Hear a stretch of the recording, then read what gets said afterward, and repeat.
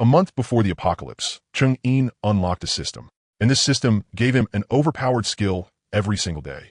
On the first day alone, it gave him a 500 million cubic meter storage space. What? There was also an invisibility skill, and the Dog Talisman S undying, indestructible, ageless immortality skill too? Wait, why the hell was there even a shadow troop? The Rabbit Talisman could let him return to the past and the future. Cheng-In directly began stockpiling like crazy, and when the apocalypse arrived, he became invincible on the spot. The story begins. President Chung, the time for the supreme package you ordered is up. Would you like to extend it? A voice soft enough to drip water sounded by his ear, carrying just the right touch of coy sweetness. The one speaking was technician number 36, the top girl at Jinlin Pavilion. Her face looked like some trending young actress, with a slim waist and long legs. Yet her hands were precise and strong. She was Cheng-In's fixed pick every single week. Today, Cheng-In had ordered the most expensive package in the club, the 8,888 Emperor set. Logically speaking, facing a beauty like this, even if he did not flirt, he should at least exchange a few words. But right now, Cheng-In looked like his soul had left his body. His eyes were fixed straight at the ceiling, and even when the technician pressed into the spot on the sole of his foot that usually got the biggest reaction out of him, he did not respond at all. It was not that he was pretending to be aloof, and it was not that he was not interested in beautiful women. It was only because, just 3 minutes ago, a ding suddenly rang out in his head, followed by a string of mechanical electronic voice prompts exactly like the ones described in the web novels he usually read. Apocalypse Survival Daily Skill Unlock System is binding. Binding progress, 10%, 50%, 100%. Binding successful. That one hit directly left Cheng-In numb. He was 28 this year. He had started from nothing and spent 8 years building himself up through e-commerce and supply chains, forcing his way from a poor kid who used to run street stalls into a boss with a net worth of over 500 million. What kind of storm had he not seen before? But a system suddenly popping up in his head. This was seriously beyond the syllabus. President Chung? Seeing that he still had not spoken after so long, technician number 36 leaned a little closer. The scent of perfume mixed with the milky fragrance of body wash drifted over, and her voice softened even more. Do you think I did not do well today? Or would you like to switch to one of our special services? I still have a few private stress relief options here. They do suit you very well. That second question finally pulled Cheng-In's soul back into his body. He suddenly sat upright, startling the technician beside him. The system notification in his head was still looping. Right now, his mind was full of just one thing. Find a place with no people around and figure this out as fast as possible. How could he have any mood left to extend the session here? No extension. Check out. Cheng-In grabbed the coat off the sofa, pulled out his phone, scanned the payment code, and paid the 8,888 yuan without even blinking. Then he turned and strode out, moving so fast it looked like a ghost was chasing him from behind. That left technician number 36 sitting there in a daze. She had been in this line of work for years, but she had never seen a guest like this before. He spent nearly 10,000 yuan, stayed distracted the whole time, barely said a few words, and left the second time was up without even asking for a WeChat. She could not help lowering her head to look at her own figure and muttered, "Did my charm drop today? Or is President Chung just not capable?" If Cheng-In had heard that, he definitely would have come back to argue it out with her. But by then, he was already seated in his Maybach. He twisted the key, slammed the accelerator, and the car shot out of the club's underground garage like an arrow. The evening rush hour had just passed, so there are not too many cars on the road, but Cheng-In was still driving a little wild. He was usually an extremely steady driver, going exactly as fast as the speed limit allowed. After all, with a net worth in the hundreds of millions, he treasured his life a lot. But today, he was driving like a beast. His mind was full of that system notification from just now, and his palms were soaked with sweat. What the hell is this? While driving, Cheng-In cursed in his heart. I was going to get a foot massage and relax. How the hell did I end up washing out a system too?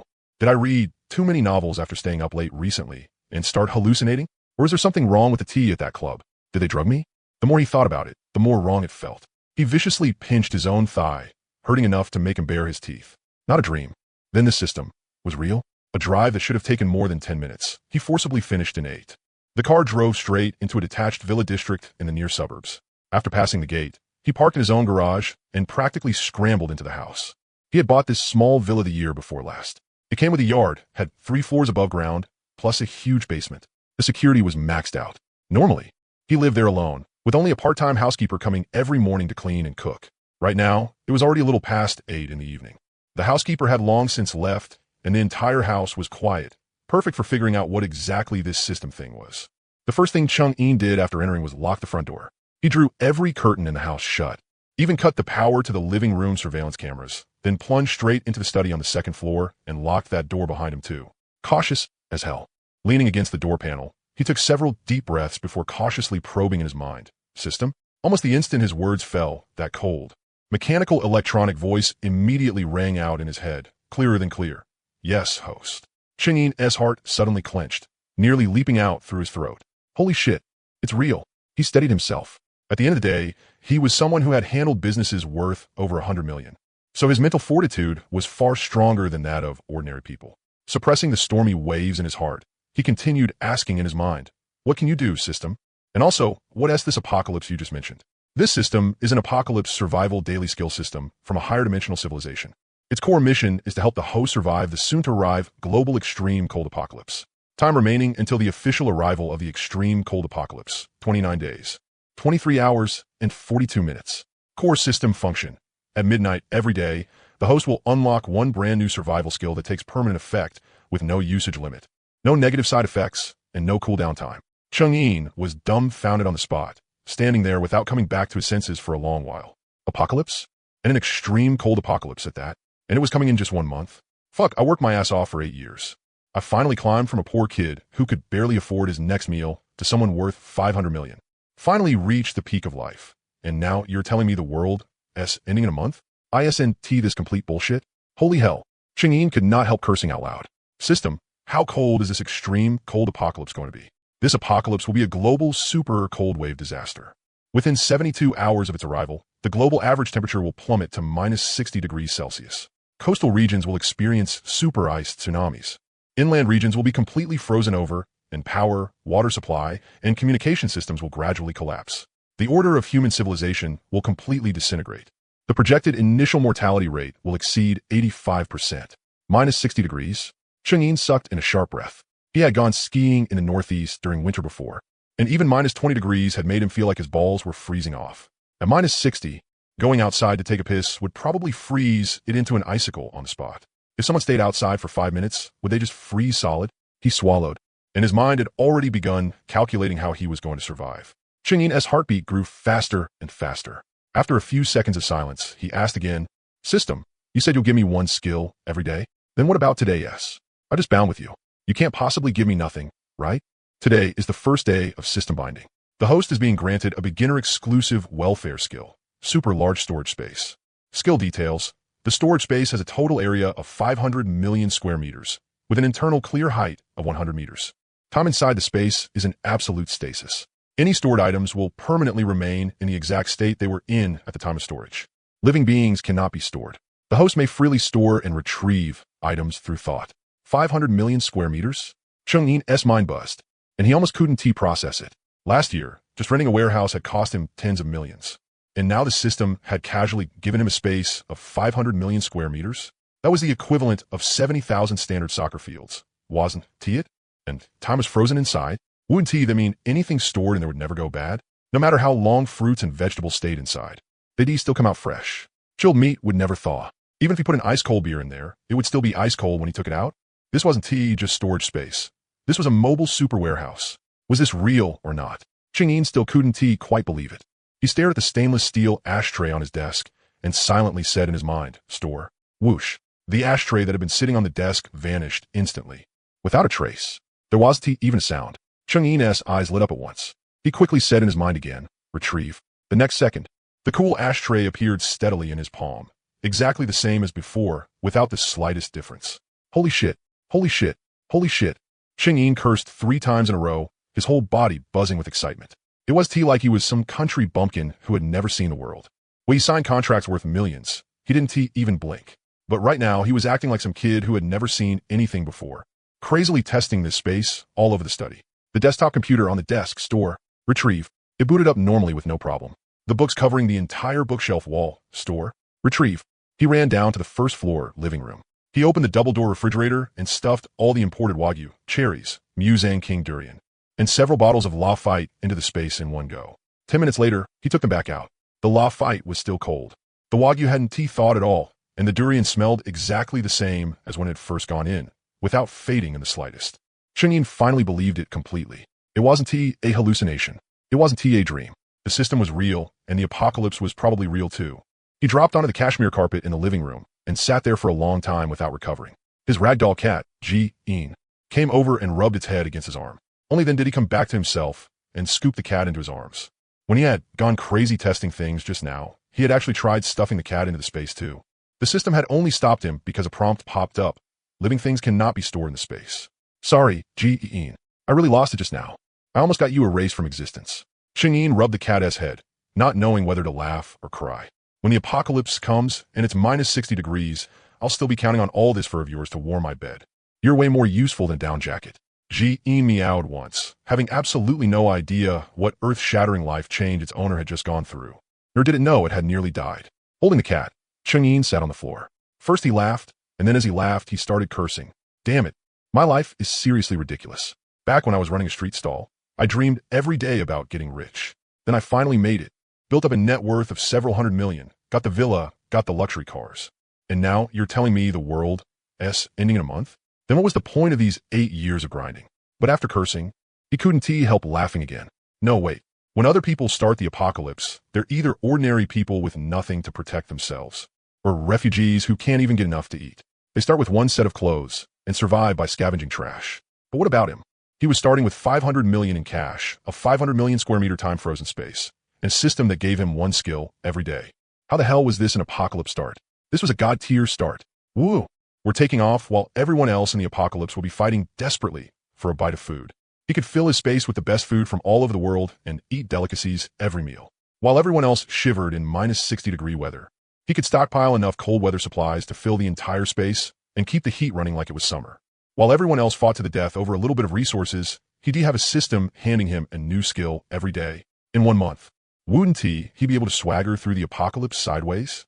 At that thought, the little bit of fear in Cheng-En's heart was instantly washed away by excitement. Then he suddenly remembered what had happened at Jinlin Pavilion earlier.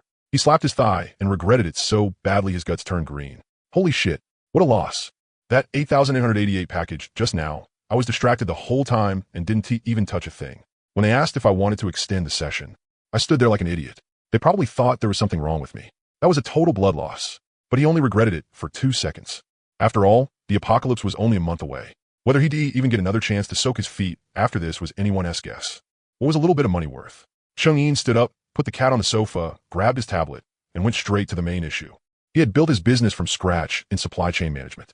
What he was best at was stockpiling goods and planning.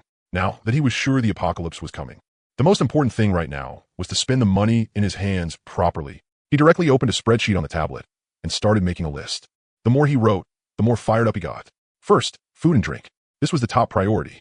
Rice, flour, dried noodles, instant noodles, stockpile them by the ton. He had to buy enough to last 500 years. Time was frozen in the space, so even after 500 years it wouldn't spoil. Just fill it up. All kinds of canned goods, pork, beef, chicken, fruits, vegetables. As long as it was edible, stockpile it all. Frozen meat, poultry, and seafood. Wagyu, lobster, king crab, salmon. As long as it tasted good, throw it all into the space. If it was never going to spoil anyway, then even in the apocalypse, he couldn't let his taste buds suffer. And snacks, drinks, cigarettes, alcohol, tea, cola, beer, bottled water, stockpile them by the shipping container. He loved having an ice-cold Coke, and even in the apocalypse, he wasn't about to go without it. Stockpiling this much supplies was absolutely necessary because by then, plant and animal life around the world would slowly go extinct. When that happened, there would definitely be a global food shortage. And then the unthinkable would happen. People would eat people. Sure, there were already plenty of people on Blue Star living in minus 60-degree environments, but they were still just a minority. And in the apocalypse, food would definitely be the most important thing, because quite a few people would still be able to find ways to resist the cold. But I can't handle cold. So, second, cold weather supplies. At minus 60 degrees, ordinary down jackets would be no better than paper. Professional polar cold weather suits, insulated boots, thermal underwear, wool socks, down sleeping bags. Buy as much as possible. And insulation materials too. XPS boards, rock wool. Those were life-saving supplies, right? I also need to renovate the villa. Cheng-En calculated silently in his heart. Third, energy. In the apocalypse, the power grid would definitely go down. No electricity, no heating, and at minus 60 degrees, that was just waiting to die. Diesel generators, gasoline generators. Get more of them and keep them in reserve. Diesel and gasoline. Stockpile them by the tank. And solar panels. Energy storage batteries. The more the better. As long as he had energy, he would have to fear freezing or starving. But there was a problem. Some things couldn't be bought in bulk, and his money wasn't enough either. Whatever. When soldiers come, block them. When floodwaters rise, dam them. Fourth, safety. Once the apocalypse hit, order would collapse. People would be more terrifying than ghosts. His villa had to be fully reinforced. Replace all the anti-theft doors and windows with bulletproof ones, raise the courtyard walls, install electric fencing, and upgrade all the surveillance to infrared night vision. And for self-defense, guns weren't an option domestically, so he'd go abroad. He traveled overseas often for business, so he had passports from many countries. That part wasn't a problem. Fifth, daily necessities in medicine. Toilet paper, shampoo, body wash, toothpaste, toothbrushes, stockpile, a lifetime's worth. Even in the apocalypse, he wasn't going to live like some filthy slob. And medicine too.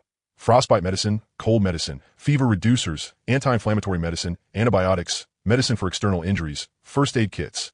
As long as it could be useful, stockpile it all to the brim. As everyone knows, Chinese people all have a fear of insufficient firepower and of course a love for stockpiling supplies too, all because they're afraid of going hungry. Xing was one of them. The more he made his list, the more excited he got.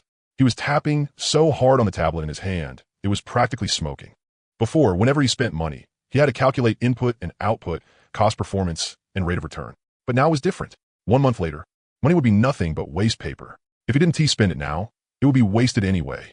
He was going to spend every last cent, stock up as much as he could. He had even thought it through already. He would directly cash out the company's shares at a low price. Whatever he could cash out, he would cash out and convert it all into supplies. Right then, he suddenly remembered something. He hurried into the yard, checked that no one was around, then looked at the several-ton ornamental rock in the courtyard and silently thought, store. In a flash, the rock disappeared on the spot.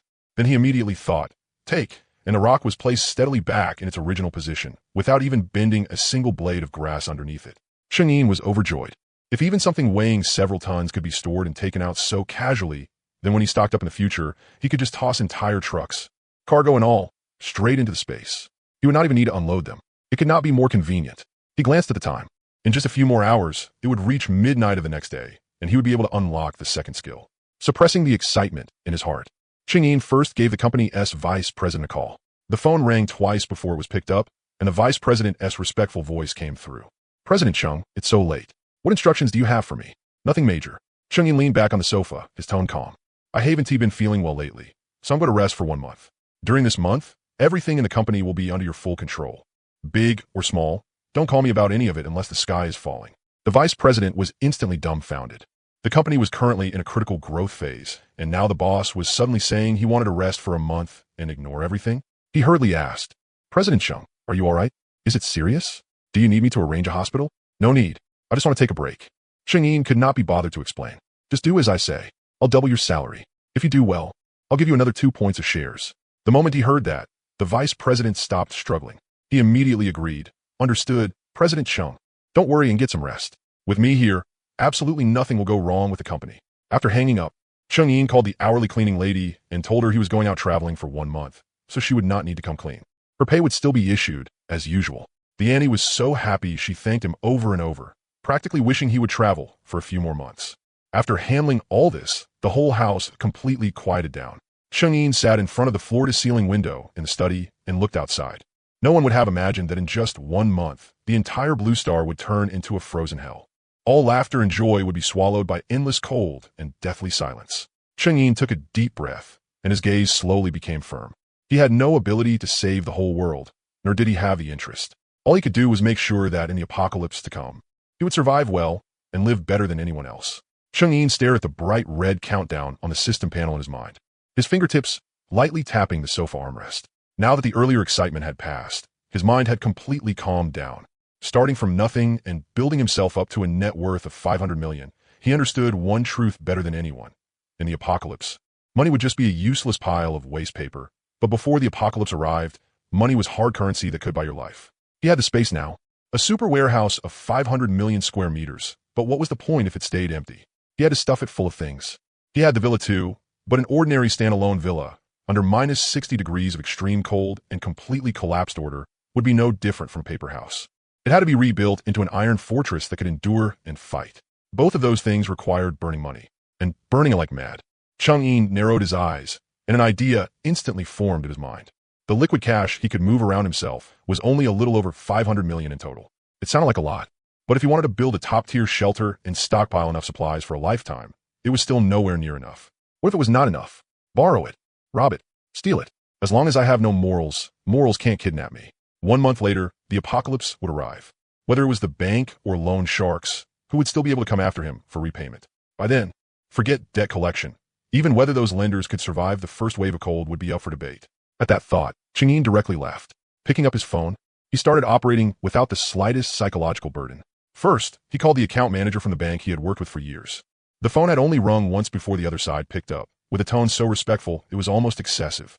President Cheng, it's so late. What instructions do you have? Xiaozhang, I want a loan. Chang'in leaned back on the sofa, his tone flat. Release the maximum credit your bank can approve for me. All of it. Xiao Zhang froze for a moment, then quickly said, President Cheng, your qualifications definitely aren't a problem. For personal lending, the maximum we can approve is 30 million. For the company, if we go through an operating loan, the maximum is 200 million. It's just that the process has to be followed, so the fastest release would still take half a month. Half a month? Chang'in let out a laugh of contempt. I can't wait that long. My company is in a hurry to move upward. It needs money thrown into it. The funds must hit my account today. Raise the interest however you want. No upper limit. As long as the money arrives, everything is negotiable. Xiao Zhang was completely stunned. He had worked as an account manager for so many years. He had seen people cry and shout for lower interest rates. He had seen people use connections and backdoor methods to fight for more credit. But he had never seen someone voluntarily ask for the interest rate to have no ceiling, as long as the loan was released the same day.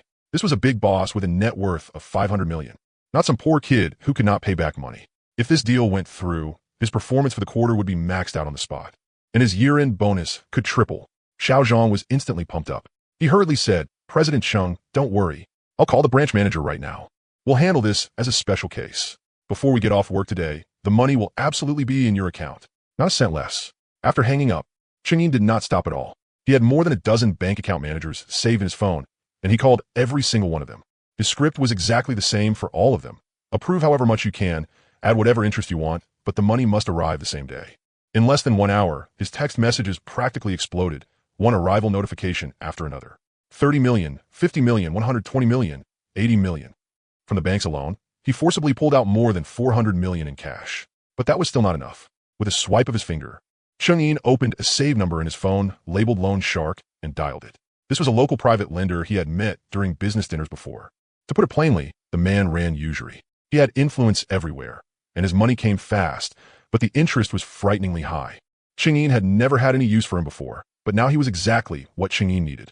The phone rang for quite a while before it was finally answered. The background was noisy, and there was even the sound of mahjong tiles. Brother Wang's loud voice came through. Who is it? It's me, Chang'in. We met before at a drinking event. Chang'in's tone was calm. I want to borrow some money from you. Brother Wang paused, clearly remembering him, and his tone immediately became more polite. Yo, President Cheng, I've heard so much about you. What is this? A big boss like you can still be short on this little bit of money? Whether I'm short or not is none of your business. Just tell me if you can lend it. Chang'in said, I'll use the villa, cars, and company shares under my name as collateral. Lend me however much you can. You set the interest. As long as it arrives the same day, that's fine. This time, Brother Wang was completely dumbfounded. He was silent for a long while before finally asking cautiously, President Cheng, you're not joking with me, are you? What we do here is loan sharking. The interest is not low. With your level of wealth, there is no need for you to come to us. You're not messing with us for fun, are you? He genuinely could not understand it. A big boss worth 500 million, with houses, cars, and a company, with banks competing to lend him money, was actually coming to them for loan shark money? Wasn't that just a brain problem? Chang'in sneered inwardly. 1 month from now, the world would be gone. High interest? He did not give a damn. But out loud, he only said lightly, I need it urgently. Just tell me whether you're lending or not. If not, I'll find someone else. Lend. Of course I'll lend. Brother Wang reacted instantly. If there was money to be made, and he didn't team make it, he'd be an idiot. Who cared what the loan was for? With collateral in hand, was he really afraid Chang'in would run off? President Cheng, send me your proof of assets. I'll have someone evaluate it right now. The money will be transferred to you within half an hour. How much do you want? As much as you can give me. After hanging up, Chang'in contacted several more private lenders. He even reached out one by one to those black loan sharks people talked about. The kind that didn't go on your credit record. At first, they all had the same reaction as Brother Wang. They thought this rich guy had gone crazy. Why ignore low-interest bank loans and come to them for usury? But the moment they saw Chang'in's assets, their eyes practically popped out. One after another, they scrambled to send him money, afraid the deal would be snatched away if they were a second too late. One guy in the black loan business even sent Chang'in a WeChat message after wiring the money. Bro, our interest rates are really high. If you got scammed or lost money gambling, turn back while you still can. Don't ruin yourself in a moment of confusion. Looking at that message, Chang'in almost laughed out loud. He replied with, "It's fine, thanks," but inwardly thought, "Turn back? If I turn back, I'll just sit around waiting to be frozen into a popsicle by the minus 60-degree cold wave." Looking at the string of digits in his bank account, Chang'in couldn't help but whistle. Including his own principal and all kinds of loans, he now had a full 1.4 billion. He had never seen this much money at once in his life. Other than in games, it really did feel damn good. The only downside was that it was rough on his phone. He had just taken dozens of calls, and his phone was already lagging from the endless stream of incoming calls. Now that the money was in place, the next step was the most important one, turning his villa into a steel fortress that could withstand the apocalypse. Chang'in changed clothes and drove straight to the most famous renovation company in the city. This company was considered top tier in the industry. They specialized in high-end private shelters, civil defense projects, and bulletproof security systems. Supposedly, quite a few tycoons' private villas had been built by them, and they had even participated in some local civil defense fortifications. The Maybach drove straight into the company compound. The moment Chang'in got out of the car, the young woman at the front desk hurried over to greet him. One look at his clothes and his car, and her eyes lit up. Respectfully, she asked, "Hello, sir. Do you have an appointment?" "No. I'm here to see your general manager." "I got a big deal to discuss," Chang'in said casually. The girl didn't dare delay. She quickly called the general manager's office. In less than 2 minutes, a middle-aged man in a suit with a beer belly came striding out, smiling all over his face. He reached out to shake Chang'in's hand. Hello. I'm the general manager, Wang Jianjun. You can just call me Old Wang." The two entered the office. Wang Jianjun made Chang'in a cup of tea and asked with a smile, "Boss, what is your surname? And what kind of project are you looking for today?" "We do private basements, civil defense shelters, security systems, everything. You can absolutely trust our reputation in the industry." "My surname is Chung." Chang'in took a sip of tea and got straight to the point. "I have a detached villa in a suburban villa district. 3 floors above ground, plus a basement and a yard. I want you to turn the entire place from top to bottom into a top-level military-grade fortress shelter." The smile on Wang Jianjun's face didn't change, but inwardly he didn't take it too seriously. He had seen plenty of rich people come in asking for villa work. At most, they wanted bulletproof doors and windows, maybe a small basement. Spending a few million would already be the limit. Smiling, he said, "President Chung, don't worry. This is our specialty. Whatever specific requirements you have, just say the word. We'll definitely handle it clearly and properly for you." Chang'in set down his teacup and started listing his requirements one by one. His tone was calm, but the more Wang Jianjun listened, the wider his eyes became. First, cold resistance for the entire house. The villa's walls must be able to withstand extreme cold of minus 100 degrees. Even without heating, the indoor temperature cannot drop below 0. All doors and windows must be replaced with custom-made models that are bulletproof, impact-resistant, and equipped with multi-layer sealing and thermal insulation. Second, structural reinforcement. The villa's entire main structure must be fully reinforced with steel framing. Bulletproof steel plates must be added inside the walls, enough to withstand explosive shock waves and bullet fire. The yard walls must be raised to 3 meters. Steel plates must also be added inside them, making them resistant to digging and demolition. They must be able to withstand impacts from heavy trucks. Third, the core shelter area. The basement must be completely demolished and rebuilt into a fully enclosed nuclear, biological, and chemical-grade shelter with an independent fresh air system capable of filtering toxic gas, nuclear radiation, and biological contamination, as well as independent water circulation and power supply systems. Even if everything above ground is destroyed, the basement must still be able to operate independently. Fourth, the security system. Full house infrared night vision surveillance with no blind spots. Equipped with motion detection warnings. Install vibration sensors and infrared beam detectors along the perimeter, so the alarm goes off the moment anyone approaches. Install an emergency safe room indoors. Its door must be a bank vault level anti-theft door, resistant to prying and explosions. Fifth, the energy system. Install a high-power diesel generator. I also want a gasoline generator, both fully soundproofed, each serving as backup for the other. Then install a solar power system with the largest capacity energy storage batteries available. Even if the entire city loses power, the whole house must still have 24-hour electricity. After finishing in one breath, Chang'in looked at the dumbfounded Wang Jianjun and asked, "That's it. Can you do it?" The pen in Wang Jianjun's hand dropped onto the desk. He stared blankly for a long while before recovering. What did he mean, that's it? He had been in this line of work for more than 10 years. He had seen clients with high demands, but never demands this outrageous. This was building a villa. This was building a small military base. Forget surviving an extreme cold apocalypse. Even in wartime, this place could be used as a bunker.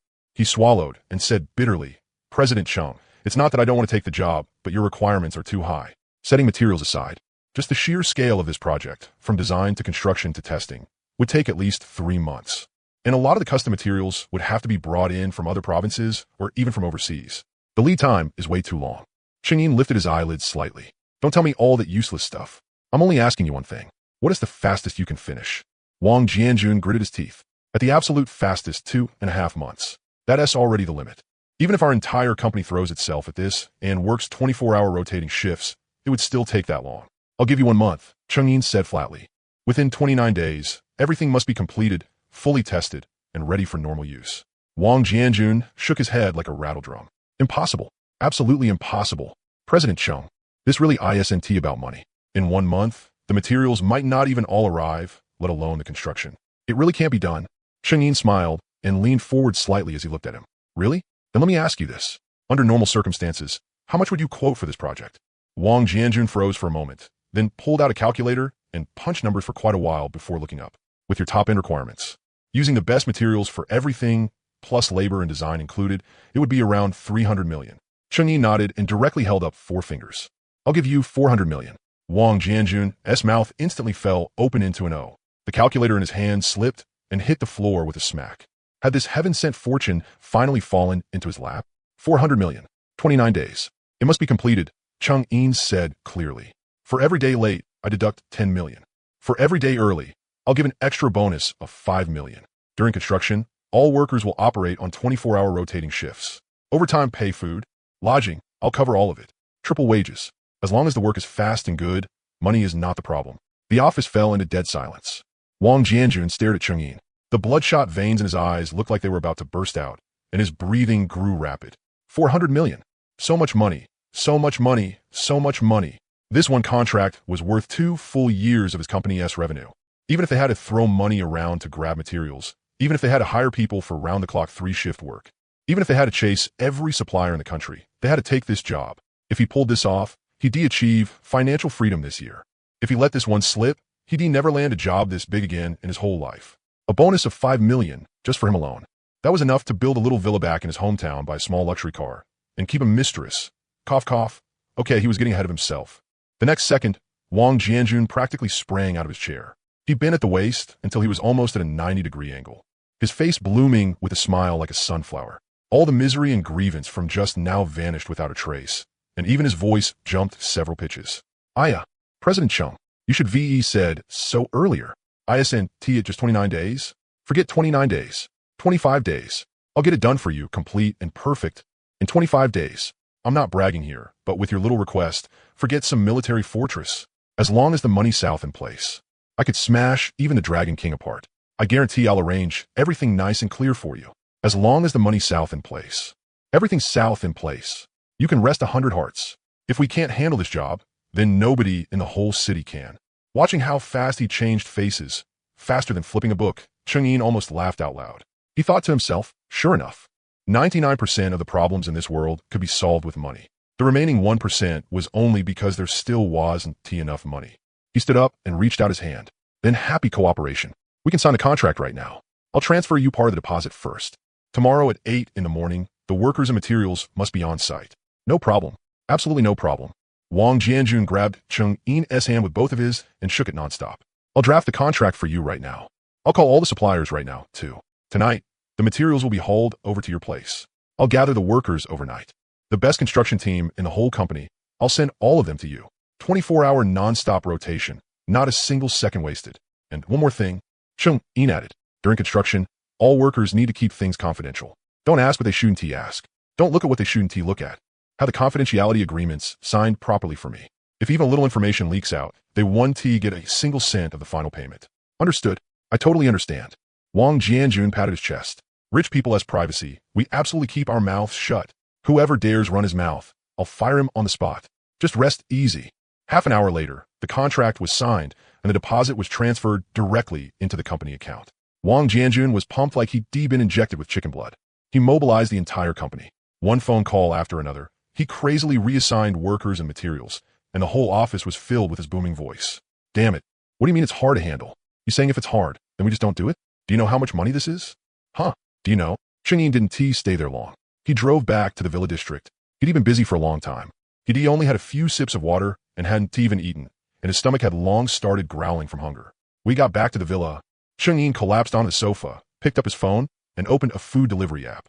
He had just been about to casually order a lobster combo to fill his stomach when a flash of inspiration suddenly hit him. And he sat bolt upright on the couch. Holy shit, that's right. Delivery.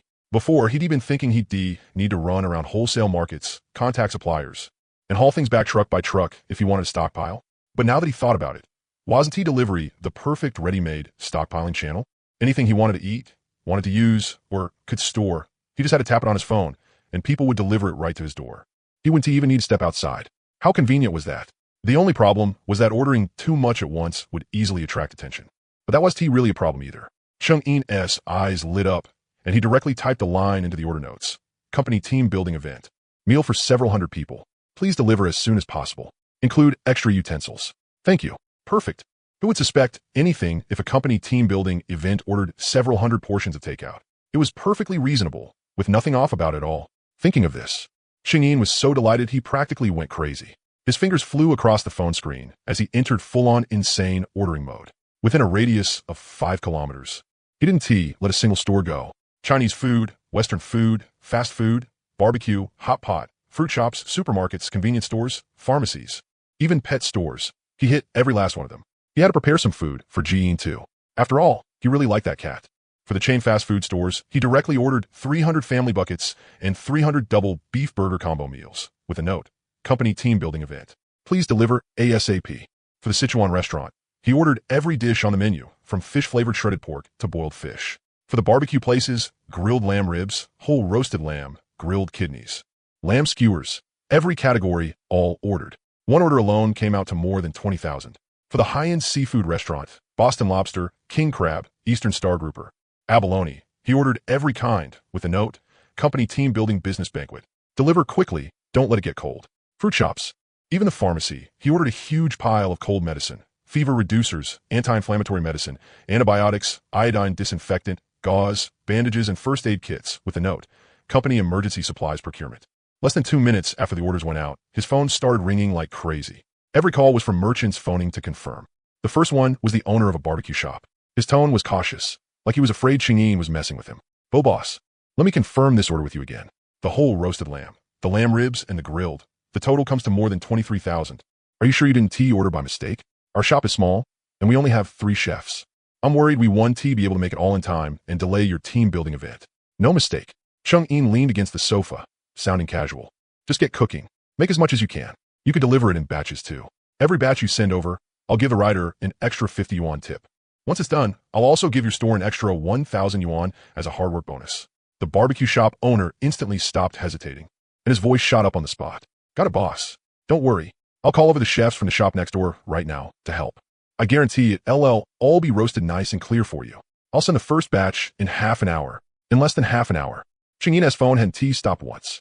Every merchant that accepted his orders had gone crazy, each one fired up like they'd been injected with chicken blood. Every kitchen was fully running, the whole staff was mobilized, and even the dishwashing aunties and the girls at the register had been called over to package food and skewer meat. After all, this kind of heaven-sent massive order might not happen even once a year. Only an idiot would turn it down. Before long, the first wave of deliveries arrived. 2 delivery riders came on electric scooters. The boxes behind them were stuffed full, and they were carrying several large bags in their hands too. Standing at the villa entrance, they shouted, "Mr. Chung, your delivery is here." Chung-In opened the door and pointed at the living room. "Just leave it here, thanks." The 2 riders put dozens of bags of barbecue, burgers, and drinks on the floor. Looking at the mountain of stuff covering the ground, they couldn't help muttering, "How many people are in this team-building event? He ordered this much?" Chung-In just smiled and said nothing. He transferred 50 yuan to each of them as a tip, and the 2 riders left full of thanks. The moment the door shut, Chung-In moved with a thought. In a flash, the delivery items piled all over the floor vanished without a trace, all of them stored inside his supermassive space of 500 million square meters. Inside that space, time was absolutely frozen. Freshly grilled skewers placed inside would still be hot, even if he took them out a year later. Ice-cold cola put in there would stay icy forever, without changing in the slightest. It was practically a god-tier stockpiling artifact. Just after he finished storing this wave, the next wave of deliveries arrived. 2 delivery workers made more than a dozen trips before they finally carried all the dozens of boxes into the living room.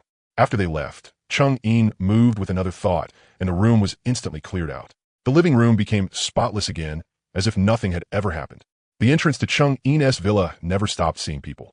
Delivery riders on electric scooters came wave after wave. Merchants driving vans arrived in a steady stream. There were even small trucks delivering grains and cooking oil. The road outside was practically jammed, as lively as a marketplace. And all of this was seen clearly by Su Qingyan, who had just returned from socializing at the villa next door. Su Qingyan worked in internet e-commerce. At a young age, she had already become the CEO of a company. She was beautiful, and her net worth was anything but low. She had been neighbors with Cheng Yin for almost a year. Usually, they only exchanged nods and had barely spoken. Today, she had accompanied a client for business entertainment until very late at night and had drunk a little red wine. The moment she got out of the car, she saw the grand scene at the entrance of Cheng Yin's house next door, and she froze on the spot. She watched wave after wave of delivery riders.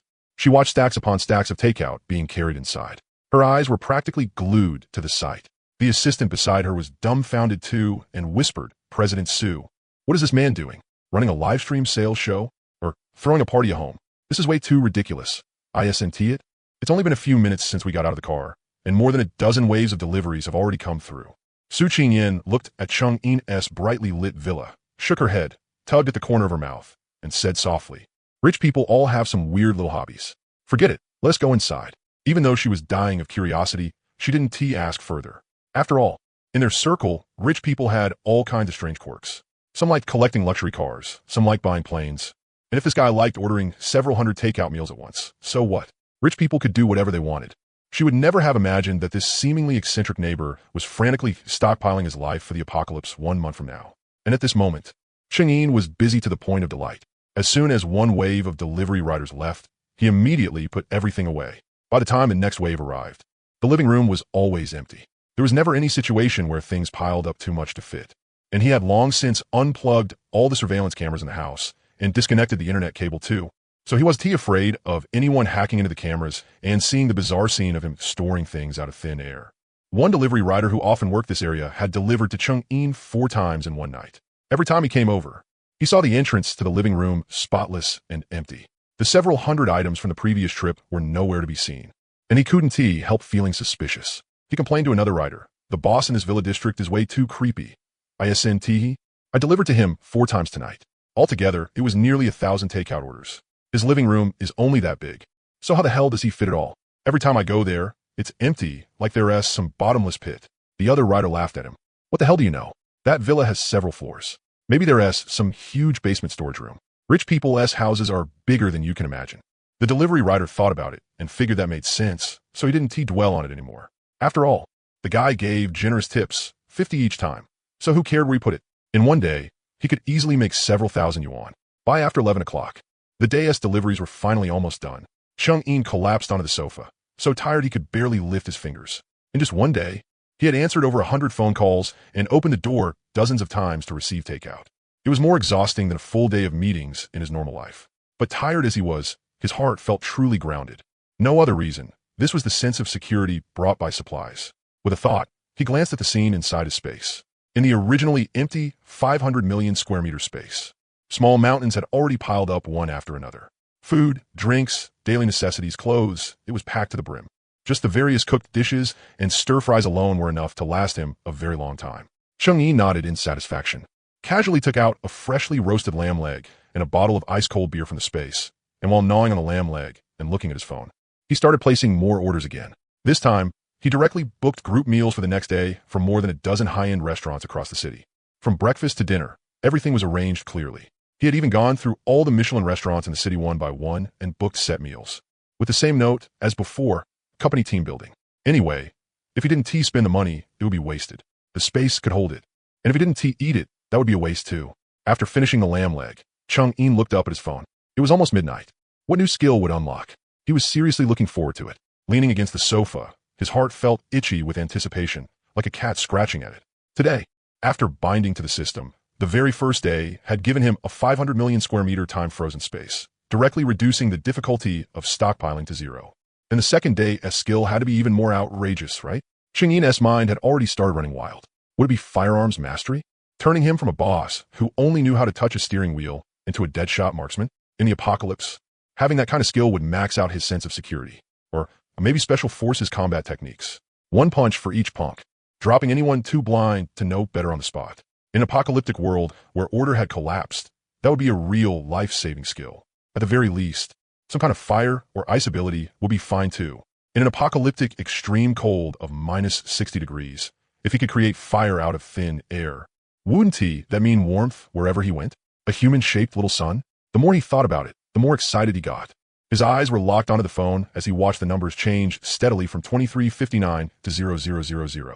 Almost at the exact same second, that familiar cold mechanical electronic voice rang in his mind right on time. Ding. Congratulations, host. Today's new skill has been successfully unlocked. Today's skill, God-level omnipotent lock-picking skill.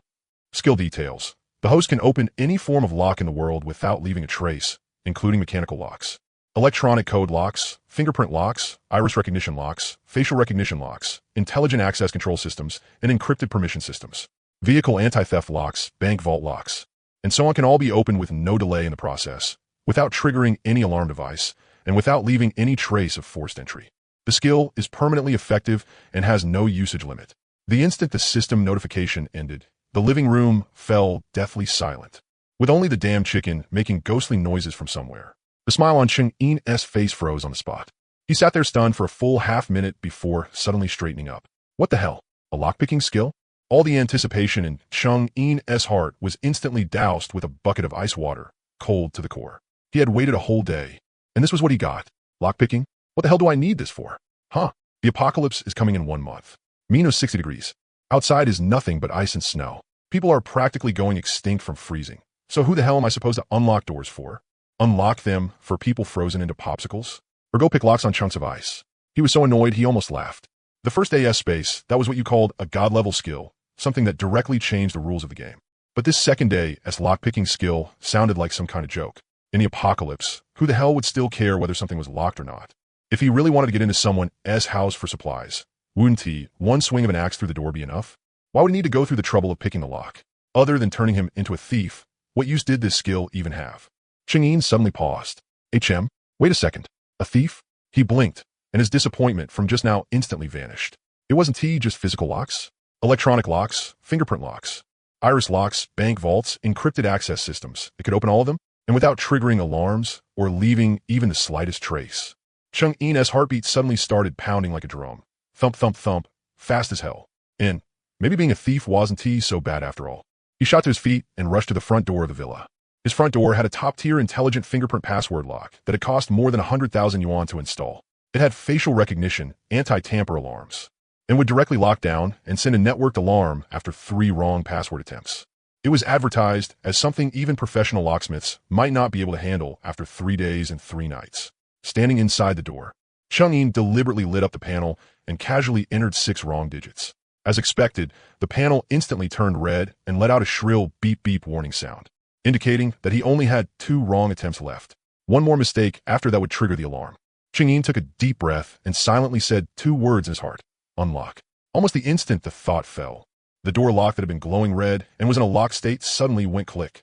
With a soft click, the panel instantly returned to its normal green, and the screen clearly displayed, "Door lock has been opened." Forget calling the police. Even the incorrect password entry record from just now had vanished without trace, as if it had never happened. Cheng-Yin's eyes lit up at once.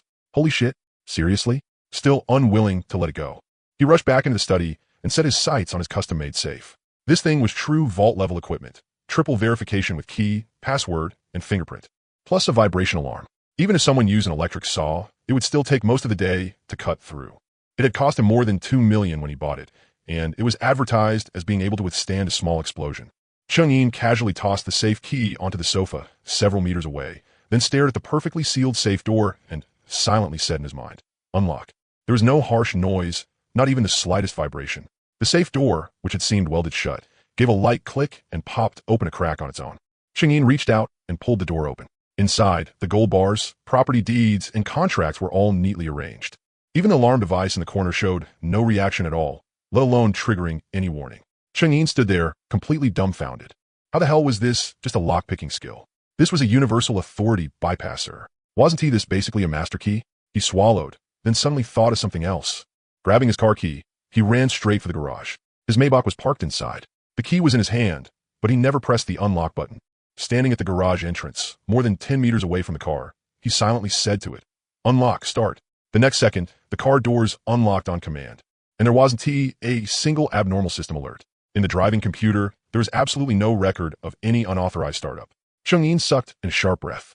Amazing. Fucking amazing. Just a moment ago, he thought this skill was useless trash nobody wanted. Only now did he realize the system had handed him a heaven-defying cheat. Before, he thought this skill could only turn him into some petty thief sneaking around picking locks. Now, he finally understood, once the coming apocalypse arrived, this skill would be God tier among God tier. Setting everything else aside, just look at the one thing that had been giving him the biggest headache: stockpiling supplies. He might have more than $1 billion in cash on hand right now, but money could still run out. And a lot of supplies weren't things you could just buy in huge quantities immediately, even if you had money. For example, the central warehouse of a grain and oil wholesale market. It held countless tons of rice, flour, and cooking oil, enough to feed him for several lifetimes. Or large chain supermarkets, where snacks, drinks, daily necessities, and medicine were piled up like mountains. And then there were the warehouses in cold chain logistics parks, packed with frozen meat, seafood, fruits, and vegetables, so much that they could fill well over half of his 500 million square meter space. Then there was petroleum and diesel too. Before, even if he had the money, there was no way he could buy too much of that stuff at once. It would attract way too much attention, and the sellers might not even be willing to break it up for an individual buyer. But now he had this god-tier lock opening skill. As long as he wanted to, he could quietly sneak over at night, open the warehouse doors directly, and sweep all the supplies inside straight into a space without anyone noticing a thing. Afterward, he could even lock the warehouse back up exactly the way it was. When people came to work the next day, they might not even notice right away that anything was missing. At that thought, Cheng-Yin's heart started pounding. His blood heated up all over, and he paced back and forth through the living room, already beginning to plan out routes in his head. First foreign grain depots, then oil storage sites, then weapons. All the core strategic supplies overseas had to go into his space. But as he walked, his steps gradually slowed, and the excitement on his face faded little by little. No, there was one fatal problem he had nearly forgotten. There were still exactly 28 days left before the apocalypse. If he really went and cracked open someone's massive warehouse now, then emptied all the supplies inside, they would definitely discover it the next day and call the police immediately. This would be a major theft case involving who knew how many billions. The police would investigate it with everything they had. They'd dig 3 feet into the ground if that was what it took to find the culprit. Even if his lock opening left no trace, the supplies wouldn't have vanished in a thin air without drawing attention. The police would definitely check all the nearby road surveillance and checkpoint records and investigate every suspicious person. As the boss of a company worth hundreds of millions, if he showed up around those warehouses in the middle of the night, then even without direct evidence, he would absolutely be listed as a prime suspect. And if the police really locked onto him, then even if they couldn't convict him in the end, if he got placed under residential surveillance or was directly detained, then before the apocalypse even arrived, he'd have already screwed himself over first. By the time the cold wave descended, if he was stuck in a detention center, then even with his space and skills, he'd still freeze into a popsicle. Wouldn't that just be pure idiot behavior? And there was more. A lot of large storage centers had security patrols around the clock, and plenty of them even had police dogs. Even if he could quietly unlock the place and go in to collect supplies, what if he ran into patrolling security? Even if he managed to escape, he'd still leave behind eyewitnesses. That would only make things even more troublesome. Cheng-Yin dropped onto the sofa. The wild joy he had just felt instantly cooled by more than half. Makes sense. There was no such thing as pie falling from the sky. This skill was incredible. Sure, but using it right now was way too risky. So risky that he simply couldn't afford it. What was the rush? A good meal was worth waiting for. For now, this skill was his hidden trump card. He'd save it. And the moment the apocalypse arrived, he'd drop it like a royal bomb. And even if he didn't use it right now, the skill still had plenty of uses. As for those uses, helping himself to things when the chance came up. The more Cheng-Yin thought about it, the better this skill seemed. Just moments ago, he had thought it was trash. But now he practically wanted to hug the system and kiss it twice. He casually took out a bottle of mineral water from his space, twisted it open, and gulped down a huge mouthful. Then he let out a satisfied burp, feeling delighted inside. On the first day, it had given him a 500 million square meter storage space. On the second day, it had given him a universal master key. This system really was going to let him run wild in the apocalypse. From the front gate of the yard came the rumble of trucks, along with someone shouting at the top of his lungs. Wang Jianjun had arrived early with the construction crew and materials. Cheng-Yin walked to the window, pulled the curtains open, and took a look.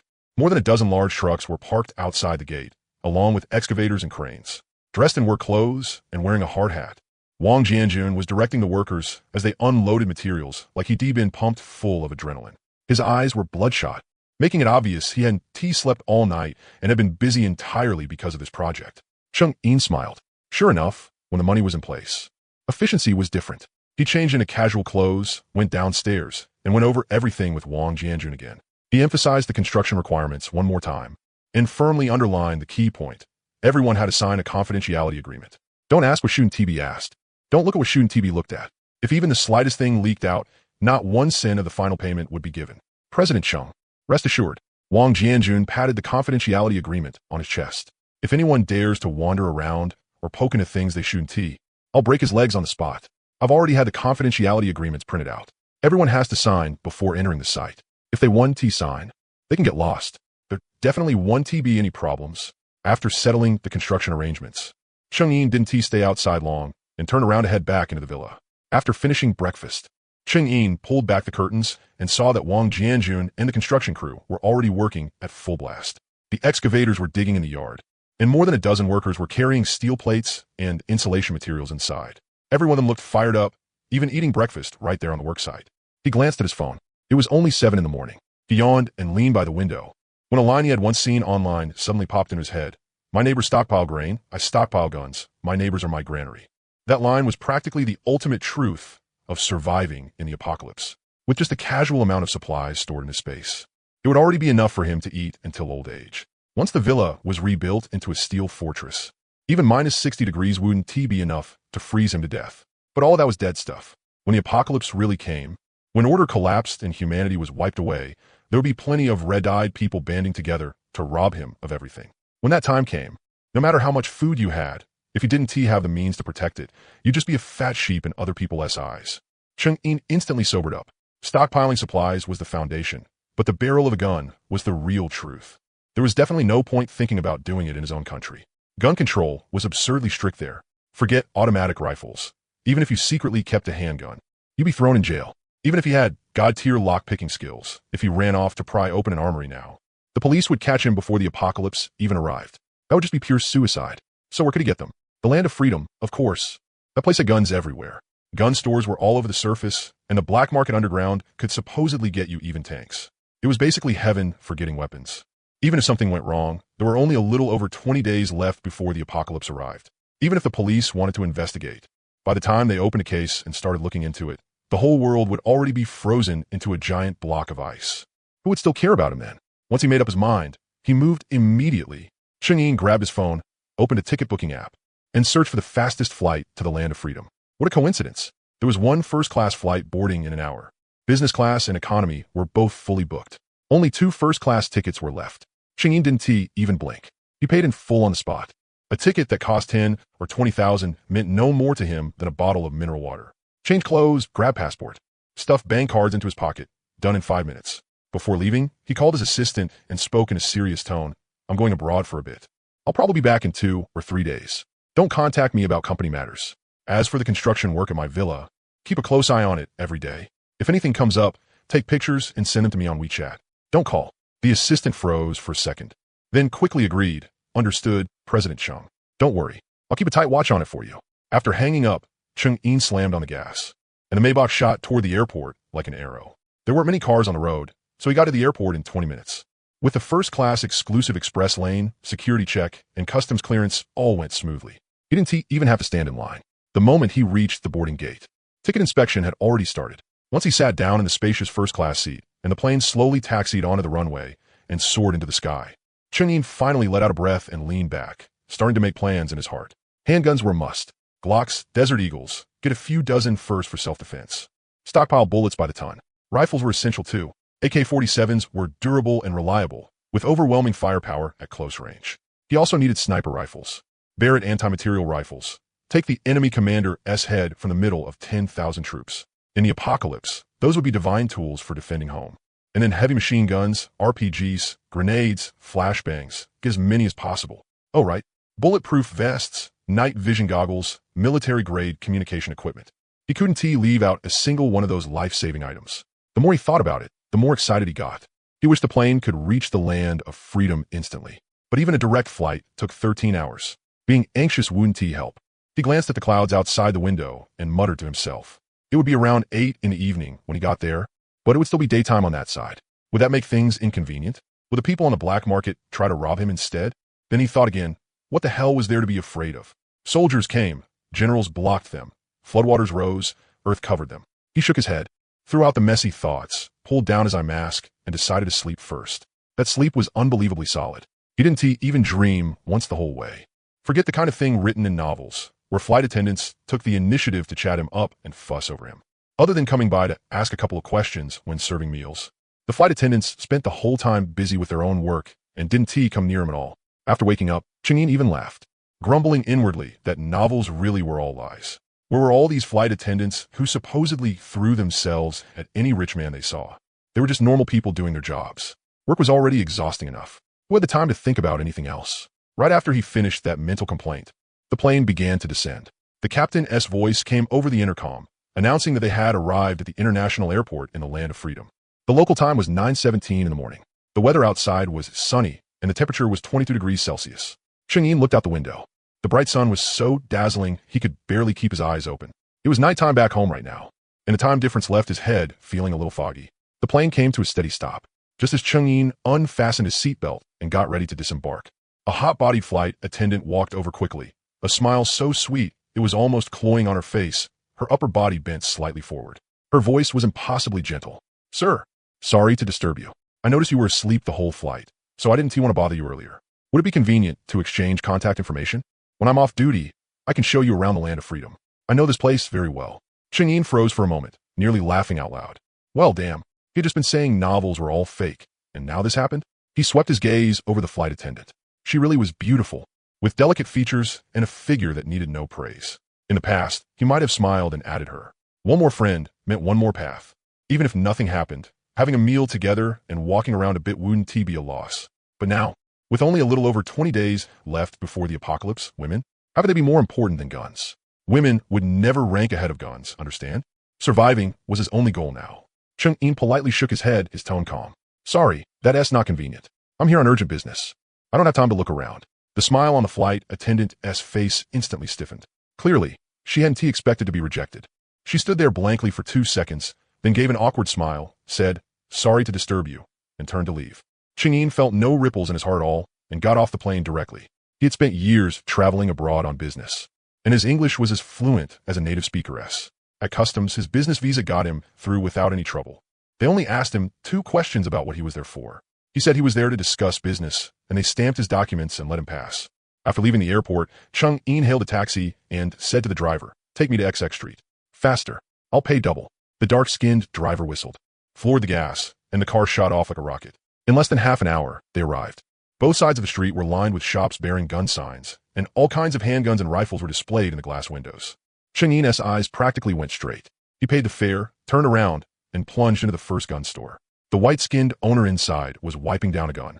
He looked up at Chang'in and asked what he wanted. Chang'in didn't beat around the bush. "I want 2 Glock handguns, 1 AK-47, and 1,000 rounds for each." The owner raised an eyebrow, put down the gun in his hand, and held out his hand to him. "Sir, please show me your firearm license and local identification. I need to run a background check." Chang'in paused. "I'm a foreign tourist. I don't have a firearm license. I can't buy them." The owner shook his head directly and pointed to the regulations on the wall. "Sir, the law says foreigners without a hunting license and a local firearm permit cannot purchase guns.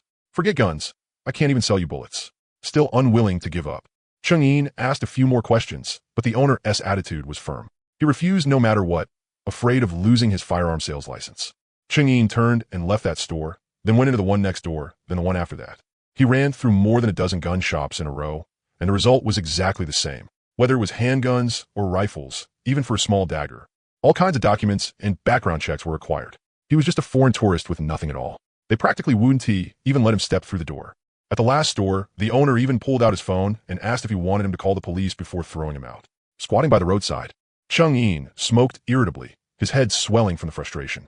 Damn it, he'd already come all this way. He couldn't just go back empty-handed, could he? He couldn't get them back home, and he couldn't buy them openly here either. Did that really mean he had to rely on his lockpicking skill to steal them? But in broad daylight like this, the streets were packed with people.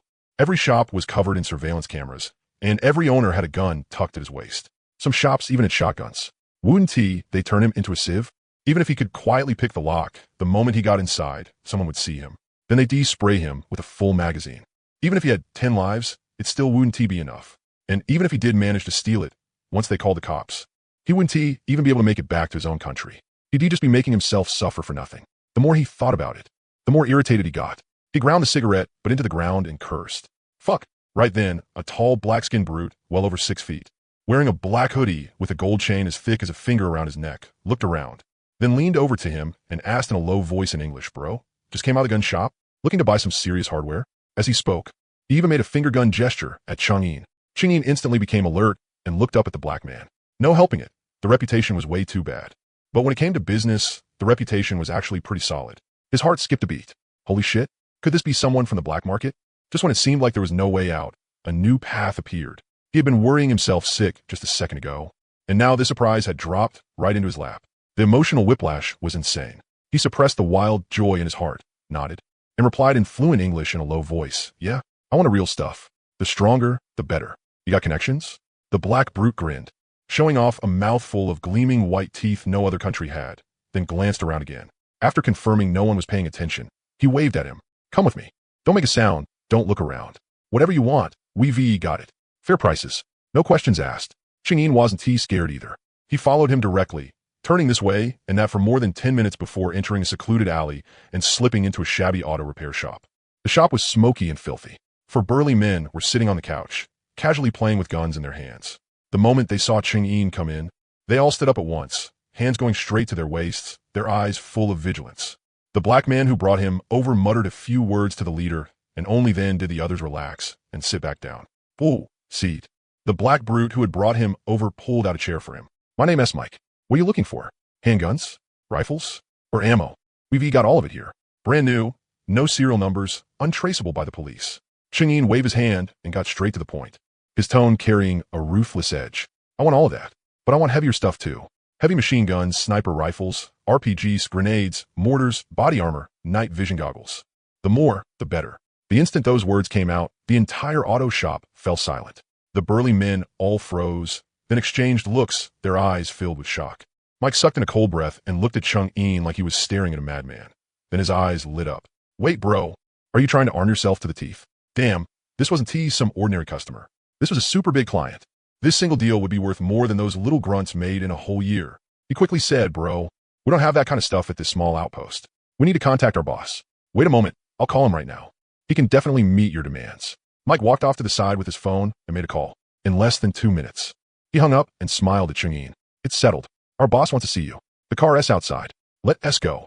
Chang'in nodded and followed him out of the auto shop. 2 black SUVs were parked outside, and 4 armed bodyguards stood by the vehicles, gesturing for him to get in. Chang'in didn't hesitate and got into the car directly. After all, people like them were after money, not lives. The car drove for more than half an hour, all the way out to an abandoned factory in the suburbs. The entrance was full of bodyguards carrying rifles, posted every few steps under extremely tight security. One look was enough to tell this was no small-time operation. After entering the factory office building, he saw a bald man sitting on a genuine leather sofa. His back and body were covered in tattoos, and he was casually playing with a silver desert eagle in his hand. A scar ran across his face, making him look vicious as hell. This was their boss, known on the streets as Old Chevy. He had been in the black market scene in the beautiful country for more than 10 years, and his connections were wild enough to get even military surplus equipment. "Kid, I hear you want a big order? And the strongest stuff too?" Old Chevy lifted his eyelids and looked at Chang'in, his tone full of swagger. Chang'in raised 3 fingers, looked him in the eyes, and said word by word, 30 million. Beautiful country dollars. The moment those words came out, the Desert Eagle in Old Chevy's hand clanged onto the glass coffee table. He shot up from the sofa and stared at Chang'in, unable to say a word for a long while. 30 million beautiful country dollars. This wasn't he buying a few guns for fun. This was enough to arm an army.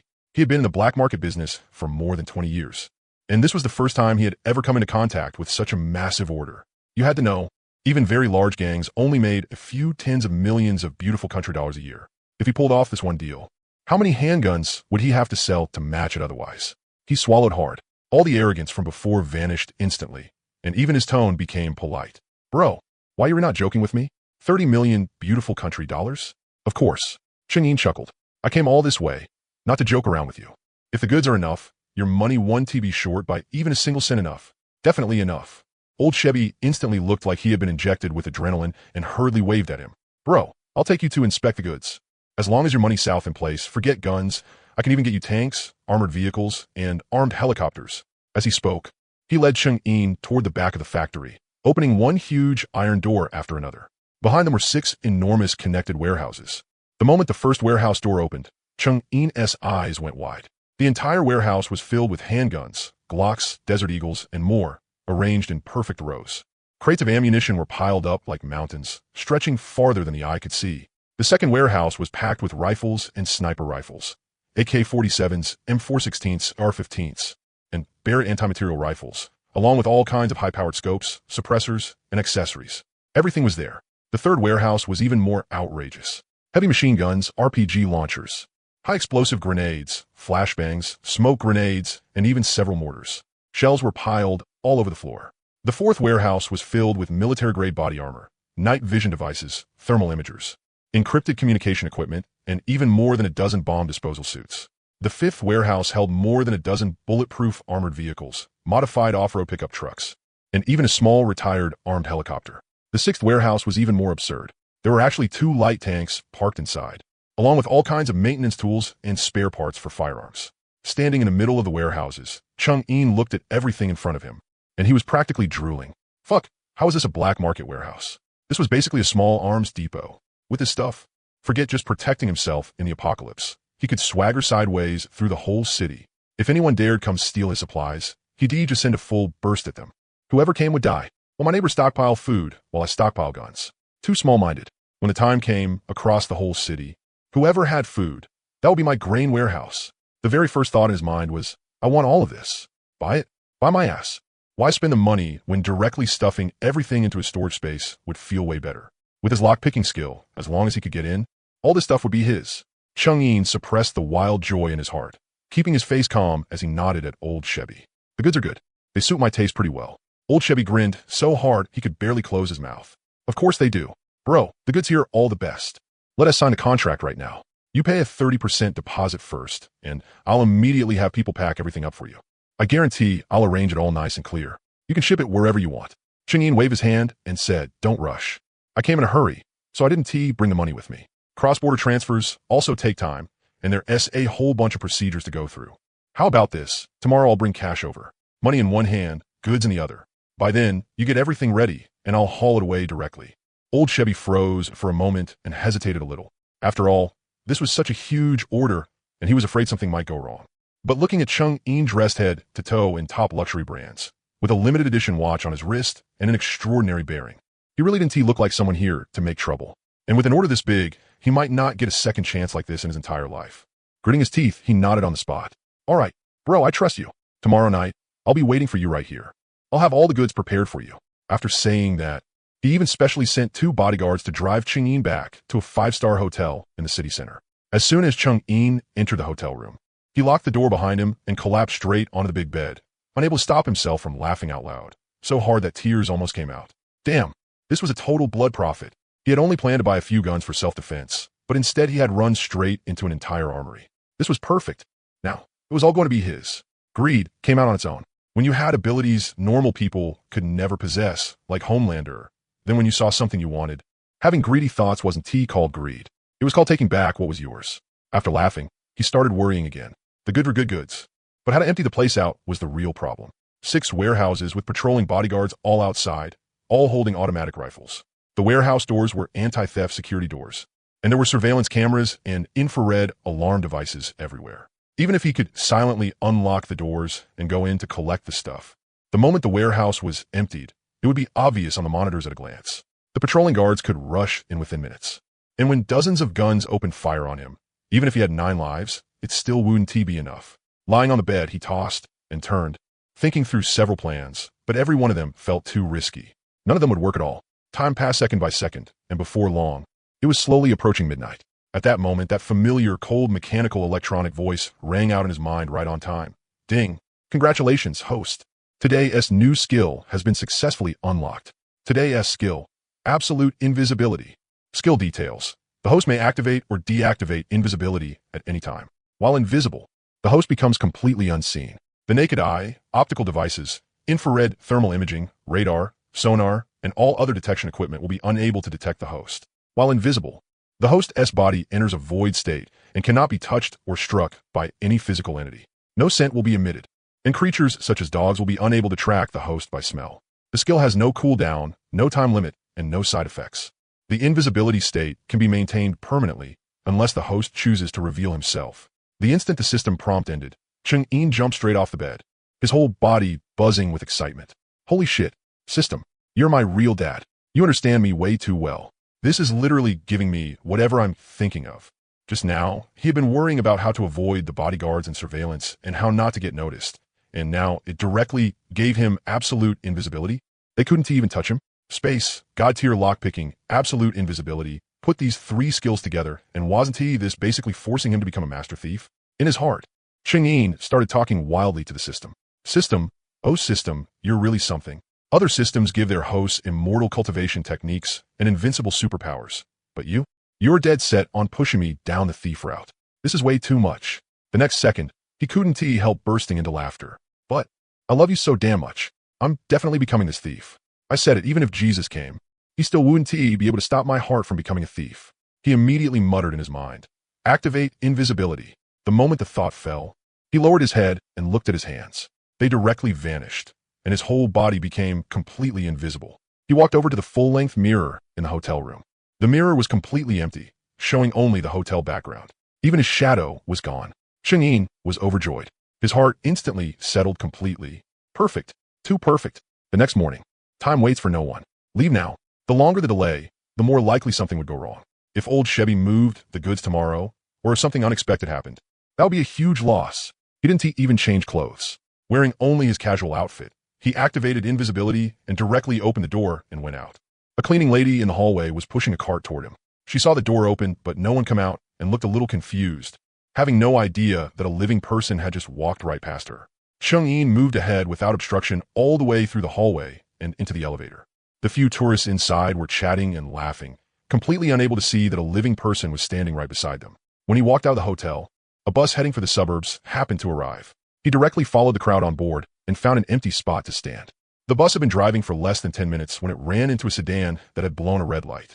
The driver slammed the brakes, and everyone in the bus lurched forward. Next to him, a fat foreigner weighing over 300 Gene lost his footing, cried out, and slammed hard straight toward Cheng-Yin. Cheng-Yin's heart tightened. Fuck, not good. If this guy hit him, then even if he couldn't be seen, people would still notice something was off. But in the next second, that fat foreigner passed straight through his body and crashed hard into the bus handrail instead, grimacing in pain and cursing nonstop. Without noticing anything unusual at all, Cheng-Yin was stunned silly. Holy shit, it can do that too? Void state? Wouldn't that mean even bullets couldn't hit him? Forget a few bodyguards with guns. Even if a tank blasted him, it still wouldn't be able to harm a single hair on his head. Now, this was completely stable. The bus drove all the way to the suburbs. About 1 kilometer away from the abandoned factory, Cheng-Yin got off and walked the rest of the way toward it. At the entrance, 2 bodyguards holding rifles were patrolling back and forth. Cheng-Yin directly walked right between them. Neither of them even raised an eyelid. They had absolutely no idea someone had just gone in. Inside the factory, there were patrolling bodyguards everywhere, along with 360-degree surveillance cameras covering every dead angle and infrared beams spread throughout the entire compound. But in Cheng-Yin's eyes, all of it was just decoration. He moved through the place completely unhindered and arrived at the entrance to the 6 warehouses. The warehouse doors were all anti-theft security doors, equipped with fingerprint scanners and passcodes. In a security room nearby, 2 bodyguards were staring at the surveillance screens, while 4 more guards stood watch outside the door, never leaving their posts 24 hours a day. Standing at the warehouse entrance, Cheng-Yin sneered inwardly. That it? Facing the first warehouse door, he silently said in his mind, unlock. With a soft click, the security door unlocked on the spot. The alarm system in the security room didn't react in the slightest. On the surveillance screen, the warehouse door still looked quiet and normal, with absolutely nothing unusual. Cheng-Yin walked into the warehouse. Looking at a warehouse packed full of pistols and ammunition, his eyes lit up.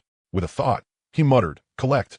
Whoosh. In an instant, every pistol, bullet, and accessory in the entire warehouse vanished without a trace, all of it taken into a supermassive 500 million square meter space. Not even a shell casing was left behind. After clearing out the first warehouse, he walked to the second one. Just like before, he unlocked it with a thought, went straight inside, and collected the entire warehouse full of rifles and sniper rifles. The third warehouse, heavy machine guns, RPGs, grenades, mortars, all collected. The fourth warehouse, bulletproof vests, night vision goggles, communication equipment, all collected. The fifth warehouse, armored vehicles, off-road vehicles, armed helicopters, all collected. The sixth warehouse, 2 light tanks, and a whole warehouse full of fuel. Take it all. In less than 5 minutes, he emptied all 6 massive connected warehouses clean, leaving not even a hair behind. Standing in the empty warehouse, Cheng-In clapped his hands, feeling absolutely thrilled inside. With a thought, he glanced at the arsenal in his space. All kinds of weapons were lined up neatly, while the tanks, armored vehicles, and helicopters were all parked nice and steady. The sight made him feel incredibly satisfied. Now this was great. Forget just surviving in the apocalypse. He could straight up build a private army now. He didn't stay any longer and swaggered straight out of the abandoned factory. Not far away, the bodyguards were still patrolling back and forth, completely unaware that the arsenal their boss had spent so long building up had already been emptied out.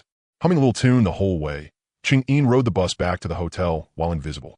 After entering the room, he canceled his invisibility, flopped onto the bed, looked at the scenery outside the window, and couldn't help bursting into loud laughter. This trip to the land of freedom had been so worth it. Less than 10 minutes after Cheng-In left the abandoned factory, the entire factory grounds exploded into chaos. 2 blackguards, smoking while on patrol, were walking with their arms around each other as shoulders, chatting away and calculating how big a bonus they'd get once Cheng-In's deal went through, and how they'd hit the red light district and have themselves a good time.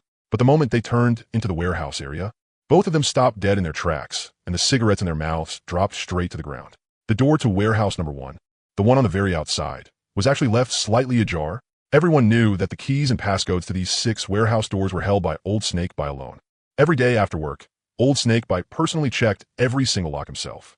Forget leaving the door cracked open. Even entering the wrong passcode once would trigger the alarm for the entire factory. Fuck, how is the door open? One of the black guards went pale with fright, his hand immediately pressing against the pistol at his waist. Did boss go in earlier and forget to lock it? Bullshit. You know what boss is like. You think he'd forget to lock a door? The other bodyguard's voice was already trembling. He hurriedly pulled out his walkie-talkie and shouted at the top of his lungs, "Everyone get to the warehouse area. Now!" Something happened. The 4 bodyguards stationed at the outer gate rushed over instantly. The men looked at one another, swallowed hard, then suddenly shoved open the door to warehouse number 1. In the next second, all of them froze on the spot as if they'd been electrocuted, their blood turning ice cold. The warehouse that had originally been packed to the brim, piled like a mountain with handguns, bullets, and gun parts, was now completely empty. In that enormous warehouse, not even a shell casing was left behind. The floor was so clean it could reflect light. Only a few rats, startled from the corner walls, squeaked wildly as they scampered out. It's over, one bodyguard's legs gave out, and he collapsed to the ground. Even his dark face had gone pale from fright. The goods are all gone. Like madmen, several of them rushed to warehouses number 2, 3, 4, 5, and 6, shoving open the doors one by one. All empty. All 6 warehouses, the ones that had been packed full of weapons, armored vehicles, tanks, and fuel, didn't even have a single hair left in them. As if nothing had ever been stored there at all. The men were scared stupid. They couldn't even speak. One of them reacted faster than the others and scrambled toward the office building on all 4s, shouting as he ran, "Boss! Boss! This is bad. Something happened. The warehouses are all empty." Old Snakebite was in the office, having opened a bottle of liquor and drinking away in delight, already planning in his head how he was going to enjoy himself after getting the 30 million freedom dollars. Hearing that heart-rending scream, his face darkened. He slammed his glass down on the desk and cursed, "What the hell are you yelling for? Did your daddy abandon you? Boss! This is bad." The bodyguard rushed in, his legs weak. The warehouses, all 6 warehouses, they're empty. The goods are all gone. The smile on Old Snakebite's face instantly froze. He stood there dumbfounded for a full 3 seconds before suddenly jumping to his feet, grabbing the bodyguard by the collar and roaring, "Fuck! What did you say? The goods are all gone? Say that again." "It's true, boss. They're all empty. There's not even a hair left." The bodyguard was practically in tears. Old Snakebite shoved them away and charged toward the warehouse area like a madman, with more than a dozen armed lackeys following close behind. When he saw the 6 empty warehouses, his head buzzed. A surge of blood rushed straight to the top of his skull, and he nearly spat out a mouthful of blood. Staggering back 2 steps, he almost collapsed to the ground. This was the family fortune he'd built up over so long. This was the very foundation that had let him gain a foothold in the black market of the land of freedom. And now that much stock was just gone? Check. Investigate this to the fucking end. Old Snakebite roared like a lunatic, his face twisted beyond recognition. Pull the surveillance. Check the alarms.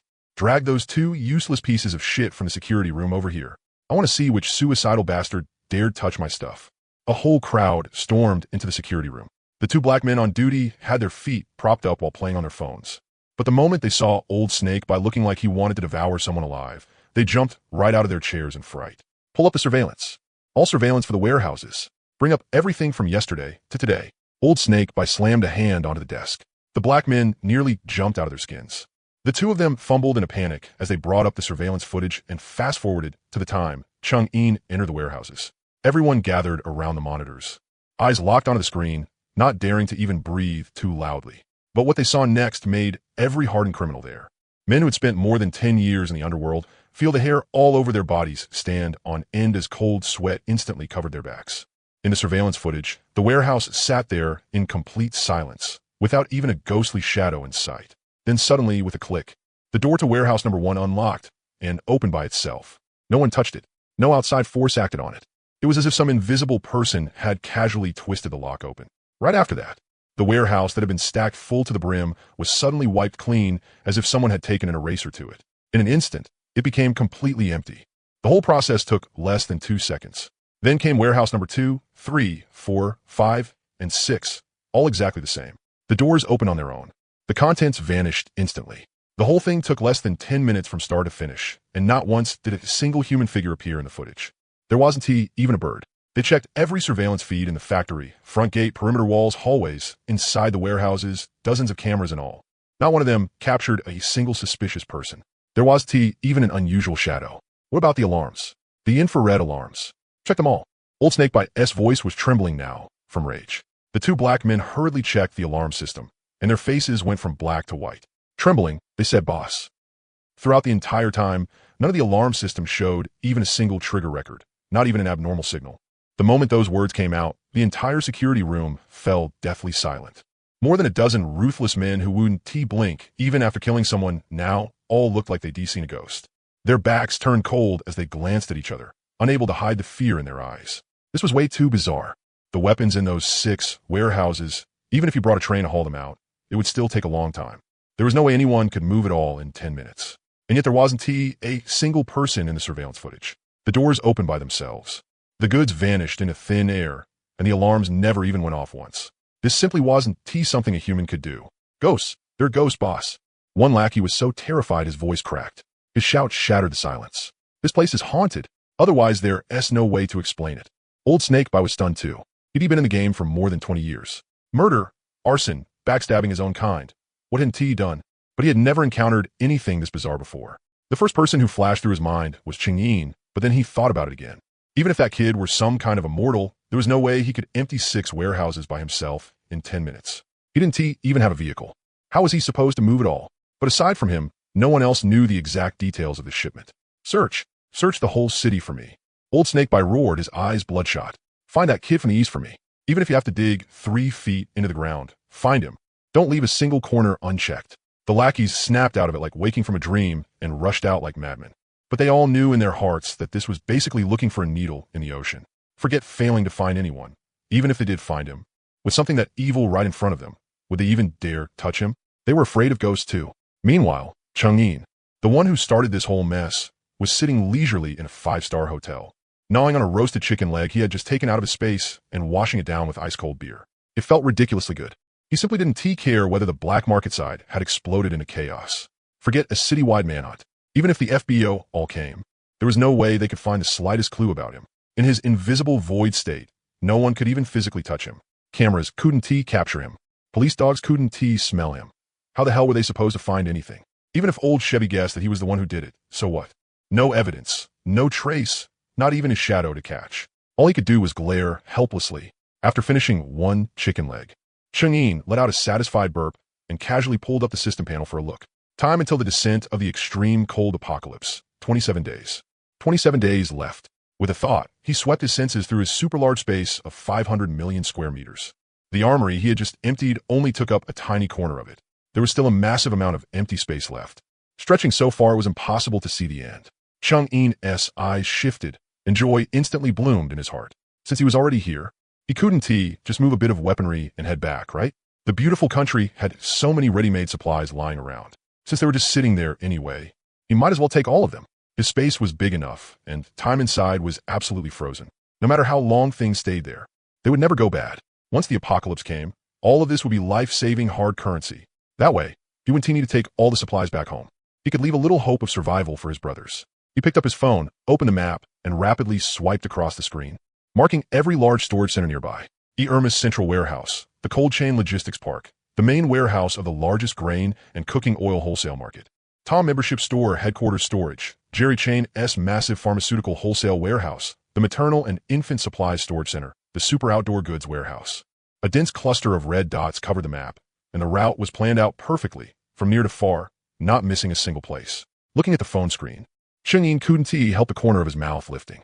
Guarantee these supplies, basically delivering themselves right to his door? With invisibility, god-tier lockpicking, and space. All these warehouses were basically his own backyard. He could go in whenever he wanted, take whatever he wanted, and no one would know a thing. No more hesitation. Time to do it. He silently activated invisibility, and his whole body instantly vanished from the hotel room. He left the hotel without any obstruction. Just then, a bus arrived, and Cheng-Yin directly boarded with the crowd, finding an empty spot to stand. The people on the bus chatted and laughed, completely unaware that standing among them was a ghost capable of emptying out the entire city's warehouses. More than half an hour later, the bus came to a steady stop at a station not far from the giant supermarket warehouse. This was the largest Irma storage center in the entire beautiful country. More than a dozen gigantic warehouses were connected together, with enough supplies inside to feed and support hundreds of thousands of people for months. Around the warehouse was a 3-meter-high wire fence wrapped in razor wire. Infrared beams and 360-degree blind spot-free surveillance covered the entire park. In the security room at the entrance, guards were gathered around a table playing cards.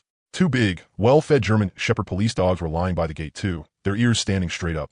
To ordinary people, this place was airtight. Not even a fly could get in. But in Cheng-Yin's eyes, it was just an unguarded supermarket. They had practically left the door open for him. He walked straight in through the main gate, openly and boldly, without making the slightest sound. Those 2 German Shepherds, famous for their keen sense of smell, didn't even twitch their noses. They just kept dozing on the ground. After all, the system skill had clearly stated that in invisible state, he emitted no scent at all, making it impossible for dogs to track him. Inside the grounds, more than a dozen giant warehouses stood neatly in rows, labeled Food Warehouse, Cold Chain Warehouse, Daily Necessities Warehouse, Medicine Warehouse, Outdoor Supplies Warehouse, Home Appliance Warehouse. Written so clearly it was like they were afraid he might not find them. Cheng-Yin headed straight for the largest one, number 1 Food Warehouse. Standing at the door, he silently spoke 2 words in his heart. Unlock. A soft click sounded, almost too faint to hear, and the lock popped open on the spot. Cheng-Yin walked directly into the warehouse. The scene before him made his eyes light up instantly, and he nearly started drooling.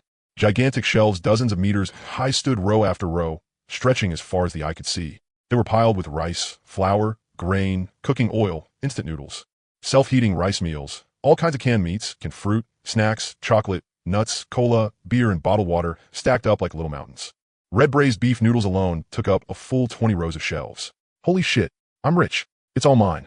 Cheng-Yin was overjoyed. With a thought, he silently said, collect. In a flash, an entire row of shelves vanished without a trace. All of it swept into his super large space of 500 million square meters.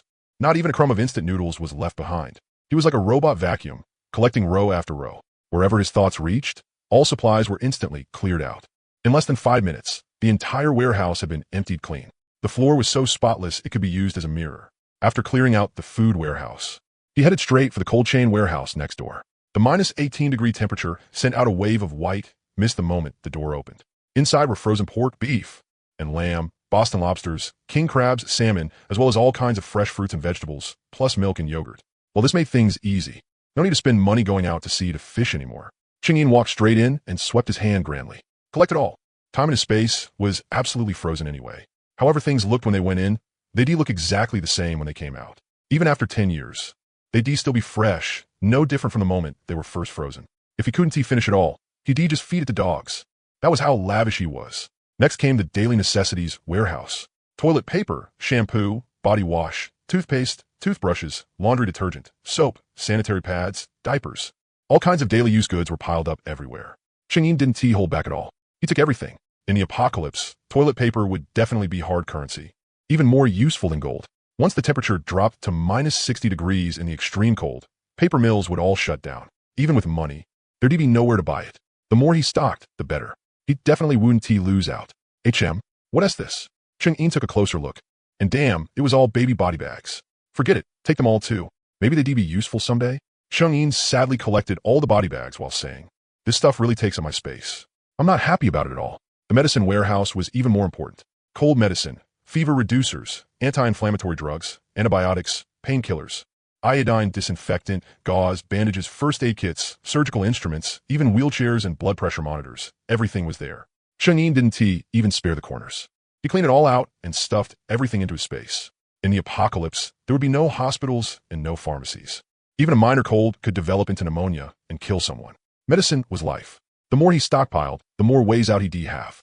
Then there was the outdoor supplies warehouse. Tents, down sleeping bags rated for -40 degrees, polar cold weather suits, assault jackets, hiking boots, outdoor stoves, solid fuel, water purification equipment, all collected. In the extreme cold apocalypse, every one of these things would be life-saving treasures. In less than half an hour of messing around in the Irma complex, Chang'in had emptied more than a dozen giant warehouses so thoroughly that not even a single hair was left behind. During that time, 2 security guards drove by in a patrol car, wandering around just a few meters away from him, chatting as they drove. Why is it so quiet today? There's not a single sound. Exactly. Stray cats usually snuck in here, but today there wasn't even a single meow. The 2 of them had no idea at all that the warehouse they were guarding had already been cleaned out, and Chang'in was standing right beside their car. Yet they hadn't heard a thing. After clearing out Walmart, Chang'in didn't rest either. He hailed a cab and headed straight for the cold chain logistics park. Same move as before. Unlock, go invisible, take everything. The top-grade Wagyu Muzang King durians, cherries, and Shine Muscat grapes inside all went into his space. He even casually took the electric forklifts from their warehouse too. His space was huge anyway, so it could fit them, and maybe they'd come in handy later. The whole point was that they might be useful later. Next came the grain and oil mega warehouse. Tens of thousands of tons of rice, flour, and cooking oil, all taken.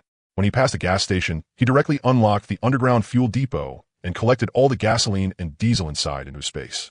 From a little after 9 in the morning all the way until a little after 4 in the afternoon, Chang'in finally leisurely called it a day. In one noon alone, he emptied out more than a dozen large storage centers in the surrounding area. Inside his space, supplies had piled up into one small mountain after another. Food, drinks, daily necessities, clothes, medicine, fuel, everything he could possibly need. It was enough for him to live comfortably for several lifetimes and still not use it all up. He had even stockpiled dozens of tons of pet food for his ragdoll cat, Jean. The various canned cat foods and cat snacks were stacked up like little hills.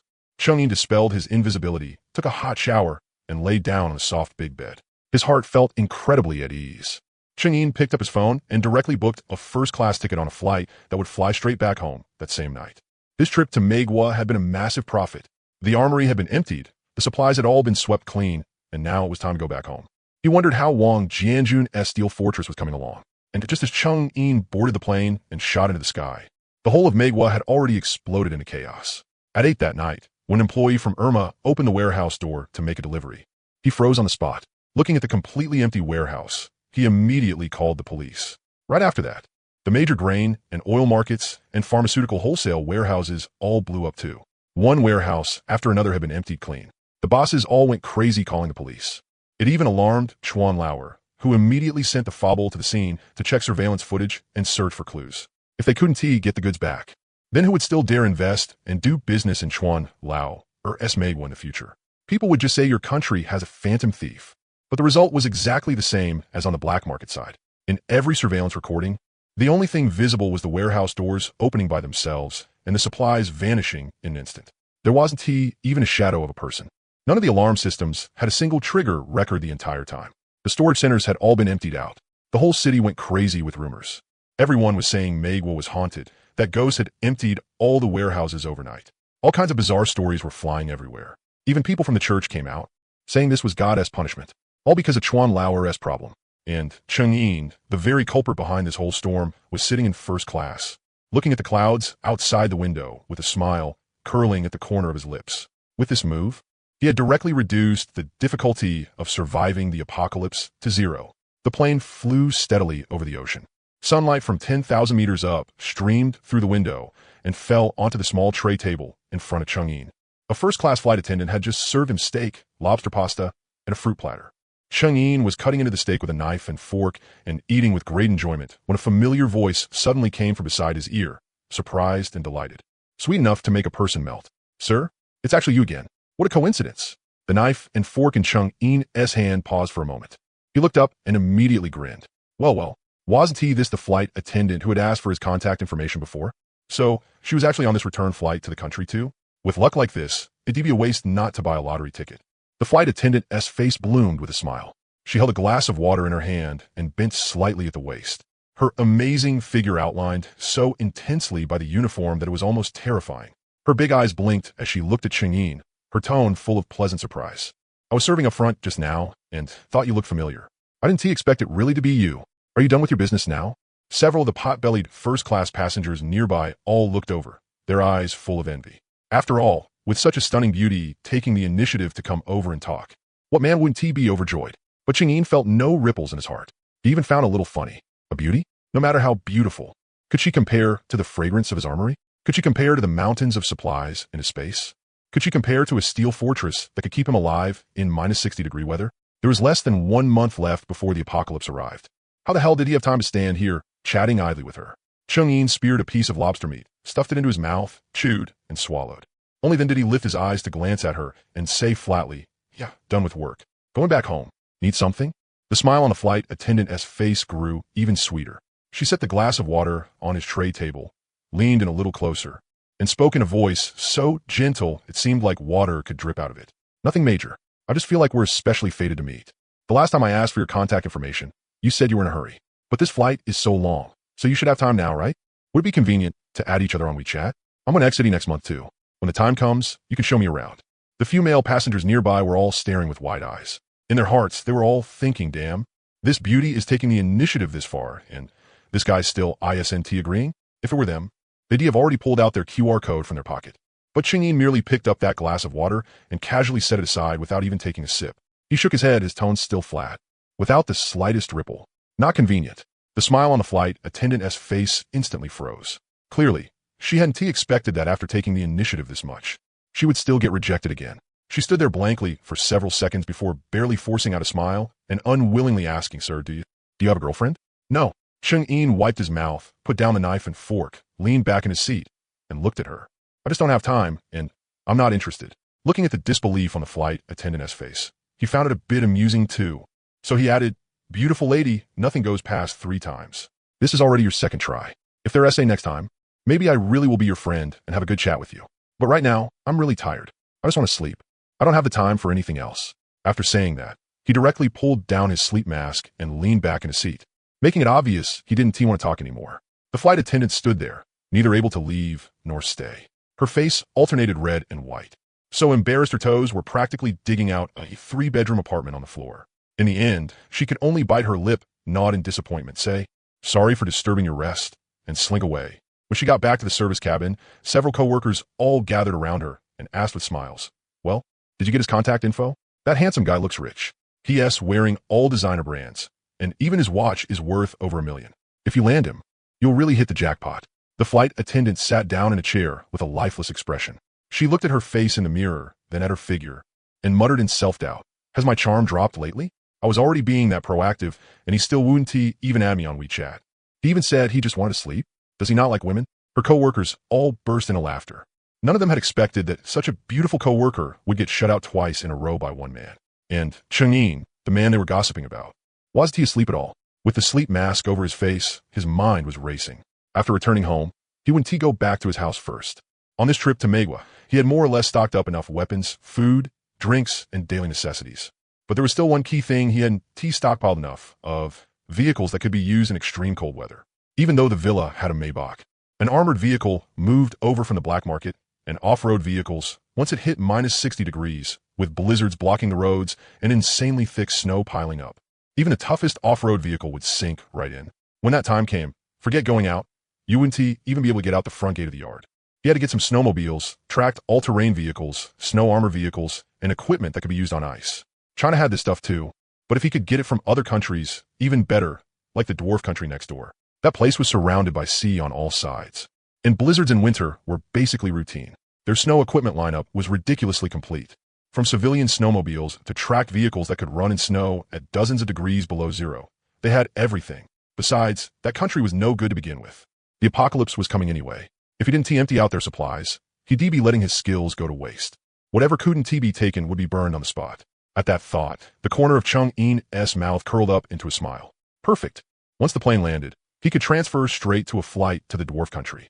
Since he was already here, if he didn't clean out their storage centers, he'd be wasting the price of the ticket. More than 10 hours of flight time passed in a flash. The plane landed steadily at the international airport. The moment Chang'in got off the plane, he turned on his phone. Dozens of missed calls popped up, all from his assistant and Wang Jianjun. He first called his assistant back, his tone crisp and direct. "I'm at the airport. I'm transferring to the dwarf country right away. I'll be back in 2 or 3 days. As for Wang Jianjun's construction work, send me videos every day to report the progress. The schedule has to catch up. Tell him if he finishes 1 day early, I'll add another 5 million to the bonus. If he is 1 day late, I'll deduct 10 million from the final payment. The materials must be the best. If he dares cut corners, tell him to get lost." His assistant quickly replied, "Yes. President Cheng, don't worry. President Wang's side is working like they've been injected with chicken blood. The workers are running 3 shifts around the clock without stopping. The courtyard wall has already been raised, and the steel plates have started getting welded. It definitely won't delay the schedule. Fine. If anything comes up, message me on WeChat. Don't call." Chang'in hung up and directly opened the ticket booking app. He booked a first-class seat on the nearest flight to an airport in the dwarf country. Boarding would start in another hour. He didn't even leave the airport. He went straight through the transfer passage, past customs, and didn't even have to line up for security. The exclusive first-class lane was smooth all the way through. The moment he reached the gate, boarding had already begun. Once he got on the plane, Chang'in pulled down his sleep mask and went straight to sleep. During this period, he had been moving out armories and sweeping through warehouses nonstop. He really was tired, and once he landed in the dwarf country, there would be another tough battle waiting for him. He needed to recharge his energy. The plane landed steadily at the airport in the dwarf country. By the time it touched down, it was just after 8 o'clock at night local time. The sky was completely dark. The streets were brightly lit, traffic flowed nonstop, and there were office slaves getting off work and crowds of people out shopping everywhere. No one would have guessed that a ghost from Longwa was about to turn the entire dwarf country upside down. Chang'in passed through customs, left the airport, and hailed a taxi. He went straight for the headquarters storage center of the biggest outdoor goods brand, Snow Leopard Shut Up. This brand was a top-tier outdoor snow brand in the dwarf country, specializing in polar cold-resistant gear and snow transportation vehicles. More than half of the snowmobiles and tracked all-terrain vehicles in the whole dwarf country were made by them.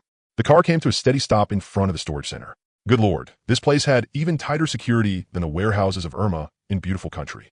A 3-meter-high wall surrounded it, covered in high-voltage electric fencing on top. There were 2 security booths at the entrance, with 4 guards standing watch holding batons, and patrol teams inside too. There was a surveillance camera every dozen meters or so. Even a fly flying in would get caught on camera. After all, this storage center held quite a few snowmobiles, plus all kinds of top-tier outdoor gear. The total value was beyond imagination, so naturally the security was maxed out. But in Chang'in's eyes, all of it was just decoration. He walked straight into the compound. The 4 guards at the entrance didn't even lift an eyelid. Inside the compound, the warehouses were lined up in neat rows. Warehouse number 1 was the complete vehicle warehouse, filled with snowmobiles and tracked all-terrain vehicles. Chang'in walked to the entrance of warehouse number 1 and looked at the several-meter-high rolling shutter door. It had a password lock and a vibration alarm. If even the slightest external force touched it, alarms throughout the entire compound would go off. Chang'in sneered inwardly. "That's it," he silently said, "unlock." Chang'in walked straight into the warehouse. The sight before him made his eyes light up instantly. Row after row of brand-new snowmobiles were stacked neatly on the racks. From single-seat civilian models to 2-seat off-road models, and even extreme snow models with tracks. They stretched so far that one glance couldn't reach the end. On the other side of the warehouse were dozens of tracked all-terrain vehicles. There were 6-wheel models, 8-wheel models, and even polar-tracked vehicles with enclosed cabins that could withstand minus 40-degree temperatures. Inside, they had heating, navigation, storage space, everything. They were practically mobile fortresses for blizzard days in the apocalypse. Holy shit, I'm rich. They're all mine. Chang'in was overjoyed.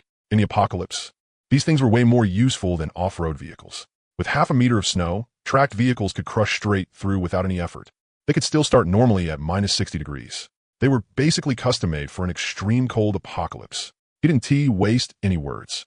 With a thought, he silently said, "Collect."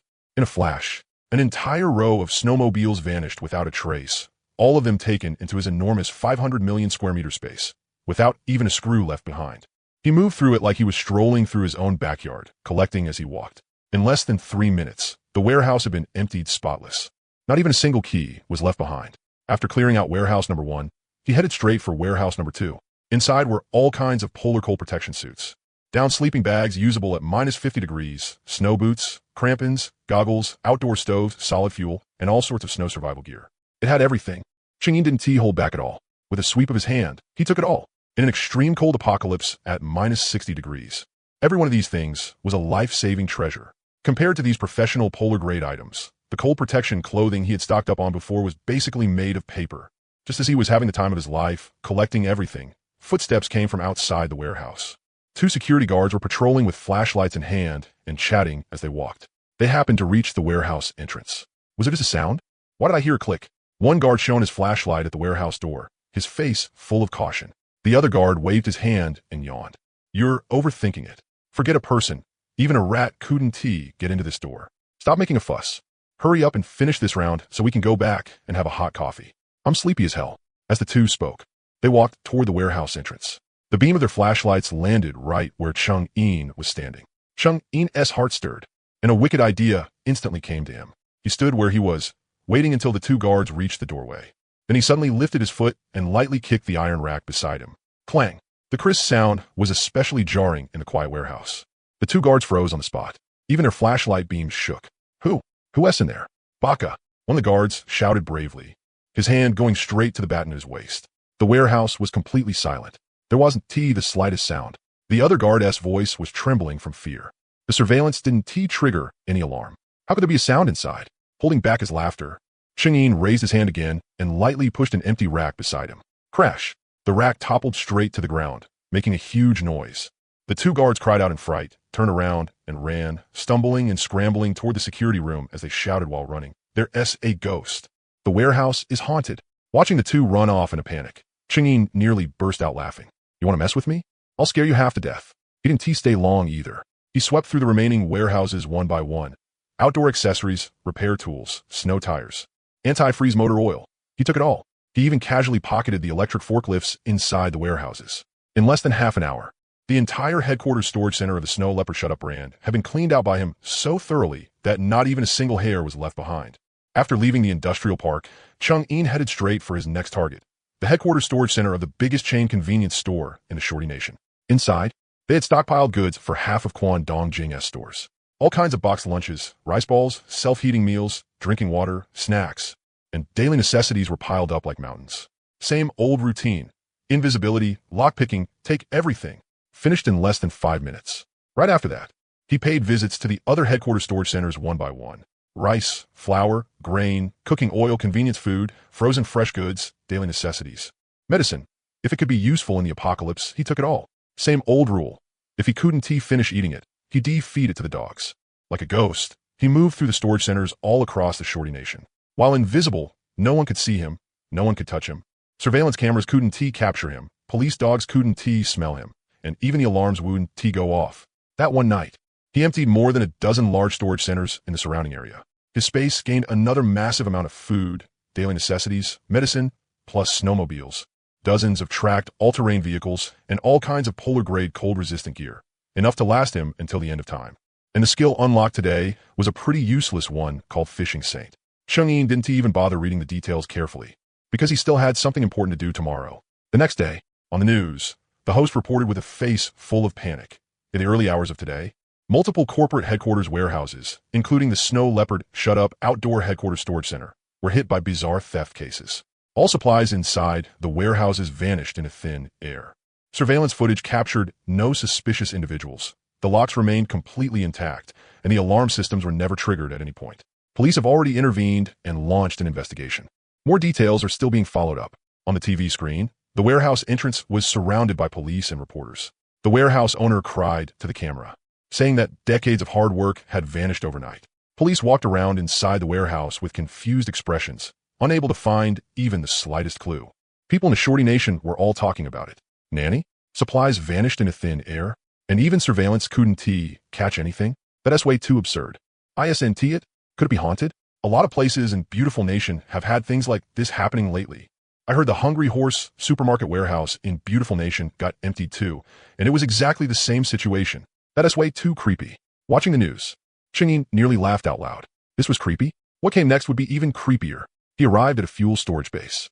Inside were dozens of gigantic fuel tanks, holding hundreds of thousands of tons of diesel, gasoline, anti-freeze oil, and even aviation fuel. In the apocalypse, fuel was blood. Without fuel, generators couldn't run, cars couldn't move, and no matter how much equipment you had, it would all just be a pile of scrap metal. Looking at the endless rows of fuel tanks, Chang'in's eyes lit up. Since he was already here, if he didn't take all this fuel, he'd be letting himself down. Take. I'm taking it all. This one, and this one too. With a single whoosh. That still wasn't enough. A thought stirred in Chang'in's mind, and he headed straight for a military site. This place was a real military warehouse, heavily guarded. The entrance was packed with self-defense force soldiers carrying guns, and inside was a huge stockpile of military cold-resistant gear, field rations, fuel, medicine, and even quite a few military vehicles and weapons. In ordinary people's eyes, this place was forbidden ground. If you barged in, you'd be shot into a sieve. But in Chang'in's eyes, it was just an unguarded warehouse. Go in however he wanted, take whatever he wanted. He directly activated invisibility. Inside the warehouse, there were military snow-tracked vehicles, bulletproof off-road vehicles, field rations, cold-resistant uniforms, first aid kits, fuel, everything you could want. Chang'in didn't hold back at all. With a wave of his hand, he took everything. He even casually took several heavy machine guns, automatic rifles, and ammunition from inside the warehouse. After all, his space was huge and could hold it. One more gun meant one more layer of security. He'd been poor for too long. Chronic fear of insufficient firepower. After collecting the weapons, a thought suddenly popped into his head. Since he was already here, if he just left like this, wouldn't he that be letting these bastards off too easy? That dog toilet had been disgusting us every single day. Since he was here today, if he didn't blow that crappy place to Kingdom Come, he'd be letting down the abilities he had. At that thought, a ruthless gleam flashed through Chang'in's eyes, and he headed straight for the dog toilet. Sure enough, the place was heavily guarded. More than a dozen armed police stood at the entrance. Plenty of security personnel were patrolling back and forth, and surveillance cameras covered the entire place. Even a bird flying in would get recorded. After all, this place was sensitive and foul. There were protests here every day, so the security level had been pushed extremely high. But in Chang'in's eyes, all of it was just decoration. He walked right inside the dog toilet. It was quiet. There were only a few local dogs on duty, holding flashlights and strolling lazily through the grounds on patrol. Looking at the dog toilet in front of him, Chang'in sneered inwardly. Back then, these beasts committed monstrous crimes.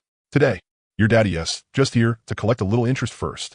As Chang'in looked at the rows of spirit tablets bearing the names of local dogs, the fire in his heart instantly flared up. He took out several buckets of gasoline and some accelerant from his space and splashed it all over the wooden structure. Inside and out. Just then, two local dog security guard patrolling outside shone their flashlights on the doorway, and both instantly froze. The door's open? One local dog guard frowned and shone his flashlight around, but the main door was locked. How'd it open? The other local dog guard instantly tensed up, his hand pressing against the walkie-talkie at his waist. Something's wrong. Hurry up and go inside to check. The two men raised their flashlights and hurried inside. The moment they pushed open the door, Chang'in was standing right in front of them while invisible. He bared his teeth in a grin at the two of them, then raised his hand and gave the incense burner beside him a light push. With a loud clang, the incense burner toppled straight onto the ground, making a huge noise. The two guards were scared so badly their souls nearly flew out. Their flashlights dropped straight to the floor. Who's there? One guard shouted at the top of his lungs, but the space before his eyes was completely empty. There wasn't even a shadow of a person. The other local dog guard was so terrified his voice shook. The door was open. What the hell is going on? Is this place haunted? Chang'in held back his laughter, then raised his hand again and struck downward through the air at the table beside him. The two local dog guards yelled Baka. In fright, turned around and ran for the exit. As they ran, they shouted, "There's a ghost. The dog toilet is haunted. Call the police." Watching the two of them scramble away in utter panic, Chang'in didn't waste any time. He walked to the doorway, pulled out a lighter, and directly ignited the gasoline he had splashed on the ground. Then he turned and ran. With a boom, the flames instantly surged up and spread rapidly along the wooden structure. In less than 5 minutes, the entire dog toilet had turned into a sea of fire, with flames shooting into the sky and thick smoke billowing everywhere. Listening to the sound of fire truck sirens, screaming, and shouting coming from inside, Chang'in felt unbelievably refreshed, to the point that he almost laughed out loud on the spot. "Since your daddy already came, I had to leave you a little souvenir." He didn't stay any longer. He left in grand style and headed straight for the airport. Less than 10 minutes after he left, the entire Shorty Nation completely exploded. A sudden fire broke out at the dog toilet. The core buildings were all burned down. Firefighters and police were all mobilized. A whole bunch of fire trucks surrounded the entrance to the dog toilet fighting the blaze. Helicopters circled in the sky, and the entire area was sealed off. But after the police checked all the surveillance footage, what they saw was a lighter floating in midair out of nowhere. The previous warehouse theft case still hadn't been solved, and now the dog toilet had been burned down in a single blaze. The entire dwarf country was plunged straight into unprecedented panic. Rumors about ghosts in the civilian world exploded on the spot. Everyone was saying it had to be Sadako, or there was simply no way to explain all these bizarre incidents. People in supermarkets were frantically snatching up supplies. Temples were packed with people praying to gods and Buddhas. And the whole dwarf country was in complete chaos. The police were so busy their heads were spinning. Other than the lighter, they couldn't find a single clue. The entire upper echelon was furious, but aside from glaring helplessly, there was nothing they could do. And Chengyin, the one who started all this turmoil, had already arrived at the airport. When he went through customs, he looked at the patrolling police all over the airport, the terrified-looking dwarf country people, and listened to the broadcast repeatedly playing news about the dog toilet fire. He felt so damn satisfied inside. You people discuss me every damn day. This is just a little interest. When the apocalypse comes, you're really going to suffer. After boarding the plane, as it slowly taxied onto the runway and shot into the sky, Chengyin pulled up the system panel and took a look. There were still 26 days left until the apocalypse arrived. He leaned back in his seat, looked at the dwarf country outside the window growing smaller and smaller, and a Dragon King smile curled at the corner of his mouth. This trip was a blood profit. Snow gear, fuel, supplies. He had stocked everything to the brim. And before leaving, he even burned down the dog toilet. Totally worth it. Time to go home. He wondered how Wang Jianjun's steel fortress was coming along. By the time the plane landed steadily at the international airport, the sky outside had just turned dark. Chengyin stretched lazily. This period had been a little tiring for him, and his butt was aching from all the sitting. After all, these past few days he had emptied out an arms depot, gone on a massive shopping sweep, and before leaving even set the dog toilet on fire. His nerves had been strung tight the whole time. Only now, after landing back in his own country, did he finally let out a complete sigh of relief. The moment he walked out of the airport, Assistant Shaolin came up holding a sign and greeted him respectfully. President Sheng, you're back. Are we heading straight to the villa? To the villa. Chengyi nodded and walked outside, casually asking, how has the construction progress on Wang Jianjun's side? While I was gone, nothing went wrong, right? Shaolin quickly replied, President Sheng, don't worry. President Wang has been working like crazy. The workers are running 3 shifts around the clock, 24 hours nonstop. The courtyard wall has already been raised to 3.5 meters. The high-voltage electric grid has been installed, and more than half of the steel plating and insulation layers on the walls are already in place. The main structure of a nuclear, biological, and chemical shelter in the basement is almost done too. President Wang said he guarantees early completion and absolutely wouldn't dare delay your business. Chengyin raised an eyebrow, quite satisfied inside.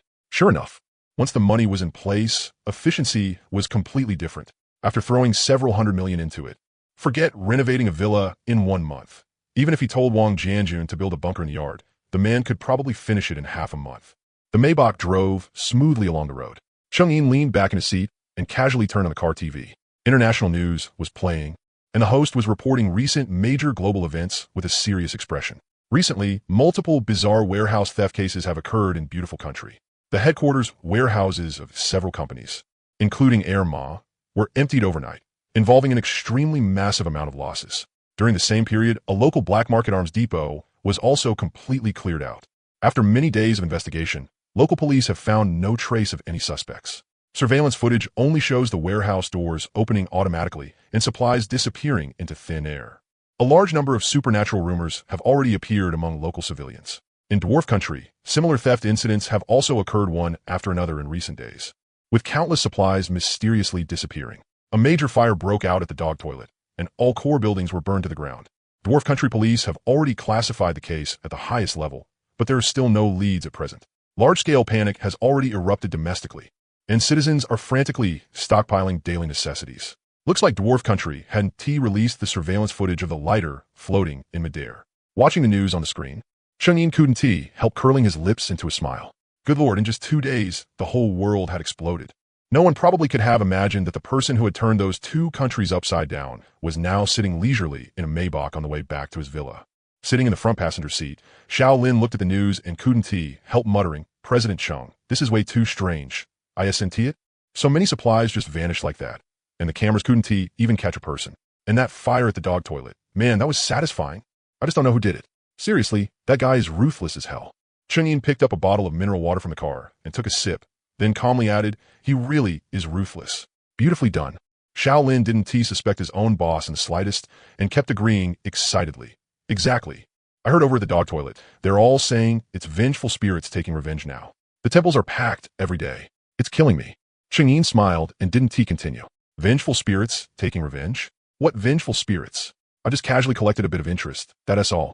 Half an hour later, the car drove into the villa district and came to a steady stop in front of Chang'in's villa. The moment Chang'in got out and looked, he froze for a second. When he left 3 days ago, this place had still been an ordinary, standalone villa. Now it had completely changed. The original courtyard wall, a little over 1 meter high, had now been raised to 3.5 meters. A dense high-voltage electric grid had been tightly strung across the top, and the outside of the wall had also been wrapped in a thick layer of steel plating. There was even a place to get a foothold. Inside the yard, excavators and cranes were still working. Workers in hard hats were carrying insulation materials into the house. Sparks hissed non-stop from steel welding. The whole place was in full swing. Wang Jianjun was on site, directing the work with blueprints in hand. His face was shiny with grease from exhaustion. His eyes were bloodshot. And, at a glance, it was obvious he had been working non-stop for 3 days with barely any sleep. But his spirit was still strong, and his voice was loud enough to hear from far away. The moment he saw Chang'in had returned, Wang Jianjun immediately threw down the blueprints and hurried over with a smile plastered on his face. President Cheng, you're back. Take a look. Are you satisfied with this progress? Chang'in walked around the yard once and inspected everything carefully before nodding. Not bad. The progress is faster than I expected. You didn't cut corners on the quality, right? Absolutely not. Wang Jianjun patted his chest and guaranteed, President Cheng, with the amount of money you gave me, how would I dare cut corners? Every material is top spec exactly as you requested. The insulation layer is aerospace grade, and all the steel plates are bulletproof. Check however you want. If there's even a single thing that doesn't meet standards, I'll take 1 cent of the final payment. Good. You've worked hard. Chang'in patted his shoulder. Keep going at this pace. Finish 1 day early, and the bonus is 5 million. I keep my word. Wang Jianjun's eyes instantly lit up as if he'd been injected with chicken blood. President Cheng, don't worry. I guarantee we'll finish early. 20 days. No, 18 days. I'll absolutely get it done for you. Chang'in smiled and said nothing more before turning and walking into the villa. The villa's interior had also changed drastically. The walls in the first-floor living room had all been torn down and were being reinforced with steel structures. All kinds of materials were piled on the floor, and the workers were carrying out construction carefully, strictly following his requirements. He went up to the 3rd floor, entered his study, locked the door behind him, sat down in his executive chair, and with a thought, swept his gaze over his supermassive spatial storage of 500 million square meters. It was already packed to the brim inside. Food, drinks, daily necessities, weapons, fuel, snow gear. Everything was stacked neatly in rows, stretching beyond sight. Forget one person, even raising a team of several hundred people. It would be enough for them to live comfortably for a lifetime. As far as survival supplies went, he had completely stocked enough. But as Chang'in looked at the empty corner of the space, he suddenly frowned. That wasn't right. The apocalypse was about to arrive. With the extreme cold of minus 60 degrees, ice and snow everywhere outside, and social order collapsing, he would most likely stay inside the steel fortress for a very, very long time, maybe even his whole life. He couldn't possibly spend every day doing nothing but eating, sleeping, and wiping guns, right? Wouldn't that drive him insane from boredom? When people are alive, it's not enough just to survive. They also have to live comfortably and happily. Survival in the apocalypse was the foundation, sure, but entertainment had to keep up too. Otherwise, even if he survived, staring at 4 walls every single day wouldn't be any different from being in prison. The moment that thought hit him, Chang'in instantly perked up. He grabbed his phone and started placing orders like crazy. First came gaming equipment. He directly ordered 20 top-spec gaming PCs, consoles, handhelds from the newest models to the classics. He bought the full set. Game discs, game cartridges. If it was on the market, he bought it all. Gaming chairs, gaming desks, 4K gaming monitors. He ordered a complete setup in one go. If he was going to do it, he was going to build a top-tier gaming room. Then came audiovisual equipment. TVs, a surround sound home theater, top-end speakers, amplifiers, media players, and a massive collection of Blu-ray discs. From classic old films to the latest movies, TV dramas, anime, and variety shows, anything that could be downloaded, he downloaded all of it, filling dozens of hard drives. Even if there was no internet in the apocalypse, he'd still be able to watch whatever he wanted. There was also the fitness area. In the apocalypse, staying cooped up indoors every day without exercising just wouldn't do. Treadmills, spin bikes, cable machines, dumbbells, barbells, full strength training equipment. Even a boxing ring and sauna protective gear were added in. Not only could he work out, he could also practice fighting skills. In the apocalypse, his self-defense ability had to keep up too. The more he bought, the more fired up he got. From pool tables and mahjong machines to arcade cabinets and basketball shooting machines. If it could be played indoors and help kill boredom, He got it all. Money? Right now. Money was just waste paper. If he didn't spend it, it would be wasted anyway. From a little after 8 in the evening all the way until 12 at night, Cheng-In kept at it before finally finishing all the orders. Just on these entertainment devices alone, he spent over 20 million without even blinking. Right then, the familiar system notification rang out in his mind on schedule. Ding. Congratulations, host. Today's new skill has been successfully unlocked. Today's skill, God tier, dishwashing skill. Skill details. The host can clean any tableware until it is spotless, with no water stains left behind. Efficiency increased by 100%. Permanent effect. The smile on Cheng-In's face instantly froze. God tier, dishwashing skill. He sat there stunned for a long while before finally saying to the system in his mind, System, dishwashing skill? That counts as a skill too? The system replied flatly. Daily skills are unlocked at random. All are survival-related skills. Cheng-In couldn't hold back his laughter. So in the system's eyes, washing dishes counted as an apocalypse survival skill too. Huh? There was nothing he could do about it, so he could only accept it happily. After all, the system had already given him plenty of good stuff. Still, he couldn't help muttering to himself inside.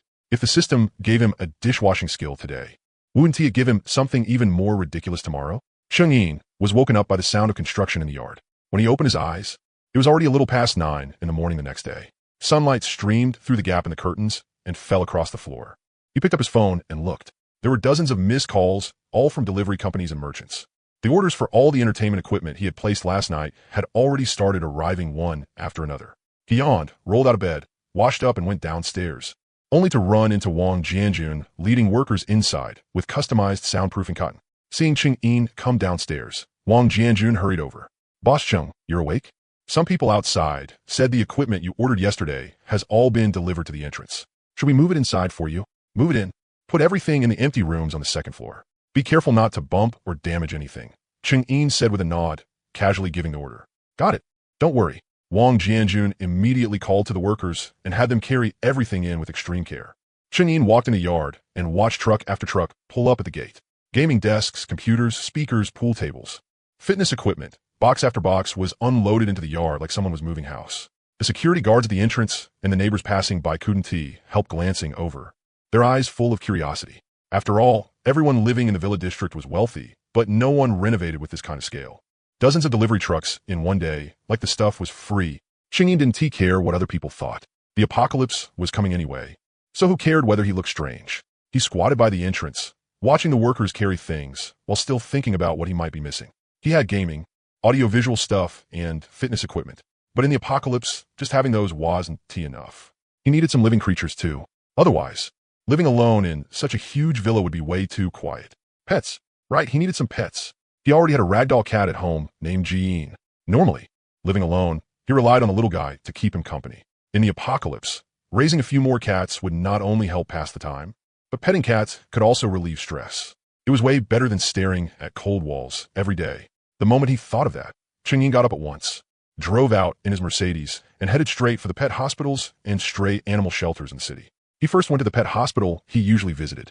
The moment he walked in, he said to the director, for the stray cats you've rescued here, and the ones that haven't been adopted, I want to buy a few. Cat food, cat litter, cat food, pet medicine, get me some too. The director was completely stunned and took a long while to react. Boss Chung, we do have a few stray cats here right now. They were all rescued, and some of them are a little sick. You're sure you want them all? Pick a few well-behaved ones. Cheng-In nodded.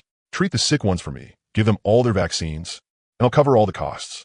I'll come pick them up this afternoon. The director was instantly overjoyed and nodded repeatedly. Their rescue station had always been short on funds, with so many stray cats finally being adopted all at once, and by someone like Boss Chung, who clearly wasn't short on money. Those cats definitely wouldn't have to worry about their quality of life anymore. After leaving the pet hospital, Cheng-In ran to several stray animal rescue shelters around the city and adopted a few good dogs too. There were several adult ragdolls, blue cats, and British shorthairs, along with a few native dogs, a golden retriever, a Labrador, and a German shepherd. A German shepherd was perfect. In the apocalypse, it could guard the house. It was highly alert, and if anything stirred, it would be even more useful than surveillance cameras. Anyway, his storage space was huge. Forget just a few cats and dogs. Even if he raised hundreds of them, there would still be enough food to last them a lifetime. That afternoon, Cheng-In rented 2 trucks and hauled all the adopted cats and dogs, along with the pet supplies, back to the villa. Following Cheng-In's instructions, Wang Jianjun and the workers opened up several rooms on the third floor and converted them into a pet room with constant temperature and humidity. Cat trees, cat beds, dog beds, automatic feeders, and automatic water dispensers were all prepared. The cats leaped around all over the pet room, while the dogs ran wild in the specially fenced-off activity area in the yard. The once empty and lifeless villa instantly became lively. Cheng-Yin sat on the carpet in the pet room with two clingy little kittens in his arms, looking at the whole room full of cats and dogs. He couldn't have felt more comfortable. So what if it was the apocalypse? I still have food and drink, cats to pet, and dogs to play with. My life is even better than it was before the apocalypse. Over the next few days, Cheng-Yin completely transformed into a happy shut-in, watching the renovation progress in the villa every day as one area after another was completed. The gaming room, home theater, fitness area, billiards room, and pet room. Inside the gaming room, 20 top-spec computers stood in a neat row with every kind of console and handheld imaginable. All four walls were covered with game discs and cartridges. He even had 3 dedicated internet lines installed. Even if one went down, there were still 2 backups. Before the apocalypse came, he would play as long as he could. And even without internet, he still had single-player games.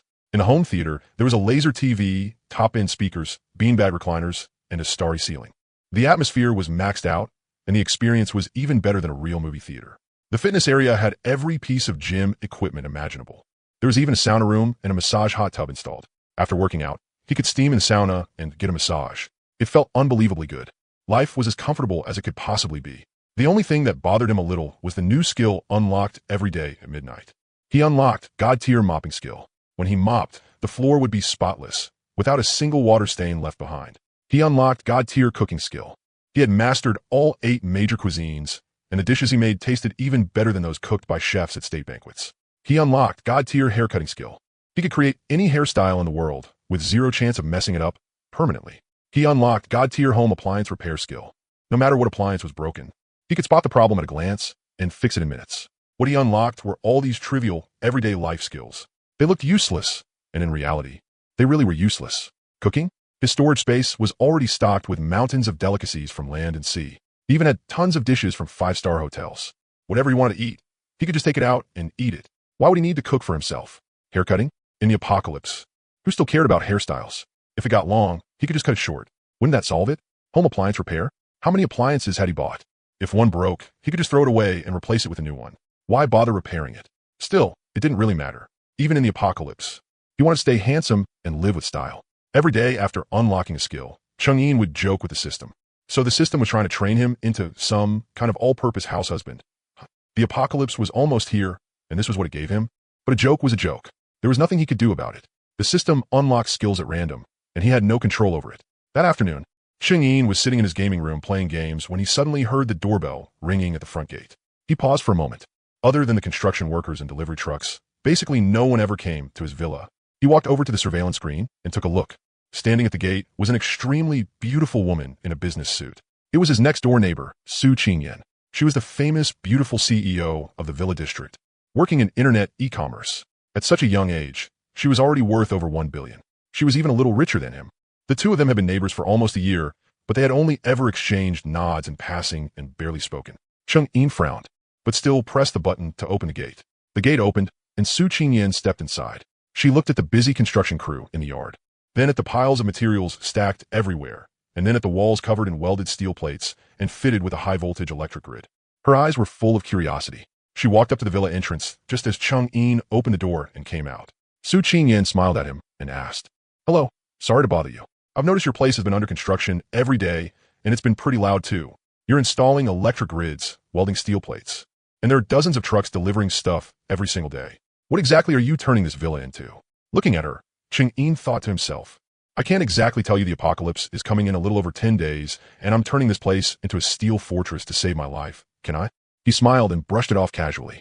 "Nothing much. I usually like playing games and working out, so I'm converting the villa into a private media room and gym. I'm also upgrading the security a bit. I saw some news before about villas getting robbed, and it made me uneasy. And besides, look at how bad things have gotten in America and that dwarf country. I'm just taking precautions before anything happens." Su Qingyan raised a brow. Clearly, she didn't quite believe him, who upgraded security by turning the yard walls into something like a bunker, and with construction going 24 hours a day too, like they were preparing for war. But she didn't ask further. After all, it was someone else's private business. She had only come over because she was curious. She smiled and nodded. "I see. Then I won't bother you any longer. I just saw all the daily construction and thought maybe something had happened. Oh, right. I noticed all those trucks going in and out. Could I trouble you to ask your workers to be a little careful not to block the road? Cars occasionally need to get through on my side, and it's a bit inconvenient. No problem. I'll let them know. From now on, the trucks will park to the side and definitely won't block the road. Cheng Yin nodded and agreed readily. Thank you so much. Su Qingyan smiled in thanks, then glanced once more at his villa, which looked more like a fortress than a home. The doubt in her heart only deepened, but she said nothing more and turned to leave. Cheng Yin watched her back, then shut the door behind him. He didn't think much of it. Anyway, there were only a little over 10 days left. Once the apocalypse arrived, who would still have the mind to care what other people were doing at home? Being able to survive at all would already be lucky enough. He turned around and went back inside. The moment he sat down on the sofa, the system's notification suddenly rang out in his mind. Warning, in 72 hours, the first wave of cold weather will appear across the globe. Temperatures in many regions will plummet to -20 degrees. Host, please make preparations in advance. Cheng Yin shot upright, and his eyes instantly lit up. It was here. 72 hours? Looks like this was only the prelude to the storm. The real apocalypse was still about 10 days away. He walked to the window, pulled back the curtains, and looked outside at the still bright and sunny day. 3 days from now, this prosperous city would welcome its first trial of frozen doom. And what Cheng Yin wanted to know even more was whether the skills unlocked over the next few days would still be those trivial life skills, or would the system finally give him something truly useful. The moment the system's cold wave warning came out, Cheng Yin instantly put away all thoughts of fun and leisure. He had originally planned to enjoy himself a few more days before the apocalypse arrived, but now that the first cold wave was only 72 hours away, he had to make sure every last bit of preparation was in place. There could not be the slightest mistake. After all, this first wave of cold was the prelude to the apocalypse, and also the first real test of his steel fortress. The first thing he did was find Wang Jianjun. He pulled Wang Jianjun, who was directing the construction work, off to one side and got straight to the point. Old Wang, let me tell you something. Within 3 days, all construction must be fully completed, fully tested, and ready for normal use. Wang Jianjun froze on the spot, and the smile on his face instantly stiffened. Boss Chung, 3 days? That's a bit hard. The timeline you gave before was 1 month. It's only been a little over 10 days so far. The main structure is mostly done. Sure, but the basement shelter, the full house heating system, and the security system haven't even been fully tested yet. 3 days is nowhere near enough. Enough or not, it has to be enough. Cheng Yin's tone was firm, leaving no room for discussion. I don't care what method you use, how many people you bring in, or how many shifts you add. Within 3 days, everything must be finished. Not a single flaw is allowed. Whatever conditions you have, just say them. Wang Jianjun thought for a moment. 3 days isn't impossible. If I spend money hiring more workers from outside to help, it can be done in 3 days. But it'll cost extra. Cheng Yin didn't hesitate at all. No problem. Finish everything within 3 days, and besides the bonus we already agreed on, I'll give you an extra 10 million. But if you fail, that 10 million is gone. The moment Wang Jianjun heard about the 10 million bonus, his eyes turned red instantly, and his breathing grew rapid. 10 million. He was already making a lot from this project to begin with. Add another 10 million on top. And once he finished this job, he could achieve financial freedom on the spot and never have to worry for the rest of his life. Wasn't it just finishing in 3 days? Even if it meant not sleeping, he had to get it done. He suddenly gritted his teeth and said, Boss Chung, don't worry. 3 days. Just 3 days. Even if I have to call over every worker in all of X City. I will absolutely get this done for you from top to bottom. If even one part is missing, you could deduct the money directly from me. Good. I believe you. Cheng Yi nodded. If you need money or manpower, just say it. I'll fully cooperate. No problem. I'll handle it. Wang Jianjun was pumped up like he'd been injected with adrenaline. The moment he turned around, he pulled out his phone and started making calls like crazy. He called in every worker from his company, every partner construction team he had, and even his relatives back in his hometown. Everyone had to get here immediately. Work would go on 24 hours a day in rotating shifts, and wages would be tripled. After hanging up, Wang Jianjun grabbed his walkie-talkie and roared at the entire construction site. Everyone listen up. Within 3 days, all construction must be fully completed. Anyone who performs well will get an extra 10,000 yuan bonus each. Move it. The entire construction site instantly exploded with energy. The moment the workers heard there was a 10,000 yuan bonus, every single one of them went crazy. The work in their hands sped up dramatically. Sparks crackled as steel plates were welded, and the roar of the excavators was deafening. The whole villa construction site had completely entered sprint mode. Looking at the bustling site, Cheng Yin finally felt much more at ease inside. Wang Jianjun might look unreliable, but when it came to construction, he really knew his stuff. As long as the money was in place, he would absolutely get everything done cleanly and properly. After settling the construction side of things, Cheng Yin didn't stay idle either. He began taking stock of his supplies and checking for any gaps. With a thought, he entered the super-large space of 500 million square meters and inspected everything carefully from top to bottom. In the food section, rice, flour, grains, and cooking oil were piled up like mountains. All kinds of canned goods, frozen food, snacks, and drinks stretched as far as the eye could see. It was enough to feed him for several lifetimes. No problem there. In the energy section, there was diesel, gasoline, aviation fuel, and massive amounts of solid fuel and charcoal. Even if the generators ran 24 hours a day, it would still be enough for him to use for a lifetime. No problem there either. In the medicine section, there were cold medicines, fever reducers, anti-inflammatory drugs, antibiotics, all kinds of prescription drugs, emergency medical equipment, and surgical instruments. Everything was there. He had even stockpiled several full sets of ICU equipment. Completely sufficient. In the weapons section, there were pistols, rifles, sniper rifles, heavy machine guns, RPGs, grenades, tanks, and armored vehicles. Bullets and shells were piled into mountains. Forget self-defense. Even raising a whole armed force would be more than easy. No problem. In the daily necessities section, toilet paper, shampoo, body wash, and all kinds of living supplies have been stockpiled by the ton. He wouldn't be able to use them all before he died. No problem. There were also body bags. Probably several tons of them. In the vehicle section, there were off-road vehicles, armored vehicles, snowmobiles, tracked all-terrain vehicles, and even helicopters, with all the parts and fuel fully prepared. No problem. He checked everything over and over several times and found that his survival supplies were indeed fully stocked, without a single gap. The only things he still needed to add were some emergency supplies for dealing with the first wave of cold, and a few small items that were easy to overlook. For example, a large amount of heat packs and hand warmers. His villa had whole house heating, but if he ever had to go outside, those things would be life-saving.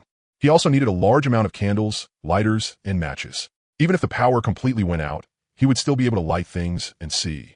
He also needed a large number of power banks, solar charging panels, and batteries of every model. The more, the better. And coal and firewood too. Even though he had diesel generators, it was never wrong to have a backup plan.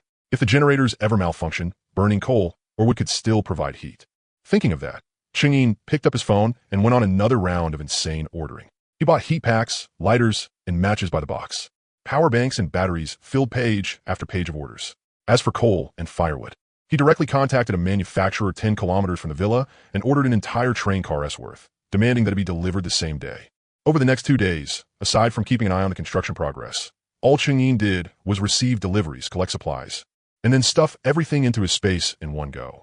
The trucks outside the villa never stopped. One wave came after another. Even the delivery drivers were baffled. What exactly was this family doing? Buying this much coal and this many heat packs? Were they opening a supermarket? Next door, Su Qingyan was even more dumbfounded. First, he had renovated the villa into a bunker. Now he was hauling truckloads of coal, rice, flour, oil, heat packs, and even candles and matches home. It was way too strange. Did his villa even have room for all that stuff? Even the executives at her company were discussing it. Lately, abnormal weather had been appearing in many places around the world, and the Meteorological Bureau had also issued a cold wave warning, saying there would be a major temperature drop in the coming days. But even so, there was no need to hoard this much stuff, right? Su Qingyan was suspicious too, but she didn't think too deeply about it. She just assumed it was one of those rich people's quirks. At most, she had her assistant go buy a batch of warm supplies and food as well, storing them at the company and at home just in case. Meanwhile, the skills Chang'e unlocked every day at dawn over those 2 days were still all uniformly useless everyday life skills. He unlocked God-level flower growing skill. No matter what plant it was, once it reached his hands, he could make it lush and flourishing, never withering. He unlocked God-level mending skill. Clothes with holes in them could be repaired by him until they looked as good as new, without the slightest trace. He unlocked basic cold resistance enhancement. His body's resistance to cold increased slightly. In an environment of -10 degrees, he could move around normally wearing only a short-sleeved shirt with no risk of frostbite. The only one that was even a little useful was this basic cold resistance enhancement. It might not look impressive, but in an apocalyptic world of -60 degrees, every extra bit of cold resistance meant a slightly better chance of surviving. Chang'e was already fairly satisfied. It was way better than getting God-level flower growing or God-level mending.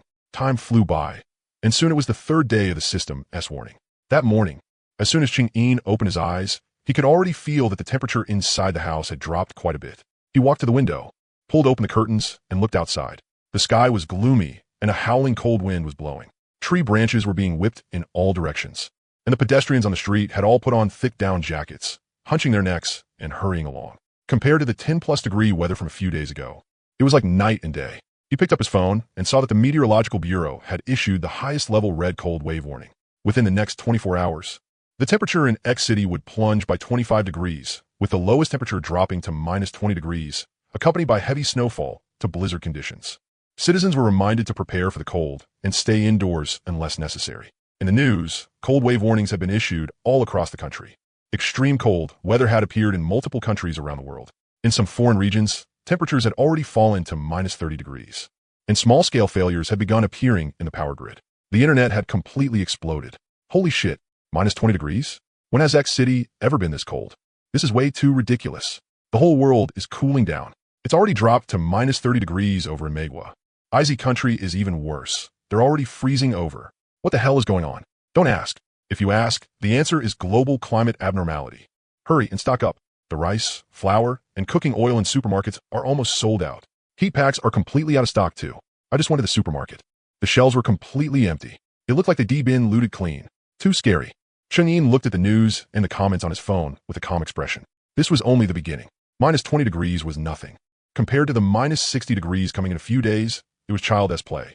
Just then, Wang Jianjun ran in excitedly, his face full of excitement, and shouted to Cheng-Yin, "President Cheng, it's finished. Everything is finished. All the work has been fully tested. There isn't a single problem. You can inspect it anytime." Cheng-Yin's eyes lit up, and he stood up. "Let us go. Show me." Following Wang Jianjun, he inspected the entire villa inside and out.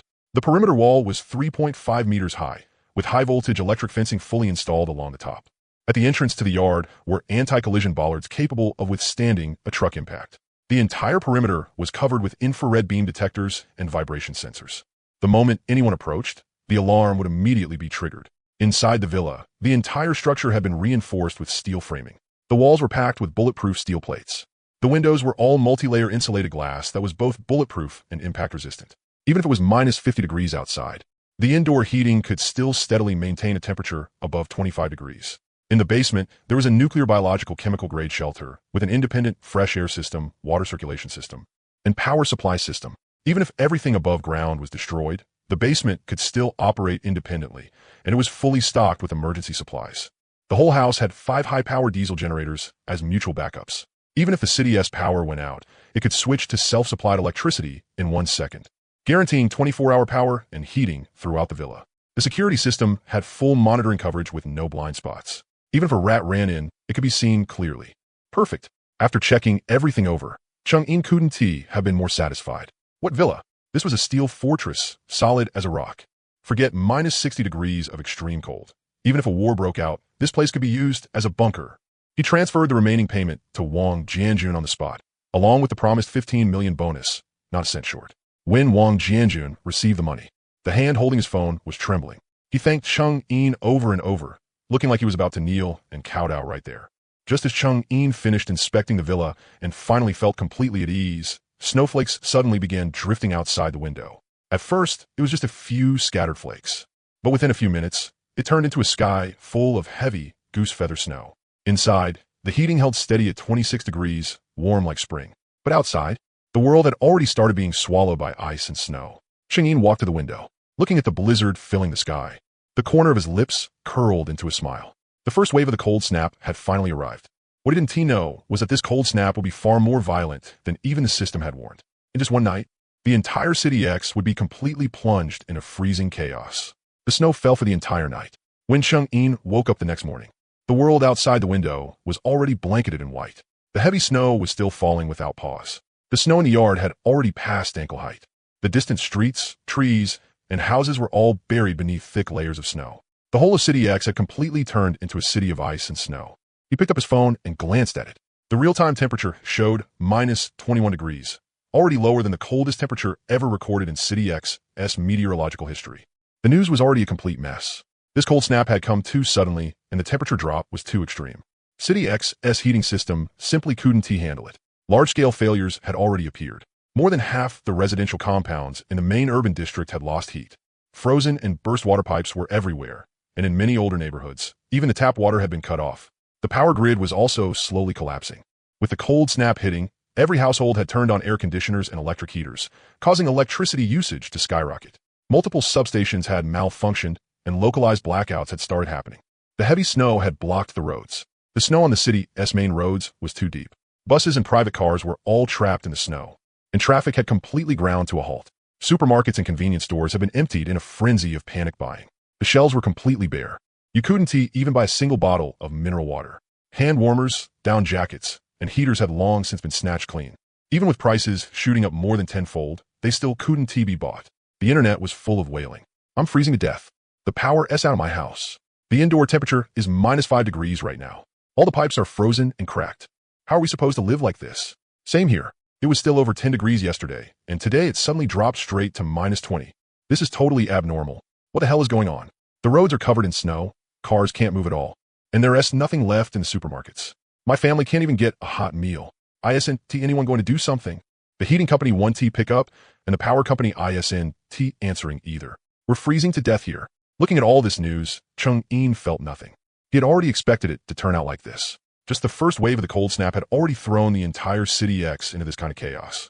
When the true apocalypse of -60 degrees officially arrived a few days later, things would only get even worse. Inside his villa, it was warm like spring. The heating sat steadily at 25 degrees, and the generators were on standby at all times. Even if the city power went out, it wouldn't affect him in the slightest. The refrigerator was packed with food and drinks, and his storage space had everything he could possibly need. While the outside world was freezing and falling into chaos, he was inside in a short-sleeved shirt, leisurely eating steak and drinking red wine. In his arms was clingy Jean, and several little cats circled around his legs. Life couldn't have been more comfortable. Just then, the doorbell rang. Chung-in walked over to the surveillance screen and took a look. It was Su Ching-yin again. She was standing at the door in a thick down jacket, wrapped up tightly. Her face was red from the cold, and she kept rubbing her hands together. She looked half frozen. Chung-in pressed the unlock button, and Su Ching-yin hurried inside.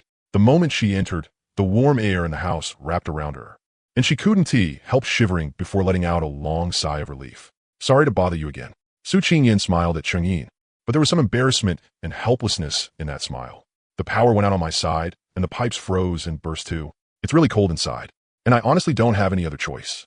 I wanted to ask if you have any extra hand warmers, down sleeping bags, or things like that. I can pay for them. She really had no other option. Her house was too cold to stay in. There was nothing left to buy in the supermarkets.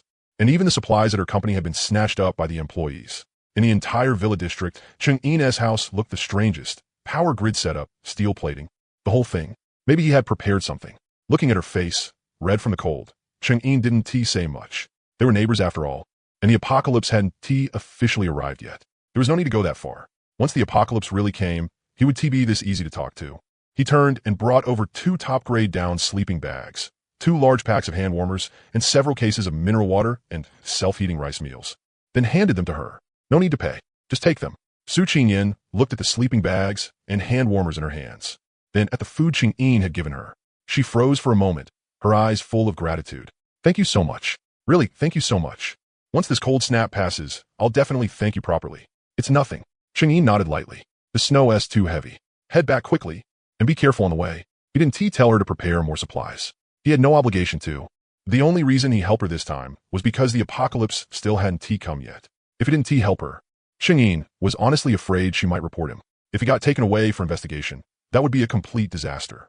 Su Ching-yin thanked him again and again, then hugged the supplies and hurried back to her own house. The more she thought about it, the stranger Chung-in seemed.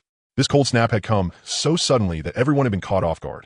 Yet Chung-in not only had a house that was still warm and toasty, he also had sleeping bags, hand warmers, food, and drinks all prepared in such abundance. It was almost like he had known this cold snap was coming all along. But no matter how suspicious she felt, she had no time to think too much about it.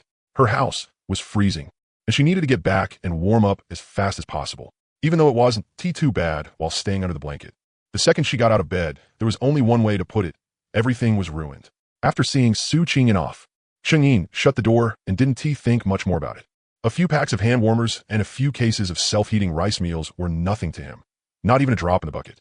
As long as Su Ching-yin didn't report him, that was enough. Over the next few days, the cold snap showed no sign of weakening at all. The temperature dropped all the way to -25 degrees, and City X was completely frozen over. More and more areas lost power and heat. The entire city was starting to descend into chaos. Public security incidents became more frequent, and there were more and more fights and assaults over food and heating supplies. But it was still only around -20 degrees, not some major problem. Plenty of cities had temperatures like this. It was just that some people were spreading apocalypse rumors and triggering panic buying. and some people were taking the chance to vent the darkness and pressure in their hearts. Overall, it wasn't really a big issue. It could barely even be called a problem. And online, talk of the apocalypse had already started appearing. More and more people felt that this abnormal cold snap wasn't just ordinary climate disruption. The end of the world might really be coming. As for Chang'in, his life remained as comfortable as ever. Every day he played games, worked out, petted cats, watched movies, and occasionally stood by the window to look at the frozen world outside. His days were ridiculously pleasant. The only thing he found interesting was the skill he unlocked every day. Yesterday, he had unlocked God-level calligraphy skill. The characters he wrote were even more impressive than those of a calligraphy master. Powerful strokes that seemed to pierce the paper and sink 3 points into the wood. Looking at that skill, Chang'in was so annoyed he almost laughed. The apocalypse is almost here, and I still have to practice calligraphy and read books? What? Am I supposed to write spring festival couplets for people frozen into popsicles out there in the -60-degree ice and snow? Today, God-level reaction speed has been unlocked. Skill details. The host's neural reaction speed is comprehensively enhanced to 20 times the limit of an ordinary human. Can easily predict and dodge bullets, explosive shockwaves, and all other high-speed incoming objects. Dynamic vision is also enhanced 20-fold, allowing clear tracking of fast-moving objects. This skill is permanently active and has no side effects. The moment the system prompt finished, Chang'in shot up from the couch, his eyes going wide on the spot. Holy shit. Finally, something useful. And it was even a god-level skill. 20 times the reaction speed of a normal human's limit, and he could even predict and dodge bullets? This was basically a god-tier survival skill for the apocalypse. In the apocalypse, the most dangerous thing had never been the cold, but people. For a single bite of food, desperate people would do anything. Hidden shots and dirty tricks were impossible to guard against. But now, with this god-level reaction speed, forget bullets. Even if an RPG came flying at him, he could predict it in advance and dodge it with ease. This skill was practically custom-made for the apocalypse. Chang'in was so excited his hands were trembling a little. He couldn't wait to test just how absurd this skill really was. He first picked up a handful of peanuts from the table and flung them into the air. Dozens of peanuts instantly scattered in all directions. But the moment they left his hand, in Chang'in's eyes, the peanuts that should have been flying at high speed instantly slowed down, like a slow-motion replay. The trajectory of every single peanut was crystal clear, down to the finest detail. Without panicking in the slightest, he casually reached out and caught every peanut one after another in midair. Not a single one fell to the ground. Looking at the handful of peanuts in his palm, Chang'in sucked in a sharp breath. Awesome. Too awesome. Everybody on your feet. That had only been a basic test, so he ran over to the workout area, grabbed a bounce ball, and hurled it hard at the wall. The ball ricocheted back at extremely high speed and from a tricky angle, but in Chang'in's eyes, it was moving as slowly as a snail. He casually reached out and caught it steadily in his hand. He tested it over and over several times. No matter what angle the ball came from or how fast it was moving, he could catch it with ease without even needing to blink. Standing there, Chang'in couldn't help but burst into loud laughter. This feels amazing. Too amazing. All those useless skills from before. Let's just say I was saving up karma. This pull was a total jackpot. With this god-level reaction speed, plus the weapons in his hands, his fortress-like shelter, and his massive stockpile of supplies. What was there for him to be afraid of in the coming apocalypse? Just as Chang'in was still riding the high, the snow outside slowly stopped. The howling wind gradually calmed as well. He froze for a moment, then walked to the window and pulled back the curtains. The heavy snow filling the sky had completely stopped, and the wind had weakened a lot too. Outside was still a vast white world of ice and snow, but it was obvious the temperature was slowly rising. He picked up his phone and checked. The real-time temperature had actually risen from -25 degrees to -5 degrees, and it was still climbing. The news had also pushed the latest weather forecast. This cold wave weather event has basically ended. Within the next 24 hours, temperatures in X City will gradually rise to 10 degrees above zero. Skies will clear, and transportation, electricity, and heating systems will gradually be restored. Chang'in raised an eyebrow. The cold wave was over. The first round of cold wave the system had warned about had only lasted exactly 3 days before completely dissipating. He lowered his head and glanced at the system panel. The countdown on it clearly displayed. Time until the arrival of the extreme cold apocalypse. 3 days. 3 days left. Chang'in instantly understood. This round of cold wave had only been a warning from the system, a rehearsal. The real killer move would come 3 days later. But the people outside obviously wouldn't think that way. As soon as the news spread that the cold wave had ended and temperatures were rising, the entire X city instantly erupted. Everyone let out a huge sigh of relief, thinking that this bizarre snowstorm had finally passed for good. The news of the cold wave was overspread through the whole city like it had grown wings. In just one day, the temperature climbed from -25 degrees to 12 degrees above zero. Bright sunlight spilled over the snow and ice, and melted snow water flowed down the streets. Although there was still plenty of snow piled by the roadside, the whole city had already come back to life from its frozen silence. The power company and heating company mobilized all staff to repair damaged lines and pipelines. Residential areas that had lost water and electricity gradually had service restored. The sanitation department sent all snow-clearing vehicles onto the roads to clear snow from the main streets. Things slowly returned to normal. Supermarkets and convenience stores began emergency restocking, and the empty shelves were gradually filled back up. More and more people started appearing on the streets.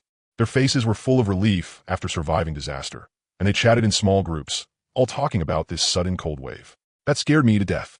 I thought the end of the world was coming. Minus 25 degrees, and my house lost both heating and power. I nearly froze to death, right? Thank God the cold wave passed. It was just some extreme weather. All those apocalypse theories online were complete nonsense. Exactly. Even the Meteorological Bureau said it was just a rare cold wave event. Now it's over, so everything's fine. But seriously, this cold wave was way too weird. The temperature dropped way too fast. Good thing it only lasted 3 days. If it had gone on a few more days, something really would have happened. Forget freezing to death. The prices were insane. A down jacket that used to cost $400. I bought 2 down jackets, and it cost me over $1,500.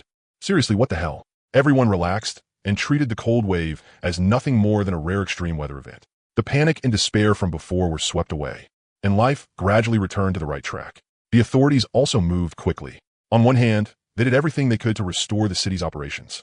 On the other, the police started cracking down hard on people who had taken advantage of the chaos during the cold wave to cause trouble.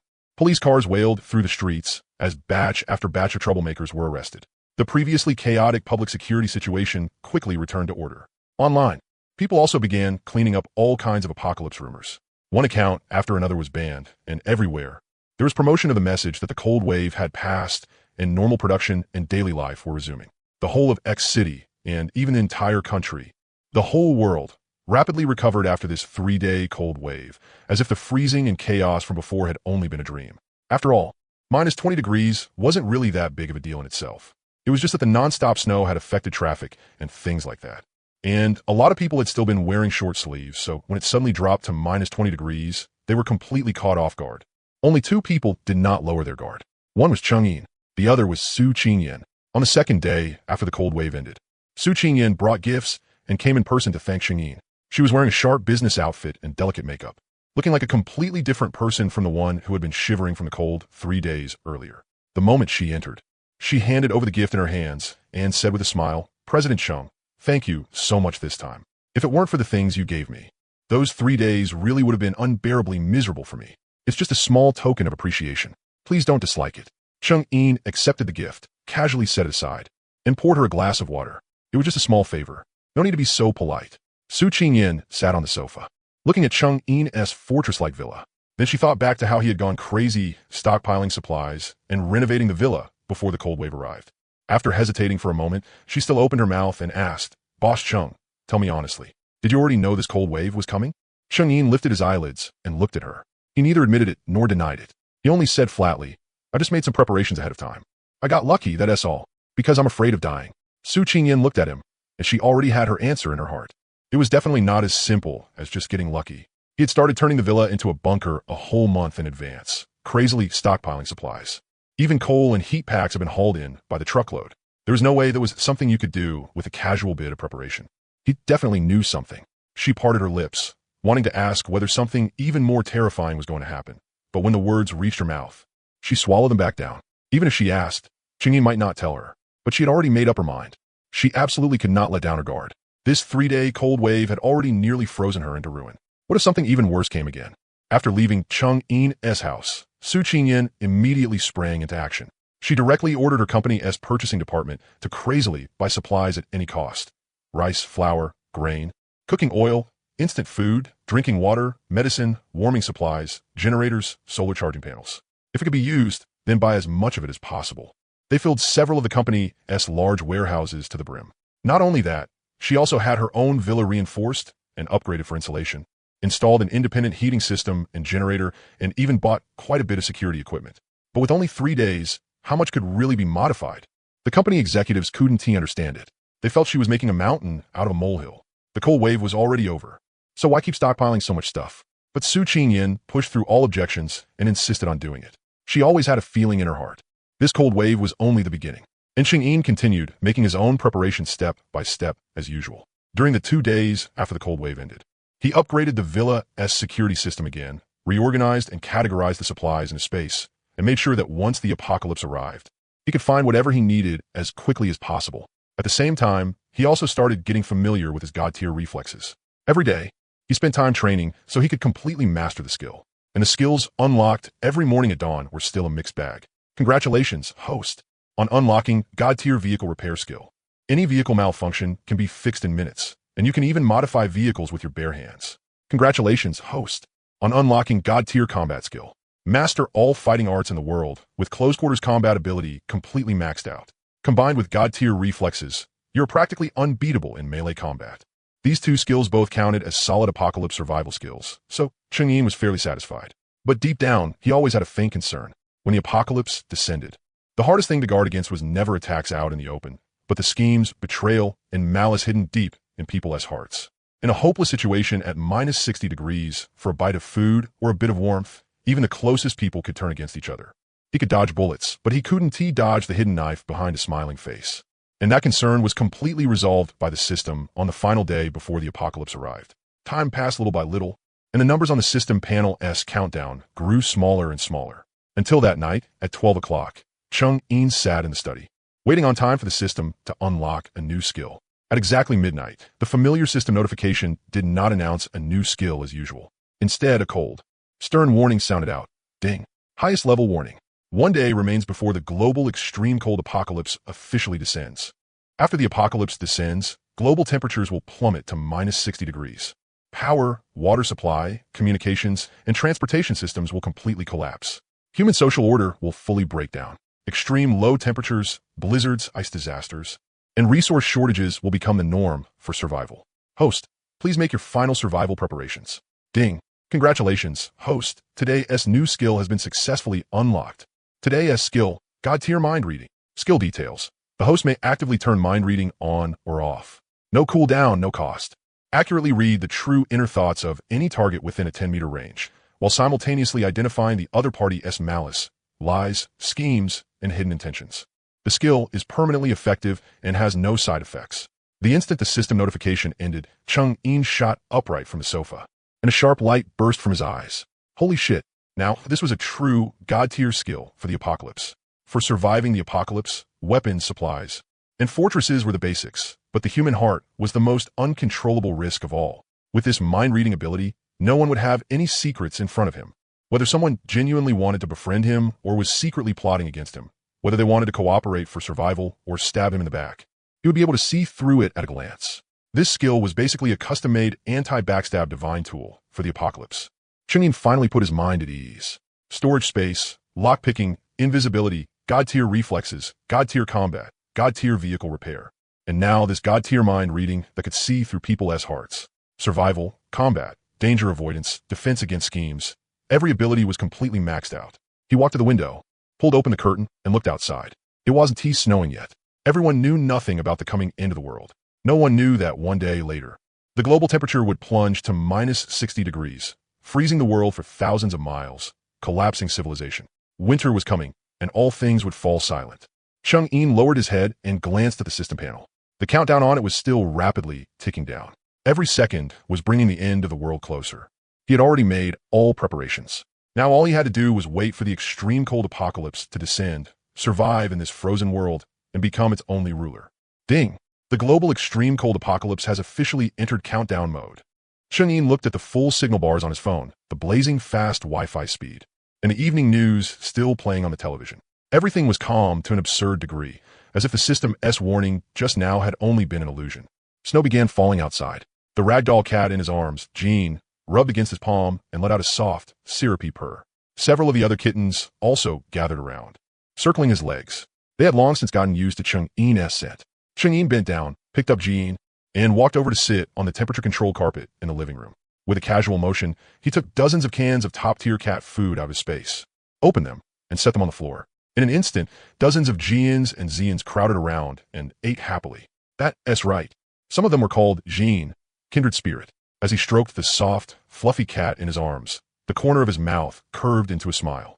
The apocalypse had finally come after all. Only this time, it didn't flip the table right away. Instead, like boiling a frog in warm water, it slowly tightened the noose.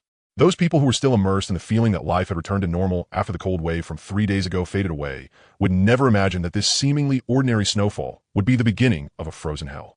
Just then, the phone on the coffee table suddenly started vibrating like crazy, and overdue loan collection texts from the bank popped up one after another. Earlier, in order to stockpile supplies quickly, he had borrowed quite a lot of money from the bank, plus money from several small loan companies, and even some black market loans.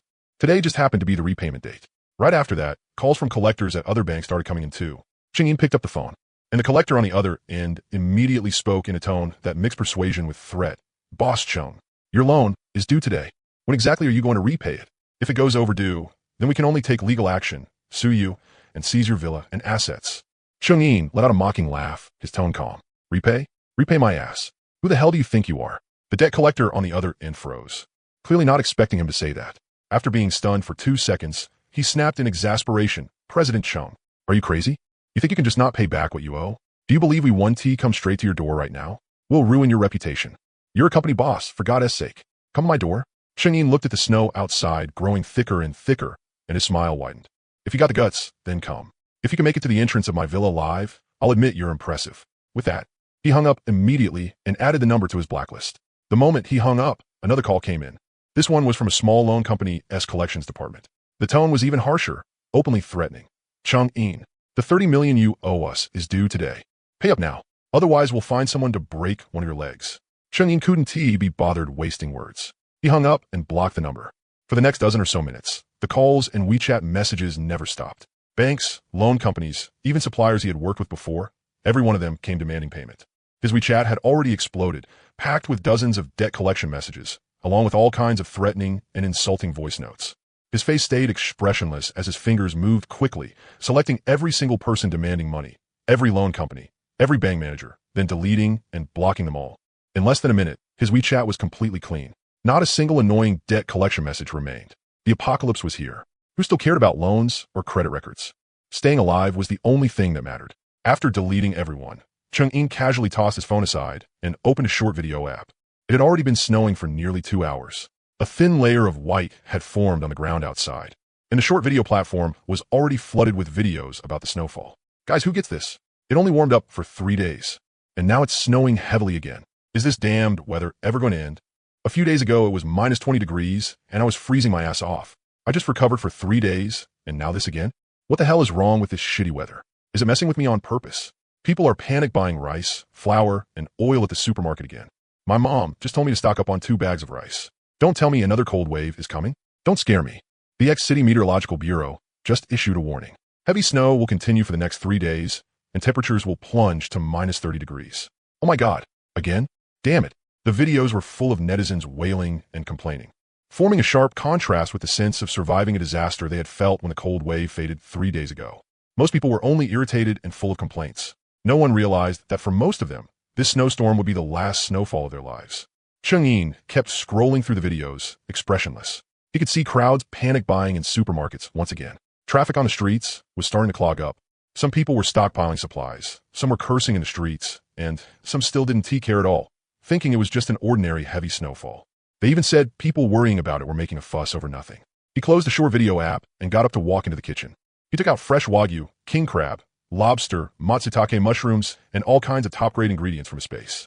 With his god-tier cooking skill, in less than half an hour, he had prepared a lavish dinner spread. Honestly, the skills the system had given him over the past 30 days were pretty useful.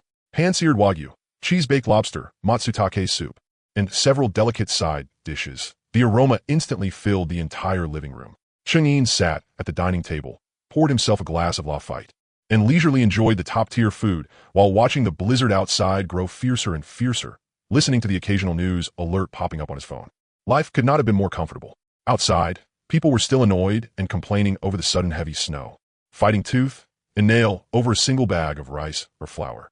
As for him, inside a villa as warm as spring, eating delicacies from the mountains and sea, drinking top-tier red wine, and holding a soft, fluffy cat in his arms, he had long since made perfect preparations for the frozen hell that was about to arrive. The snow continued for 3 straight days, and the temperature dropped in steps right along with it. On the first day, it was only moderate snowfall, and the temperature stayed around -10 degrees. Electricity and internet remained fully normal. The city's operations were completely unaffected. Only the netizens were still online complaining that another cold wave had come again and asking if it would ever end. Su Qingyan next door stayed quietly inside her own villa the whole time, with no intention of coming over to ask for help at all. She probably had enough supplies stockpiled to last for a while. On the second day, the blizzard suddenly intensified. Goose feather-sized snowflakes came crashing down wildly.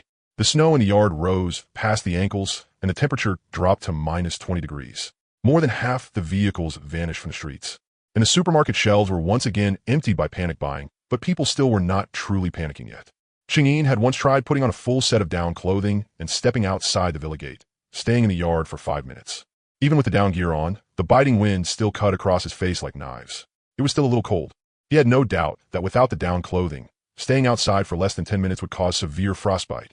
And in half an hour, a person could freeze to death directly in the snow. He immediately retreated back into the villa and had no intention of going out again.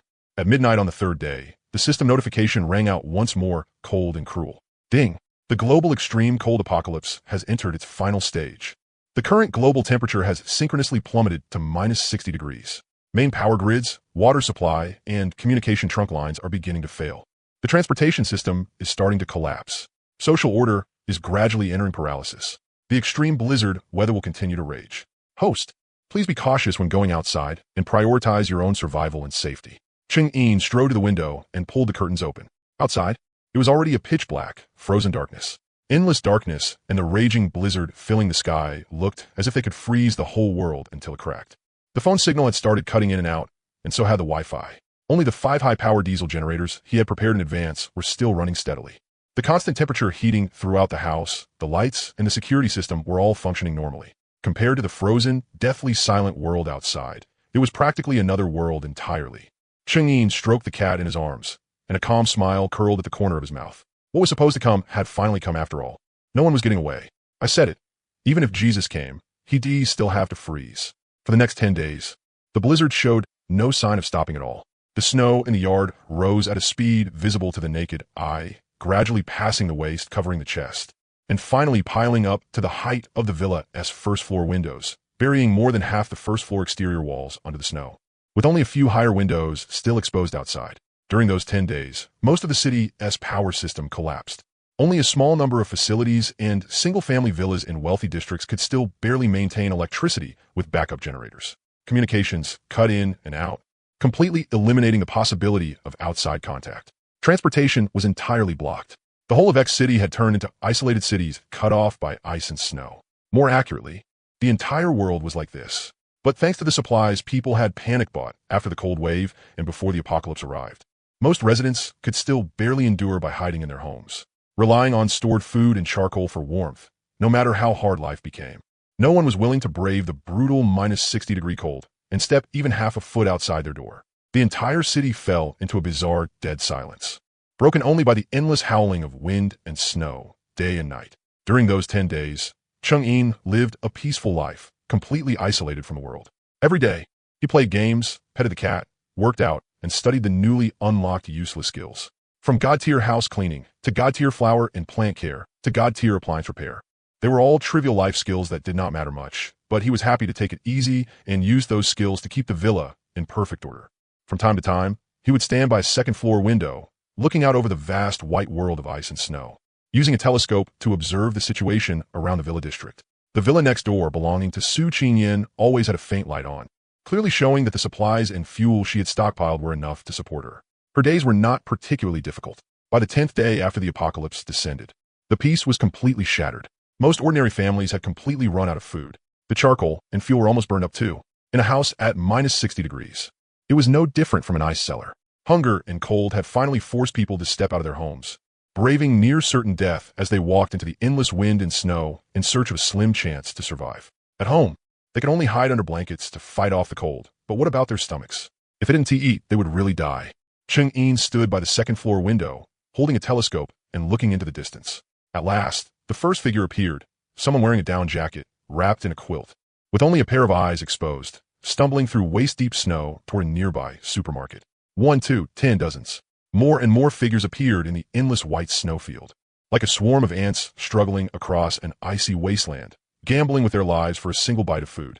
What they didn't know was that the nearby supermarkets and convenience stores had long since had their entrances completely sealed shut by snow several meters thick. Even the door frames were buried under the drifts. Digging them out would be far too troublesome, and the strength required in these conditions was beyond imagination, let alone finding the food inside. Despair was spreading rapidly through this frozen city. In Chang'in's villa, glowing with warm light in the endless darkness and white snow, instantly became the only hope in the eyes of all those struggling to survive, like a torch in the night. Late at night on the 10th day of the apocalypse, the villa was still brightly lit, warm as spring. Chang'in was sitting on the living room carpet, playing with dozens of cats and dogs. He held a cat teaser in his hand, making several little kittens jump around wildly, having the time of their lives. Just then, a warning sounded from a surveillance system. The cat teaser in Chang'in's hand paused for a moment. He raised his eyes and looked toward the monitor screen. In the footage, 3 heavily bundled figures were standing in waist-deep snow, desperately pounding on the large iron gate in front of the villa's electric fence. Through the thick iron gate and the raging snowstorm, their tearful shouts could vaguely be heard. This was the first time in the 10 days since the apocalypse began that anyone had come looking for him. Chang'in set down the cat teaser, stood up, and walked over to the monitor, enlarging the image. There were 3 people, 2 men, and 1 woman. They all looked to be young, in their 20s.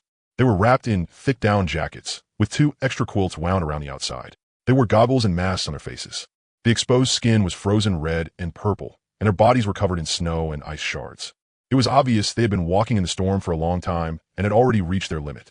One of the men was using his stiff, frozen hands to pound on the gate as he shouted in a hoarse voice, "Big brother, big sister, please open the door. Give us something to eat. We haven't eaten in 3 days. Please, boss, we know you have food here and electricity. Please save us. We'll work for you. We'll do anything." The woman also started crying and shouting. Her voice was trembling so badly from the cold it barely sounded human, and every breath came out in white mist. "Boss, please, if we still can't find food, we're really going to freeze to death and starve to death." Chang'in stood in front of the monitor, watching them expressionlessly, and silently said in his heart, "Activate mind reading." In an instant, the 3 people's truest inner thoughts were transmitted clearly into his mind. The man walking in front. "Great. There really is someone in this villa. The lights are still on. There's definitely food inside. As long as he opens the door, we can rush in and rob the place. Whoever's inside definitely can't stop the 3 of us." The man beside him. "Damn it. Open the door already. I'm starving to death. As long as he gives me something to eat, I'll do anything. If he refuses, then I'll fight him." The woman. "Please open the door. I don't want to die. As long as I can survive, I'm willing to do anything. Once I get inside, there'll be food, and I won't have to freeze outside anymore." A cold smile curled at the corner of Chang'in's mouth. As expected, cries for help in the apocalypse were never simply the result of desperation. Behind them, there was always greed and scheming. Both men were thinking about robbing him the moment the door opened. Only the woman simply wanted to survive. But for the sake of surviving, she could also do unimaginable things. "If you want food, fine." Chang'in's voice remained calm. "I want to give it to you for free, and I want to let you in. The snow around the villa has already buried most of the first floor. Help me clear all the snow at the entrance and around the walls, then pile it farther away. I'll give you food based on how much work you do. When you finish, I'll give you 2 packs of instant noodles and 1 bottle of mineral water. The more you do, the more you get." The moment those words came out, the 3 people outside froze. They clearly hadn't expected Chang'in to propose such a condition. The lead man's expression changed instantly. A vicious look flashed through his eyes as his mind raced. "Damn it, this brat isn't playing by the rules. He wants to open the door. Shoveling snow? At minus 60 degrees, shoveling snow is practically suicide, and he is only giving 2 packs of instant noodles?" Just as he was about to open his mouth and start cursing, the woman beside him had already shouted impatiently, "We'll do it. We'll do it, boss. As long as you give us food, we'll help you shovel snow. Does your word count?" "It counts," Chang'in said flatly. "I'll throw the tools down to you from the 2nd floor window. However much work you do, that is how much food you get. I want to shortchange you. But remember this, you're only allowed to work. If you dare take even 1 step toward the 1st floor door, or have any thoughts you shouldn't have, I'll shoot you on the spot." As he spoke, he picked up a handgun by the window and showed them the pitch-black muzzle. Actually, there was no real danger at all. There was no way they could force open the villa's door. Use explosives to blow it open? Was that realistic? And even then, they still might not be able to blow it open. The 3 people outside saw it clearly. The lead man's expression changed on the spot, and the vicious words at the tip of his tongue were forced back down. They knew very well that Chang'in had a gun and really dared to use it.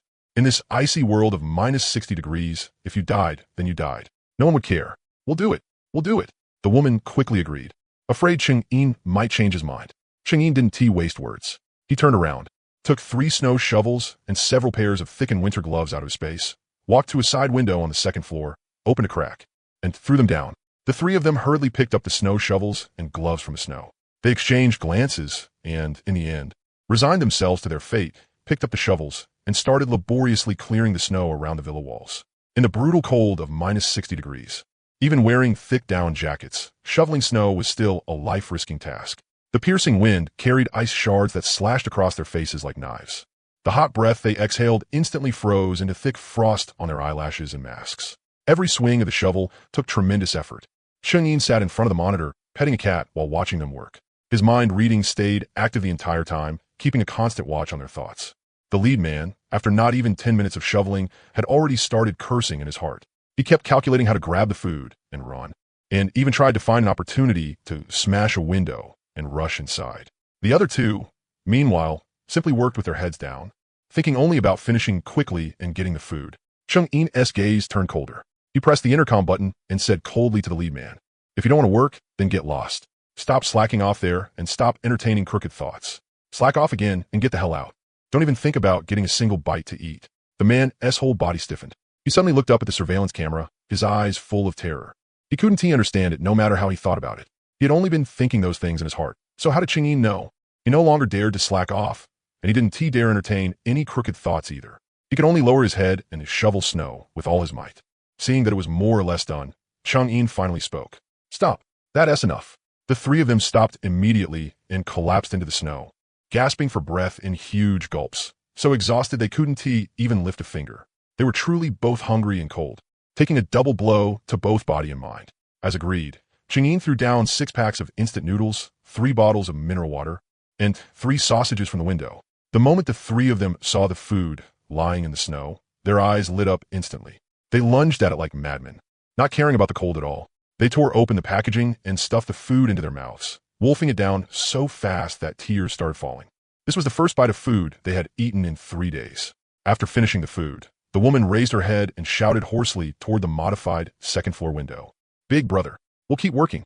We'll come again tomorrow. Can you leave us more work?" "Sure," Cheng-Yin answered flatly. Watching the 3 of them support each other as they disappeared into the endless wind and snow, Cheng-Yin turned off the intercom, expressionless. He wasn't some saint. He wouldn't help others for no reason. Using a few packs of instant noodles in exchange for having someone clear the snow around his villa was a deal that was all profit and no loss. After all, the first floor of the villa was already more than half buried by snow. Not only did it affect visibility, it could also provide cover for people with bad intentions. Clearing the snow would only benefit him. What he hadn't expected was that this snow shoveling for food deal would spread like the wind, quickly reaching the ears of every survivor nearby who was struggling to stay alive. Early the next morning, just as dawn was breaking, more than a dozen people had already gathered outside the villa gates. They were all survivors from nearby residential compounds. After hearing that they could exchange snow shoveling for food here, they had braved the blizzard to come over. Every single one of them was shivering from the cold, but their eyes were full of hunger for food. Standing in front of the monitors, Cheng-Yin activated his mind-reading ability and screened them one by one. He weeded out more than a dozen people who were thinking about robbery or ambushes, leaving behind only 8 who genuinely wanted to work for food and had no crooked thoughts at all. He still followed the same old rules. He didn't open the door. He only threw snow shovels and tools down from the window, marked out the work area, and gave out food based on how much work was done. The more you worked, the more you got. Put the tools by the wall when you're done. If anyone dares take one, I'll treat him to laver egg drop soup. After saying that, Cheng-Yin went back to petting the dogs. 8 people were outside the villa walls, grunting and straining as they shoveled snow. The several-meter-thick snow around the villa was cleared away at a visible speed and piled up in an empty area farther off. The first-floor walls and main doors that had originally been buried by snow were completely exposed, and the field of view instantly opened up a lot. As promised, Cheng-Yin gave each person the corresponding amount of food based on their workload. The people who received food were so overjoyed they cried. They thanked the villa again and agreed to come back to work the next day. Over the next few days, more and more people came to the villa looking for work. At the peak, there were dozens gathered outside the gate. Cheng-Yin remained on guard the whole time. Every single time, he used his mind-reading ability to screen them. Anyone with even the slightest crooked thought, anyone eyeing the villa with bad intentions, was driven away. He only kept the honest workers. Thanks to those people, The snow around the villa was cleared spotless. They even opened up a snow road at the entrance wide enough for vehicles to pass through. And what Chang'in had paid was nothing more than a few cases of instant noodles and mineral water. To him, it was barely worth mentioning. Through his mind-reading ability, he also learned about the situation outside from the thoughts of those survivors. The entire X-City had already started falling into chaos. Supermarkets and convenience stores had all been buried under snow. The number of people who could dig up food was pitifully small. For a single bite to eat, neighbors turned against each other, and robberies happened every day. People starving to death and freezing to death outside could be seen everywhere. The whole city had already turned into a living hell, and his villa had become the only place in this area where food could be exchanged for labor in a stable way. The night grew deeper and deeper, while the blizzard outside crashed down like it had gone insane. Chang'in was curled up in a gaming chair in the second-floor living room, holding the soft and fluffy Ji-in in his arms, while a single-player game was running on the screen. On the rug beside him, more than a dozen cats and dogs were lying there dozing off, while a few kittens scampered around everywhere. The entire villa was warm and cozy, kept at a constant 27 degrees, a completely different world from the frozen hell of minus 60 degrees outside. Just then, the German shepherd lying at the very front suddenly perked up its ears. A low whine came from its throat as it stared warily in the direction of the villa gate. The mouse in Chang'in's hand paused for a moment, and he instantly took off his headphones. There was definitely someone outside. Chang'in gently patted the German shepherd on the head and quietly soothed it. "Good boy. Don't bark. It's fine. I'll go take a look." The German shepherd quieted down immediately, but it still stared fixedly at the gate, the low rumble in its throat unceasing. The other dogs also got to their feet and gathered around Chang'in's legs, looking like they were ready to protect their master. Without disturbing them, Chang'in stood up and walked lightly over to the monitor screen, switching the feed to every corner outside the villa walls. The moment he saw it, a cold smile instantly curled at the corner of his mouth. On the surveillance screen, 7 or 8 shadowy figures were hiding behind the villa wall, sneaking glances this way. They were holding steel pipes and axes, the gleaming metal occasionally reflecting light off the snow. It wasn't just the front wall. There were shadows moving on the left side and the right side too. Counting roughly, there were more than 30 people in total, half surrounding the entire villa. Chang'in knew clearly in his heart that what was meant to come had finally come. For the past 10 days, he had been exchanging food for labor every day at the villa gate, having nearby survivors help him shovel snow. He paid generously and never cheated anyone, young or old. Everyone in the area knew that in this lit-up villa in the villa district lived a rich man with food in his hands. He understood the principle that wealth shouldn't be flaunted, but in this apocalypse, his brightly lit villa itself was like a torch in the night. There was no way to hide it. Power outages had already begun happening intermittently in many places. Rather than trying to hide it, he might as well put it out in the open, then use absolute strength to crush anyone who dared harbor crooked thoughts toward him. No, not crush them, kill them outright, and wipe out all future trouble. He had long expected that sooner or later, there would be people desperate enough to target him. He just hadn't expected this bunch to come so fast. At his feet were an AK-47, an M4 rifle, and Desert Eagle pistols, all arranged neatly in a row. Beside them was a heaping pile of gleaming golden bullets, along with grenades and flashbangs. These were all serious goods he had spent a huge amount of money on before the apocalypse. More accurately, stolen and smuggled back from overseas. Before this, he had still been thinking that it was only the 10th day of the apocalypse. Order hadn't completely collapsed yet. If no one provoked him, then there was no need for him to kill casually. Scaring them off and driving them away would have been enough. But now, looking at the more than 30 people outside, armed with weapons and clearly planning to rush in to steal supplies and maybe even take his life. If he still showed mercy now, then he would be a complete idiot. In the apocalypse, mercy toward enemies was cruelty toward yourself. Let one go today, and tomorrow he could bring 100 people back. When that happened, the one who died would be Chang'in. So today, not a single one of these people was getting away. Chang'in reached out and picked up the AK-47, racking the bolt with a sharp clack. His movements were crisp and decisive. He tucked 2 pistols into his waistband and stuffed 2 grenades into his pockets. He didn't take a suppressor. There was no need at all. Today, he wanted to make the commotion as loud as possible, so everyone in the whole area would hear exactly what happened to those who dared set their sights on Chang'in. He turned and went back to the second-floor window, pulled the curtain open a crack, and looked at the surveillance feed again. At the same time, he silently said in his heart, "Activate mind reading."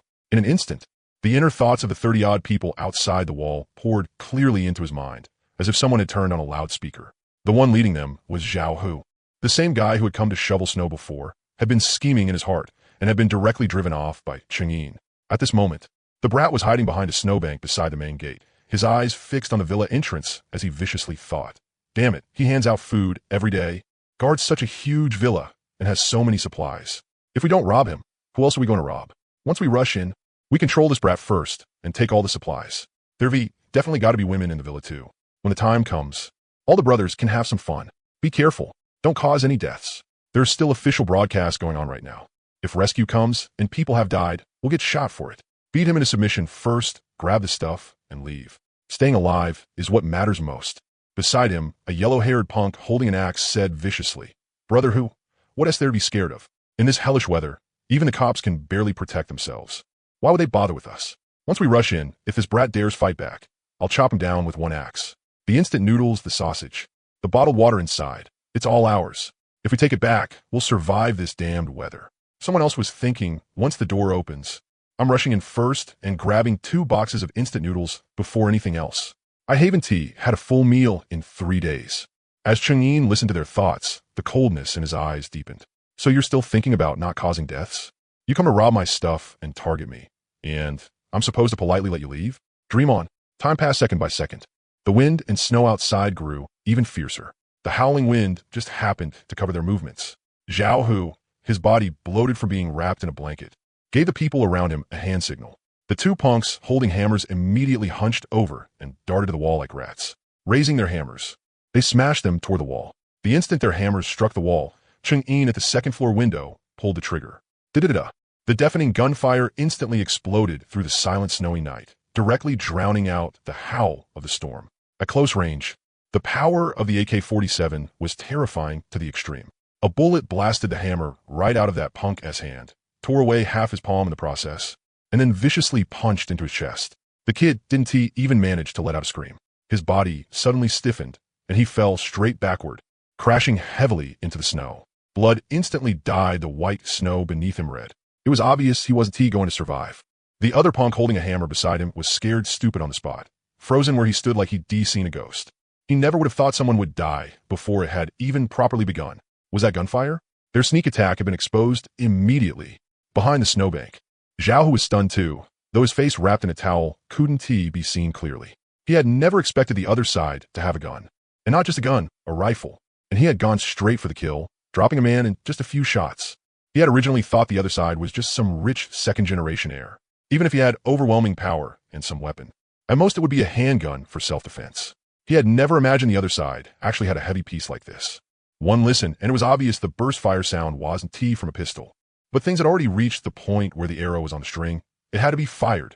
With red eyes, Zhao Hu let out a hoarse roar. Damn it, he dares kill people. Brothers, charge. He has only got one gun, and his bullets are limited. Rush in, kill him. The supplies inside are all ours. The gun is ours too. Cheng-Yin was dumbfounded. Good lord, you really are brave. You still dare charge when there's a gun? Don't you know the gun shoots the one sticking out first? Looks like you're really close to starving to death. The moment he said that, the remaining 30-odd people, driven insane by hunger, all raised axes and steel pipes and charged out like mad from every direction, rushing toward the villa's main gate and walls. Charge. Kill him. Take the supplies. Take the women. Damn it, we're going all in. More than 30 people. Like a pack of lunatics, a dense black mass, stomped through snow as deep as their waists and charged toward the villa. At the second-floor window, there wasn't the slightest trace of panic on Cheng-Yin's face. There was even a sneer at the corner of his mouth. With just this many people, they dare come rob his stuff? Courting death. His reaction speed fully activated in an instant. In his eyes, the charging crowd suddenly slowed down, like a slow-motion replay. Every movement, every step they took while running, even every breath, was crystal clear. He raised the AK, aimed at the yellow-haired punk in the lead holding a steel pipe, and pulled the trigger without hesitation. Da-da-da. Several rapid gunshots rang out, making even the window buzz and tremble. The bullets hit Huang Mao squarely in the chest. The massive impact directly sent him flying, and he crashed heavily into the snow, dead on the spot. Right after that, Cheng-Yin shifted the muzzle and kept pulling the trigger at the people in front. The deafening gunshots came one after another, blasting through the silent villa district until people's eardrums hurt. The people charging in front dropped one after another, and the pure white snowfield was dyed blood red. But the remaining people had already gone red-eyed. They still charged forward like maniacs. A few had already rushed to the outermost gate of the villa, raising their axes and smashing them hard against the bulletproof gate, producing loud banging sounds. A few others rushed to the wall, formed a human ladder, and tried to climb over it.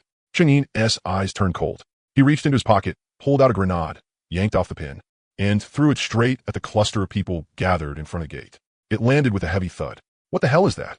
Someone in the crowd screamed, but it was already too late. Boom! Arg! A deafening explosion erupted instantly. Flames shot into the sky, and the shockwave directly blasted the surrounding people flying. Snow chunks, shattered ice, steel pipes, and axes flew everywhere. The few people in front of the gate were blown into a bloody mess on the spot, all sound gone from them. This single blast completely shattered the courage of the rest. A gun, and grenades too. How is this some rich second-generation heir? This was a damn arms dealer. The people who had originally been charging in front instantly stopped and turned to run. Run. Run now. That brat's a madman. He has a gun and grenades. We can't beat him. Run. The crowd instantly collapsed in panic. One by one, they scrambled and crawled as they turned and fled into the darkness in the distance, wishing their parents had given them 2 more legs. Run? Cheng-Yin let out a cold laugh. How could he possibly give them a chance to escape? If he let even one get away today, tomorrow that person could bring even more people back. The trouble would never end. He raised the AK and kept pulling the trigger at the fleeing crowd. Gunshots rang out one after another, and the fleeing people fell one after another. Corpses and blood were everywhere across the snow. Zhao was the one running at the very front. He had long since been scared out of his wits. He stumbled and crawled as he ran, with only one thought in his mind. Run. Run as far away as possible. This man is a devil. But he had barely run a few steps before Cheng-Yin had already locked onto him, with the boost to his reaction speed. Even though Zhao, who was running at full speed, and even though the wind and snow were fierce, Cheng-Yin still aimed precisely at his back. Bang! With the final gunshot, the bullet struck Zhao Hu squarely in the center of his back. Zhao Hu's body suddenly went rigid. He staggered forward a few steps, then pitched head first into the snow. He twitched twice, then went completely still. The whole world fell silent in an instant. Only the howling of the wind and snow remained. Cheng-Yin stood by the window and glanced at the snow outside. More than 30 people. Not a single one got away. Every last one of them died in the snow outside the villa. Blood stained a large stretch of the snow red, making it especially glaring. Cheng-Yin lowered the gun. With a click, he swapped out the empty magazine and chambered a fresh round. The dogs and cats in the villa had been badly frightened by the gunfire and explosions just now. They gathered around Cheng-Yin's feet, barking and whining.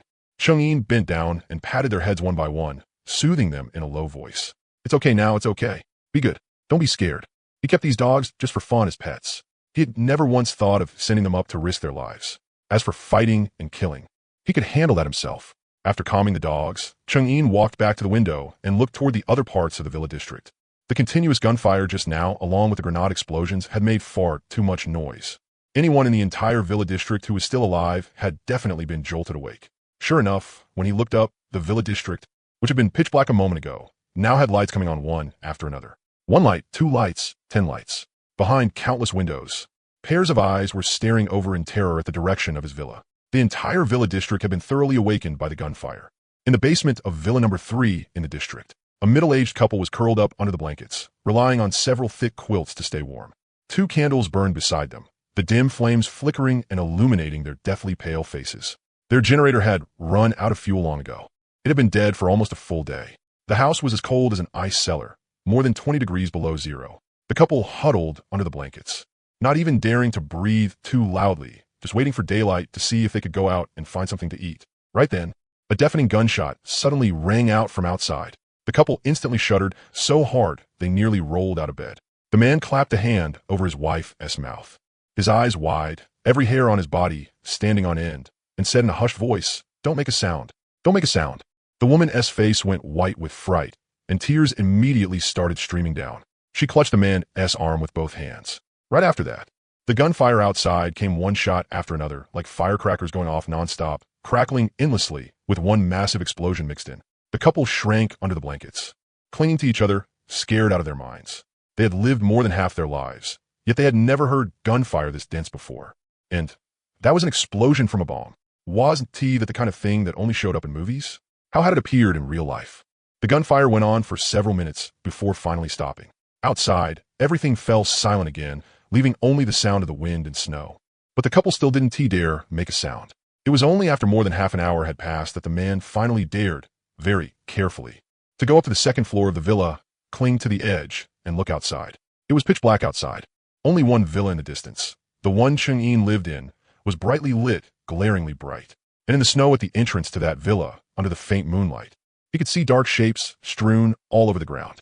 The man sucked in a sharp breath instantly pulled his head back and dropped onto the floor. For a long while, he couldn't say a word. Back in the basement. What happened?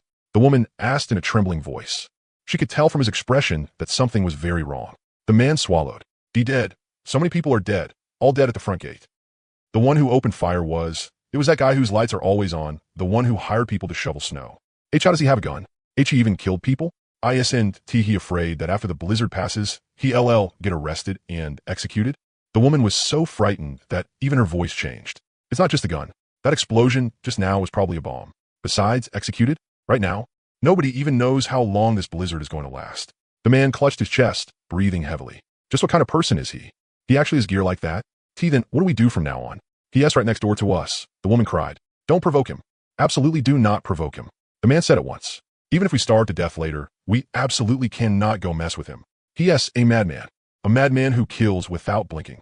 We stay quietly inside our home and absolutely do not go out.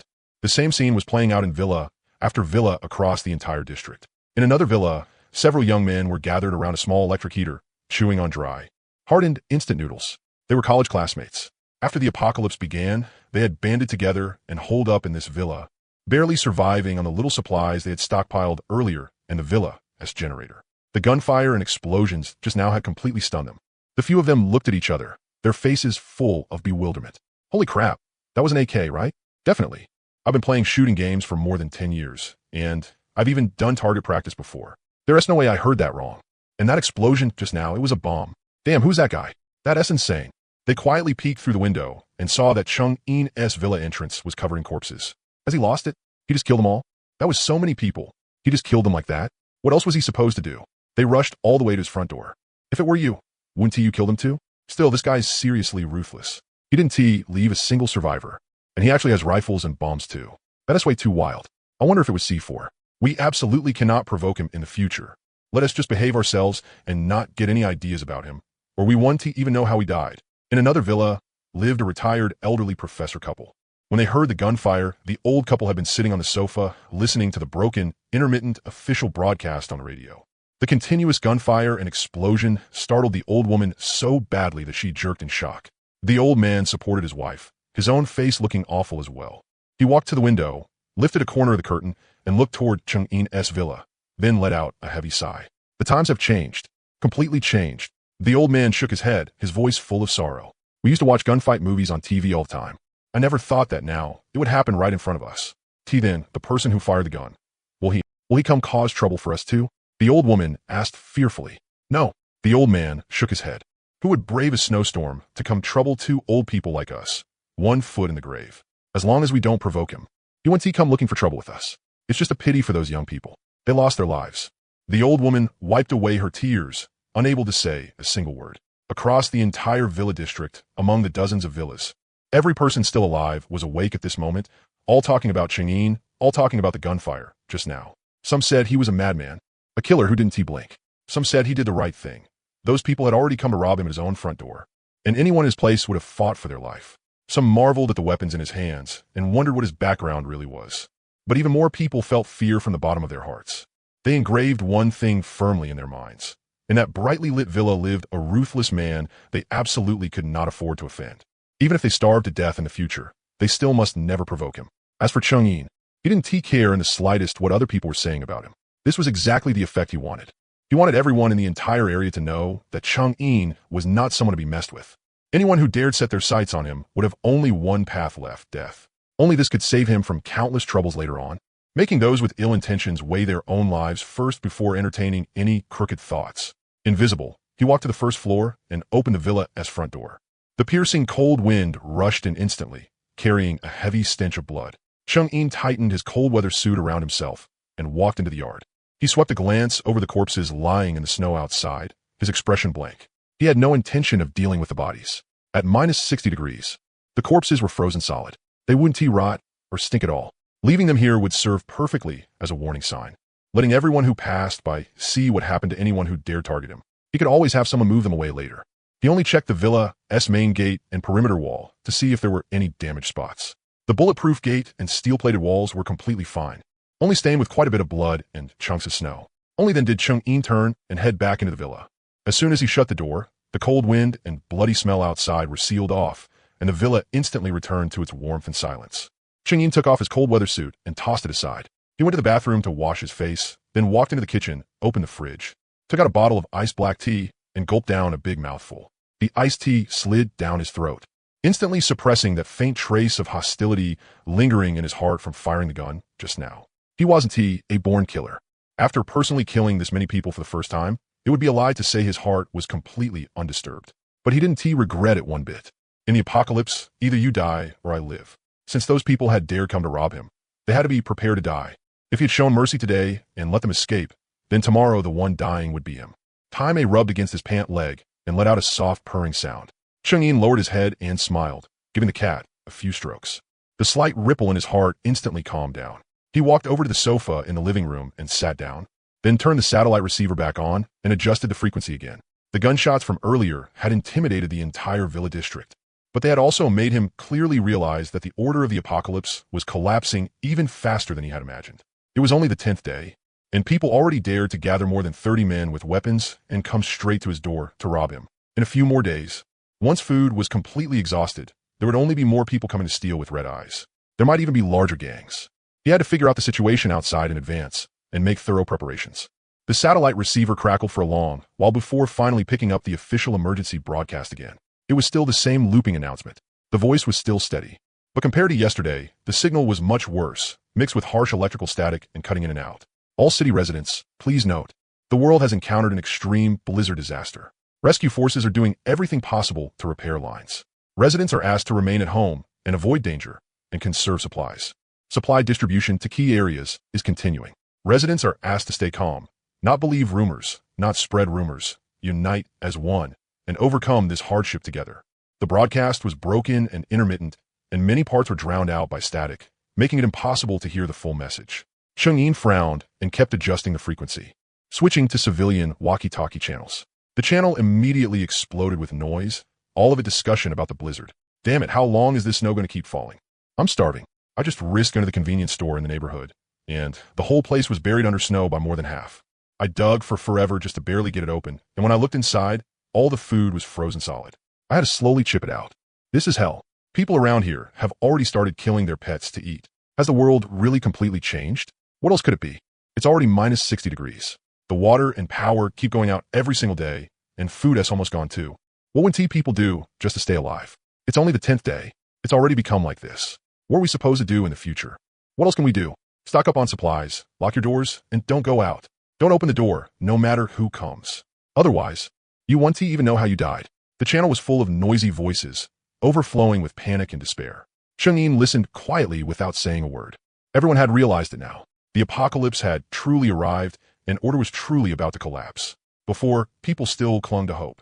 They thought rescue would arrive soon and life would quickly return to normal. So they still held on to a bottom line and didn't dare do anything too outrageous. But now, there was no sign of the snow stopping at all. To survive, for a bite of food, for a little diesel to keep warm. More and more people would throw away their bottom line, pick up weapons, and rob and kill. The real chaos had only just begun. Chang'in stood up and walked to the window, looking at the endless darkness and blizzard outside, looking at those frozen corpses in the snow. His gaze was ice cold. He was already prepared.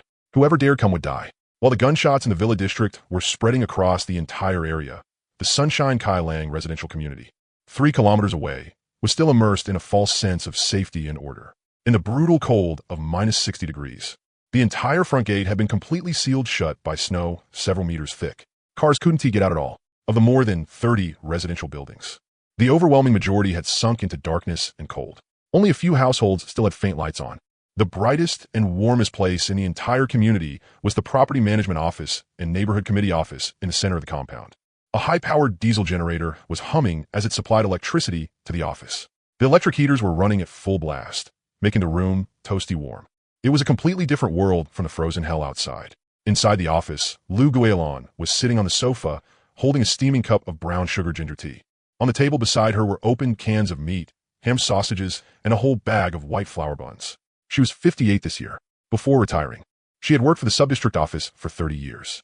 She was silver-tongued and especially skilled at winning people over and controlling a situation. In Sunshine, Kailang community, she held extremely high prestige. The day the apocalypse descended, the whole community instantly erupted into chaos. Some households lost running water and kept shouting for property management to fix it. About 2 days later, there were intermittent water and power outages. The temperature plunged to dozens of degrees below zero. Every household panicked. Some cried, some made a scene, and the entire community became a complete mess. Lu Guilin was the first to step forward. She brought property manager Zhang Tao, security captain Wang Hu, and several old sisters who usually danced square dancing with her. Carrying loudspeakers, they went building by building throughout the neighborhood, shouting announcements.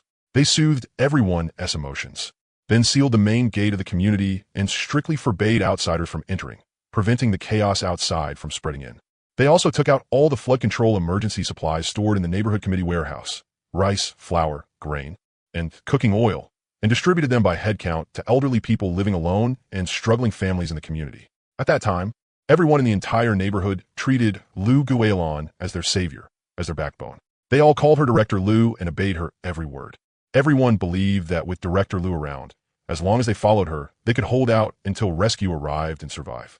But now, 10 days had passed, and the emergency supplies in the neighborhood committee warehouse had long since run dry. Official relief supplies had only arrived once, on the third day of the apocalypse. By the time they were divided among households, each family got only a few packs of instant noodles and a few bottles of mineral water. After that, there was no more news. Still, fortunately, the vast majority of households in the community still had a bit of food stored at home. As for those who didn't, tea, cold and hunger, like two invisible hands, clamped around their throats, and panic once again began spreading through the community. But Lu Guilin wasn't panicked at all. All her life, what she understood best was how to grasp people as hearts, and how to use the collective and hope to keep everyone firmly in her hands. On the very day the emergency supplies ran out, she started an initiative in the residential owners group chat for centralized supply management and getting through the crisis together. And it instantly received a response from the vast majority of people. At this moment, in the property management office, Lu Guilin set down the brown sugar ginger tea in her hand and slowly said to the property manager Zhang Tao and security captain Wang Hu, who were sitting across from her, "How did today's supply registration go? How many households still haven't turned theirs in?" Zhang Tao quickly smiled and said, "Sister Lu, most of them already handed theirs over. There are only a dozen or so younger households left. They're hiding things and refusing to turn them in, saying they want to keep them for themselves. A bunch of ignorant young people." Lu Guilin let out a cold snort, a trace of displeasure appearing on her face. At a time like this, they're still thinking about hiding things for themselves? How many days can they last fighting alone? Only by gathering all the supplies together, managing them uniformly, and distributing them uniformly can we make them last and hold out until rescue arrives. They don't even understand something that simple. Exactly. Security Captain Wang, who immediately echoed her. He was tall and burly, with a fierce face. He used to be a security captain at a construction site. After the apocalypse, he had more than a dozen guards under him, and in the neighborhood, his word was absolute. "Sister Lu, just say the word. This afternoon I'll take the brothers with me and go door to do some ideological work. I refuse to believe they still dare not hand them over. Don't be too forceful." Lu Guilin waved her hand, putting on an earnest expression. "We're all neighbors here.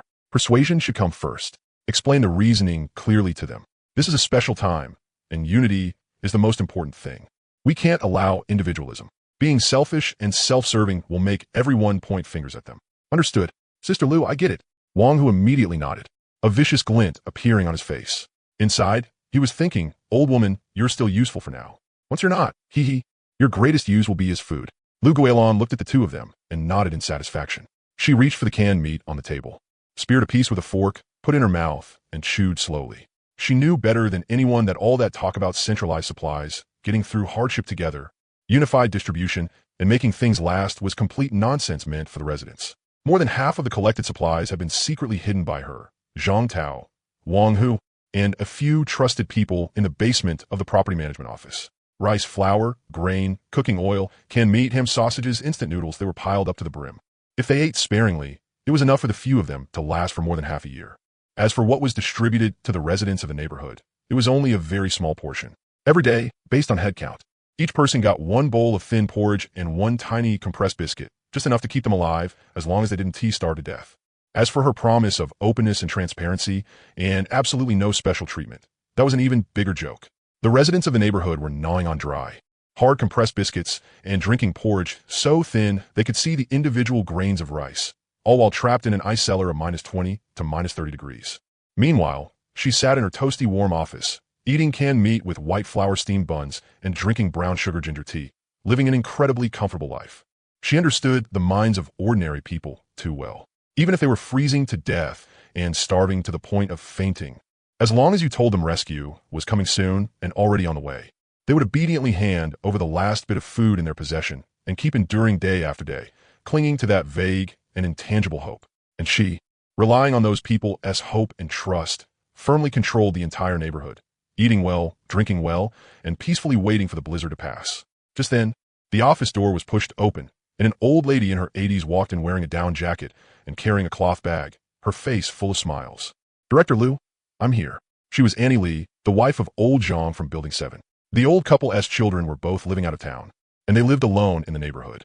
Even before the apocalypse, Lu Guilin often looked after them. The old couple trusted her immensely and practically treated her like their own daughter. "Annie Lee, come sit, come sit." Lu Guilin immediately stood up with a smile, warmly helping Annie Lee sit down and pouring her a cup of hot water. "It's freezing outside. Why did you come all the way here yourself? If you needed anything, I could had little Wong go over." It's fine, it's fine." Auntie Lee smiled and handed over the cloth bag in her hand. "Director Liu, this is the last half bag of white flour for my home and a small bucket of peanut oil. The old man and I talked it over, and we're turning it all in for unified management. With the two of us following you, we feel at ease." "Oh my, Annie Lee, this." Lu Guilin put on a deeply moved expression and patted Annie Lee's hand. "You two are already so old. You should keep it for yourselves to eat. Why turn it in? That one tea do." Auntie Lee said immediately, "This is a special time now. Everyone has to stay united. We can't have special treatment. Director Liu, you worry and work hard for our whole neighborhood every single day. The two of us old folks have to do our part too. Besides, if we follow you, how can we possibly go hungry? Don't worry, Annie Lee, as long as I have a bite to eat. You and old Zhang absolutely one tea go hungry." Lu Guilin immediately thumped her chest and guaranteed it, while inside, she was overjoyed. Another fool, voluntarily delivering food right to her door. After seeing Annie Lee off, Zhang Tao looked at the half bag of white flour in his hands and said to Lu Guilin with a smile, "Sister Lu, you're really amazing. Just a few words from you, and these old men and old women willingly hand over their entire family savings." Lu Guilin gave a mocking laugh, picked up her teacup, took a sip, and slowly said, "These common people are the easiest to control. As long as you give them a little hope and make them think rescue is coming soon, they obediently listen. We hardly have to make any effort at all. What apocalypse? What frozen world? As long as those people still held on to hope and still listened to her, she could live comfortably in this apocalypse. As for whether those residents lived or died, what did that have to do with her? In a rental apartment on the 6th floor of Building 12 in Sunshine, cheerful community, Lee was curled up in an icy cold blanket, shivering all over, her teeth chattering nonstop. The rental apartment had long since lost power. A thick layer of frost covered the windows, and the temperature inside had dropped to minus 25 degrees. She had put on every piece of thick clothing she owned and wrapped herself in 2 cotton quilts, yet it still wasn't enough to keep out the piercing cold. Her hands and feet had long since gone numb from the freezing, with no feeling left at all. She was 23 this year, 1 year out of college, and worked at an internet company in X City. She rented this place in the neighborhood by herself. Before the apocalypse arrived, she had just gotten paid. When she saw the weather forecast saying a blizzard was coming, she had a vague feeling that something was off. So she went to the supermarket and stocked up on 2 cases of instant noodles, 1 box of bread, 1 case of bottled water, some snacks and food, and several thick cotton quilts. Back then, her co-workers had laughed at her, saying she was making a fuss over nothing. Wasn't it just a snowstorm? Was there really any need to stock up on so much stuff? But now, she was incredibly grateful for the decision she had made back then. It was precisely those supplies that kept her from going hungry during the first 10 days of the apocalypse. But she never could have imagined that the supplies she had painstakingly stocked up would, in the end, be tricked away from her with just a few words. 3 days ago, Lu Guilin had come with Wang Hu and several old men and old women from the neighborhood and blocked the entrance to her rental apartment. Lu Guilin wore a kindly smile and patiently tried to persuade her. "Little Lee, look, this is a special time right now. Everyone is getting through the hardship together. You're just a young girl. Even if you stock up on this much food, you one tea be able to finish it all. And if you leave it too long, it'll go bad. Why not hand it over so we can manage it uniformly and distribute it uniformly? When rescue arrives, the country definitely won't treat you unfairly." At the time, she refused to hand it over, saying she had painstakingly stocked it herself and wanted to keep it to eat on her own. As a result, Wang Hu's face immediately darkened. He tapped the doorframe with the rubber baton in his hand and said viciously, "Little girl, don't refuse a toast only to drink a forfeit. This is a special time right now. Refusing to cooperate with supply coordination is disrupting disaster relief order. When the rescue gets here, someone else is going to have to take responsibility. Besides, you're just a young girl. Guarding this much food by yourself What if bad people set their sights on you? If something happens, who is responsible? The old men and old ladies nearby joined in too, each chiming in one after another. Between the lines, it was all the same message. If she didn't hand it over, she was selfish, only cared about herself, and didn't care whether everyone else lived or died. How could a young person have so little sense of collective honor? She was just a young girl who had only recently graduated, living alone in the city. Where had she ever seen something like this before? Surrounded by a whole crowd, morally pressured, threatened, coaxed, and afraid they might really force their way in and rob her. She could only cry as she handed over more than half of the supplies she had stockpiled, secretly hiding only a few packs of instant noodles and a few pieces of bread. But after handing over her supplies, her life became harder day by day. Every day, she could only go to the property management office and receive one bowl of watery porridge, so thin you could count the grains of rice in it, plus one tiny compressed biscuit. It was nowhere near enough to fill her stomach. After 3 days of that, she was so hungry she felt dizzy and saw spots. At night, lying in her freezing cold bed, she didn't even have the strength to cry.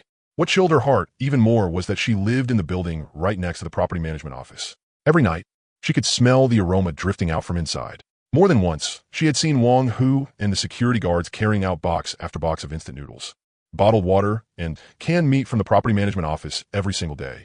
Yet they still told everyone that supplies were almost used up and that this tiny portion each day was all they could give. She knew better than anyone that she had been tricked. What centralized management, what fair distribution, what getting through hard times together. It was all lies. The supplies they had collected had all been embezzled by Lu Guilin and her trusted followers. They stayed in that warm office, eating and drinking well, while residents like her, who had already handed over their supplies, were left in an ice cellar, starving until they were dizzy and shivering from a cold. But she didn't dare say anything, and she didn't dare make trouble. Everyone in the entire residential complex believed Lu Guilin's words. They all treated her like a savior.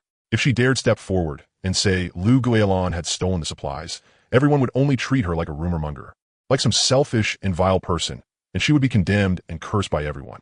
What was more, Wong Hu controlled more than a dozen security guards. Every one of them was strong and sturdy, and they had batons and steel pipes in their hands. She was just a young girl. She had no way to resist. If things really blew up, they would only retaliate against her, and in the end, she might not even get that one bowl of watery porridge. Despair, like an icy tide, slowly swallowed her bit by bit. Curled up under her blanket, listening to the howling wind and snow outside. With her stomach growling from hunger and her hands and feet numb from the cold, tears silently slid down her face and soaked her pillow. If she stayed here any longer, she would either starve to death or freeze to death, and in the end, she might not even know how she died. She had to leave. She had to get out of here. Just then, she heard a conversation between two men in the neighboring apartment. Through the thin wall, their voices drifted over in broken fragments. Did you hear? There's a big boss in the villa district 3 kilometers away. He has got a ton of supplies in his hands. Seriously? At a time like this, someone still has extra supplies? Why would I lie to you? Yesterday, I heard it from the people from our complex who went out looking for supplies. That boss is hiring people every day to shovel snow in front of his villa. If you do the work, he gives you 2 packs of instant noodles and 1 bottle of water. No tricks, no lies. My God, there is actually something that good? Just shoveling snow gets you 2 packs of instant noodles? That is way too generous. I sent it? Exactly. The guy is seriously rich. He runs a generator in the villa every day. The place is brightly lit and warm as can be. And he has got so many supplies he can't even use them all. Then, should we go try it too? It's got to be better than drinking watery porridge here every day, right? Are you crazy? It's minus 60 degrees outside. 3 kilometers. Snow this deep. How are we supposed to get there? If we go out, we might not even survive long enough to make it. Yeah, I guess so. Let us wait a little longer. Director Liu said the relief supplies will arrive tomorrow. The voices gradually faded, but in Liu's heart, a tiny flame flared to life in an instant. Villa District, 3 kilometers away, there was a boss there, and if you worked, you could exchange labor for food. No need to hand over supplies. No need to endure moral coercion. No need to watch other people's faces. As long as she put in the labor, she could get food. She could survive. That thought grew wildly in her heart like weeds. Go. She had to go. Even if outside was a brutal minus 60 degrees. Even if the 3-kilometer journey meant 9 chances of death for 1 chance of life, it was still better than being trapped here, getting everything she had cheated away, and then starving or freezing to death. She suddenly sat up from under the blanket, and all the blood in her body seemed to start boiling at that very moment. She wanted to live. She immediately got up, and, with the weak light from her phone flashlight, started packing her things. She put on every single thick piece of clothing she had, sweater, down jacket, outdoor shell, layer after layer. Then she tore her quilt into strips and wrapped them around her legs, her waist, and her hands, leaving only a pair of eyes exposed. She carefully tucked the last 4 packs of instant noodles she had secretly hidden and half a bottle of water into her clothes, keeping them close to her body. That was her only food for the road. Finally, she picked up a fruit knife and hid it inside her sleeve. That was her only weapon for self-defense. After getting everything ready, she took a deep breath, walked to the door, and placed her hand on the doorknob, only to stop again. She knew very clearly that once this door opened, there would be no turning back. Outside was a blizzard at minus 60 degrees. The 3-kilometer road ahead meant she could freeze to death halfway there at any moment or run into bad people or danger. But if she stayed inside, she would just be waiting to die. Liu gritted her teeth, and a trace of resolve flashed in her eyes. Rather than sit and wait for death, she might as well gamble everything on one desperate try. A single gamble could change her whole fate. She suddenly twisted the doorknob and pushed open the main entrance of the apartment building. The snow piled up outside the entrance had already risen past her waist. The moment she stepped into it, her whole body almost sank in. The freezing snow instantly poured into her pant legs, making her shudder violently. Fortunately, the land around their residential complex was lower, so the snow there had not piled up too high yet. In some other places, though, it had already buried entire buildings. But although the supermarket in their complex hadn't been buried, it had still been looted clean. The brutal cold of minus 60 degrees was 100 times more terrifying than she had imagined. Gritting her teeth, she inched forward step by step with great difficulty. Every single step cost an enormous amount of strength. The waist-deep snow wrapped tightly around her legs like cement, and every time she lifted a foot, it felt as heavy as lead.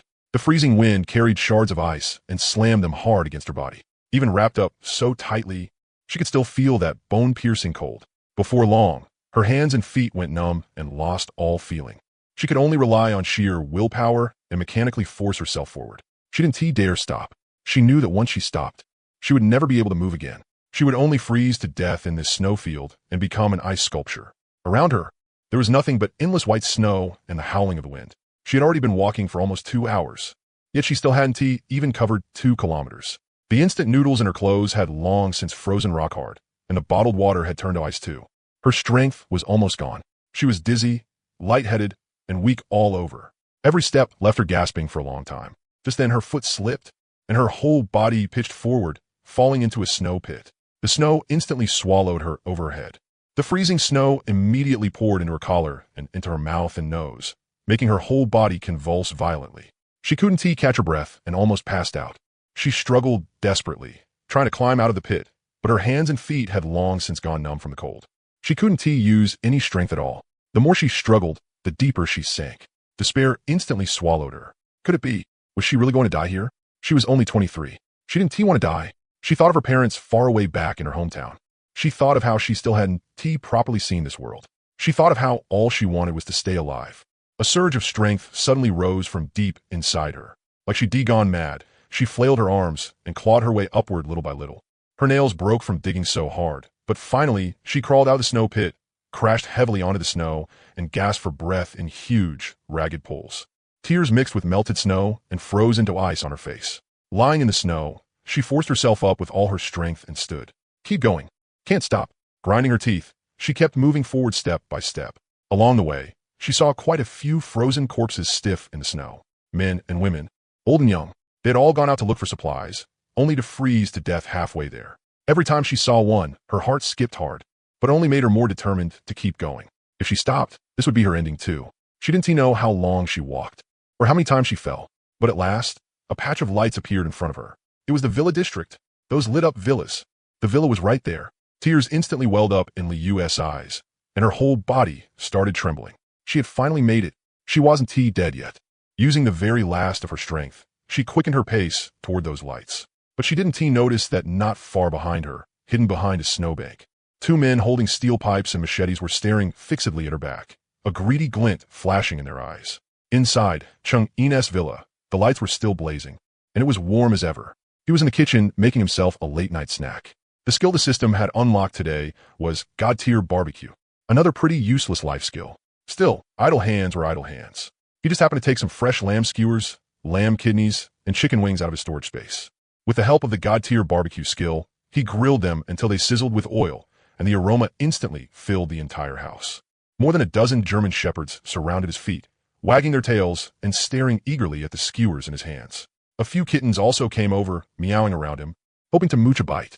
Smiling, Chang'in gave each dog a piece of grilled lamb, then tore off some chicken breast for the kittens. Watching them eat with total delight, he picked up a lamb skewer himself and took a huge bite. Crisp on the outside, tender on the inside, bursting with juices. Outside was a frozen hell at -60 degrees, with blizzards howling and human lives worth less than grass. And yet here he was, inside a warm villa, petting cats, grilling skewers, and drinking cold beer, living incomparably at ease. Just then, a faint knock suddenly came from outside the villa gate. It was light, weak, almost impossible to hear through the roaring wind and snow. If the villa's alarm system hadn't gone off, no one would have noticed it at all. The skewer in Chang'in's hand paused. He lifted his eyes toward the surveillance screen. In the footage, outside the villa gate stood a small, thin figure, wrapped up tightly from head to toe. Snow covered her whole body, and she was shivering violently from the cold. With her gloved, half-frozen hand, she was gently patting the gate, looking like she could collapse at any second. It was a woman. Chang'in raised a brow, put down the skewer in his hand, and walked over to the monitor, zooming in on the image. It was Liu, the one who had walked all the way here from Sunshine Cheerful Community. She had already reached her limit. A thick layer of snow had formed over the cloth wrapped around her face, and even the eyes left exposed were barely able to stay open. Her whole body was shaking, and she was only still standing because of one last breath of willpower. She had walked 3 kilometers through the blizzard, taking several whole hours, falling countless times. She had made it here by sheer force of the word stay alive. Looking at how utterly bedraggled she was, Chang'in wasn't moved in the slightest. He only silently said in his heart, "Activate mind reading." In an instant, Liu's truest inner thoughts clearly entered his mind. Finally here. Please open the door. Please give me a chance. I could do any kind of work.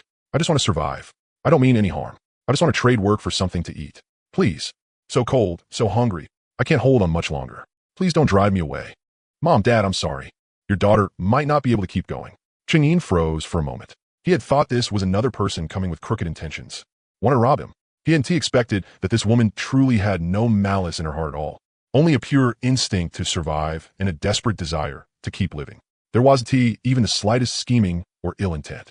This was the first time since the apocalypse began that someone had come to his door without a single evil thought in her heart. What stirred him even more was the stubborn grit in her eyes, the kind that refused to give up even when pushed to the edge of despair. It reminded him so much of himself when he had just started his business. Back then, he was 20 years old and had only a few tens of thousands of yuan in hand. He rented the cheapest office he could find, got harassed by clients, cheated by competitors, and cursed out by investors who called him delusional to his face. At his poorest, he didn't even have enough money in his pocket for a bowl of beef noodles.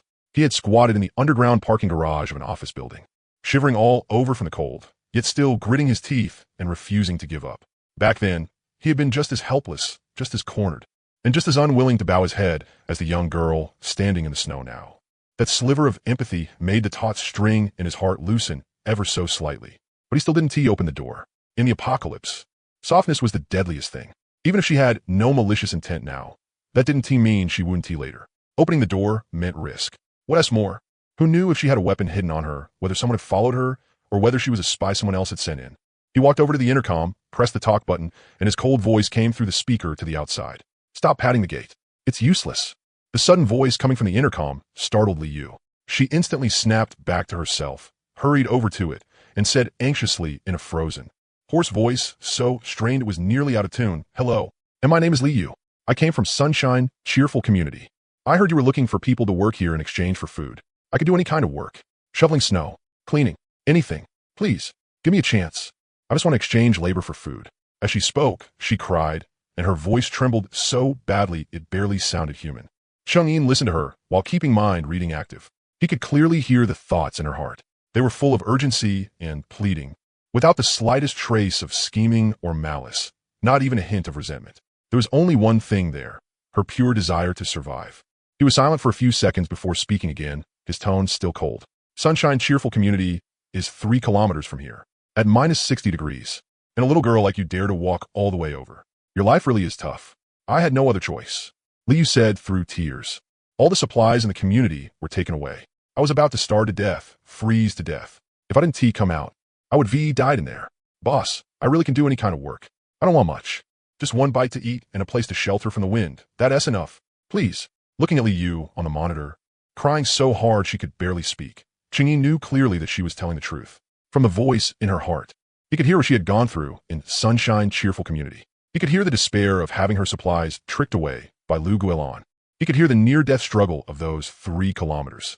He could hear how many times she had wanted to give up, and the resilience that still forced her to endure all the way to the end. Chang'in thought about it for a moment. The apocalypse really was boring. If there was nothing wrong with this woman, letting her handle some of the villa's trivial chores didn't seem bad. And there were also those several tons of body bags in his space.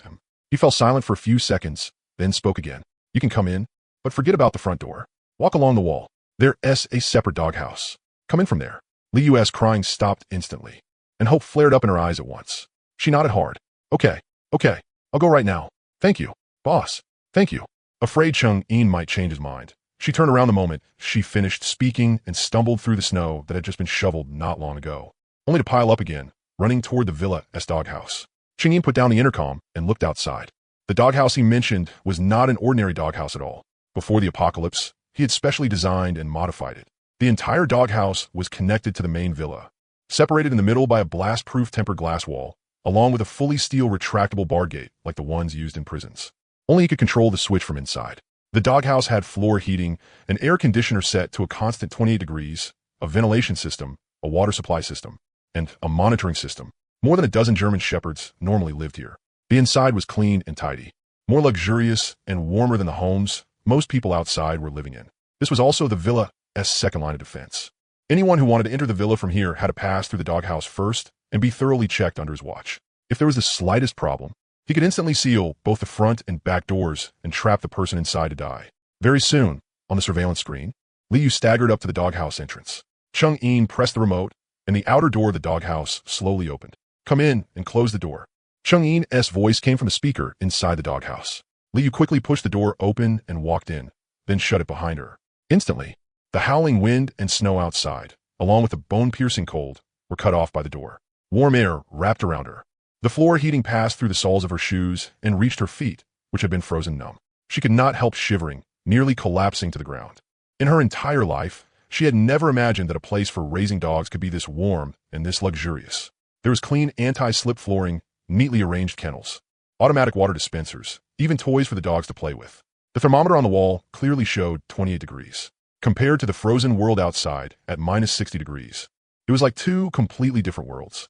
Just then, another German shepherd that had been resting in the inner room, along with several free-roaming kittens, all came out and gathered around Liu. The sturdy German shepherds circled around her, pressing their noses against her as they kept sniffing her. Pairs of eyes stared fixedly at her. Liu froze on the spot. Every hair on her body stood on end. She did not even dare breathe too hard. Her hands and feet turned cold, and she did not dare move at all. She was terrified that the moment she moved, the dogs would pounce on her and bite her. But to her surprise, the dogs only circled her and sniffed her scent. They did not bark, bare their teeth, or lunge at her. Their master had not given the word. They would never act on their own. The kittens were even bolder, rubbing against her feet as they curiously sized up this unfamiliar guest. Liu's tense body relaxed a little, but she still stood where she was, not daring to make any unnecessary movement. She only raised her eyes and looked toward the blast-proof glass in front of her.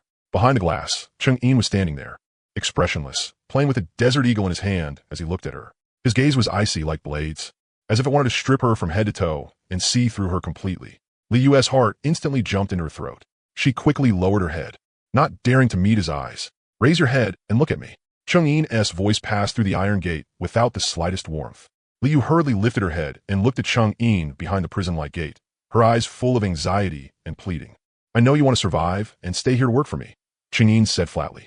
But not just anyone can enter my place. If you want in, you follow my rules. The first rule is that you absolutely cannot bring any weapons or anything you shouldn't have into my villa. I don't have any. Boss, I really didn't bring any weapons. I'm just an ordinary girl. I don't have any bad intentions. Liu hurriedly explained in panic, her voice trembling. Whether you do or not isn't for you to decide. It's for me to decide. Chang'in's gaze turned colder. Now, take out everything on you and put it on the ground. Your pockets, your sleeves, every place. Don't leave a single thing. Liu did not hesitate at all and immediately did as told. With trembling hands, she took out 1 pack of instant noodles frozen hard and half a bottle of mineral water that had turned to ice from where she had hidden them in her arms, then placed them on the ground. She had already eaten the rest on the way here. Then she took out her phone, keys, an ID card from her pockets and laid them out neatly as well. After doing all that, she raised her head and looked at Chang'in, her eyes full of unease. Boss, I've taken everything out. They're really isn't anything else. Cheng-In looked at the items on the ground. His expression did not soften in the slightest, and he said coldly, "There's more." Liu froze for a moment, then instantly realized what he meant. Her expression changed at once. "Oh right, there's also a fruit knife." She bit her lip and spoke urgently with a sobbing tone. "Boss, I brought that from home for self-defense on the road. I absolutely had no intention of using it against you. I was just scared of running into bad people out there. Really, I just forgot about it." As she spoke, she carefully raised her left arm, afraid that making too big a movement would trigger the German shepherds beside her. Slowly, she pulled a folding fruit knife out of her sleeve and gently placed it on the ground. The knife was small. In the apocalypse, it did not count as much of a weapon at all. At most, it was just something to make her feel a little braver. Cheng-In looked at the fruit knife without the slightest surprise on his face. He wanted to see whether this woman would honestly obey. His mind reading had shown it earlier. She really had forgotten. Fortunately, she had not lied. "Throw the knife into the snow outside the doghouse," Cheng-In ordered coldly. Okay. Li nodded quickly. She picked up the fruit knife from the ground, turned and walked to the entrance of the doghouse, opened the outer door, and threw the knife hard into the snow outside. Then she immediately shut the door, ran back, and stood still where she was, not daring to move. The German shepherds beside her were still circling her, yet still had not made a single sound. Cheng-In looked at her and spoke again, his tone leaving no room for discussion. "Now, take off all your clothes. Every last piece. Don't leave a single one on." The moment those words came out, Liu froze on the spot. Her eyes widened suddenly as she looked at Cheng-In in disbelief. No matter what, she had never imagined that Cheng-In would make such a demand. She was only 23 this year, just 1 year out of college. She had never stripped naked in front of a strange man before, not to mention that there were several large dogs around her. And the man behind the iron gate was staring at her without blinking. Shame, humiliation, and grievance instantly flooded her heart, and tears immediately fell from her eyes. "Boss, I really didn't hide anything else," Liu cried, her voice shaking so badly it was barely recognizable. "I'm not repeating myself a second time." Cheng-In's voice instantly turned colder, and a trace of impatience flashed through his eyes. "Either strip completely, so I can check thoroughly and confirm you aren't hiding any weapons or surveillance devices on you, or get the hell out right now and freeze to death outside. You choose." His words showed not the slightest mercy, cold and piercing, just like the wind and snow outside. Liu shuddered all over and instantly sobered up. Yeah, did she still have a choice? If she went out, there was a blizzard at minus 60 degrees outside. With a 3-kilometer walk ahead of her, there was no way she could make it back to sunshine, cheerful residential complex. She would only freeze to death halfway there and turn into an ice sculpture in the snow. If she stayed, all she had to do was strip naked and let him check her. As long as she had no weapons, she could live. She would have a bite to eat and a warm place to stay. Between shame and staying alive, which mattered more? Of course it was staying alive. And besides, this dog kennel was really warm. She took a deep breath, wiped the tears off her face, and the shame and grievance in her eyes gradually turned into resolve. If it was for survival, what did this bit of humiliation amount to? She raised her head, looked at Cheng-In behind the iron door, gritted her teeth, and nodded. "Okay, I'll do it." After saying that, her trembling hands first untied the strips of cotton quilt wrapped around her body and threw them onto the ground. Then she took off the outermost assault jacket and down coat, placing them on the floor one by one. After walking all the way here through minus 60-degree weather, she had 7 layers of clothing on inside and out. Every time she removed one, her body shook harder and her face turned a little paler. The German shepherd beside her still circled her quietly, only watching her movements with curiosity, without the slightest unusual reaction. Very soon, she had stripped down to only her thermal underwear. Her body was no longer shaking as badly as it had in the snow, but she hugged her chest with both arms and didn't dare move anymore. Tears fell from her eyes again. "Keep going. Don't leave a single piece on." Cheng-In's voice came again, without the slightest softness. Liu closed her eyes. Tears slid down her cheeks, but in the end, she still gritted her teeth and took off the last of her close-fitting clothes, standing there completely naked. Her whole body was trembling. It was hard to tell whether it was from the cold or from fear. Her arms clutched tightly over her chest, her head lowered, not daring to look at Cheng-In behind the iron door, nor at the cats and dogs around her. She was so ashamed she wished she could crawl into a crack in the ground. "Turn around. Do a full circle. Raise your arms. Spread your legs." Cheng-In's voice was still cold, without the slightest ripple. Liu bit her lip, but still followed his instructions. Slowly, she turned around, made a full circle, raised her arms, and spread her legs so he could clearly see that she wasn't hiding anything on her body. Standing behind the iron door, Cheng-In swept a stern gaze over her entire body, confirming that she wasn't hiding any weapons, any listening devices, any tracking devices, or even the slightest thing that could hurt someone. He could also clearly hear that in her thoughts at this moment, There was only humiliation and shame, not the slightest resentment, and even less any schemes. There was only one thought. As long as she could survive, anything was fine. Something in Chang'in's heart stirred slightly, and he pressed the remote in his hand. With a click, the door separated by glass slowly opened. Come in. Chang'in was not afraid of her launching a sneak attack at all. His reaction skill could even dodge bullets. His voice remained calm, though it had lost some of its earlier chill. The bathroom is on the left. There's hot water inside, clean towels, new toiletries, and clean thermal underwear and clothes. Go take a hot shower first. Don't freeze to death in my villa. Liu instantly raised her head, her eyes full of disbelief, and tears surged out again. She had survived. She had really survived. She hurriedly picked up the clothes on the floor and wrapped them around herself in a panic to cover her body. Then she gave Chang'in a deep bow and choked out, "Thank you. Thank you." Chang'in didn't look at her again. He turned and walked back to the living room, leaving behind only a flat sentence. Come out after you finish showering. There's food on the coffee table in the living room. Remember this. Don't ask what you shouldn't ask. Don't touch what you shouldn't touch. And don't enter rooms you shouldn't enter. Otherwise, I can throw you out at any time. Liu nodded hard, hugged her clothes, quickly walked into the bathroom, and shut the door. Hot water sprayed from the shower head, pouring over her frozen, numb body. Warmth instantly swept through her entire body. Leaning against the wall, she covered her mouth and cried silently. She had survived. In this frozen apocalypse, she had finally found a place where she could stay alive. What she didn't know was that at the very moment she stepped into the villa, in the snowfield far away, the shadowy figures who had followed her over were staring fixedly at Chang'in's villa. With their own eyes, they had watched this young girl walk into that fortress-like villa. They exchanged glances, and greedy, vicious light appeared in all their eyes. If a young girl could get in, why couldn't they? The supplies inside, and that pretty young girl who had just gone in, all of it belonged to them. And this villa definitely had a generator. The bathroom door had only just closed when the sound of rushing hot water came from inside. Even through the wall, it drifted clearly into the living room. Chang'in dropped onto the sofa, still holding half a skewer of freshly grilled lamb in his hand. His mind was like a movie reel, filled with the image of Liu standing there naked in the kennel, just now. White. She was really white, even though she had been shivering from the cold. Her skin was still like a freshly peeled egg, so delicate you could almost see the veins underneath. She was thin, sure, but the places that should have curves definitely had them. When she hugged her chest with both arms, that cleavage had made his throat go dry just from looking at it. To put it bluntly, her boobs were fucking huge. Damn it. Chang'in cursed under his breath and took a savage bite out of the lamb skewer. The lamb was charred on the outside and tender on the inside. Normally, the taste would have seemed incredibly fragrant, but right now he could barely enjoy it. He wasn't some saintly Liu Xiaohui who could sit with a beauty in his lap and remain unmoved. Before the apocalypse, he had been a boss worth hundreds of millions. There had never been a shortage of women around him. Young models, internet celebrities, fresh college graduates. What kind hadn't he seen before? He had long since gotten bored of it all. But ever since the countdown to the apocalypse began 30 days earlier, all his focus had been on stockpiling supplies, modifying the villa, and getting weapons. Forget touching women. He had barely even spoken to any. And by today, the 11th day of the apocalypse, a full 40 days had passed, and he and T had the slightest taste of women. That one look just now had been like tossing a spark into a pile of dry firewood. It instantly stirred up that bit of fire in his heart. A cooing in his arms seemed to sense that something was off with him. The cat rubbed against his palm and let out a soft purring sound. Chang'in lowered his head and stroked the cat a couple of times, took a deep breath, and forcibly suppressed all the messy thoughts in his mind. Thinking was one thing, fooling around was another. Safety always came first. In the apocalypse, women were the most troublesome thing.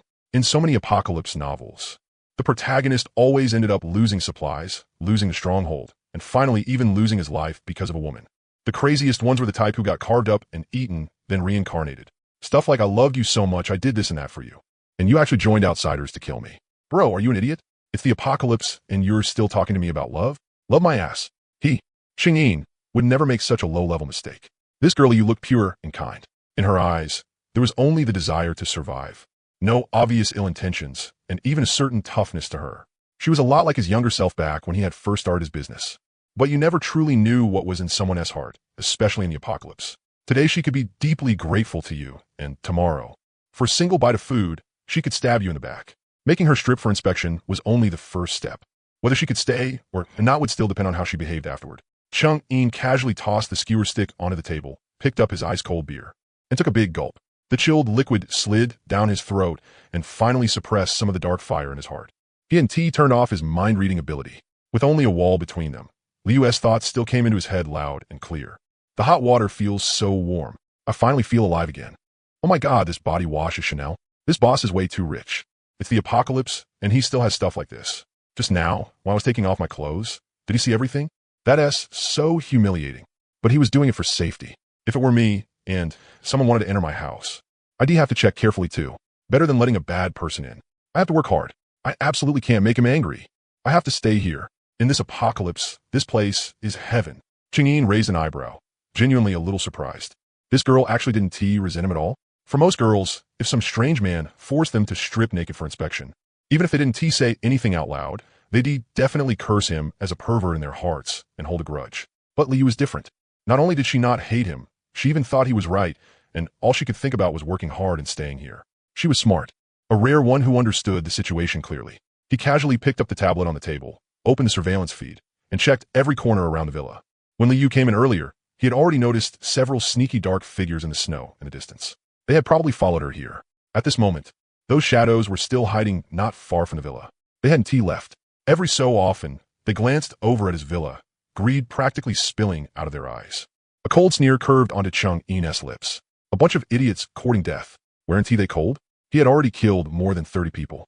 And these few crooked melons and cracked dates still dared to set their sights on him? Did they really think the gun in his hand was just a fire poker? He didn't move right away. They were just a few grasshoppers. No matter how much they jumped around, they wouldn't make any real waves.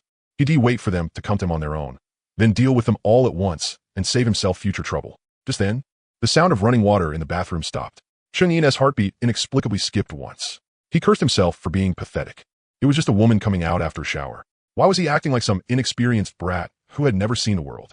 He casually picked up a skewer of grilled kidneys and stuffed it into his mouth, pretending to chew calmly, but the corner of his eye drifted uncontrollably toward the bathroom. The bathroom door was gently pushed open. Liu came out with her head lowered, walking carefully.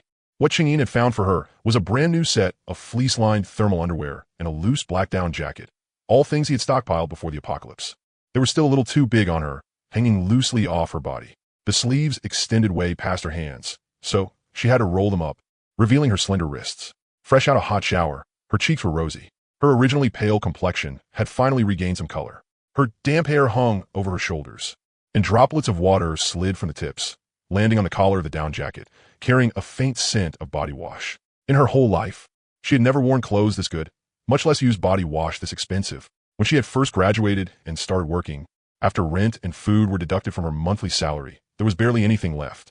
Even buying a bottle of body lotion that cost more than 100 yuan made her heart ache for half a day, let alone Chanel body wash. At that moment, she stood there frozen, not even knowing where to put her hands and feet. She kept her head down, not daring to look at Chang'in or glance around carelessly, her fingers nervously picking at the down jacket. Then Chang'in's voice came over, flat and emotionless. "What are you standing there for? Come here." Liu shivered all over and quickly raised her head. She walked over to the sofa in tiny steps and stopped about 2 paces away from him, looking at him nervously. "Be boss. Don't stand there. Sit." Chang'in pointed at the sofa across from him, then tilted his chin toward the barbecue on the table. "It just came off the grill. It's still hot. Take whatever you want. Don't be polite with me." Only then did Liu dare lift her head and properly look around the villa. With just one look, she was completely stunned. The entire villa was absurdly huge, and the decor was so luxurious, it looked exactly like the mansions she had only seen on TV. The floor was covered in smooth marble, and when she stepped on it, it felt warm.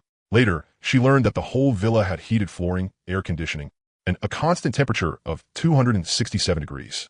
No matter where she went, everything felt warm, without the slightest trace of cold. The huge floor-to-ceiling windows had already been reinforced into something like a wall of bronze and iron, but she could still see the blizzard raging outside. The soundproofing was incredible too. Not a single sound of wind or snow came through.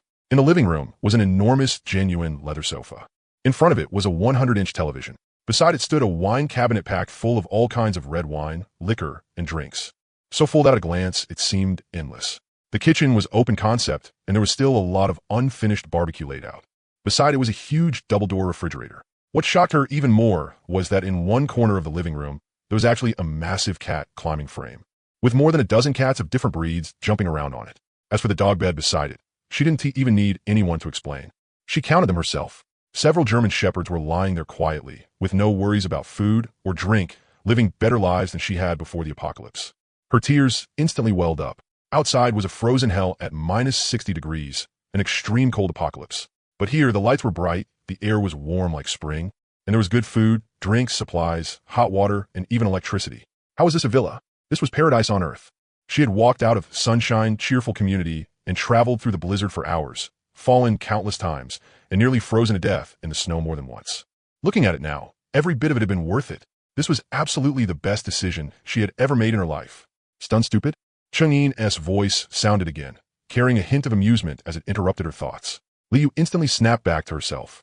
Her face flushed red in an instant, and she hurriedly lowered her head and wiped the tears from the corners of her eyes. Sorry, boss. It's my first time seeing a house this nice. So I got carried away. By the end, she was too embarrassed to keep speaking. There's nothing much to look at. It's just a place to live. Cheng-Yin said it lightly, then picked up a grilled chicken wing skewer and placed it on the plate in front of her. Hurry up and eat. Look how skinny you are. A gust of wind could knock you over. If you don't eat, forget working. You won't even be able to stand steady. Thank you, boss. Thank you so much. Liu quickly picked up the chicken wing, her eyes red as she thanked Cheng-Yin over and over. She hadn't seen meat in almost half a month. Back at Sunshine, cheerful community, all she got every day was a bowl of thin porridge, so watery she could count the rice grains in it, and one tiny compressed biscuit. It wasn't even enough to fill her stomach, much less let her eat meat. Now, looking at the glossy grilled chicken wing giving off a rich, mouth-watering aroma, her saliva instantly started flowing, and her stomach let out an embarrassingly loud growl. Her face reddened, and she lowered her head awkwardly, picked up the chicken wing, and took a careful bite. The chicken was crispy on the outside and tender on the inside. The flavor of the special sauce exploded in her mouth the moment she bit into it. It was so delicious she almost swallowed her tongue. Tears fell again before she could stop them. In all her life, she had never eaten barbecue this good. No joke, how could ordinary barbecue compare to a god-tier barbecue skill? Liu was truly starving. At first, she still held herself back, eating in tiny bites. But after 2 bites, she couldn't restrain herself anymore. Chicken wings, lamb skewers, grilled kidneys, grilled shrimp, whatever she grabbed, she ate. She wolfed it all down, not even bothering to wipe the grease from the corners of her mouth. Cheng-Yin sat across from her, slowly sipping an ice-cold beer as he watched her eat without saying a word. He could hear her inner thoughts, and they were all things like, so delicious. There are actually giant shrimp, too. I can actually eat fresh strawberries in the apocalypse.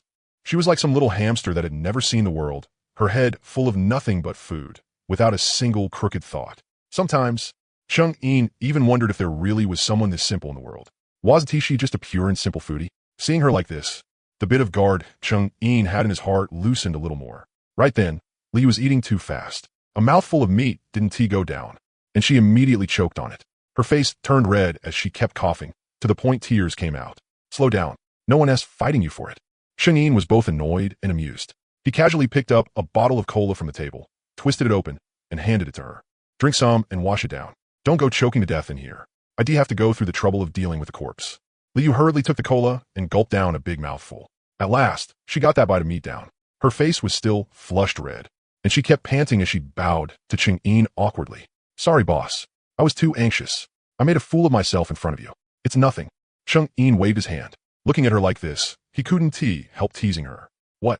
You weren't this flustered when you took off all your clothes and stood in front of me in the doghouse just now. But eating barbecue almost choked you to death? So spineless. The moment those words came out, Liu's face instantly turned as red as a boiled shrimp. Even the base of her neck was completely red. She lowered her head, so far it looked like she wanted to find a crack in the ground and crawl into it. She never would have thought Cheng-Yin would suddenly bring that up, and in such a teasing tone too. Seeing how shy she looked, the bit of wicked heat in Cheng-Yin's heart started to rise again. He gave a light cough, put away that unserious side of himself, and made his tone a little more proper. Don't call me boss anymore. It sounds weird. Liu looked up, her eyes carrying a little confusion. Then what should I call you? Call me Inji. Cheng-Yin leaned back against the sofa. There was a roguish edge in his eyes, along with a toughness he couldn't suppress. It sounds better, strong and direct. Liu's heartbeat instantly skipped a beat, looking at Cheng-Yin's sharply defined face, and the unruly, untamed force in his eyes. Her face turned even redder. She pressed her lips together and softly, timidly called out, Inji. Her voice was soft and sweet, like a little kitten, and it made Cheng-Yin's heart go numb in the best way. He raised his brows and answered with a smile. Yeah, that is more like it. He paused, then looked at Liu again and said something half joking, half serious.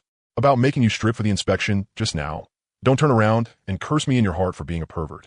I don't want to do all this pointless stuff either, but in the apocalypse, caution is the boat that sails for 10,000 years. It's still better than letting in someone carrying a knife or something than having them stab me to death in bed while I'm sleeping. You agree, right? If you have that kind of idea, I can send you right back out into the frozen wasteland at any time, back into the cold. Got it? Liu's face instantly turned red again. She hurriedly shook her head and explained anxiously, No. Inji, I absolutely never cursed you. I know you did it for safety. I don't blame you at all. Really. She truly didn't blame him. On the way here, she had run into two men. Seeing that she was a young girl, all alone, their eyes practically turned green. If she hadn't run fast enough, who knew what might have happened? In this apocalypse, women were already the vulnerable group to begin with. Being able to meet someone like Chang-in, who only made her strip for an inspection, didn't do anything excessive to her, and even gave her food, drinks, and a place to stay, was already the greatest stroke of luck imaginable. Seeing how anxious she was, like she was about to cry, Chang-in smiled and waved his hand, as if the murderous look from just now had never been his. All right, I was just joking with you. Don't be nervous. He dropped the teasing tone, and his gaze turned a little more serious. Since you're calling me Inji and staying here with me, I won't treat you badly either.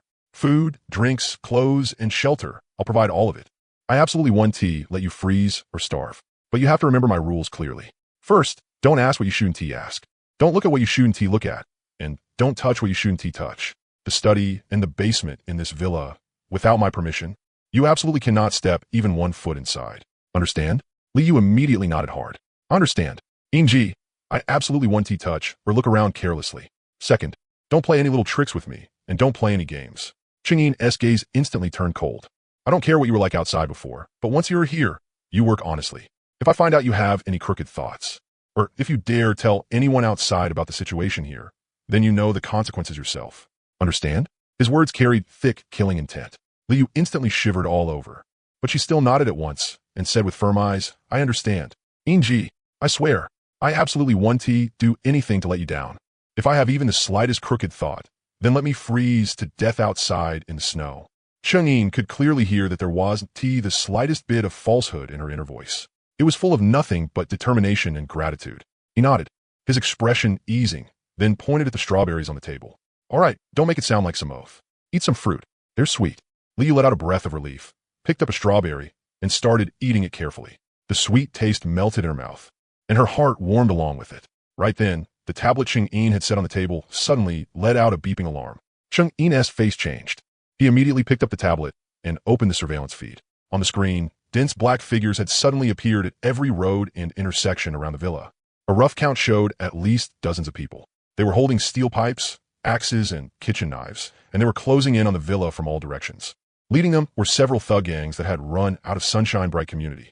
They held walkie-talkies in their hands and kept shouting into them, their eyes full of greed. Strange. I just killed so many people, and now more are coming? What's going on here? Did the authorities announce that everyone should fend for themselves? Has the apocalypse arrived? Forget it. I'll just kill them first. Cheng-in's gaze instantly turned cold, and a frosty smile curled at the corner of his mouth. They're here. Liu also saw the black figures on the surveillance screen, and her face instantly changed in fright. Inji, so many people. Are they coming for us?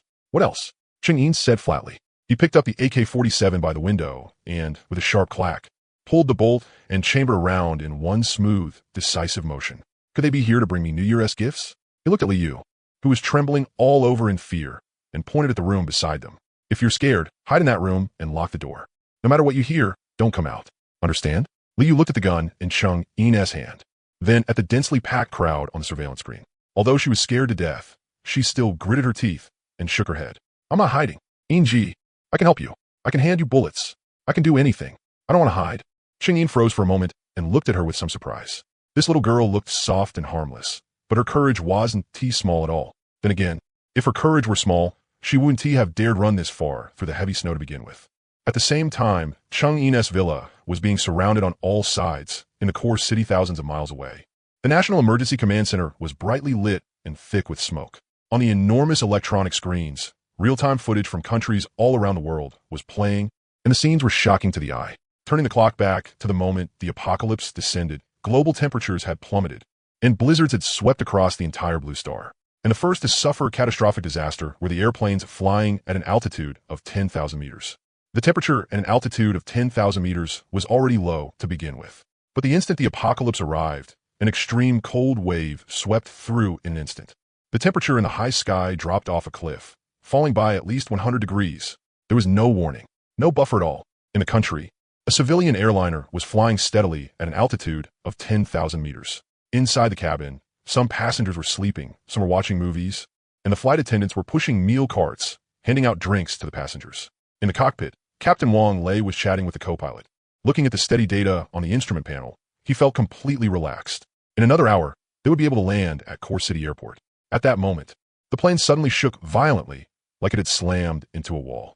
The passengers in the cabin instantly let out a wave of screams. The meal cart flipped straight onto the floor, and drinks spilled everywhere. What happened? Wang Lei instantly steadied the control stick, his expression changing as he shouted sharply. The co-pilot frantically pressed the buttons on the instrument panel. His expression was strange, and even his voice was trembling. Captain, this is bad. The external temperature of the aircraft is dropping like crazy. Minus 60 degrees. Minus 70 degrees. It's still dropping. It's already reached minus 100 degrees. What? Wang Lei's pupils contracted sharply. He lowered his head to look at the instrument panel. The temperature reading on it was still plunging downward wildly, already dropping past minus 110 degrees. Right then, a piercing alarm instantly rang through the entire cockpit. Warning, left engine icing. RPM dropping rapidly. Warning, right engine icing. Flame out. One alarm after another sounded like death notices, making Wang Lei's scalp go numb. He frantically pulled the controls, trying to keep the plane stable. But it was useless. The engines on both sides had already completely died. The aircraft lost power and began plummeting rapidly like a stone. Quick, start the auxiliary power system. Restart the engines. Wang Lei roared, the veins on his forehead bulging. The co-pilot mashed the buttons like mad, but no matter what he did, the engines gave no response at all. The fuselage had already been completely wrapped in a thick layer of ice. The wings were severely iced over and had completely lost lift. Even the cockpit glass had formed a thick layer of ice, making it impossible to see anything outside. Inside the cabin, the passengers had already fallen completely into despair. Screams, cries, and prayers mixed together. The oxygen masks had already dropped down, but they were useless. The temperature inside the cabin was plummeting wildly, minus 10-something degrees, minus 20 degrees, and very quickly it dropped to minus 30 degrees. Many people were frozen unconscious on the spot. Prepare for an emergency landing. Wang Lei roared, his eyes filled with resolve. But he had no idea what was below the plane. Outside was total darkness. Nothing could be seen. The plane was still plunging fast. 10,000 meters, 8,000 meters, 5,000 meters. Boom! With an earth-shaking explosion. The civilian airliner carrying more than 100 passengers and crew slammed hard into a snow and ice-covered mountain and instantly exploded, flames shooting into the sky. The same scene was unfolding at the same time in every corner of the world. A flight in beautiful country had its engines die over the ocean and plunge straight into the freezing sea without even sending out a distress signal.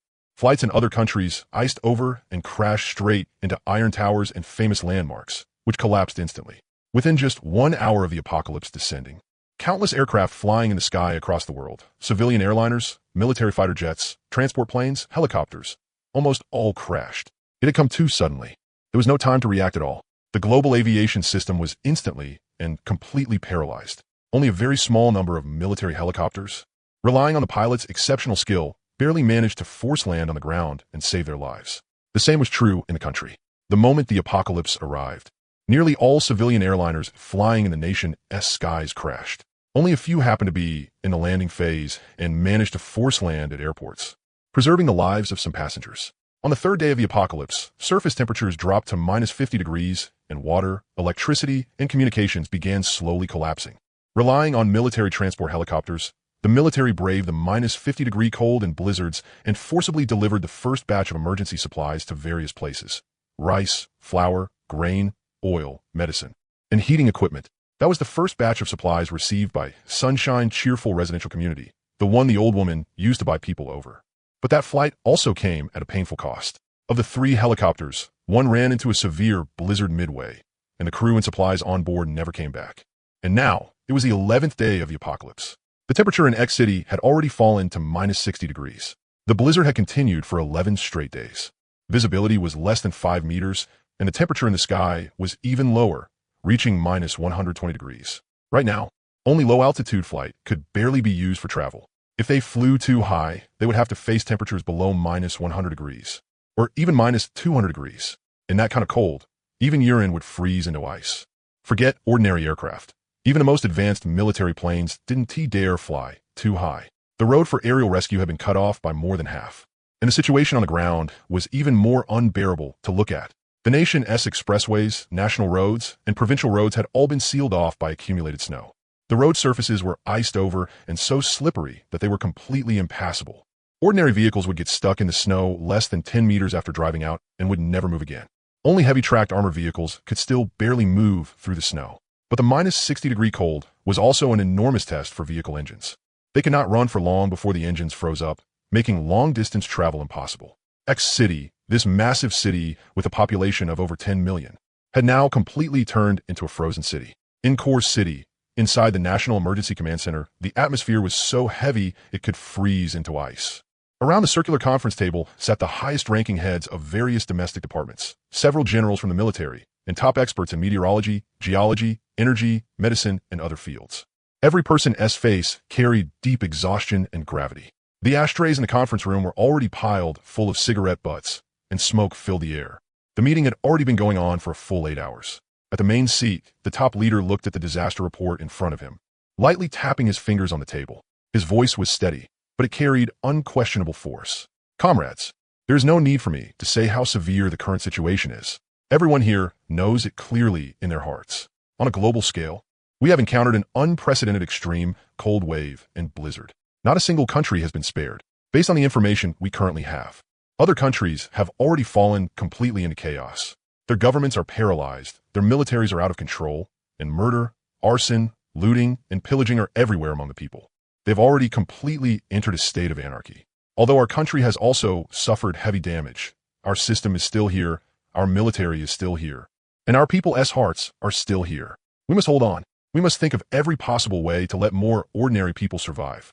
After his words fell, the director of the Meteorological Administration immediately stood up and reported with a grave expression. Leader, comrades, according to the latest monitoring data from our meteorological satellites, this extreme cold wave is still continuing to intensify. At present, temperatures in most areas of our country have already dropped below minus 50 degrees, and the lowest temperature has already fallen past minus 70 degrees. Urban temperatures in general are staying around minus 60 degrees, and they're still continuing to fall. There is no sign at all of the blizzard stopping. According to our model projections, for at least the next month, this extreme weather will not improve in any way. It may even become colder. What is even more serious is that our weather satellites have been malfunctioning one after another because of the extreme low temperatures. Most of them have already lost contact. In the future, we may completely lose our weather monitoring capability.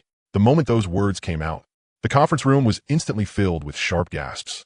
The temperature was still going to keep dropping. The blizzard might continue for another month. That meant the hardest days hadn't even arrived yet. Right after that, the person in charge of the National Energy Administration stood up as well, his voice hoarse. Leaders, comrades, more than 70% of the national power grid has already collapsed. Only the core areas of a few key cities are still maintaining power supply, relying on nuclear power plants and thermal power plants. Most other regions have already lost electricity. The transportation of coal and natural gas has been completely cut off because the roads have been sealed by snow. The reserve coal at thermal power plants can last at most half a month. The national reserves of refined fuel also can't be allocated because transportation has been cut off. Every gas station has already shut down. Energy has become the biggest problem right now. Without electricity, without fuel, our equipment can't operate. The common people will have no source of heating and will freeze to death alive. The Minister of Transport and the Minister of Communications also stood up one after another to give their reports. Without exception, every situation was too miserable to bear looking at. Transportation across the country had completely collapsed. Major communication lines had been cut off on a large scale. Only the military communication network could still barely keep operating. The atmosphere in the conference room grew heavier and heavier. At that moment, a general from the military stood up, gave a military salute, and spoke in a firm, forceful voice. Leaders, comrades, our military has completed all preparations. We have already assembled the most elite armored units in the entire armed forces and formed 20 suicide squads, all equipped with the most advanced tracked armored personnel carriers, snow vehicles, and sufficient fuel and supplies. They are preparing to push toward the hardest-hit cities from every direction. Even if we have to crawl, we will still deliver supplies to the people. At the same time, we have assembled all engineer units and are doing everything we can to clear the snow from the main roads. Even if we have to blast it open with explosives or dig it out by hand, we will open up a lifeline corridor. The General's words eased the heavy atmosphere in the conference room a little. As long as the army still stood, the backbone of this country would not break. But at that moment, someone raised a sharp question. Leaders, comrades, I have a question. Our supply reserves are limited. Our rescue forces are also limited. In the current situation, Should we prioritize protecting ordinary civilians, or should we prioritize evacuating scientific researchers, experts, scholars, and key technical workers for various fields? The moment those words came out, the conference room instantly fell silent. Everyone understood how cruel that question was. With limited rescue forces and limited supplies, who should be saved first? Someone immediately spoke up. Of course, ordinary civilians should be saved first. They're our people. How can we abandon them? I disagree. Someone else immediately shot back.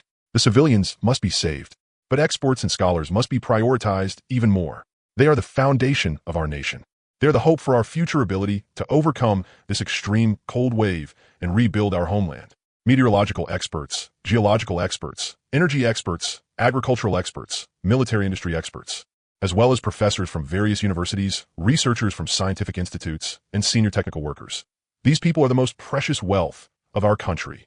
Only by safely transferring them to core shelters like Modu and gathering them together can we research how to deal with this extreme cold weather, how to produce food, produce energy, and survive in this environment. If we can't even protect these experts, then no matter how many ordinary civilians we save, we will have no hope in the future. We'll only be consuming our reserves and waiting to freeze or starve to death. In an instant, fierce arguments erupted in the conference room. Both sides had their own reasoning, and neither could convince the other. At that moment, the big shot in the main seat raised a hand to stop the argument. He swept his gaze across the room, his voice steady and resolute. Comrades, stop arguing. We will save the common people. We will also save the experts and scholars. We will seize both with both hands, and both must be strong. I order that the national-level rescue plan be activated immediately. First, the military-S suicide squads are to depart at once and push toward every disaster-stricken city, with priority given to airdropping emergency supplies to ensure the people's basic survival. Second, special operation teams are to be formed immediately and dispatched to every city. At all costs, safely transfer all of our scientific researchers, experts, scholars, key technical workers, and their families to several core underground shelters such as Modu and Core City. Give them the best protection and the best research conditions so they can focus on research and break through the difficulties. Third, all shelters nationwide are to be fully opened. Receive disaster victims to the greatest extent possible and ensure their basic survival. All military and police forces are to sink down to the grassroots level to maintain order and strike hard against criminals who take advantage of the chaos to rob and kill. Whoever dares profit from national disaster and disrupt order at a time like this will be severely punished without mercy. Comrades, the time to test us has come. This disaster is a calamity for our entire country, for our entire nation. But Long Kingdom has never been crushed by any disaster. Not before and not now. I demand that everyone go all out and spare no cost to protect the lives of the people. Spare no cost to defend our country. We will definitely overcome this hardship. As the big shot's voice fell, everyone in the conference room stood up in unison, gave a standard military salute, and shouted together. Yes, we guarantee the mission will be completed. The meeting ended, and the orders were issued immediately. Across the country, one armored convoy after another drove out of military camps through the blinding blizzard and the brutal cold of minus 60 degrees, advancing with difficulty toward one disaster-stricken city after another. One special operations squad after another also departed at once, heading for cities across the country to carry out the mission of evacuating experts and scholars. Meanwhile, outside Chung In's villa, the cursing and pounding on the villa gate outside sounded like thunder, banging and clanging without stop. Everyone had gone mad. The axes, steel pipes, and kitchen knives in their hands were smashing against the reinforced gate and the walls like they cost nothing. You bastard in there. Don't refuse a toast only to drink a forfeit. Open the door and hand over the supplies right now. Otherwise, when we rush in, we'll chop you to pieces and feed you to the dogs. The yellow-haired thug leading the group howled madly at the barely ventilated window on the second floor. Spit flying everywhere, the greed in his eyes nearly overflowing. The people behind him also yelled along with him, like a pack of wild dogs driven red-eyed by hunger. Boss, it's too damn cold outside. If we don't get in soon, we're gonna freeze to death. Let S do him. A purple-haired lackey spoke from the side. As soon as the government's final notice came out, the last bit of restraint in their hearts vanished too. Laws. Order. None of that meant shit in front of a mouthful of food. What did protect yourself well mean? Rescue would come? I'm almost fucking starving to death. I can't wait anymore. Not even 1 minute. They'd already found out everything. Only one young man lived in this villa. Even if he had a gun, how many bullets could one gun have? There were so many of them that one spit from each of them would be enough to drown him. As long as they charged in, the food, water, diesel, and warm house inside would all be theirs. Inside the villa, Liu stood behind Chang'in, clutching a magazine tightly in her hand. Her whole body was trembling, but she still gritted her teeth and did not make a single sound. She had grown up this much, yet she had never seen anything like this before. The vicious looks in those people's eyes outside were like they wanted to eat someone alive. It scared her so badly her heart nearly jumped out her throat. But when she looked at Chang'in tall, straight back in front of her, she somehow felt a little more at ease. "Inji," Liu called softly, her voice trembling. "Don't be afraid." Chang'in didn't even turn his head, holding the AK-47 in his hands. He gave a sharp click and slammed in the first full magazine. His movements were clean and decisive, without the slightest bit of hesitation. He turned his head slightly, swept Liu a glance, and said flatly, "Stand properly behind me. When I call for mag change, hand me the magazine. Don't worry about anything else, understand?" "Understood." "Inji, understand." Liu nodded hard at once, gripping the magazine in her hand even tighter. Her gaze also became much firmer. A cold smile curled at the corner of Chang'in's lips as he looked back out the window. His god-level reaction speed instantly activated to the fullest. In his eyes, those mad thugs smashing at the door outside suddenly slowed down like snails crawling. Every movement, every breath, even the savage expressions on their faces, he could see all of it with perfect clarity. He had long since used mind reading to thoroughly figure out what this group was thinking. What they wanted wasn't just to rob supplies. They were even thinking that after rushing in, they would kill him and violate Liu too. Every last one of them was rotten to the core. Since they were courting death, he would grant them their wish. Chang'in raised a gun and, through the gap in the curtain, precisely aimed at the yellow-haired leader who had been shouting the loudest. Bang! The deafening gunshot instantly drowned out both the wind and snow and the pounding on the door, echoing through the villa district. The bullet drilled straight into the yellow-haired man's forehead and directly blew off half the back of his skull. The savage look on his face had not even faded before his body fell straight backward and slammed heavily into the snow. Blood instantly sprayed everywhere. In the -60-degree cold, it froze into icy shards at once. That shot made the frenzied crowd outside go silent for a fraction of a second. Everyone was stunned. They had never expected Chang'in to actually dare fire, and with one shot, he had blown the leader's head off.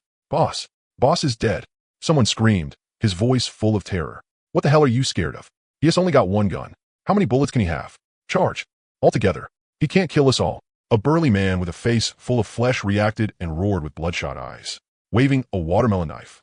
He charged straight toward the main gate. He looked a bit like the man who had sold watermelons to Changji. The moment he shouted, the rest of them snapped back to their senses too. Greed ultimately overcame fear, and they started howling again as they rushed toward the villa, each one acting like he didn't care about his life. There wasn't the slightest trace of panic on Chang'in's face. He did not even blink. "Want to charge? Then use your lives to fill the gap." He pulled the trigger again. One gunshot after another rang out non-stop in the snowy night. Chang'in's hands were as steady as iron. Every shot he fired meant one person would fall. Not a single shot missed. Every bullet was fatal. The people charging in front dropped one after another into the snow. Blood dyed the pure white snowfield a shocking crimson. The recoil of the AK-47 was like nothing in his hands. With the support of his god-level reaction speed, he could even precisely predict how those people would dodge, aim ahead of time, and kill them with a single shot. "Ah, my leg! Run! This bastard is a madman. His aim is too accurate.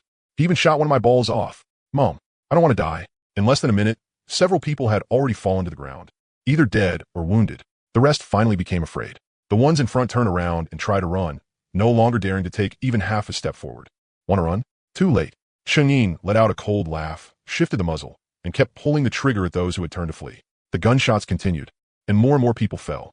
The snow in front of the villa gate was covered with corpses lying every which way, together with the previous batch of dead people. The whole scene looked like a slaughterhouse.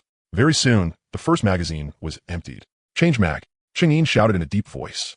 Liu behind him reacted extremely quickly and immediately handed it over to him with both hands. Although her hands were still shaking, she did not delay things at all. Chang'in took the magazine and, with a sharp click, swapped it in. His movements flowed like water, not wasting even 1 second. He raised the gun again and continued firing at the remaining people scattering in panic. He did not hold back in the slightest. Not a single one of these people was leaving alive today. The gunshots continued. The 30 rounds in the second magazine were all fired out one after another by him. Outside the villa, everything became completely quiet. There were no more roars, no more pounding on the door, no more screams and cries. Only the howling wind and snow remained, along with the occasional faint groan from someone on the verge of death, which was soon frozen stiff in the cold wind as well. All of them had fallen in the snow outside the villa. Not a single survivor. Standing behind Chang'in, Liu looked through the window at the corpses all over the ground outside. Her legs went weak, and she nearly collapsed onto the floor. Her face was white as paper, and her stomach churned violently, but she clenched her teeth and forced herself not to throw up. She had long known the apocalypse was cruel, but this was still the first time she had seen so many dead people with her own eyes, sprawled all over the snow like this. Just a few minutes ago, they had been crazily howling. Now, they had all turned into cold corpses. Chang'in lowered the gun and turned back to glance at her, seeing that she was trembling all over from fright, yet still forcing herself to stay upright. His eyes showed a bit more approval. This little girl looked soft and delicate, but her backbone was actually pretty tough. She and T fainted from fear on the spot. She was much stronger than he had imagined. Scared? Chang'in asked flatly, casually setting the gun on the table beside him. Liu hurriedly shook her head, then nodded, and in the end still said softly, a little. But Inji, I'm not scared. They were bad people. They came to steal things. You were acting in self-defense. Chang'in raised a brow. He had not expected her to say that. He smiled, said nothing more, and walked over to the surveillance screen, sweeping his gaze across the footage of the entire villa district. Across the whole villa district, every villa that still had lights on had people pressed against the windows, looking toward his villa, each one pale with fright. He had started killing again. This was the second batch tonight. This time, everyone in the entire villa district had truly been scared out of their wits by him. Forget plotting against him. From now on, they probably would not even dare get close to his villa. A cold smile curled at the corner of Chang'in's lips. This was exactly the effect he wanted. In the apocalypse, reasoning was useless. Only the gun in your hand was the hardest truth. The crueler you were, the less others dared provoke you. Just then, a sudden rumbling roar came from the sky, drawing nearer and louder, even overpowering the sound of the wind and snow. Chang'in froze for a moment, then abruptly lifted his head and looked toward the sky outside the window. That sound. A helicopter? The rumbling grew closer and closer. Chang'in walked to the window, yanked the curtain open, and looked up at the sky. In the pitch-black night sky, amid the blizzard filling the heavens, 3 helicopters painted in military green camouflage were flying at low altitude, slowly heading toward the urban district. The fuselages had clearly undergone heavy modifications. The rotors had been fitted with the most advanced anti-icing systems. The exterior was wrapped in thick cold-resistant insulation, and even the cockpit glass was custom anti-freeze bulletproof glass. Even in this extreme cold of minus 60 degrees, they could still fly. They were military helicopters. Liu also moved over to the window. The moment she saw the helicopters in the sky, her eyes lit up instantly, her voice trembling with disbelief and excitement. Inji, it's the army. Rescue is here. Ever since she was little, she had always felt that as long as she saw soldiers, there was nothing to be afraid of, even in this frozen apocalypse. The moment she saw the military aircraft, more than half of the fear and unease in her heart instantly faded away. Her nose stung, and tears almost fell. Chang'in looked at the helicopters in the sky, and his gaze shifted slightly as well. He really hadn't expected the military to actually be able to send helicopters out in this kind of extreme weather. The air temperature had already dropped below minus 120 degrees. To be able to modify helicopters to this extent and still fly low through a blizzard like this, the Nation's foundation really was no joke. The 3 helicopters flew very low, almost skimming past the rooftops. At that moment, the loudspeakers on the aircraft began broadcasting a calm and powerful voice that carried clearly through the wind and snow into every person's ears on the ground. Citizens of X City, we are soldiers of the Long Kingdom. Please stay calm. Do not panic. We are currently airdropping emergency relief supplies across the entire city. Please collect them in an orderly manner by residential community. Do not fight over them. At present, our city has suffered an extreme cold wave disaster. The nation has already activated the highest level emergency response, and rescue forces from across the country are now gathering. Please trust the nation. Trust the government. We will never abandon a single citizen. The broadcast repeated over and over. In the silent, snowy night, it was like a beam of light shining into the hearts of countless people drowning in despair. Chang'in could clearly see that in the dark villas around them, countless people pushed open their windows and waved at the helicopters in the sky, crying and shouting, their voices full of the excitement of surviving a catastrophe. Many people had endured 11 days in the apocalypse and were already on the verge of collapse. The moment they heard the military's voice, they couldn't hold back anymore and burst into loud sobs. The 3 helicopters flew forward along the city's main roads. Every so often, they dropped down supply crates secured with parachutes, all filled with rice, flour, grain, cooking oil, compressed biscuits, bottled water, medicine, as well as cotton clothes and quilts for warmth. Standing by the window, Chang'in watched the helicopters fly all the way toward sunshine, cheerful community, and before long, they disappeared into the night. It wasn't just the helicopters. On the ground, convoy after convoy of tracked armored vehicles was braving the endless blizzard, struggling forward along roads completely sealed by snow. In front of the armored vehicles were military engineering bulldozers and snowplows, clearing the snow bit by bit, and forcibly carving out a road through snow that was over 1 meter thick. Every time they reached the entrance of a residential community, the armored vehicles would stop. The soldiers would carry supplies down from the vehicles and distribute them to the residents inside, while using loudspeakers to calm everyone down and register casualty numbers and supply shortages in the community. Those residents who had been trapped for 11 days all broke down in tears the moment they saw the soldiers. One by one, they knelt in the snow and kowtowed to thank them. And those young soldiers, with ice and snow all over their faces and eyebrows, their faces frozen purple from the cold, still handed the cotton clothes and hot water in their hands to the residents first, constantly trying to soothe everyone's emotions. Even with the apocalypse descending and order on the brink of collapse, this country and this army had never once abandoned ordinary people. In those other countries, the moment the apocalypse arrived, the governments collapsed outright. The armies only cared about saving themselves. The rich hid in underground fortresses, and ordinary people could only wait to die.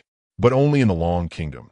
Even if the sky fell, the army would still stand in front and hold it up for the people. Just then, at the entrance of Sunshine Cheerful Community, a helicopter slowly landed.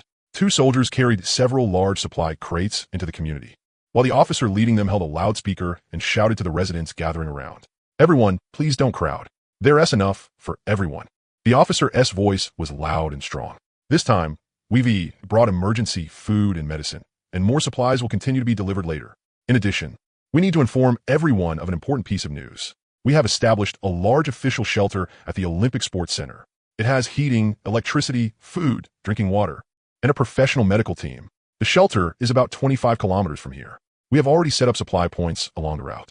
Residents who are able to make the trip can travel together, and our soldiers will be there along the way to assist you. If you're unable to make the trip, please stay at home with peace of mind. We will continue delivering supplies to ensure everyone's basic survival. In addition, every Wednesday and Saturday from 10 in the morning to 2 in the afternoon, we will send emergency power trucks to the squares of each residential community to provide temporary electricity. Everyone can charge their phones and power banks and receive official emergency broadcasts. As soon as the officer finished speaking, the gathered residents instantly erupted into thunderous cheers. Many people burst into tears on the spot, repeatedly muttering, "We're saved. We're saved." The soldiers handed the supply crates over to the heads of the property management office and neighborhood committee of the community, Lu Guilin and Zhang Tao, and repeatedly warned them that the supplies had to be distributed fairly and absolutely could not be embezzled. There would be follow-up inspections. Patting her chest, Lu Guilin swore solemnly that every single grain of rice would be distributed into the hands of the residents without the slightest carelessness. The soldiers didn't stay long. They still had to deliver supplies to the next community, so they quickly boarded the helicopter and flew away, holding the supply crates. Lu Guilin still wore that ingratiating smile on her face, but a cold sneer curled at the corner of her mouth. A person like her, with supplies in her hands, would absolutely never distribute them fairly. Who knew what dirty scheme she was holding back? Sure enough, the moment the helicopter flew away, the smile on Lu Guilin's face vanished instantly. She shot Wang Hu a look, and the group carried the supply crates, turned around, and went straight into the property management office. Then they locked the door behind them, completely ignoring the residents still gathered outside, waiting for the supplies. Cheng-Yin turned back and glanced at Liu. The young girl was still leaning by the window, staring in the direction the helicopter had flown off to, her face still flushed with excitement and her eyes sparkling. "What? Want to go to the shelter?" Cheng-Yin asked flatly. Liu immediately came back to her senses and quickly shook her head. Turning to look at Cheng-Yin, her eyes were incomparably firm. "I'm not going. Yin-Ji, I'm not going anywhere. I'm staying right here and working for you. Whatever you tell me to do, I'll do it." She understood more clearly than anyone that even if the official shelter had food and heating, it would definitely be overcrowded. Dozens of people would be packed into one room, and whether they could even eat their fill was uncertain, let alone live as comfortably as they were now. What was more, it was 25 kilometers away. In a blizzard at minus 60 degrees, there was no way a young girl like her could possibly make it there alive. Today, just 3 kilometers had nearly frozen her to death in the snow. Staying here with Cheng-Yin was the safest and steadiest option. Looking at her determined expression, Cheng-Yin nodded and said nothing more. He turned and walked over to the sofa, then sat down. The military's rescue had arrived. It really could stabilize most people's emotions and let this city on the brink of collapse recover a little order. But Cheng-Yin knew very clearly that this was only temporary. The extreme cold wave was still continuing. The temperature was still dropping, and the blizzard showed no sign whatsoever of stopping. The military's supplies were limited, and its rescue forces were even more limited. It was impossible for them to take care of a population of over 10 million people. Before long, when the supplies ran out and hope was shattered once more, The ugliness of human nature would only be exposed even more thoroughly. At this moment, in the property management office of Sunshine Cheerful Community, Lu Guilon was staring at the several large supply crates on the floor. Her eyes gleamed with greed, and the corners of her mouth were almost stretched to her ears. Changyin turned and walked into the bathroom. He turned on the faucet and splashed his face with cold water, instantly clearing his head quite a bit. In the mirror, there was a trace of fatigue in his eyes, but they were still as ruthless as ever. He looked at himself in the mirror and knew very clearly that although he had killed them all and intimidated the entire villa district, he had also completely exposed the fact that he had a large amount of supplies and heavy weapons. It would not be long before bigger gangs and more people set their sights on his villa. The days ahead would only become more and more chaotic. But with his current abilities, it did not matter how many came. He would kill however many showed up. If he could not beat them directly, he would just use bombs or a tank. After washing up, Changyin walked out of the bathroom. Liu had already cleaned the entire living room and was now standing beside the sofa at a loss, waiting for him like an elementary school student waiting for a teacher to assign homework. Seeing her like that, Changyin could not help but smile. He beckoned to her. Come with me. Yes, brother-in. Liu immediately followed, trailing carefully behind him. She felt a little nervous, not knowing where Changyin was taking her or what he was going to have her do. Changyin led her to the side of the villa. There was a heavy door there connected to the old doghouse. It was the same place where he had made Liu take off her clothes for inspection earlier. Changyin pressed the switch and pushed the door open. A wave of warm air instantly rushed toward them. The German shepherds saw Changyin come in and immediately crowded around him, wagging their tails and rubbing against his legs. Several little cats also came over with graceful catwalk steps, circling around Liu's feet. Only then did Liu notice it. At the very back of the doghouse, there was a separate room with a thick soundproof door. Inside, there was actually a large bed with brand new sheets and bedding. There was also a wardrobe, a nightstand, and even a wall-mounted air conditioner. Warm, cozy wallpaper covered the walls. It looked exactly like a normal bedroom. No, it was even more luxurious. Liu was completely stunned. She stood there blankly for a long while before snapping out of it. Seeing her dumbfounded expression, Changyin could not help but smile. Pointing at the room, he said, "From now on, you'll live in this room in the doghouse." Liu suddenly came back to her senses and looked at Changyin in disbelief, her eyes wide. "Brother-in, why you? What did you say? You're letting me live here? What? You don't want to?" Changyin raised a brow. "Yes, I do. I absolutely do."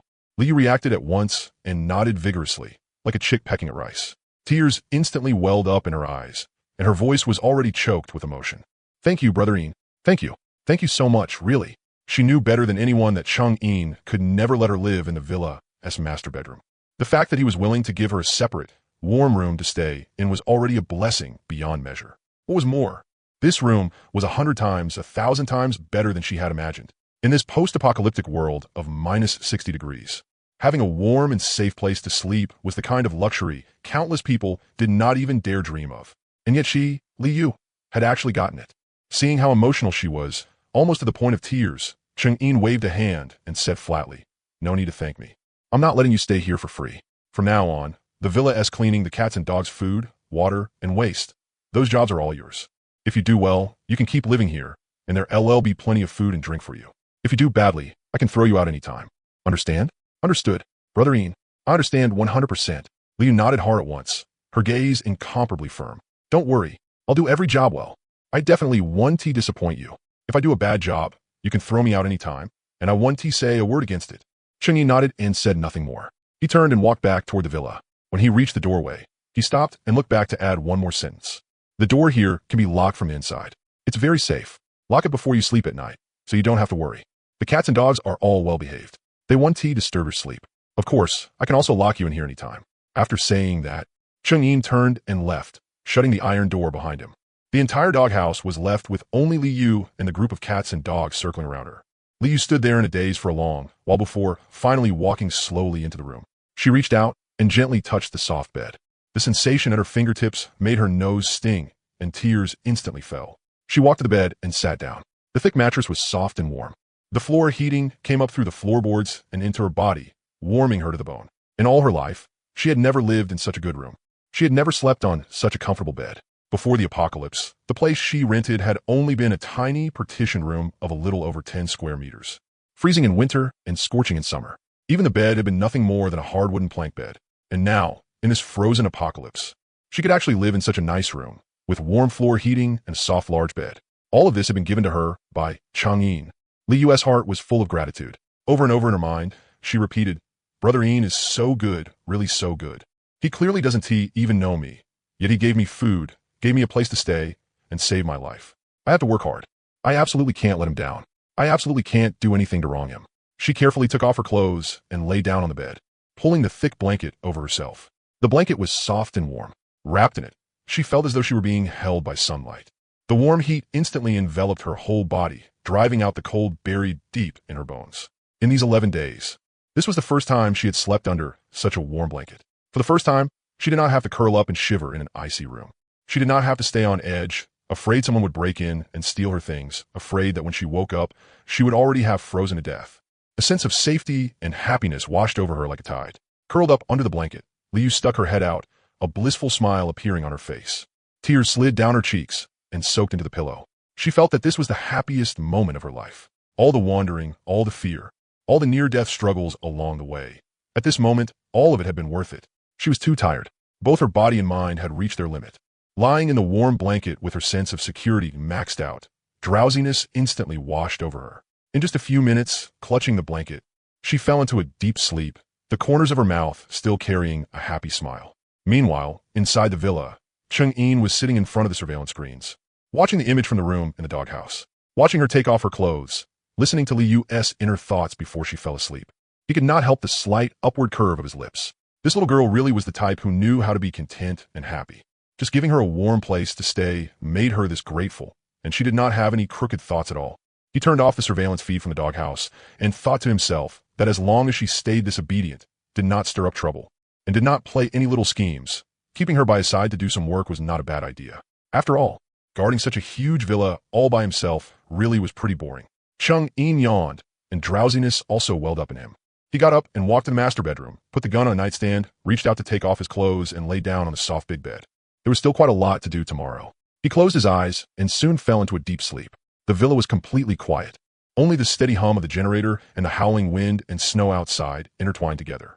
In other places, where the snow was deeper, meaning the higher altitude areas, they had already started collecting the people who had frozen to death. As for what they were collecting them for, everyone knew perfectly well. Early the next morning, just as the sky was starting to brighten, Cheng-Yin woke up. Last night, he had unlocked another useless skill. It was basically of no use. His body clock had always been accurate. The moment it was time, he woke up right on schedule. He reached out and picked up the pistol from a nightstand. His fingers skillfully pulled back the slide and checked the bullets before he got out of bed and threw on his coat. When he walked out of the master bedroom, the living room was silent. Cheng-Yin glanced toward the second-floor window. The gunpowder marks splashed onto the floor during target practice last night, along with the shell casings, were still lying quietly in the corner. He didn't know whether Liu was up yet. After all, the prison-style all-steel retractable gate connecting the villa and the doghouse could only be opened and closed remotely by him from inside the villa. If he didn't open it, Liu, who was living in a tiny single room in the doghouse, wouldn't be able to step into the villa at all. This door was harder than reinforced steel, not to mention a young girl. Even if someone had an axe or a machete, they still wouldn't be able to hack it open. The outer door of the doghouse could be locked from the inside, but the door leading to the villa would forever remain under Cheng-Yin's control. Even if Liu lived here, it would be absolutely impossible for her to enter or leave the villa as she pleased, cutting off all risk at the source. Cheng-Yin walked over to the surveillance screen and first opened the live feed of the doghouse. In the footage, Liu had already been awake for a long time. The independent little single room she lived in had already been tidied up neatly. The bedding was folded square and proper. She was holding a mop and carefully mopping the floor of the kennel, not even sparing the corners of the dog's play area. Several German shepherds crowded around her feet, wagging their tails and rubbing against her legs without the slightest sense of unfamiliarity. Even the chickens were incredibly well-behaved. Cheng-Yin raised an eyebrow. He hadn't expected the girl to wake up so early. Before he had even given any instructions, she had already started cleaning up the doghouse. He casually pressed the remote. With a soft click, the all-steel retractable gate slowly drew back to both sides, revealing the passage leading into the villa. When Liu in the doghouse heard the sound of the lock moving, she immediately stopped what she was doing, looked up at the open gate, and her eyes instantly lit up. She quickly put down the mop before carefully walking into the villa. "Inji, you're awake?" When Liu walked into the living room and saw Cheng-Yin standing in front of the surveillance screen, she immediately stopped. She lowered her head slightly, looking a little timid and obedient as she softly greeted him. Last night, she had lain in the warm blankets for a long time before finally falling asleep from excitement. She had woken up before dawn, afraid she might get up too late and make Cheng-Yin unhappy. But she knew she couldn't get into the villa, so she could only clean the doghouse inside and out first. then wait for Chang'e to wake up and open the door. All the while, her heart had been hanging in suspense, terrified that Chang'e might think she was slacking off and throw her out. Chang'e answered flatly and swept his gaze over her.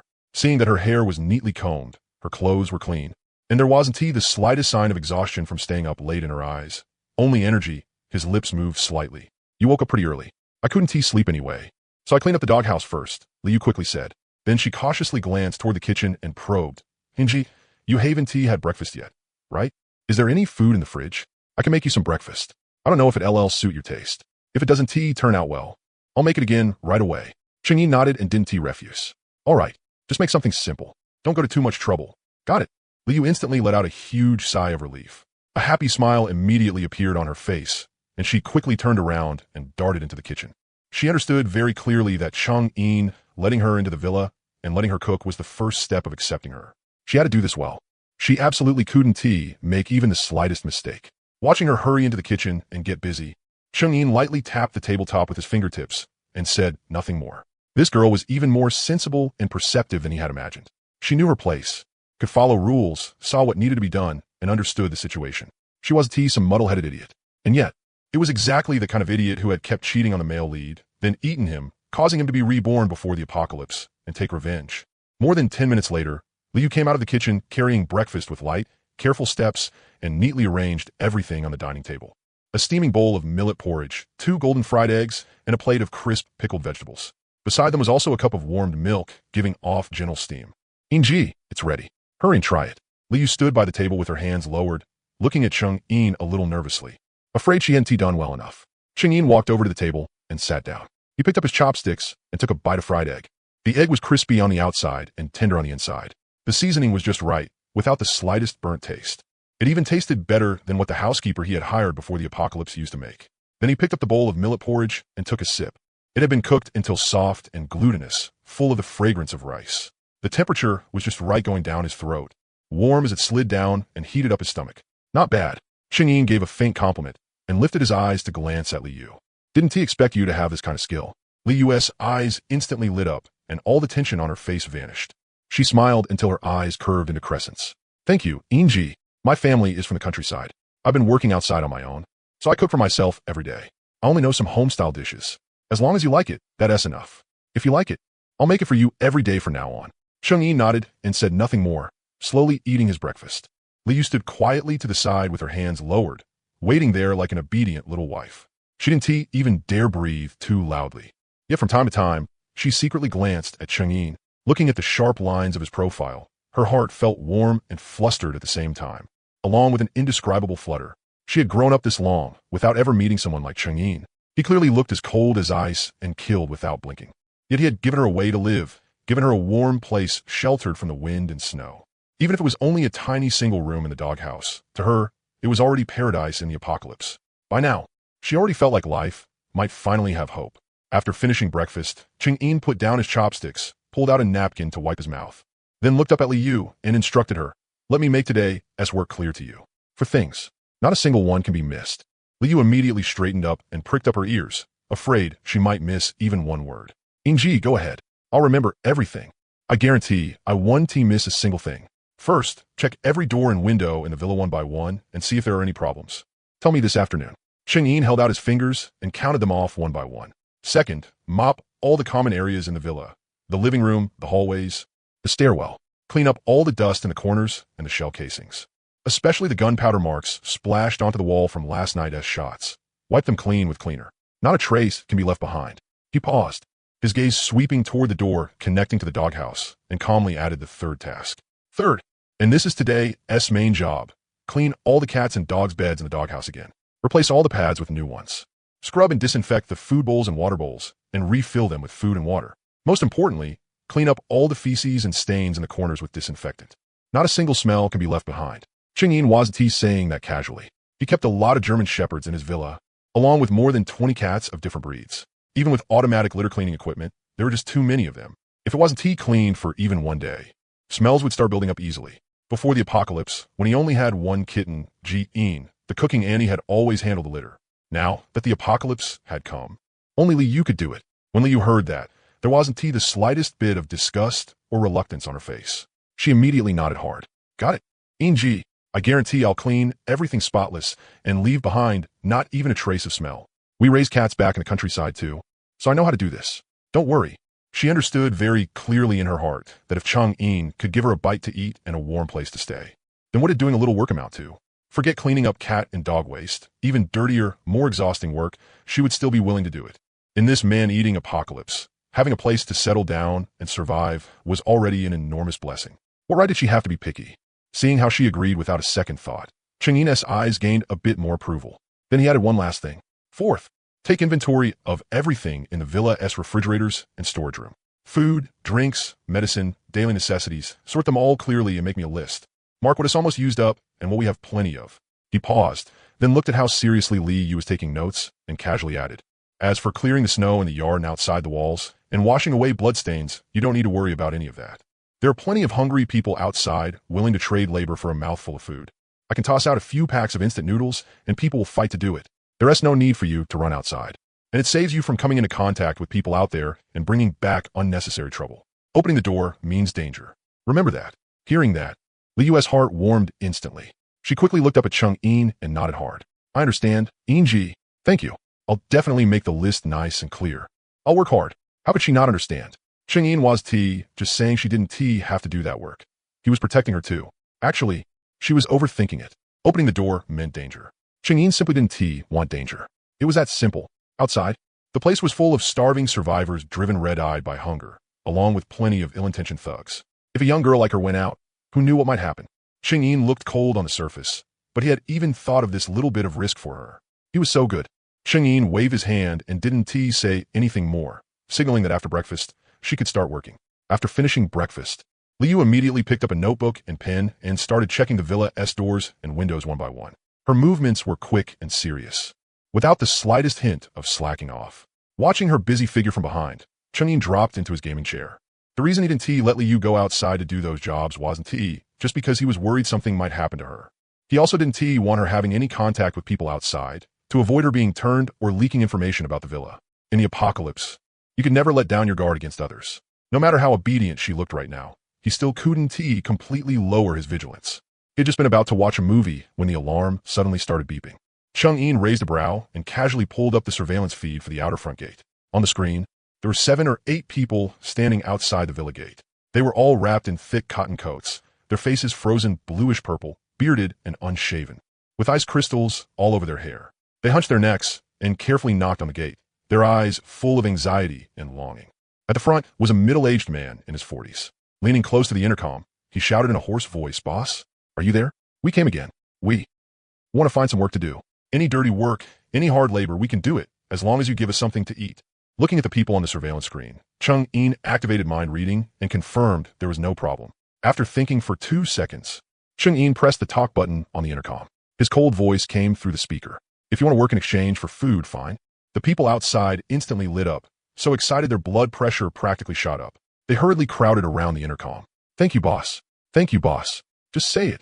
What do you want us to do? We'll do anything." 2 jobs, Chang-in said flatly. First, move all the corpses in the snow outside the gate.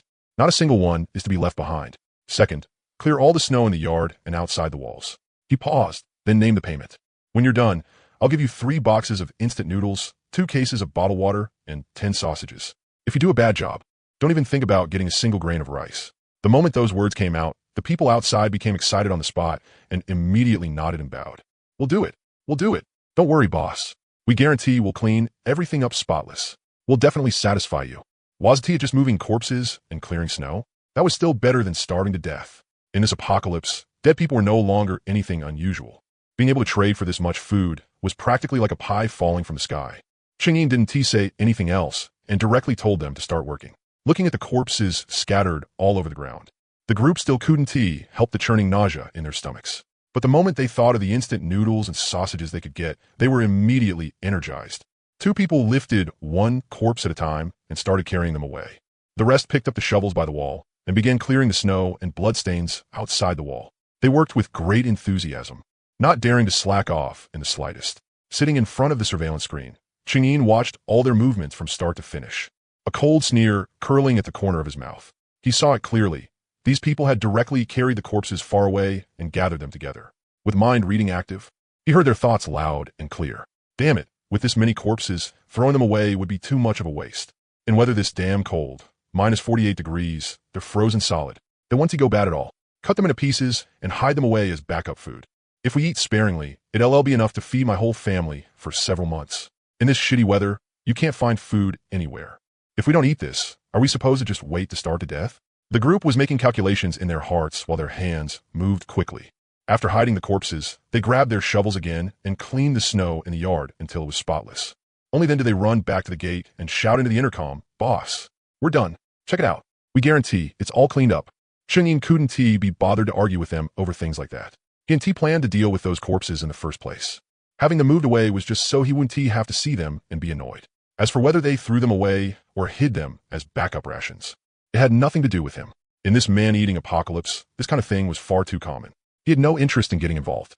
Leaning back in the gaming chair, he closed his eyes and silently recited in his heart, dropped 3 boxes of Master 91 instant noodles, 2 cases of bottled water from 82, and 1 whole pack of sausages onto the open space outside the villa's iron gate. The moment the thought fell, his exclusive system space responded immediately. The supplies peeled away from the space out of thin air and silently appeared in the snow outside the villa's iron gate, stacked neatly together without making even the slightest sound. With the god-tier space the system had given him, as long as something was within the range covered by his mental power, he could place supplies wherever he wanted. There was no need to open the gate and deliver them personally at all. The last 2 days when he had tossed things down from the window, it had purely been because he wanted to see what kind of state the apocalypse had pushed people into outside the gate. The group was still standing on tiptoe and peering inside, full of anticipation as they waited for Cheng-Yin to bring them food. But in the blink of an eye, several boxes of supplies appeared neatly in the snow right in front of them out of nowhere. 3 boxes of instant noodles, 2 cases of bottled water, and 1 whole pack of sausages just sitting there quietly like a magic trick. The group instantly froze in place. Their eyes went as wide as brass bells as they looked at each other, their faces full of disbelief. I am not seeing things, right? There was nothing here just now. Holy shit, how did it suddenly appear? The gate didn't even open. Boss, is he some kind of immortal? Or like those superpowers in novels, making things appear out of thin air from a distance? I'm guessing he is an alien. Who cares how it got here? As long as there's food, that's all that matters. Who cares how he made it appear? The middle-aged man at the front was the first to react. He swallowed hard, then hurriedly gave a deep bow toward the inside of the gate and shouted loudly, "Thank you, boss. Thank you, boss. We'll never forget your great kindness." The others also snapped back to their senses and quickly followed with bows of thanks. In their eyes, besides gratitude, there was even more deep awe. They had already thought Cheng-Yin was a ruthless man who killed without blinking, but now they felt he was even more unfathomable. He didn't even need to open the gate, yet he could make supplies appear out of nowhere. How could that be something an ordinary person could do? He was clearly someone with incredible abilities. None of them dared linger. They hurriedly picked up the supplies on the ground and clutched them tightly, afraid someone might snatch them away. Without looking back, they ran off, even faster than when they had come. In their hearts, there was only one thought. Even if they starved to death in the future, they absolutely could not provoke this big shot. Cheng-Yin sat in front of the surveillance monitor, watching their retreating figures as they carried the corpse away. He turned off the camera at the entrance, his face expressionless. In those people's eyes, whether the supplies had appeared out of thin air or whether he had used some mechanism they couldn't understand, it didn't matter. As long as it made them fear him more and kept them from daring to come bother him lightly, this little trick was hardly worth mentioning. Although the daytime temperature had risen slightly compared to the night, it was still only minus 48 degrees. And according to the weather satellite forecast, the temperature was still continuing to drop. It wouldn't be long before it fell below minus 70 degrees. By then, food would be even harder to find, and cannibalism would only become more common and more widespread. Meanwhile, over in Yangwang Kailang residential complex, that old woman Lu Guilin had started messing around with the military supplies. Just as dawn was breaking, the entrance of Yangwang Kailang residential complex was already packed with a huge crowd of people, a dense black mass of at least 300 to 400, old and young alike, bringing their whole families with them. Everyone was wrapped in layer upon layer of padded clothes and quilts. They carried bulging bundles on their backs and held kitchen knives, wooden sticks, mop handles, anything that could be used for self-defense. They had brought it. In the icy wind of minus 48 degrees, children crying, women giving reminders, and men shouting, all mixed together in chaos. Fear of the unknown road ahead was written across many people's faces. But hidden in their eyes was also a trace of hope for survival. Gritting their teeth, they prepared to set out on this 25-kilometer life-or-death journey to the shelter. Standing on the steps at the entrance of the complex, Lu Guilin was wearing a thick military coat and holding a loudspeaker, shouting at the crowd with spit flying everywhere. Neighbors, everyone listen up. On the road, you must look out for each other. The elderly and children walk in the middle, and the young and strong walk on both sides. Don't fall behind no matter what. Don't worry, everyone. There's a military supply station every 5 kilometers along the way. There's hot water and bread. No one will go hungry. As long as you make it to the shelter at the Olympic Sports Center, there'll be heating, white rice, and meat to eat. Everyone will finally be able to live a good life. She shouted with such sincerity and emotion that anyone who didn't know better might really think she was a good director, wholeheartedly thinking of the residents. But the filthy thoughts in her heart were truly disgusting. Hurry up and go. All of you, get out of here. The farther you go, the better. Best if you all freeze to death on the way. The more people leave, the more of the remaining supplies become mine. Once you're all gone, I'll be the local emperor of this complex and live however I want. This old woman was truly rotten to the core, black-hearted to the extreme.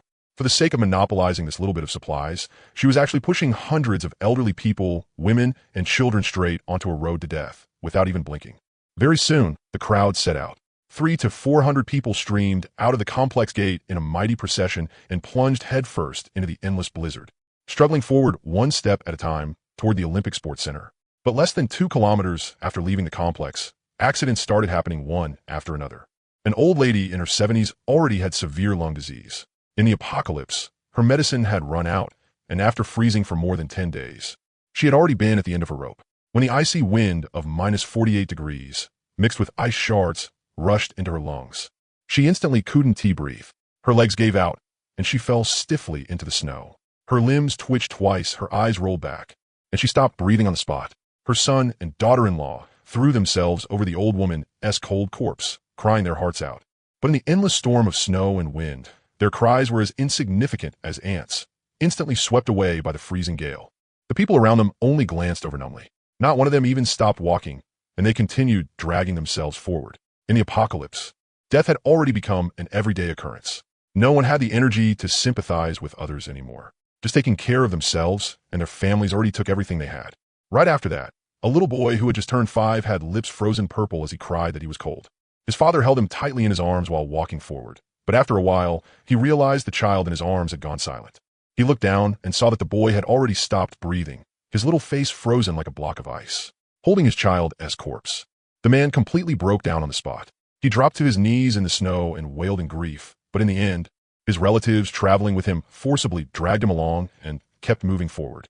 Death spread through the group like a plague. Before they had even gone 5 kilometers, more than a dozen people had collapsed into the snow and never gotten up again. There were old people, children, and even young people who had already been sick. In the extreme cold of minus 48 degrees, every step they took was draining away their lives. The people in the group finally panicked completely. No, we can't keep going. If we do, we'll all freeze to death on the road. Lu Guilin lied to us. Why aren't there any supply stations? We haven't even seen a damn shadow of one. I'm going back. I want to go back. Even starving to death at home is better than freezing to death out in this godforsaken wilderness. Fuck. That old bastard Lu Guilin. She tricked us into coming out on purpose. She wants us to die outside, so she can keep all the supplies for herself. The crowd instantly exploded into chaos. Despair and fury replaced their earlier hope. More than half of them turned around and started heading back, cursing nonstop, wishing they could rush back immediately and tear Lu Guilin apart. There were also a few who felt that going back would only mean starving to death anyway. So they gritted their teeth and kept moving toward the Olympic Sports Center. But before going much farther, they too collapsed into the snow one after another, never to rise again. The once mighty procession completely fell apart in less than 2 hours. Crying, shouting, and cursing mixed into the howling wind and snow. A scene too miserable to bear. At the entrance of the complex, Lu Guilin watched the crowd scatter and flee back in disarray. There wasn't the slightest ripple in her expression. She even revealed a smug, gloating sneer before turning around and returning to the property management office. With a loud bang, she locked the front door and went to celebrate with Zhang Tao and Wang Hu. This was the apocalypse. The ugliness of human nature was exposed in full under the pressure of survival. For a single bite of food, people could push hundreds of others onto a road to death. To stay alive, people could become even colder and more ruthless than wild beasts. In a corner of the complex stood 3 young men, leaning against the wall, their faces dark as they stared in the direction of the property management office. Their eyes were filled with towering rage and killing intent. The one in the lead was called Zhou Lei, 22 years old. He had just graduated from college and found a job as a programmer in X City, renting a place in Yongwang Kailang residential complex. When the apocalypse descended, he brought over his younger sister from their distant hometown. He had thought the two siblings could look after each other, but he expected his sister to come down with a high fever a few days ago. She was still lying in the rental apartment now, burning with fever and half delirious, to the point that she could barely even get a sip of hot water anymore. Before this, Lu Guilon had forced everyone to hand over their supplies. Zhou Lei originally refused, but Lu Guilon brought Wang Hu and a group of security guards to block his door, throwing moral pressure and threats at him. She said he was refusing to cooperate with epidemic prevention and disaster relief, and that when rescue arrived, he would be arrested and thrown in jail. She also said he was hoarding supplies and didn't care whether the elderly and children in the neighborhood lived or died. She would try to use force. In the end, he had no choice. He could only hand over most of the instant noodles and medicine he had stockpiled, leaving behind just a tiny bit of food and a few fever pills. But now, his younger sister's fever was getting worse and worse. The medicine had long since run out, and the food was almost gone too. Yet Lu Guilon was holding onto the supplies sent by the military and refused to give them even a single grain of rice. She was even deceiving everyone and leading them all toward death. Beside him, the gang and Housie were Zhou Lei's college classmates. After graduating, all three of them had rented in this neighborhood together, relying on each other to survive. Just now, the three of them had seen with their own eyes an old man they knew well take his grandson toward the shelter. They had only gone a short distance outside the neighborhood before freezing to death in the snow. The grandfather and grandson's bodies lay there alone in the snow, with no one even there to collect them. Lazy, we can't keep enduring this. The gang gritted his teeth so hard his fists crackled. His voice was full of vicious fury. That old bastard, Lu Guilon, never treated us like human beings at all. She just wants all of us dead, so she can keep all the supplies for herself. Yesterday, the military delivered 4 big crates, and she only took out 2 boxes of crappy instant noodles. She had all the rest. If we don't act now, not only will your sister die, the 3 of us will starve and freeze to death here too. Housie's eyes were red too as he lowered his voice and said, Lazy, I secretly snuck behind the property management office just now. I saw it through the crack in the window. They were inside stewing canned meat and eating white steam buns. The table was covered with sausage, bottled water, and whole boxes of medicine. Wang Hu and those security guards each got 2 cartons of cigarettes and a few barrels of diesel. They're feasting while we can't even get a mouthful of thin porridge, and your sister is still lying in bed waiting to die. Zhou Lei clenched his fists so hard his nails dug into his flesh and drew blood. His eyes were bloodshot as he stared fixedly at the door to the property management office. The hatred and killing intent in his heart grew wildly like weeds. It wasn't that he had never thought about enduring it. It wasn't that he had never thought about waiting for rescue. But now, his sister was about to die. Rescue was nowhere in sight.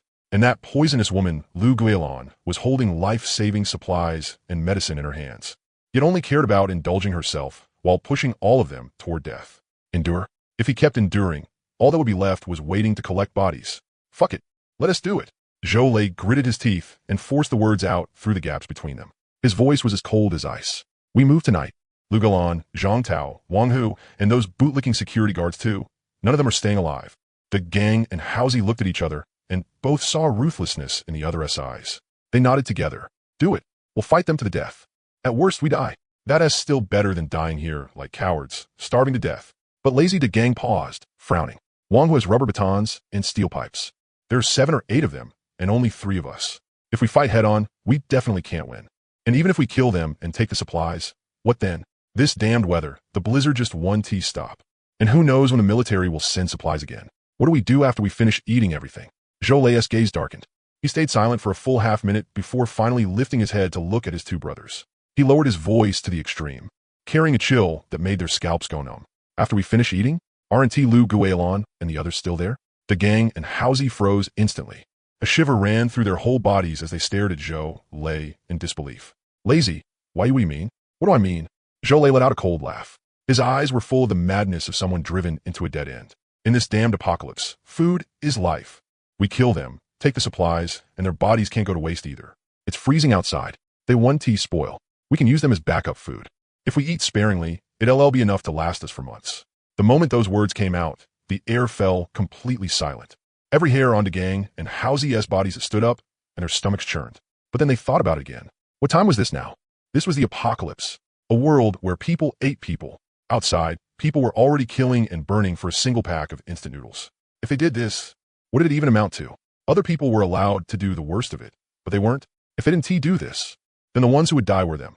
and Zhou Lei's sister lying in bed. All right. The gang took a deep breath and bit down hard. We'll do it your way. We move tonight. First we take back the supplies and save your sister. As for those bodies, we freeze them and keep them as backup food. That is still better than starving to death ourselves. Howsy nodded too, the fear in his eyes turning vicious. Do it. Luke Guilon and the others deserve to die in the first place. Even if we eat their flesh, it's only what they deserve. The three of them exchanged a look and saw the same desperate resolve in each other's eyes.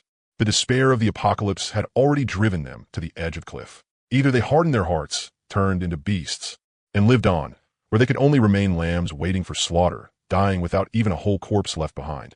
They quickly worked out a plan. Every night, Wang Hu and the other security guards drank and played cards in the guard room next to the property management office. Inside the office itself, there were only Lu Guilon and Zhang Tao. First, they would pretend they wanted to go to the shelter and had come to collect some emergency food and medicine. They would trick the guard room door open, deal with Wang Hu and the other guards first, and then go take care of Lu Guilon and Zhang Tao. For tonight's operation, they even went back to their rental apartment and dug out all the kitchen knives and fruit knives in the house, hiding them inside their clothes as they waited for nightfall to make their move. That was what the apocalypse was like, when survival became the only remaining hope. When hunger and despair devoured every shred of reason, people eating people was never anything new. For the sake of supplies, Lu Guilon could push several hundred people onto the road to death. For the sake of staying alive, Zhou Lei and the others could kill Lu Guilon and turn her into backup food. That was human nature. Under extreme survival pressure, all morality and all bottom lines would shatter completely. It was a little past 10 in the morning. The blizzard filling the sky still showed no sign of stopping. Outside was a frozen hell of minus 50 degrees, but inside the villa it was still warm and cozy, a constant 26 or 27 degrees. Like a completely different world from outside. The kitchen gave off the sizzling sounds of stir-frying, and a faint aroma of food drifted out. Liu was inside, wearing an apron, busy preparing lunch. Cheng Yin had praised her cooking, so she had thrown herself into it even harder, thinking about how to make the dishes suit his taste even better. As long as Cheng Yin was satisfied, she could stay here securely and wouldn't have to go out into the icy wilderness and risk her life anymore. Cheng Yin's fingertips lightly swiped across the tablet screen. Last night, he had killed quite a few people with 2 magazines, and the gunshots had echoed through the Villa District for nearly 10 minutes. He needed to see whether that round of gunfire had stirred up the whole Villa District, whether anyone had been alerted, whether anyone wanted to band together and cause trouble. After all, quite a few people still lived in this Villa District. There was no guarantee there weren't some fearless idiots thinking about targeting him. Before the apocalypse, everyone living in this Villa District had either been rich or powerful. But 12 days after the apocalypse began, most of the villas had already gone dark. Either their owners had frozen or starved to death inside, or they had run out to find a way to survive and never came back. In the entire Villa District, aside from his own, there were only a little over a dozen villas still able to keep their generators running and their lights on. After seeing that nothing much was happening, Cheng Yin put away the tablet and got ready to eat. Meanwhile, in another villa, the generator was giving off a weak, intermittent hum. From the sound alone, it was obvious the diesel inside was about to burn out completely. The central air conditioning in the living room had long since stopped. There was only a tiny electric heater beside the sofa, giving off a faint bit of warmth. 2 girls were curled up on the sofa. They looked exactly alike, both stunning beauties, yet they carried 2 completely different temperaments. Just standing there, they would have been a dazzling sight that could blind people. The one on the left was wearing a black turtleneck sweater with a light down jacket over it. Her hair was tied neatly into a high ponytail, revealing her smooth forehead and delicate collarbones. She had a cold, gorgeous oval face, sharp brows, and slightly upturned eyes. Her peach blossom eyes held no warmth at all, icy and frozen. Even while curled up on the sofa, her back was still perfectly straight. Her whole body gave off a chill that warned strangers not to come near. She was the older sister, Lu Lanin. Her figure was beyond criticism as well. After studying folk dance for more than 10 years, her body was slender and upright, and her legs were long and straight. Even wrapped in thick fleece-lined pants, her excellent proportions could not be hidden. Her waist was so slim, it looked like it could be grasped in one hand. Even through the sweater, it was clearly alluring. She was the classic cold and mature beauty type. Standing there, she was like a plum blossom on a snowy mountain, beautiful and thorny. Curled up beside her was the younger sister, Lu Lanyue. She was wearing a pink down jacket, her soft hair falling over her shoulders. She had round almond eyes, a small delicate nose, pink lips, and a hint of baby fat on her face, making her look soft and obedient to the extreme. Her whole body was tucked into the sofa as she hugged a pillow. Her little face was red from the cold, the tip of her nose red as well, and her big eyes were misty with tears. Just looking at her made people feel sorry for her. Unlike her sister's icy beauty, Lu Lanue was the typical sweet girl. Her skin was white like milk, and even though her face was flushed from the cold, it could not hide her natural charm. The same face, but completely different feelings. She had studied dance too, but her figure was softer, her lines gentler.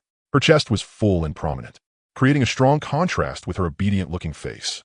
Sweet without being cloying, her pure and seductive aura was maxed out.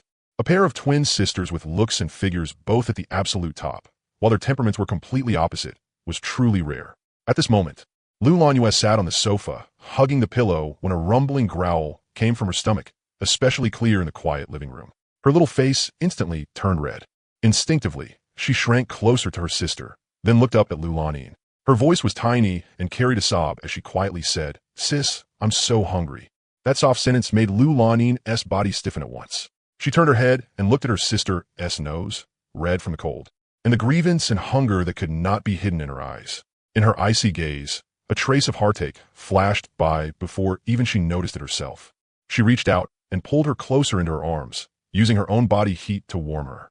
Her voice was as cold as she was, yet it carried a faint gentleness that was hard to notice. "Endure a little longer. Yeah. Today we'll eat that half piece of compressed biscuit from this morning.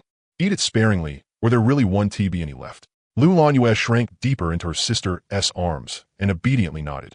But the tears in her big eyes still could not help falling, landing on Lu Lanine's sweater. She sniffled and said softly, "I know, sis. I'm just too hungry. We haven't had a full meal in 2 days." Lu Lanine's heart felt as if it had been stabbed by a needle. It hurt badly. On the day the apocalypse arrived, the two sisters had been home for the weekend, relaxing. Their parents were abroad on a business trip. No one had expected the global temperature to plummet and an extreme cold wave to instantly sweep across the entire blue planet. Water, electricity, and communications gradually began to fail, and they could no longer contact their parents overseas. Fortunately, before leaving, their parents had stocked the house with some rice, flour, cooking oil, and bottled water. The diesel had been kept as backup for the villa, and their parents had repeatedly told them to stay home and not run around. But no one had expected this cold wave to be so terrifying. The temperature had dropped straight to minus 60 degrees. The entire city had been completely paralyzed. An order had collapsed. 12 days had passed, and the small amount of supplies in their home was already almost gone. There were barely any compressed biscuits left, and only the last 2 bottles of water remained. Even taking a sip of water had to be carefully rationed, let alone eating until full. Even worse, there was only a tiny bit of diesel left in the generator. No one knew how much longer it could last. Once the diesel ran out and the generator stopped, this tiny electric heater would go out too. Then the temperature inside the house would become the same as outside, dozens of degrees below zero. The two sisters would either starve to death or freeze to death alive. It was not that Lu Lanine had never thought about going out to look for supplies. But a few days ago, she had personally seen 2 men at the entrance hack a person to death in the snow just for a pack of instant noodles. Outside were people driven mad by hunger, murdering, burning, looting, and committing every evil imaginable. If 2 powerless young girls like them went out, it would be no different from sheep walking into a tiger's mouth. Forget finding supplies. Whether they could even come back alive was another question entirely. So she could only stay huddled in the villa with her sister, eating and drinking as sparingly as possible, surviving on 1 meal a day while waiting for rescue. She had kept telling her sister, and herself as well, that the country would not abandon them. Rescue would definitely come. But after waiting 11 days, aside from hearing the roar of helicopters in the distance a few days ago, there had been no other movement at all.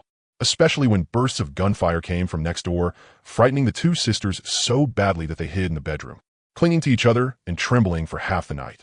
They did not even dare turn on the lights, afraid the people outside would notice them. That only deepened the despair in their hearts. "Sis." Lu Lanue looked up, her eyes brimming with tears as she stared at Lu Lanine. "Dad and Mom, are they not coming back? Are we going to die here? Don't talk nonsense." Lu Lanine immediately cut her off. She reached out and pinched her freezing cold cheek. Her tone was still icy, but it carried unquestionable firmness. "Dad and Mom will definitely come back. And rescue will definitely come too. We have to hold on. Do you hear me? As long as we hold on, there is hope." She sounded firm, but deep down, she had long since panicked. She had been born before her sister. She was the older sister, so she had to hold it together. If even she collapsed, then her sister truly would have no way to survive. But she knew more clearly than anyone that they had already been pushed to the end of the road. They could not hold on much longer.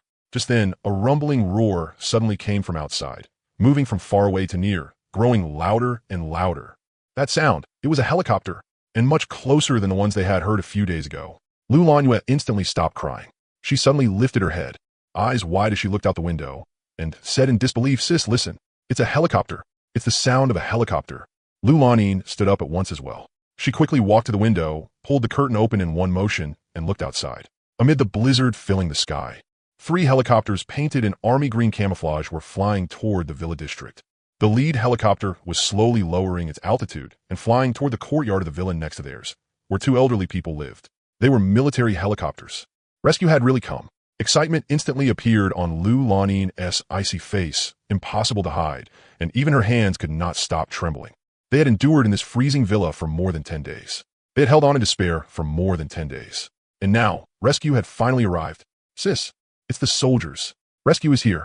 We're saved." Lu Lanyue jumped up from the sofa at once, crying and laughing in excitement as she grabbed Lu Lanin's hand and bounced up and down. Light flared back in her eyes, the hope that burst out in a desperate situation, dazzlingly bright. We're saved." Lu Lanin took a deep breath and forced down the surging excitement in her heart, but her voice still carried a faint, barely noticeable tremor. She looked at the slowly descending helicopter, and the heart she had kept hanging for more than 10 days finally settled. The helicopter landed steadily in the yard next door, the rotor blades whipping up snow and wind. The cabin door opened, and 4 fully armed soldiers jumped down first, quickly setting up a security perimeter around the area with their guns raised. Right after that, several military personnel strode into the villa. "Sis, they landed next door." Lu Lanyue immediately grabbed Lu Lanin's hand, her eyes shining. "We've seen them in the neighborhood before. Those 2 old people are really nice. Let us hurry over. If we talk to the soldiers, they'll definitely take us with them." Lu Lanin looked at the gate of the neighboring villa, and a trace of hesitation flashed through her heart. She suddenly realized that these people were here specifically to pick up those 2 elderly people. They were carrying out a special mission, and they might not take along 2 unrelated civilians like them. But when she saw the hope filling her sister's eyes, then looked at the generator in the house that was about to die and the empty food cabinet, she had no other choice. This was their only chance to survive. "Okay, let us go." Lu Lanin nodded, immediately picked up the 2 thickest polar down jackets from the sofa, and wrapped herself and her sister up tightly. Then they put on hats, scarves, and gloves, leaving only their eyes exposed. The sisters opened the villa door, and in an instant they were swallowed by the -50-degree wind. The bone-piercing cold instantly penetrated their thick down jackets, making them shudder. But they had no time to care about the cold. Hand in hand, they stumbled through snow that reached their knees and ran toward the neighboring villa. Just as they reached the entrance, they saw the gate open. The leading officer was accompanying the 2 gray-haired elderly people as they walked out. The 2 old people were holding thick stacks of research materials and encrypted hard drives in their arms. They were wearing cold-weather cotton coats provided by the military. And behind them, soldiers were carefully carrying their research materials to the helicopter. And these 2 elderly people were the same 2 who had been frightened by Chang Yin's gunshots. They were actually experts the military had specially sent people to retrieve. No wonder they were being valued, even in this apocalypse. At the gate, when the leading officer saw the Lu sisters running over, he froze for a moment, then immediately raised a hand to signal the soldiers on guard to lower their guns, and looked at them. Lu Lanyue immediately ran forward, because she was running too fast. She almost slipped in the snow, but fortunately Lu Lanin reached out and steadied her. Standing in front of the officer, tears in her eyes and her voice choked with sobs, she said urgently, "Comrade soldier, please take us with you. We live right next door. We're almost out of supplies, and the generator is about to stop. We're going to freeze and starve to death. Please, take us away from here." Her voice was soft and full of pleading. Her watery eyes looked at the officer as tears slid down her cheeks, making her look heartbreakingly pitiful. Lu Lanin stood beside her sister and didn't say much. She only lowered her head slightly and gave the soldiers a deep bow. She still looked as cold as ever, but her slightly trembling shoulders and reddened eyes exposed the tension and plea in her heart. She knew that her life and her sister's life now depended on a single sentence from the other side. When the leading soldier looked at the 2 young girls trembling from the cold, a trace of pity instantly appeared on his face, and he let out a heavy sigh. He gave the sisters a standard military salute, his tone apologetic as he said helplessly, "You 2 young ladies, I'm truly sorry. This time, we are acting under the nation's highest level emergency order. We came specifically to escort Professor Zhang and Professor Li, the 2 top experts in the field of geology, to the National Core Shelter in Core City. The helicopter's seating and load capacity were all strictly calculated in advance. There are no extra seats and no extra fuel. We can't take you with us." The moment those words came out, it was like a slap landing hard across the sisters' faces. The smile on Lu Lanyue's face froze instantly. The light in her eyes dimmed at a visible speed, little by little, until it completely went out. She stood there in a daze, her mouth opening and closing, but she couldn't say a single word. Tears fell wildly like beads from a broken string. Lu Lanin's body swayed at once, disbelief crashing through her. She bit her lip so hard that blood seeped out before she barely managed to steady herself. The hope that had just ignited was shattered completely in this moment, leaving not even a trace behind. Their only way to live was gone. Looking at the despair on the two girls' faces, the soldier felt as if needles were piercing his heart. But military orders were absolute. His mission was to send the two elderly professors safely to Core City at all costs. There were no extra seats and no extra fuel. There was simply no way he could take them. He stayed silent for a few seconds, then gave a look to the soldier beside him. The soldier immediately nodded, turned and ran back to the helicopter, then quickly returned carrying a box of compressed biscuits and a box of bottled water, handing them to the sisters. "Young ladies, we're on a mission. We truly can't do anything more." The soldier looked at them, his tone heavy. "Take these supplies, ration them carefully, and they should last you for a while." Also, at the Olympic Sports Center, we've established a large official shelter. It's 28 kilometers from here. Along the way, we've set up supply points every 5 kilometers, with soldiers there to provide support. If you're capable, you can travel there together. You may be able to survive. Lu Lanyue numbly took the 2 boxes of supplies. The boxes were freezing cold, so cold that her hands instantly lost feeling. But she couldn't feel the cold at all anymore. Her heart had already gone cold. What did the cold of her body even matter now? Still sobbing, she gave the soldier a deep bow and cried, Thank you. Lu Lanin also gave the soldier a slight bow. She said nothing. The only thing left in those cold peach blossom eyes of hers was endless despair. The light in them was completely gone. The officer saluted once more. He said nothing else, immediately turned around, and escorted the 2 elderly professors onto the helicopter. The cabin door shut. The rotor blades spun up at high speed again, and the helicopter slowly rose into the air. It circled once above the villa, then quickly flew north, disappearing into the endless blizzard, leaving only the rumble of its engines growing farther and farther away until it could no longer be heard. In the empty snowfield, only the Lu sisters remained, standing there alone with the 2 boxes of supplies in their arms. The -50-degree wind lashed them fiercely, carrying snow that slammed against their bodies and made them tremble all over. "Sis!" Lu Lanyue finally couldn't hold on anymore. Hugging the box, she burst into loud sobs. The rescue is gone. But didn't he take us? What do we do now? Are we really going to die here? Lu Lanin held her sister, who was crying so hard her whole body was shaking, and raised a hand to gently pat her back. There was still almost no expression on her face, still cold and distant, but her eyes had reddened. At last, the scalding tears she had been holding back could no longer be contained. They slid from the corners of her eyes, fell into the snow, and instantly froze into ice. What could she do? She didn't know either. Go to the shelter? 28 kilometers of road, a -60-degree blizzard, and snow in some places as deep as their waists. There was no way 2 young girls like them could make it there alive. They would only freeze to death halfway there. Stay in the villa? The diesel would run out any moment, and they only had this 1 box of compressed biscuits left. It would last long. In the end, death would still be unavoidable. Ahead was death, and behind was death. They no longer had any path left to survive. Stop crying, yeah. Lu Lanin hugged her little sister. Her voice was hoarse, but she still forced herself to stay calm. Let's go back to the villa first. It's too cold outside. You'll freeze. She pulled along her dazed little sister, hugged 2 boxes of supplies, and once again stumbled into the blizzard, running back to their villa. With a bang, the villa door slammed shut, cutting off the wind, snow, and cold outside.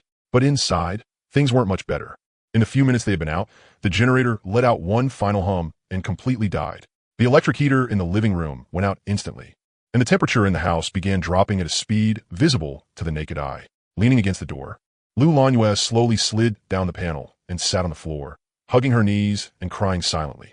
Lu Lanin stood in the living room, looking at the completely dark instrument panel. She closed her eyes, and a thin layer of frost clung to her long eyelashes. And all of it, from the sisters running out to beg for rescue, to their hopes being shattered, to their despairing return to the villa, every detail, every expression, every thought, was seen and heard by Cheng-In with perfect clarity. Cheng-In sat on the sofa with a cup of coffee in his hand. Yet he hadn't taken a single sip.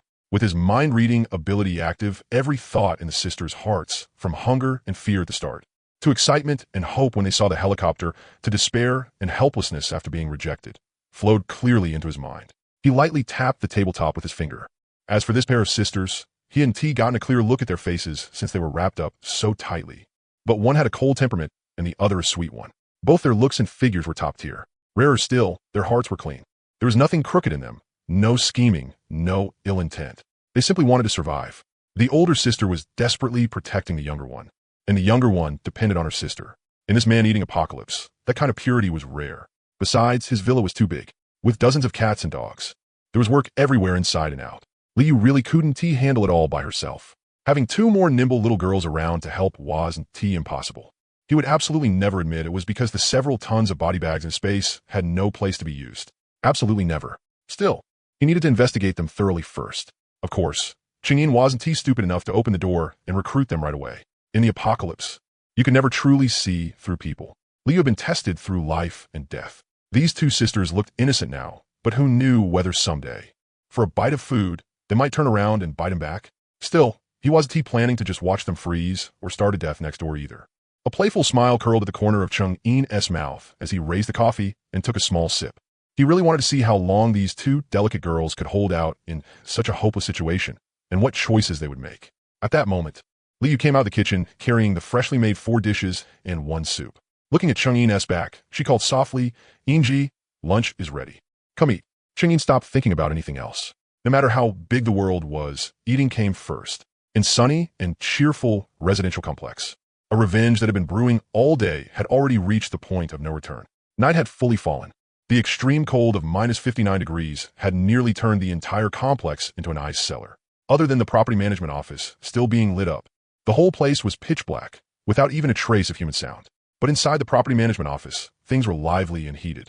Lu Guilin sat on the sofa with one leg crossed over the other, holding a sausage and taking bite after bite. On the table in front of her were open cans of meat, white flour steam buns, and a bottle of baijiu that hadn't been finished.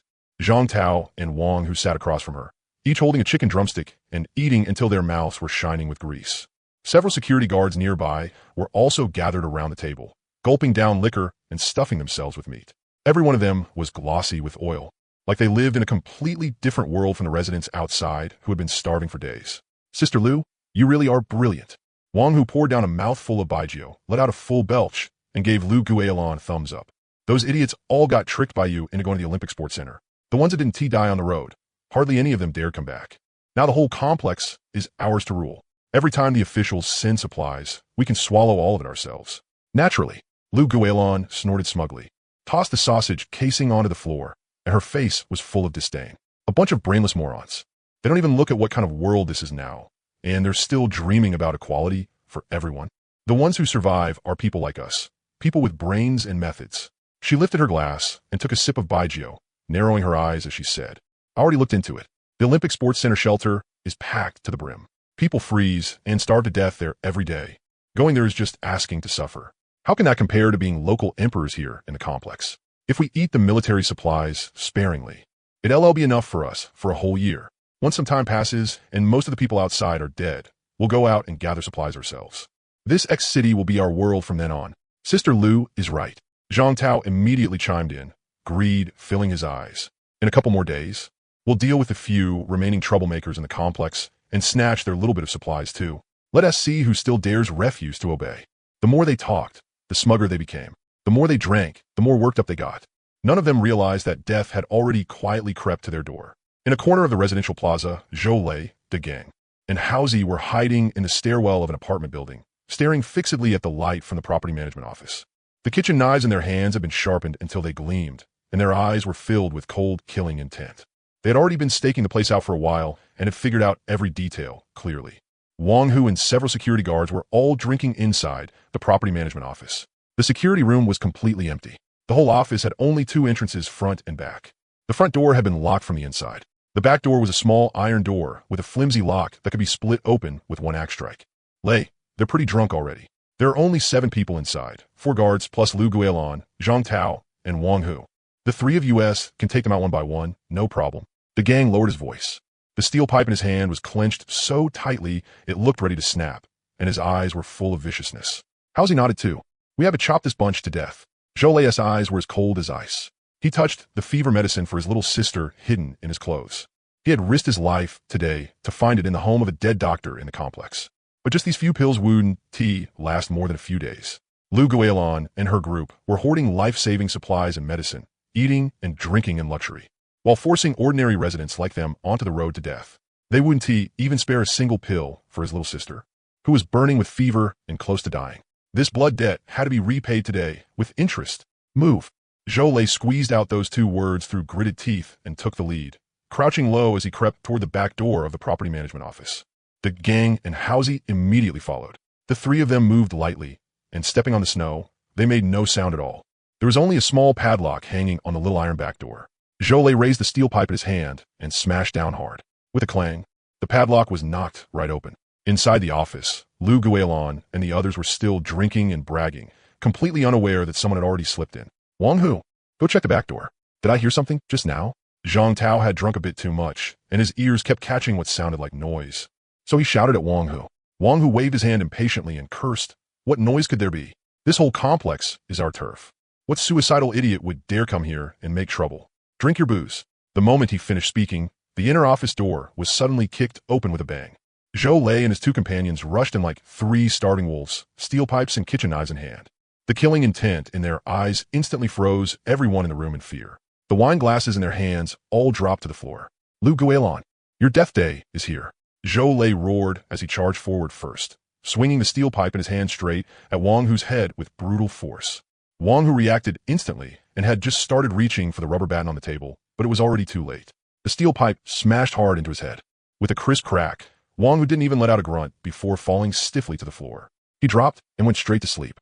His head tilted to one side, and he died on the spot. That one blow completely terrified everyone in the room. Murder! Murder! Lu Guilin screamed as she scrambled and crawled under the table. The smugness on her face instantly turned into extreme terror. She sobered up from the alcohol on the spot, her whole body shaking violently. The remaining security guards also panicked, just as they were about to grab their weapons and fight back. The gang and Housie had already rushed up. The kitchen knives in their hands came down viciously, dropping two of them in an instant. These guards were only good at bullying ordinary people when they had the advantage in numbers. But when it came to a life-or-death moment like this, every one of them turned into cowards. Zhou and his men's fearless, all-out attack completely scared the guts out of them. Don't kill me. Don't kill me. I'll give you all the supplies. All of them. Zhang Tao's legs went weak from fright. With a thump, he dropped to his knees and kept kowtowing to Zhou and the others, knocking his forehead until it bled. Now you know how to give? Zhou let out a cold laugh. He kicked Zhang Tao in the chest, sending him sprawling to the ground, then pointed the steel pipe at his nose and cursed furiously. When you tricked us into going out there to die, why didn't you think about leaving us a way to live? When you embezzled the military supplies and watched us about to starve and freeze to death, why didn't you think about giving us even a bite to eat? I was wrong. I was really wrong. Please spare me. Zhang Tao cried with snot and tears running down his face as he begged nonstop.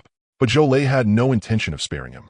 The despair, rage, and hatred he had built up over these past days all erupted at this moment.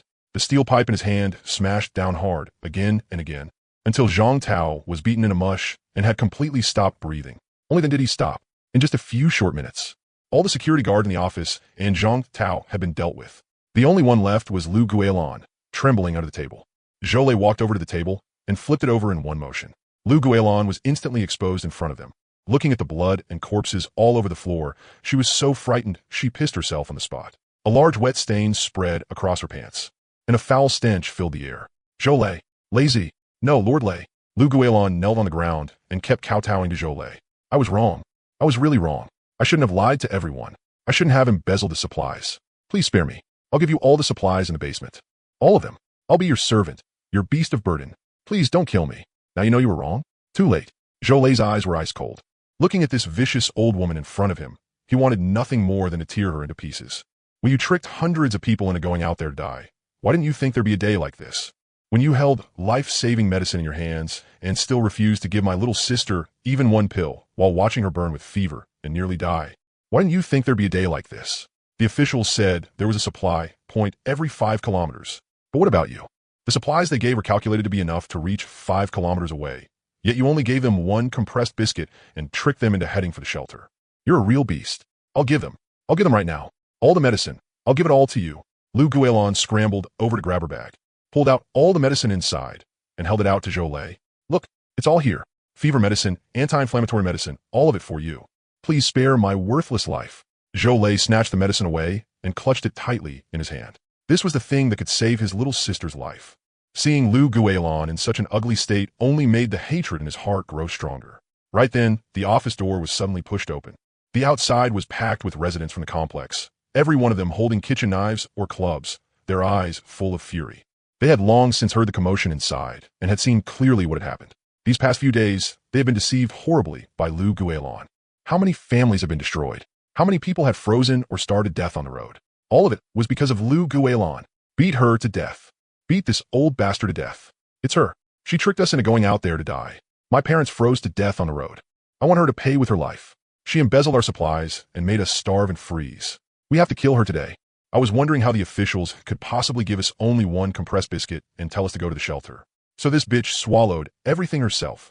The residents were boiling with rage. Red-eyed, they rushed in and surrounded Lu Guilin, looking at the residents, closing in on her. Lu Guilin was so scared her soul nearly flew out of her body. She screamed and tried to run, but an older woman grabbed her by the hair and slammed her hard to the ground. So you have a day like this too? The older woman spat in her face and cursed angrily. My grandson was only 10 years old. Because you tricked us into going out, he froze to death halfway there. If I don't tear you apart today, my name isn't mine. The residents swarmed her all at once. Fists, clubs, and kitchen knives all came crashing down on Lu Guilin. Her screams echoed through the entire property management office, then quickly fell silent. Zhou Lei stood to the side, watching the scene coldly, without stopping them. This was the ending Lu Guilin deserved. A blood debt had to be repaid in blood. A few minutes later, the residents finally stopped. Lu Guilin had been beaten beyond recognition and had completely stopped breathing, dead in the sea of blood she had brought upon herself. Holding the medicine, Zhou Lei shouted to everyone, Lu Guilin is dead. The supplies she hid in the basement belong to all of us. Now, open the warehouse and distribute the supplies. The crowd instantly erupted in earth-shaking cheers. Light reignited in their eyes. Time flew by, and in the blink of an eye, it was midnight. Outside the window, the blizzard howled. The minus 62-degree weather had plunged the entire city of X into deathly silence and frozen stillness. At that exact moment, a cold yet familiar system notification suddenly rang out in Cheng Yin's mind. Ding! Today's skill has been delivered. Congratulations, host, on unlocking a brand new exclusive talent skill. Skill name, Clairvoyance and Clairaudience. Cheng Yin froze on the spot, his face full of confusion. What the hell? Clairvoyance and Clairaudience? Those were clearly two top-tier divine skills. So how was the system counting them as one skill just because it mashed them together? He had lived for 28 years and had never seen a setup this outrageous. Other people unlocked abilities one by one, but when it came to him, two heaven-defying powers were bundled together as one package. Cheng Yin couldn't help laughing inwardly. Come on, system. You forcibly merged two invincible skills just to save me one unlock chance, huh? Before he could think further, a cool, warm current instantly swept through his entire body. From the bottom of his eyes to both ears came a tingling, swelling sensation. At that moment, his vision and hearing underwent a complete earth-shaking transformation. The distant depths of the blizzard that had once been impossible to see clearly were now visible down to the finest detail. The faint footsteps of refugees several kilometers away, their whispers and arguments, all entered his ears with perfect clarity. Not the slightest movement could escape him. Cheng Yin was immediately intrigued and decided to properly test this heaven-defying fuse skill. He first activated Clairaudience and instantly caught every tiny sound coming from all directions around the Villa district. The wind blowing, snow falling, the cracking of distant ice layers, and the soft sobs of the Lu sisters next door. He heard all of it with absolute clarity. Then he activated Clairvoyance. His line of sight pierced through the night, through the wind and snow, through walls. Obstacles dozens or even hundreds of meters away might as well have not existed, as everything came fully into view. Cheng Yin got more and more hooked the more he tested it, screaming awesome in his heart. This skill was basically a god-tier cheat for the apocalypse. With this, no one's movements could stay hidden from him anymore. He wouldn't have to worry about anyone sneaking up on him or pulling tricks behind his back ever again. He casually shifted his gaze and absent-mindedly swept it toward the doghouse beside his villa. At first, he was just casually checking whether anything was happening over there, whether the cats and dogs were settled down. But 1,000-mile eye ignored walls, ignored obstructions, and his sight directly pierced through the wall, landing clearly inside the little room in the doghouse where Liu was resting. The next second, Cheng Yin's breathing suddenly stopped and his eyes went wide. The room was nice and warm, and Liu was completely off guard. After spending the entire day sorting supplies, taking care of the cats and dogs, cooking, and working, she was already exhausted. With her back to the door, she was slowly taking off her clothes, preparing to change into loose sleepwear and go to bed. The soft light fell across her body. Her skin was fair and delicate, her figure full and graceful, her lines especially alluring. Large stretches of snowy white skin were fully exposed, enough to dazzle anyone. Cheng Yin was dumbfounded on the spot and instinctively wanted to look away. But with great pride, He did not turn his head. This was called following his heart. Who could have guessed that the newly unlocked 1,000-mile I would be this overbearing? It went through walls without the slightest obstruction, completely beyond control. One casual glance, and he saw something he definitely shouldn't have seen. He had only wanted to test the skill and check for danger. He hadn't had any other thoughts at all. What happened just now was purely an accidental intrusion into a private moment. Chang'an felt both awkward and restless. Liu had always been obedient and well-behaved, diligent and sensible. She wholeheartedly stayed in the villa to help him manage everything, working hard without complaint and never showing the slightest ulterior motive. For him to unintentionally peek at her with his new skill really was a bit low. He quickly steadied his mind and forcibly shifted 1,000-mile I elsewhere, no longer looking in that direction for even a second longer. At the same time, his wind-following ear could still faintly catch the soft sounds of Liu moving around inside, along with her subtle breathing, making Chang'an's heart pound even harder. Good lord, this fuse skill really was absurdly powerful, but it was also way too easy for awkward situations like this to happen. One careless moment, and he could see through walls, see past obstructions, and accidentally glimpse other people's private scenes. Wasn't this a little perverted? The skill the system gave him was making him a thief one moment and a peeping creep the next. He didn't like it at all. Chang'an clicked his tongue inwardly. He finally understood why the system had merged 1,000-mile eye and wind-following ear into a single skill. If they had been unlocked separately and then stacked together, there would basically be no such thing as privacy. He calmed himself down, suppressed the trace of restlessness in his heart, and activated the skill again, preparing to test its limits. First, he wanted to see just how far this skill could reach. Chang'an grinned and silently willed 1,000-mile eye's field of vision farther into the distance. In an instant, it crossed national borders. The next second, the scene in front of him made Chang'an's smile freeze on his face, and his heart thumped. He had originally thought that X city, where he was, with its -60-degree extreme cold, murder, arson, looting, and bloody incidents caused by starving people going mad and fighting over food, was already miserable enough. But the foreign country in his sight was a living hell, more than 10 times worse than X city, in weather below -60 degrees. The city had long since completely collapsed. The official rescue system had directly fallen apart. The military had long retreated into their bases and simply ignored whether ordinary civilians lived or died. The streets were full of frozen corpses, piled by the roadside like firewood. No one collected them, and no one cared. Scenes of wild dogs gnawing on bodies could be seen everywhere. Chang'an's gaze fell on an abandoned apartment building, and in an instant he saw a scene that made his scalp go numb. In a dim basement, several sallow, emaciated men were surrounding two women who had cried until their faces were distorted. The men held half a piece of blackened bread in their hands, cursing as they said something. Chang'an activated wind-following ear and instantly heard their conversation clearly. Just this half piece of bread for a person. Deal or not? If not, you'll all starve to death tomorrow. Deal. I'll trade. I just beg you, give her a quick end. Don't let her suffer.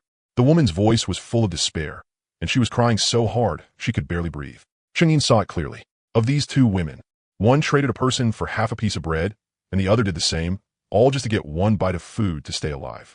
And after those men took the people, they dragged them straight into the back room. The sounds coming from inside made Chang'an shut his eyes for a moment. It wasn't like he had never seen the cruelty of the apocalypse before. He had witnessed plenty of bloody incidents with his own eyes. But this kind of blatant human trafficking, all for half a piece of bread, still made a chill run through his heart. And this wasn't even an isolated case. Chang'an's vision swept across city after city, and scenes like this were everywhere. There was no rescue, no order, no law.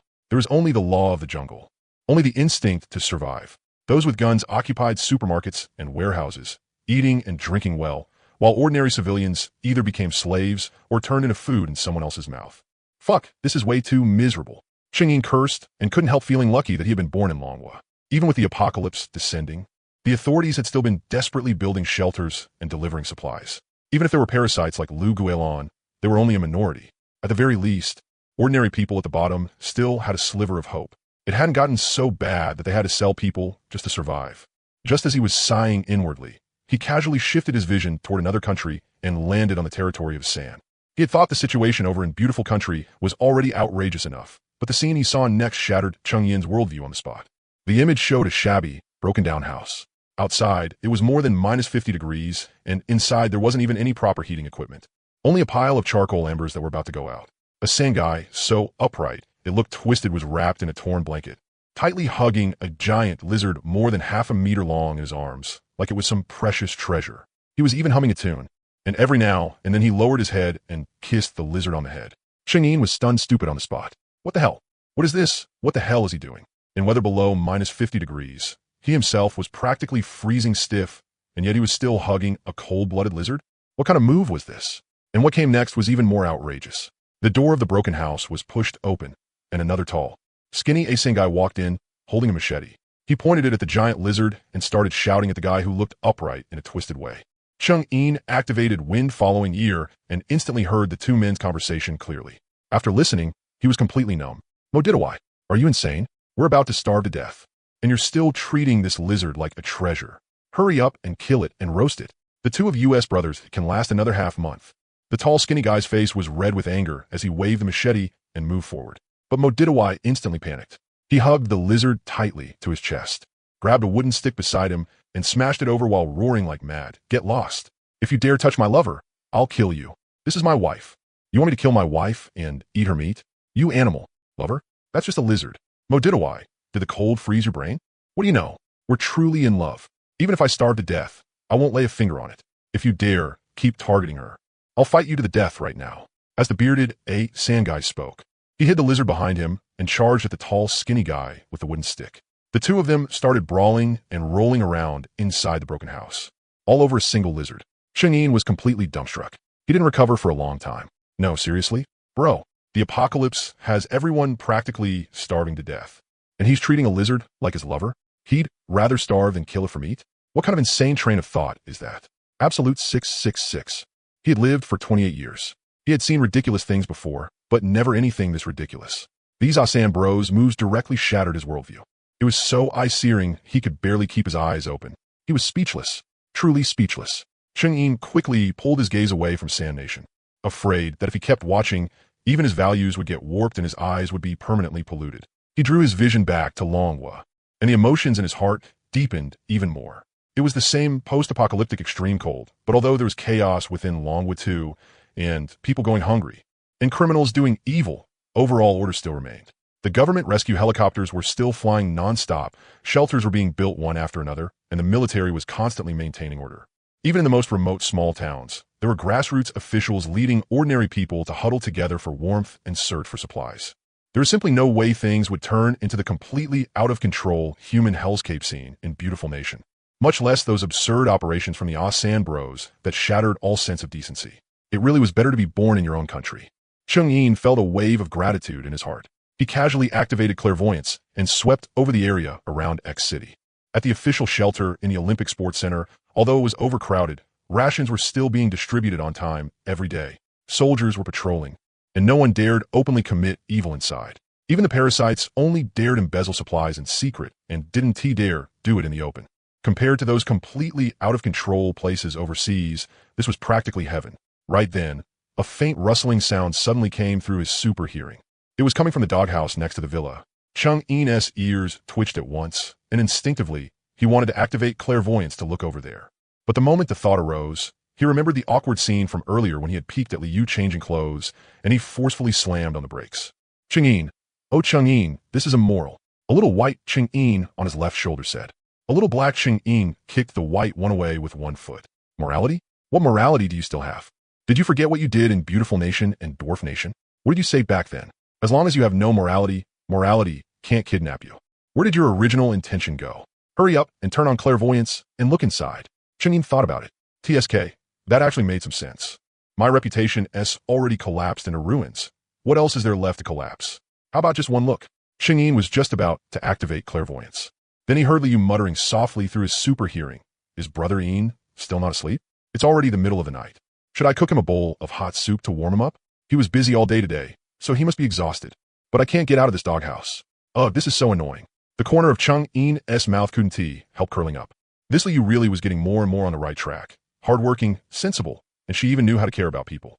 It was just that one glance from earlier had left his heart feeling a little restless even now.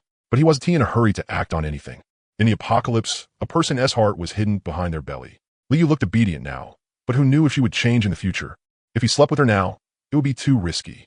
The risk was too high. This investment wasn't worth it. Better to observe her a little longer and test her some more first. With a thought in his mind, clairvoyance instantly passed through two walls and landed inside the villa next door. At this glance, Cheng-Yin raised his brows.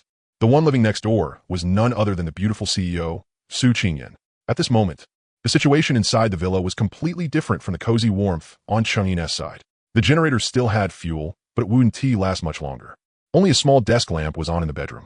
The air conditioner had shut down long ago, and only a space heater was warming the side of the room. Even then, the indoor temperature was only a few degrees above freezing.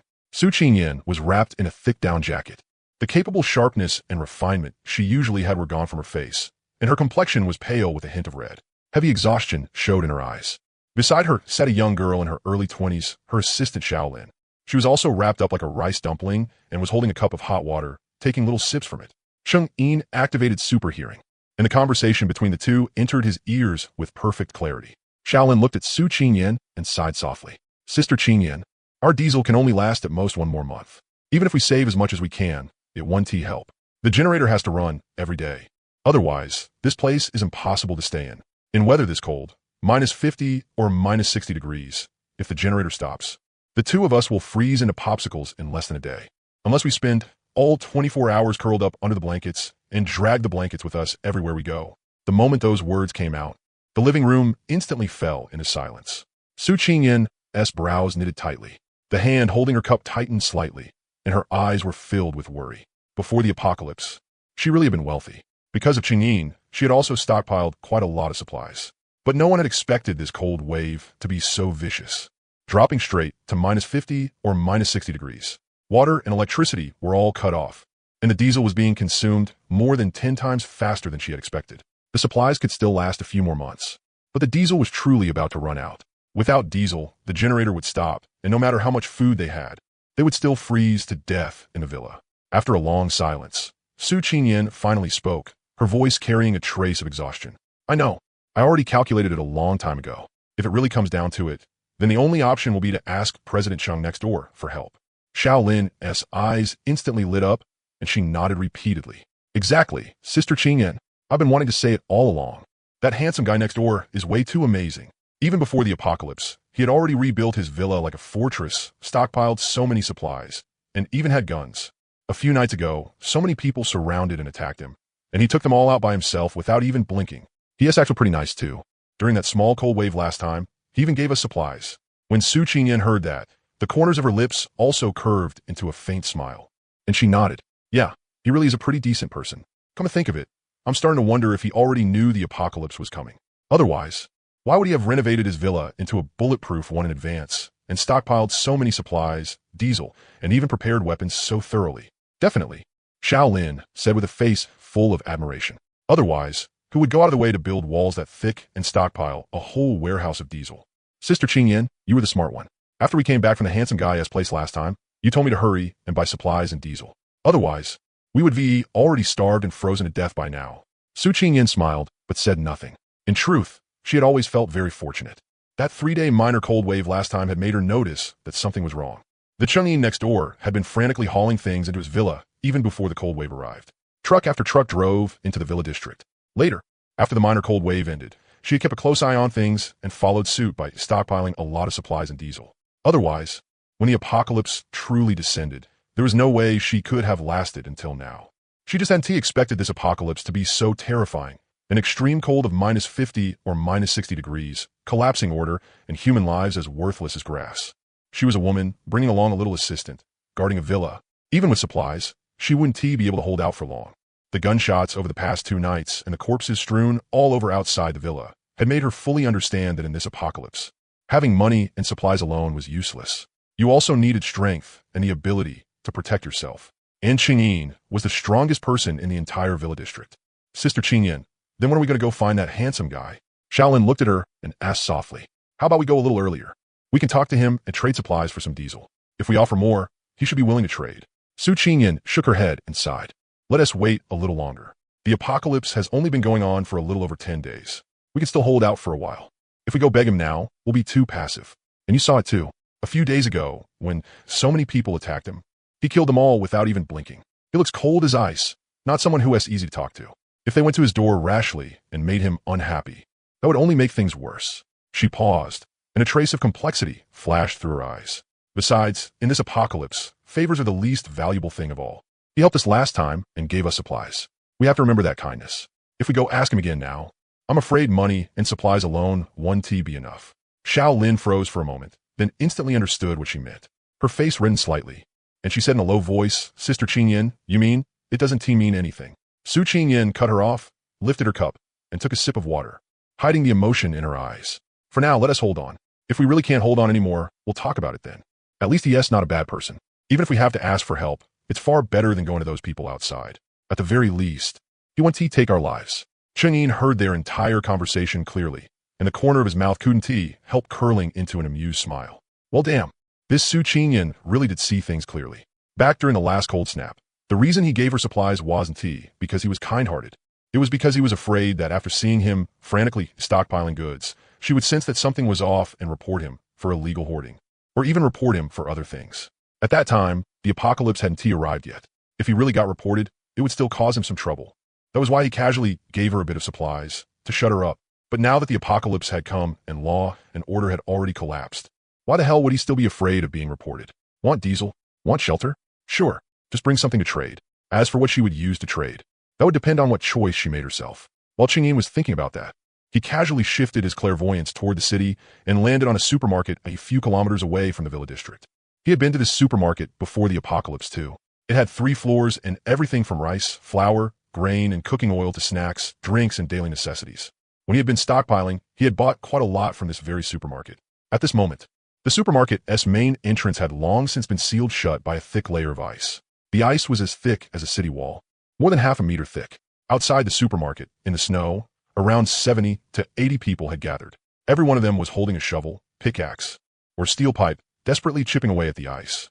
Their faces were frozen bluish-purple, and their hands were rubbed raw with bloody blisters, yet none of them dared stop. Leading them was a burly man over 1.9 meters tall, with muscles bulging all over his body. He wore a thick military coat and swung a pickaxe into the ice layer with loud bangs. It was Zhao Jun, who had worked as a coach at a nearby gym before the apocalypse. Brothers, put some more strength into it. We're almost through the ice. Zhao Jun shouted at the top of his lungs. His voice didn't carry very far in the wind and snow. Once we break into this supermarket, the food and drinks inside will last us a long time. We'll be able to survive. Think about your wives and children, your parents, and yourselves. The moment he shouted that, the people who had already been so exhausted they were nearly collapsing instantly found new energy. They swung the tools in their hands, even faster. Cheng-Yin watched the entire scene clearly. This group had already been chipping away here for nearly half an hour. They had broken through more than half the ice layer. But the price they had paid was not small. There were 4 or 5 frozen stiff corpses lying in the snow. They had all stayed outside too long while breaking the ice, their body temperatures dropping too low, and they had frozen to death right there in the snow. There wasn't even anyone left to collect their bodies. That was how cruel the apocalypse was. For a single bite of food, even knowing they might freeze to death, people still had to charge forward with everything they had. If it didn't charge, they would starve or freeze to death at home anyway. If they did, there was still a sliver of hope. After who knew how much longer, with a loud crash, the thick layer of ice was finally broken open, revealing the supermarket-esque glass doors. We're through. We're through. The crowd instantly erupted into thunderous cheers, every one of them so emotional that tears filled their eyes. Zhao Jun took the lead, smashing the glass doors that had been frozen over with his steel pipe, and rushed into the supermarket first. The moment they saw what was still left on the shelves, snacks, drinks, this group of people who had been hungry for several days instantly went mad. They stuffed things into their backpacks like lunatics. Some even tore open bags of bread on the spot and shoved food into their mouths like starving wolves. They choked so hard their eyes rolled back, yet still refused to stop. Stop fighting over it, Zhao Jun roared, kicking over a man who had already grabbed 2 bulging bags full of snacks. Listen up. The rice, flour, grain, and oil will be divided according to head count. Everyone gets a share. No one takes extra. Gather all the snacks and canned food first. We'll divide them after we get back. If anyone dares hide things, don't blame me, Zhao Jun, for being ruthless. Before the apocalypse, he had been a fitness coach and had quite a few trainees under him. He had a lot of prestige among this group. The instant he shouted, no one dared snatch things blindly anymore. They obediently followed his instructions, gathering the supplies together and packing them by category. Big brother, we've struck it rich this time. A young man ran to Zhao Lei's side, so excited that his face had turned red. With this many supplies, if we eat sparingly, it'll be enough to last us more than half a year. And we can even trade for a few prettier girls. Then we can get laid. Zhao Jun nodded, looking at the mountain of supplies. He let out a heavy sigh of relief, and his eyes turned red as well. He had led this group of neighbors through 11 days of the apocalypse. Every day, people froze to death, or starve to death. The pressure on him had been so great, he was almost unable to hold on. This time, bringing everyone here to break into the supermarket had been a brush with death, and they had finally succeeded. Don't celebrate too early. Zhao Jun took a deep breath and shouted to the crowd, "Hurry up and move the supplies. We're heading back right now. We have to get back to the residential complex before dark. Otherwise, if we run into thugs, these supplies of ours will become someone else's. Once we get back this time, everyone rest well. 1 week from now, we'll come again. We'll do our best to carry every last bit of supplies from this supermarket back with us." "Got it." Everyone answered in unison. Full of energy, they hugged the supplies in their arms, stepped through the snow, and headed toward the residential complex. Watching this scene, Chang'in felt no real waves in his heart. This group had risked their lives, chipped through ice, and lost several people to freezing just to get a tiny amount of supplies. Meanwhile, he had so many supplies that several warehouses couldn't even hold them all. Forget half a year, even several lifetimes wouldn't be enough to finish them. That was the gap. Before the apocalypse arrived, some people prepared for a rainy day, while others clung to luck. After the apocalypse arrived, some people lived in heaven, while others lived in hell. The next day, Liu came over carefully, carrying a steaming bowl of chicken soup. She had changed into a fitted white loungewear set that outlined her graceful figure. Her hair hung softly over her shoulders, and there was a faint blush on her face. Walking up to Chang'in, she said softly, "Brother Yin, I made you a bowl of chicken soup. Drink it and warm yourself up." Chang'in lifted his eyes and looked at her. The girl's face was fair with a rosy glow, and her eyes carried a cautious eagerness to please. Along with a trace of affection she couldn't hide. Her loungewear clung tightly to her body, accentuating every curve and every swell, enough to stir a restless heat in anyone who looked. He took the chicken soup and drank a sip. The flavor was rich and fresh, and the warmth slid down his throat, making his whole body feel much more comfortable. "Not bad." Chang'in gave her a casual compliment. Liu's eyes instantly lit up, and the blush on her face deepened. She leaned a little closer, her body almost pressing against Chang'in's arm. Her voice was soft, carrying a subtle hint of temptation. "If Brother Yin likes it, I'll make it for you every day. You saved my life, gave me a place to stay, gave me food and drink. I don't even know how to repay you." As she spoke, her small hand lightly rested on Chang'in's arm. Her fingertips trembled faintly, and she looked at him with watery eyes. Her meaning could not have been more obvious. In this apocalypse, she had nothing she could offer Chang'in in repayment except herself. Chang'in felt the soft touch coming from his arm and looked at her flushed cheeks and watery eyes. A restless heat stirred in his heart. This girl was openly seducing him, but he still quietly pulled his arm back, smiled, and patted her on the head. "Just you work well. Don't think about anything else. I drank the soup. It's still early, so go find something to do yourself." Liu froze for a moment. A trace of disappointment flashed through her eyes, but she quickly hid it and obediently nodded. "Okay, Inji, if you need anything, just call me anytime." She turned and left. But even as she walked away, she still couldn't help looking back at Chang'in. The affection in her eyes was impossible to hide. Chang'in watched her back, took a sip of chicken soup, and curled his lips into a faint smile. This girl was pretty proactive, but now still wasn't the time. It wasn't that he was some saint unmoved by beauty. It was because he knew very clearly that in the apocalypse, feelings were far too fragile. Right now, Liu was obedient to his every word because he could give her food, give her a place to stay, and protect her. But if one day he fell into hardship, lost his supplies, lost his strength, would she still be like this? He had a lot of skills now, but overall, he definitely wasn't invincible. In the apocalypse, the human heart was hard to predict. He still needed to observe her more, test her more.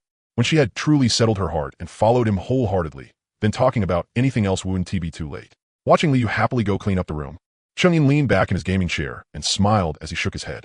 This girl really was single-minded. Just then, a burst of hurried footsteps suddenly came through his clairaudience, along with the voices of several people. They were heading toward the gate of his villa. Chang'in raised a brow and directly activated clairvoyance. 5 or 6 middle-aged men were carefully approaching the gate, each carrying a box in his hand. Their faces were full of anxiety and nervousness. They were the survivors from the few households in the villa district. The one leading them was a factory owner who had crossed paths with Chang'in a few times before the apocalypse. Leaning against the sofa, Chang'in watched those men cautiously approach the gate, his face expressionless. The middle-aged man in front was called Wang Jianjun. Before the apocalypse, his net worth had also been in the billions, and he was considered someone important in the villa district. Back then, whenever he saw Chang'in, he couldn't even be bothered to give him a proper look. He was a coal boss, and these kinds of nouveau riches looked down on people like Chang'in, thinking he wasn't on the same level as them at all. Now, though, he was acting like a grandson, standing outside Chang'in's villa gate, bowing and scraping, not even daring to breathe too loudly. Chang'in pressed the talk button on the intercom, and his cold voice came through the speaker. What is it? The moment Wang Jianjun heard Cheng Yin's voice, his body visibly trembled. He hurried over to the intercom, forced a flattering smile onto his face, and carefully said, Boss Cheng, hello. We're the residents from the neighboring villas. We came today because we want to ask you for a favor. A favor? Cheng Yin said flatly. What can I possibly do for you? It's like this, Boss Cheng. The diesel for our households is almost used up. The generators are about to stop. In weather that's over minus 50 degrees, if the generators stop, our whole families are going to freeze to death. Wang Jianjun quickly said, his tone full of pleading. We know you have a lot of diesel, Boss Cheng, and plenty of supplies, so we want to trade with you for some diesel. Don't worry. We're not asking for it for free. We brought money. We brought gold. Just name your price. No matter how much, we're willing to pay. As he spoke, he opened the box in his hand. Inside were stacks upon stacks of cash and bars of gold, glinting so brightly in the snow they made people dizzy. Cheng Yin couldn't help laughing, and there was a trace of mockery in that laugh. It was already the apocalypse, and this group was still living in a dream. Cash, gold. Right now, what difference was there between those things and scrap paper or rocks? Could you eat them or drink them? Could they be burned as diesel? Or stop bullets? Using gold bars to smash your head would be more useful. Maybe then we could see if your skull is full of shit. Money and gold are useless to me, Cheng Yin said coldly. If you want diesel, fine. Bring something useful to trade. Otherwise, get the hell out. The moment those words came out, the few people outside instantly froze in place. They looked at each other, and the smiles on their faces stiffened at once. No matter what, they had never expected Cheng Yin to reject money and gold. At 12 o'clock midnight in the Villa District, the blizzard was still dumping snow like it was free, and the nighttime temperature had fallen to minus 68 degrees. Inside the villa, it was warm and toasty, completely different from the frozen hell outside. Cheng Yin leaned back in his gaming chair and watched a movie he had already downloaded. He had just picked up a potato chip and eaten one piece when a cold yet familiar system notification suddenly rang out in his mind. Today, a skill has arrived. Congratulations, host, on unlocking a brand new exclusive talent skill. Skill, 12 Talisman's Dog Talisman ability. Skill effect, grants the host the power of immortality, permanently preserving the peak state of youth, in other words, eternal life and agelessness. Immune to all fatal attacks and damage. Death immunity and life continuation. Bodily functions will permanently remain at peak condition. The potato chip fell straight onto the carpet. Cheng Yin practically launched himself out of the gaming chair. His whole face was blank with shock on the spot. Who am I? Where am I? Am I dreaming? Then came wild ecstasy. Holy shit, the Dog Talisman? The undying power from Jackie Chan Adventures? Immortal and undying? Immune to all fatal damage? Ageless eternal life? Cheng Yin's heart started pounding like crazy, and even his hands began to shake. What the hell kind of heaven-defying god skill was this? In the apocalypse, the cheapest thing was money, and the most precious thing was your life. And now the system had directly given him the power of immortality. Then in this frozen apocalypse of over minus 60 degrees, couldn't he walk sideways wherever he wanted? What violent gangs, what gun-wielding criminals, what extreme cold and blizzards, if he wasn't even afraid of death? Then what the hell was there to fear? With his brain heating up, Cheng Yin didn't even think. He directly snatched up a military dagger from the table, gritted his teeth, and viciously slashed it across the palm of his left hand. The sharp blade instantly cut through his skin. A gash immediately appeared in his palm. Blood gushed out at once, and a piercing pain swept through his entire body in an instant. Fuck, that hurts like hell. Cheng Yin bared his teeth in pain and was dumbfounded on the spot. The dagger clanged out of his hand onto the floor, and he was completely stunned. What was going on? Wasn't he supposed to be immortal and undying? Then why did it hurt this much? Was the system screwing him over? He looked at his still bleeding palm. The pain was so intense that sweat had already formed on his forehead, and the ecstasy in his heart instantly cooled by more than half. He hurried over to the computer. He opened the complete Jackie Chan Adventures collection he had downloaded long before the apocalypse, quickly skipped to the Dog Talisman's appearance, and fast-forwarded through it. In a later plot, it was shown very clearly. The Dog Talisman could make its holder immortal and undying, immune to all fatal damage. Even getting hit by the Holy Lord's laser eyes wouldn't kill him, but he would still feel pain normally, and non-fatal injuries wouldn't hurt any less. In other words, if a nuclear bomb directly blew him up, then the Dog Talisman's immortality would activate and he wouldn't feel pain. But if the damage wasn't fatal, it would still hurt. When Cheng Yin saw this, he instantly let out a sigh of relief. And right after that came even crazier ecstasy. So that was it. It wasn't that the system had screwed him over. He just hadn't understood the settings himself. The Dog Talisman protected him from death. Any attack that could kill him would be fully negated. But if it couldn't kill him, then pain was still pain. Awesome. Too fucking awesome. Cheng Yin slammed his fist hard against the table, trembling all over with excitement. So what if it hurt? Hurting was still better than being dead. In the apocalypse, what was the most precious thing? Your life. As long as he couldn't die, there were infinite possibilities. Forget being surrounded by thugs in the future. Even if someone launched a nuclear bomb at his villa, he could just take it head-on with his face. In this apocalypse, he really could walk sideways. He casually picked up the handgun on the table. After hesitating for 2 seconds, he still didn't dare fire it at himself. Even if he couldn't die, the pain of taking a bullet was no joke.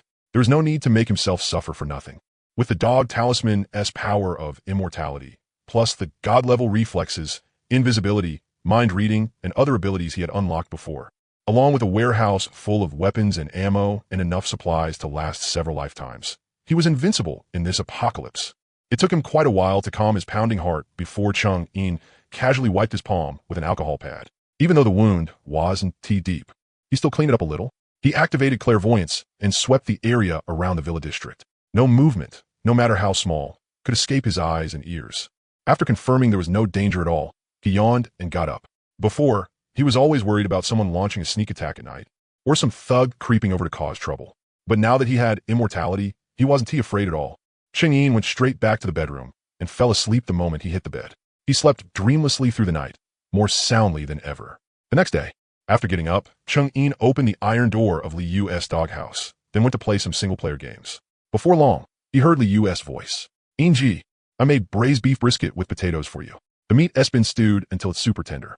Today, Liu was wearing a tight red lounge outfit that perfectly outlined her graceful figure. As she walked, her slender waist swayed lightly, and just looking at her made Cheng-In's heart heat up. If it had been before, he might have suppressed that thought and kept observing her a little longer, testing her loyalty some more. But now it was different. He had the Dog Talisman's power of immortality. Walking sideways through the apocalypse wouldn't be a problem for him. What did he have left to worry about? Not to mention Liu was already wholeheartedly devoted to him. Even if she really had some crooked thoughts, Cheng-In wouldn't be afraid at all. She wouldn't be able to stir up anything. Cheng-In walked over and reached out from behind to wrap an arm around Liu's waist. A soft, yielding touch came through his hand. Lowering his head, he chuckled by her ear. "Your cooking keeps getting better and better. Stewing meat for me first thing in the morning? Being this good?" Liu's body instantly stiffened for a moment, then melted into his arms. Her face flushed red all at once, and even her breathing became hurried as she said softly, "Inji, you were busy all day yesterday. You must be exhausted. You need to eat something good and recover." She turned around and wrapped her arms around Cheng-In's neck. Her watery eyes looked at him, and the affection in them was practically overflowing. Rising onto her tiptoes, she moved in toward his lips. Cheng-In didn't avoid her either. He lowered his head and kissed her. The girl in his arms instantly went limp like water, clutching him tightly, practically hanging off his body. When the kiss ended, Liu's face was red like a fully ripened apple. She buried herself in his chest and didn't dare look up, her fingers lightly tugging at his clothes as she whispered, "Inji, I am willing to give you anything. As long as you want it, I can do it any time." Cheng-In pinched her cheek, then smiled and gave her but a light pat. "Eat first. The meat's about to stew into mush. We'll talk after the meal." Now that he had immortality, there was basically nothing left for him to worry about. Liu was obedient, sensible, and wholeheartedly followed him. If it was time to take her in, then he would. There was no need to keep putting on airs. Liu's eyes instantly lit up. She nodded at once, then happily turned and went into the kitchen to serve the food. Not long after, the table was set with a huge basin of braised beef brisket with potatoes. The glossy chunks of brisket had been stewed until they were tender enough to fall off the bone, and the potatoes had soaked up all the meat juices. Beside it was freshly steamed white rice. In this apocalypse, where supplies were scarce, this meal was practically a top-tier feast. With the weather now like this, plants could no longer survive. If plants couldn't survive, herbivores would slowly go extinct too, and after that, carnivores would also die out. In one sentence, edible food would only become scarcer and scarcer. Cheng-In and Liu sat at the dining table. They had just picked up their chopsticks and taken 2 bites when Cheng-In's wind-listening ear suddenly twitched, catching movement from outside the villa's main gate. It was the heavy sound of footsteps crunching through snow, along with a woman's hurried breathing. The footsteps were unsteady, clearly on the verge of collapse. Cheng-In raised a brow and activated clairvoyance. 2 young women wrapped in thick down jackets were standing outside his villa gate. They were the twin sisters next door, Lu Lanin and Lu Lanyue. The older sister in front, Lu Lanin, had a face so frozen it had turned bluish-purple, and even her lips were cracked from the cold. Her pant legs and shoes were completely soaked by melted snow and had frozen stiff. She was half supporting, half carrying her younger sister, Lu Lanyue, behind her. She had barely any strength left herself, but she still stubbornly used her own body to shield her sister from the wind and snow. These twins were famous campus belles at X City University, one cold and one sweet. Their looks and figures were both top tier, 1 in 10,000. Before the apocalypse, they were already somewhat well known throughout X City. Cheng-Yin had scanned them once before with clairvoyance and knew a pair of sisters like this lived in the villa next door. They were already close to the end of their rope, but he had never interacted with them. In the entire villa district, the only house still lit up and still able to keep a generator running was Chang'in's. Lulaning's villa had already stopped running its generator 2 days ago. It was freezing inside, and her younger sister Lu Lanyue had directly developed a high fever from a cold. Her consciousness was already becoming blurry. If she didn't get treatment and warm soon, she would freeze to death in less than half a day. With no other option left, Lu Laning could only grit her teeth, half supporting and half carrying her sister, trudging through snow as deep as her waist and stumbling all the way to Cheng-Yin's villa gate. This was the only way for the two sisters to survive. The moment Cheng-Yin got a clear look at the scene, Lu Laning's hoarse shout, thick with tears, came from outside the door. Her voice was raspy, but it carried the desperation of an all-or-nothing gamble, transmitting clearly through the intercom. Is anyone there? Please open the door. My little sister is freezing to death. Please save us. As long as you're willing to save us, I'm willing to pay any price. Anything. Liu heard the voice outside too. Her hand holding the chopsticks paused as she looked at Cheng-Yin. Yinji, someone outside is asking for help. Chewing the beef brisket in his mouth, Cheng-Yin slowly picked up the intercom and pressed the talk button. In a calm tone, he asked any price. What can you give me? In the apocalypse, money and gold are just waste paper. What do you think you have that S worth me saving you? Hearing Cheng-Yin's voice, Lu Laning outside seemed to have grabbed hold of the last life-saving straw. She hurriedly cried out, I can do anything. I can work for you. Clean, do laundry, cook. I can do any dirty job, any hard job. As long as you're willing to save my sister and give us a bite to eat and a warm place to stay, I'm willing to do anything. Cheng-Yin let out a mocking laugh and leaned back against the chair. Speaking lazily into the intercom, he said, I'm not lacking people to work for me. He paused, his gaze sweeping over Lu Laning's face, frozen purple yet still unable to hide its delicate beauty, and her tall, slender figure.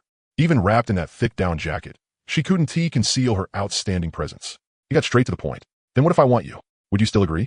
The moment those words came out, the other end of the intercom instantly fell into dead silence. Lu Laning froze in place. On her back, Lu Lanyue let out a weak moan. Her little face was burning hot, frighteningly so. She could barely even open her eyes, and her breathing had grown faint. Her sister's weak moan pierced Lu Laning's heart like a needle. She closed her eyes, and scalding tears instantly fell. When she opened them again, all that remained in her eyes was resolve. Facing the intercom, her voice choked with tears yet incomparably firm, she said, I agree, as long as you save my sister. I'll agree to anything. Please, open the door first and let us in. My sister really can't hold on much longer. Cheng-Yin raised a brow. He hadn't expected this woman to agree so decisively. He didn't make things difficult for her any further. He directly pressed the remote switch, and the doghouse door in the villa gate slowly opened. Come in. When Lu Laning heard the sound of the door opening, she instantly cried tears of joy. Gritting her teeth, she used all her strength to hoist her younger sister onto her back and stumbled through the gate. After being frozen in the blizzard at more than 60 degrees below zero for several minutes, her whole body had long since gone stiff. Now that she had suddenly rushed into the doghouse, where it was over 20 degrees, the massive temperature difference made her shudder on the spot. Her legs nearly gave out and sent her crashing to the floor, yet she still protected the younger sister in her arms with all her might. So warm. Lu Laning murmured unconsciously, and her tears fell even harder. In all her life, never once had she felt that heating was such a precious thing. Cheng-Yin sat at the dining table, looking at the two sisters behind the iron door of the doghouse, covered in snow and in a miserable state. He lifted his chin and said in a flat tone, Stay in there for now and warm yourselves up. We'll talk after I finish eating. Lu Laning froze for a moment, then hurriedly nodded. But right then, the rich aroma of potato-braised beef brisket drifted over and slipped into their noses. They had not eaten a full meal in 5 days, relying entirely on compressed biscuits to hold out. The moment they smelled that rich meat fragrance, their stomachs instantly growled, and saliva flooded their mouths. Leaning against her sister's arms, Lu Lanyue had almost drifted into a haze. But when she smelled the food, she slowly opened her eyes a little and weakly whispered to Lu Laning, Sis, it smells so good. Lu Laning's heart hurt as if pierced by needles, and she hugged her sister tightly. The room was warm too, more than 100 times better than the ice cellar villa they had stayed in before. Looking at her younger sister's face, frozen until it had turned purple, she silently swore that as long as her sister could live, she was willing to do anything. Meanwhile, in the dining room, Cheng-Yin picked up a piece of beef brisket and fed it into Li Yu's mouth. Looking at her rosy face, he smiled and said, "What? Jealous?" Li Yu quickly shook her head, swallowed the meat in her mouth, and softly said, "No. I know what you're doing, Yin-ji. As long as I can stay with you, I don't care about anything else." Cheng-Yin smiled, rubbed her hair, and continued eating the tender, thoroughly stewed beef brisket in big mouthfuls. Inside the doghouse, the two sisters could only desperately swallow their saliva as they smelled the drifting meat fragrance and listened to the sounds coming from the dining room. They did not even dare breathe too loudly. They understood very clearly that from the moment they stepped into this villa, their fate had completely fallen into Cheng-Yin's hands. Cheng-Yin slowly finished the last bite of rice and set his bowl on the table. Li Yu immediately reached out and took it, then briskly began cleaning up the table, carrying the bowls and chopsticks.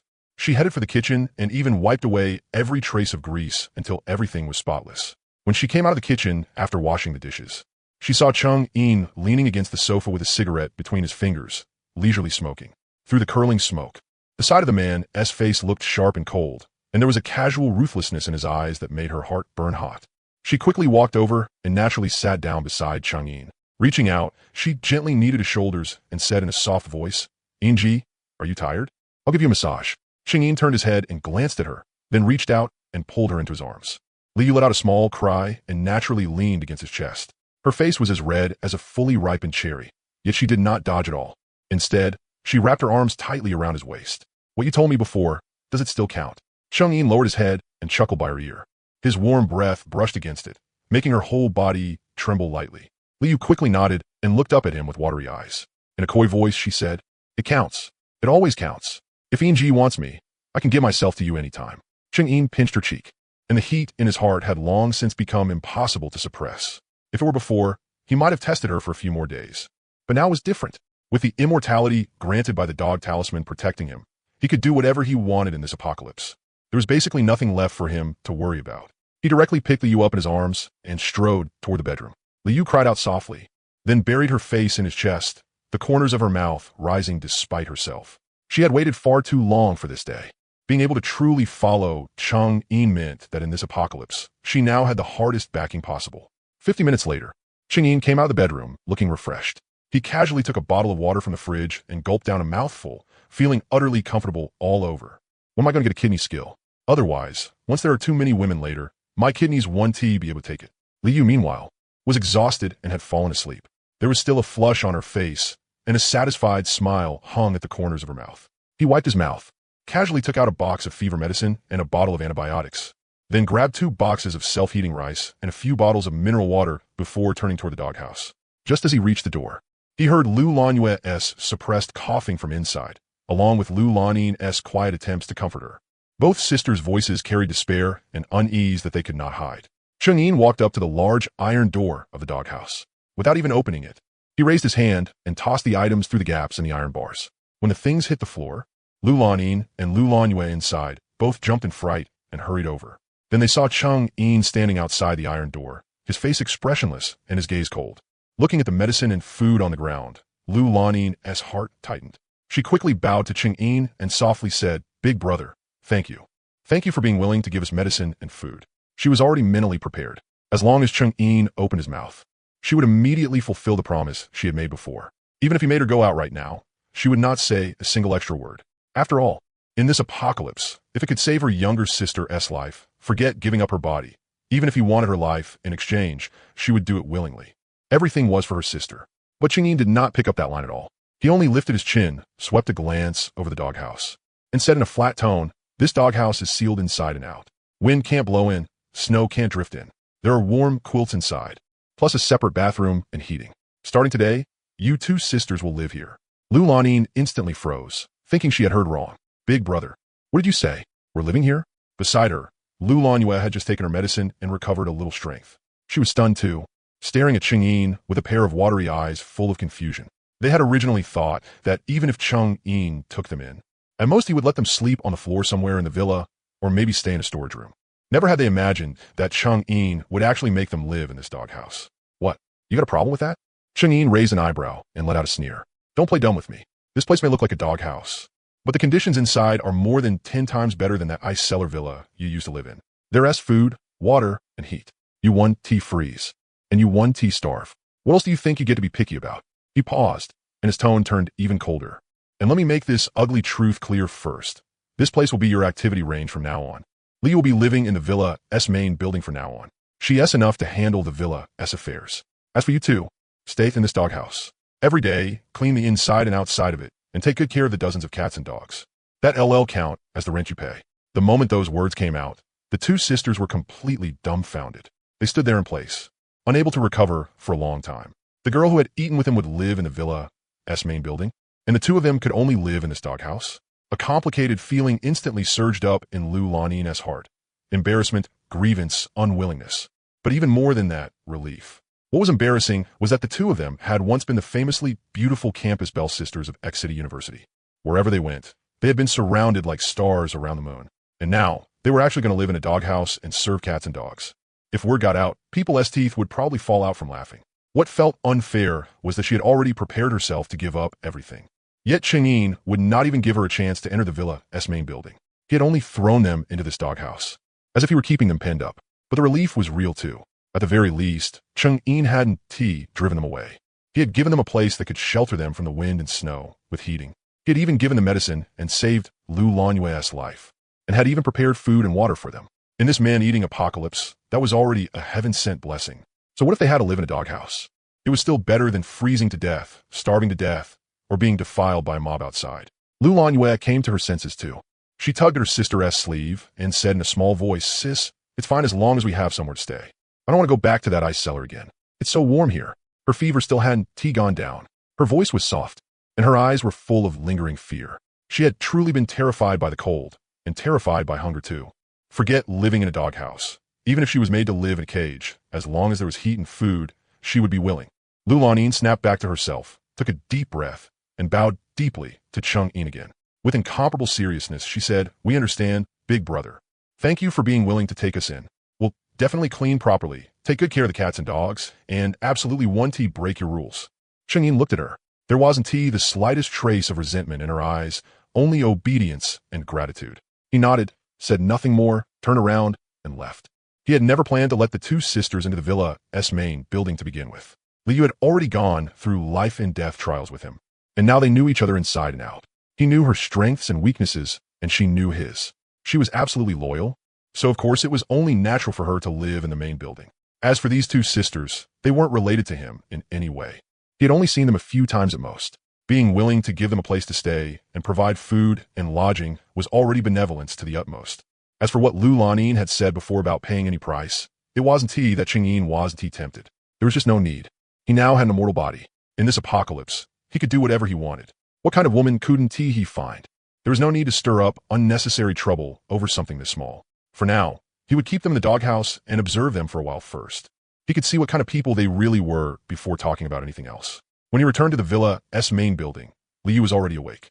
She was wearing Chang'e's shirt, her bare legs exposed, tidying things up in the living room. The moment she saw him come back, she immediately walked over with a blushing face, though the way she walked was a little strange. Liu reached out to take the coat he had taken off and asked softly, "Brother Ian, you're back? How are those two sisters? I've arranged things. I'm letting them stay in the doghouse. From now on, they'll be responsible for taking care of the doghouse." Chang'e reached out and pinched her cheek, then said with a smile, "From now on, you'll stay in the master bedroom. Everything in the villa is under your control. You've been upgraded to villa housekeeper." Liu's eyes instantly lit up.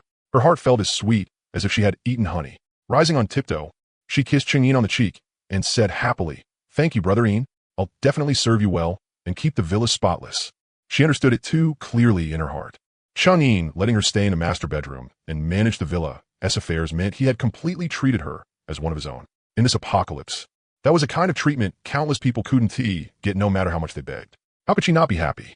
Chang'e smiled and patted her butt, then turned and walked to the villa entrance. He had been cooped up in the villa every day for so long that he was already suffocating. Back when he hadn't unlocked the Dog Talisman yet, he had still needed to be careful and cautious, afraid that if he went out, he might run into danger and get overturned in the gutter. Now it was different. He had an immortal body, and he also had the full map cheat of clairvoyance and super hearing. Some time ago, he had even unlocked a cold resistance skill. Extreme cold of minus 60 degrees felt like minus 50 on him. Perfect time to go out and stir things up a bit to see what X City had turned into by now, and while he was at it, sweep up some more supplies and see whether there were any blind idiots around he could clean up along the way. First, He dug out the top-grade cold-weather suit he had collected before the apocalypse, then stuffed the key to the tracked all-terrain snow vehicle into his pocket. He had specifically acquired this vehicle from the dwarf country before the apocalypse, specially meant for polar blizzard environments. It had wide anti-slip tracks, and even in blizzards as deep as a person's waist or on ice frozen rock hard, it could move over the ground as if walking on flat land. The engine had a full set of extreme cold protections. It could start with one push even at minus 70 degrees, completely unafraid of freezing up. It was more than 10 times better than ordinary snow off-road vehicles.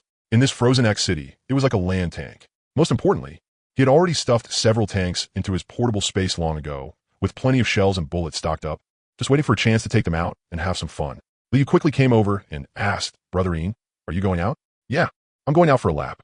Staying in the villa every day is driving me crazy," Cheng-Yin replied casually. "There's a gun in the bedroom.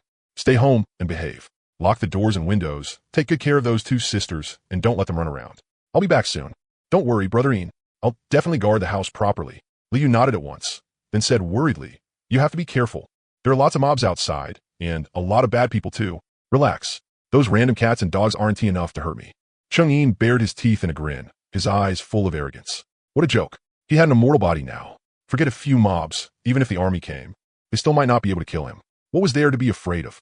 After packing everything up, Cheng-Yin gave Liu a few more instructions, then pushed open the villa doors and plunged headfirst into the boundless blizzard. The wind at minus 50 degrees rolled snow against the protective gear on his face. An ordinary person would have had their face frozen stiff instantly, but with his cold-resistant skill and protective gear, Cheng-Yin only felt a faint coolness and not the slightest chill. He took out the silver-gray tracked all-terrain snow vehicle from his space. The body was broad, the tracks were heavy, and the whole thing radiated power. Cheng-Yin turned the key, and the engine started smoothly at once. With none of the hard-starting issues vehicles usually had in extreme cold, he immediately slammed the accelerator.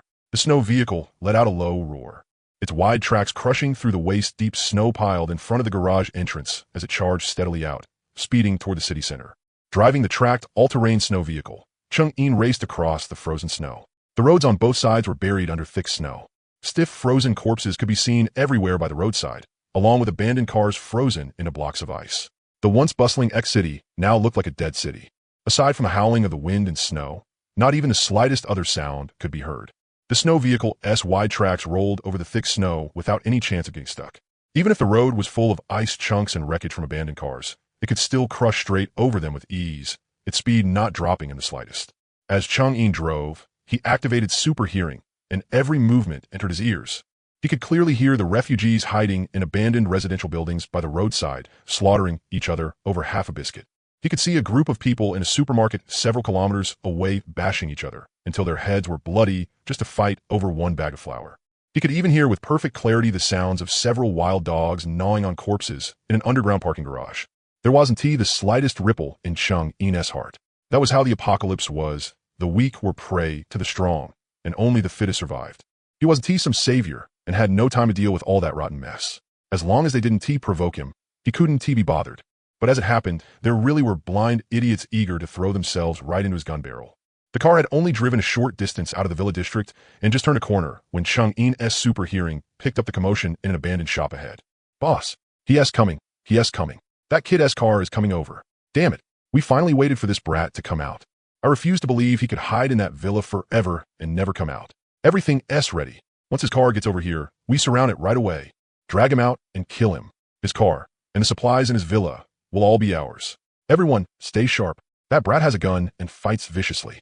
He killed dozens of people a few days ago, so don't let your guard down. Blow out his tires first." Cheng-Yin raised a brow, and a cold sneer curled at the corner of his mouth. Good grief, someone actually dared to ambush him? Looks like they'd been staking out the entrance to the villa district for days, just waiting for him to come out. He swept the area with his clairvoyance. Inside the abandoned roadside shops and the unfinished building, there were a full 20 to 30 people hiding there. Every one of them was holding steel pipes, machetes, and even a few hunting shotguns and homemade firearms, all staring at his vehicle like hungry tigers, waiting for him to drive into the kill zone. If this had been before, Cheng-Yin might be taking a detour, or just open fire in advance and clean them up. But things were different now. He had an immortal body. Forget 20 or 30 people. Even if it were 200 or 300, he wouldn't be scared at all. Not only did he not stop, he slammed the accelerator all the way down instead. The snow vehicle's tracks spun at high speed, its velocity surging again as it charged straight toward the ambush zone, like he was delivering himself right to their doorstep. The ambushing drifters lit up the moment they saw that. Fuck, this kid actually sped up? What, was he brain dead? Perfect. Saves us the trouble of chasing him. Open fire. Blow out his tires first. With one order from the Scarface leader. The two drifters hiding in the shop immediately raised their shotguns and pulled the trigger at the snow vehicle S-tracks. Bang, bang. 2 gunshots rang out. The bullet struck the heavy metal tracks and only produced 2 crisp clangs, kicking up a few sparks without leaving so much as a mark. Holy shit. What kind of junk car is this? Even a shotgun can't punch through it? Fuck it. Forget the tracks. Rush him. Surround the car. Scarface cursed and charged out first with a machete in hand. The 20 to 30 drifters behind him howled as they rushed out too, instantly surrounding the snow vehicle so tightly that not even water could get through. Steel pipes and machetes smashed hard against the windows and body, producing loud banging sounds. Kid, get the hell down here. Damn it, you dare come out alone? I say you're tired of living. Hurry up and hand over all the supplies in your villa. Leave the vehicle too, and maybe I'll leave you an intact corpse. Otherwise, today we'll chop you into pieces and feed you to the dogs. Scarface raised his gun and aimed at the driver's side window, roaring viciously, spittle splattering all over the glass. He was a small boss in a nearby drifter gang. A few days ago, he heard there was a tough bastard in the Villa district with a massive stockpile of supplies and countless weapons, and greedy thoughts had started brewing. He knew Chung-in was dangerous, so he didn't dare go die at the Villa gate. Instead, he brought his men here and camped this intersection for days, waiting for Chung-in to come out so they could catch him off guard. In his eyes, no matter how capable Chung-in was, he was still only one man. They had 20 to 30 people and guns. Even if they had to wear him down, they could still grind him to death. Right then, the driver's side door suddenly opened. Chung-in slowly got out of the vehicle. He was even holding a gun. There was only a casual smile on his face as he swept his gaze over the drifters surrounding him, as if he were looking at a bunch of idiots. Don't forget his reaction speed. Even bullets could be dodged. Just you bunch of crooked melons and cracked dates think you can block my path? Chung-in let out a derisive laugh. You want to steal my supplies? Why don't you first check whether you've got the life for it? Seeing that Chung-in wasn't panicking at all and even dared mock them, Scarface instantly flew into a rage. He raised his gun and aimed it at Chung-in's head as he cursed. Fuck. Kid, you still dare talk tough? Believe it or not, I'll blow your brains out with one shot. Blow my brains out? Chung-in bared his teeth in a grin, his eyes full of disdain. You can try. Let us see whether your bullet can touch even a single hair on my body. That utterly fearless attitude of his actually made Scarface feel a chill in his heart. But the arrow was already on the string. It had to be loosed. They'd already surrounded him. There was no way they could just let him walk away now. Fuck. Refusing a toast only to drink a forfeit. I'll cripple one of your legs first. Scarface roared, shifting the muzzle downward and pulling the trigger at Chung-in's thigh. Bang. The gun fired. The bullet tore through the air with a sharp whistle as it shot toward Chung-in's leg. But then a scene that left everyone dumbfounded happened. At the very instant the bullet was about to hit, Chung-in's body seemed to turn into an afterimage. He only casually shifted half a step to the side, and the bullet almost grazed the leg of his pants as it flew past, slamming hard into the snow behind him and blasting up a spray of powder. Forget hitting his leg. It hadn't even touched the corner of Chung-in's clothes. Holy shit, what the hell was that? No fucking way. Did I see that right? He actually dodged it? Are you Huiyin? The drifters surrounding him instantly exploded into chaos. One by one, they stared with wide eyes, their faces full of disbelief, like they'd seen a ghost. From the gunshot to the bullet leaving the barrel, it had only taken the blink of an eye. They hadn't even seen clearly how Chung-in moved, and the bullet had already missed. What the hell kind of human reaction speed was that? Scarface was dumbfounded too. His gun nearly slipped from his hand as his scalp went numb. In more than 30 years of living, he had never seen anyone dodge a close-range shotgun blast. What the fuck kind of monster was this? Martial arts? Or did the movie version actually tone it down? So art really does come from life, huh, brother? Chung-in brushed the snow off his pants and let out a cold laugh. That's your aim? You can't even touch the corner of my clothes. And you still dare come out here trying to play highway robber? The moment he said that, Scarface snapped back to his senses. A vicious look flashed across his face as he roared at the lackeys around him. What are you all standing there for? Fire together.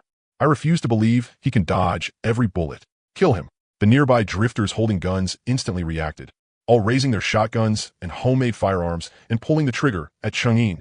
Bang, bang, bang. Several shots rang out at the same time. Bullets came flying at Chung-in's body from different directions, sealing off all room for him to dodge. In the drifter's eyes, with so many guns firing at once. Even if Chung-in had grown wings, there was no way he could avoid them. But the next second, an even more soul-shattering scene unfolded before them. Chung-in's figure flickered rapidly in place, his footwork ghost-like. His movements clearly didn't look fast, yet every single bullet was dodged with perfect precision. Either it brushed past his body or it hit empty air. 7 or 8 shots were fired, and not one of them could touch him. He even had the spare attention to raise a hand and flick away a snowflake that had landed on his shoulder. There wasn't the slightest ripple on his face, like he was just playing around. Monster. Yes, a monster. No one knew who screamed first, but the once arrogant drifters instantly lost their nerve. Even the hands gripping their guns began to shake, and the way they looked at Chang'in was filled with absolute terror. They couldn't hit him, even firing at close range. That simply wasn't something a human could do. If that wasn't a monster, then what was it? If he wasn't a monster, then he was a ghost. To them, both were equally terrifying. Either way, they couldn't accept it. Looking at this group of drifters scared out of their wits, a cold smile curled at the corner of Chang'in's mouth. You done shooting? Then it's my turn. The moment his words fell, he gave a silent command in his heart. In the middle of the empty road, a light tank suddenly appeared out of thin air. Its icy steel body and pitch-black cannon barrel radiated a suffocating pressure amid the raging blizzard. The whole world fell silent in an instant. The 20 to 30 drifters froze where they stood, staring blankly at the tank before them, their minds completely empty. It stayed silent for a full 3 seconds before someone finally let out a heart-rending scream. Ta-ta-ta, a TT tank? I'm not fucking seeing things, right? Where the hell did this kid pull a tank out from? Everyone lost their minds. They turned and ran on the spot, even throwing away the machetes and steel pipes in their hands, wishing their parents had given them 2 extra legs. Are you kidding me? They were holding a few busted hunting rifles, steel pipes, and machetes, thinking they could rob someone else's stuff. In the end, not only could that guy dodge bullets, he even pulled a tank out of thin air. How the hell were they supposed to fight that? Wasn't he this just courting death? Scarface was even more terrified, like his soul had flown right out of his body like Tom Cat's soul. He turned around and dove into a roadside shop, rolling and crawling in panic. So scared he even pissed himself. Chang'in looked at the group of terrified drifters, a cold smile curling at the corner of his mouth. He slowly climbed onto the tank, shut the hatch, adjusted the barrel, and aimed at the group running the fastest. Trying to run? Too late. Since they dared set their sights on him, they had to be ready to pay with their lives. Boom! With an ear-splitting blast, the tank's cannon spat out a dazzling tongue of fire. The shell screamed through the air and landed right in the middle of the fleeing drifters. A massive explosion erupted instantly. A fireball shot into the sky, and a shockwave directly flung the nearby drifters away. 7 or 8 people were blown to pieces on the spot. The people around them were shaken until blood poured from their eyes, ears, nose, and mouth. They collapsed to the ground, twitching non-stop, unable to even let out a scream. That single shot completely shattered the remaining drifters. Mommy, holy shit, don't fire. Don't fire anymore. We were wrong. We won't dare do it again. Spare us, big brother. Please spare us. We were blinded by greed. The dozen or so drifters left all dropped to their knees in the snow with thuds, frantically kowtowing toward the tank, crying and begging for mercy. There wasn't even a trace of their earlier arrogance left. They were truly scared out of their minds. At first, they had thought he was just some ordinary rich second-generation kid. Even if he had guns and supplies, there was no way he could withstand their numbers. But in the end, not only could he dodge bullets at close range, he even pulled a tank out of thin air. One shell, and half their people were gone. How was this even a human? He was clearly a killing god crawled out of hell. Chang'in sat inside the tank, listening to the pleas outside, and his face didn't move in the slightest. Now, they knew how to beg for mercy. When they had ambushed him earlier and wanted to kill him for his supplies, why hadn't they thought about the consequences then? In the apocalypse, if you made the wrong choice, you had to pay the price. He completely ignored their begging, adjusted the barrel again, and fired another shell toward the abandoned roadside shops. Fire! Boom! Another thunderous blast rang out, and several drifters died on the spot. The drifters kneeling on the ground and begging for mercy went completely insane at the sight. They turned and ran in all directions, only hating that their parents hadn't given them 2 extra legs. But how could 2 legs ever outrun tank shells?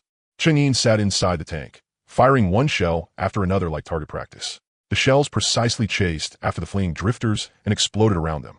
Boom, boom, boom. The explosions sounded one after another, carrying far across the empty road.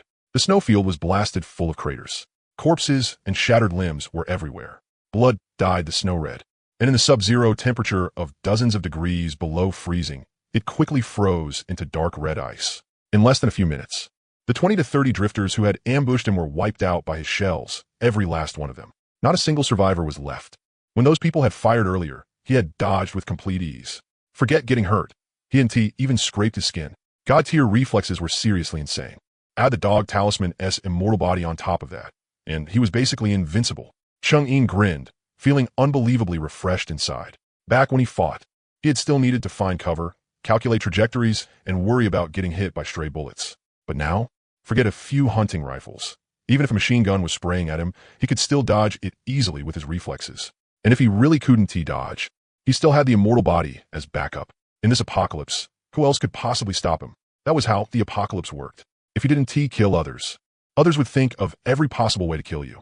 Since these people dared set their sights on him, they had to be ready to be ground to dust.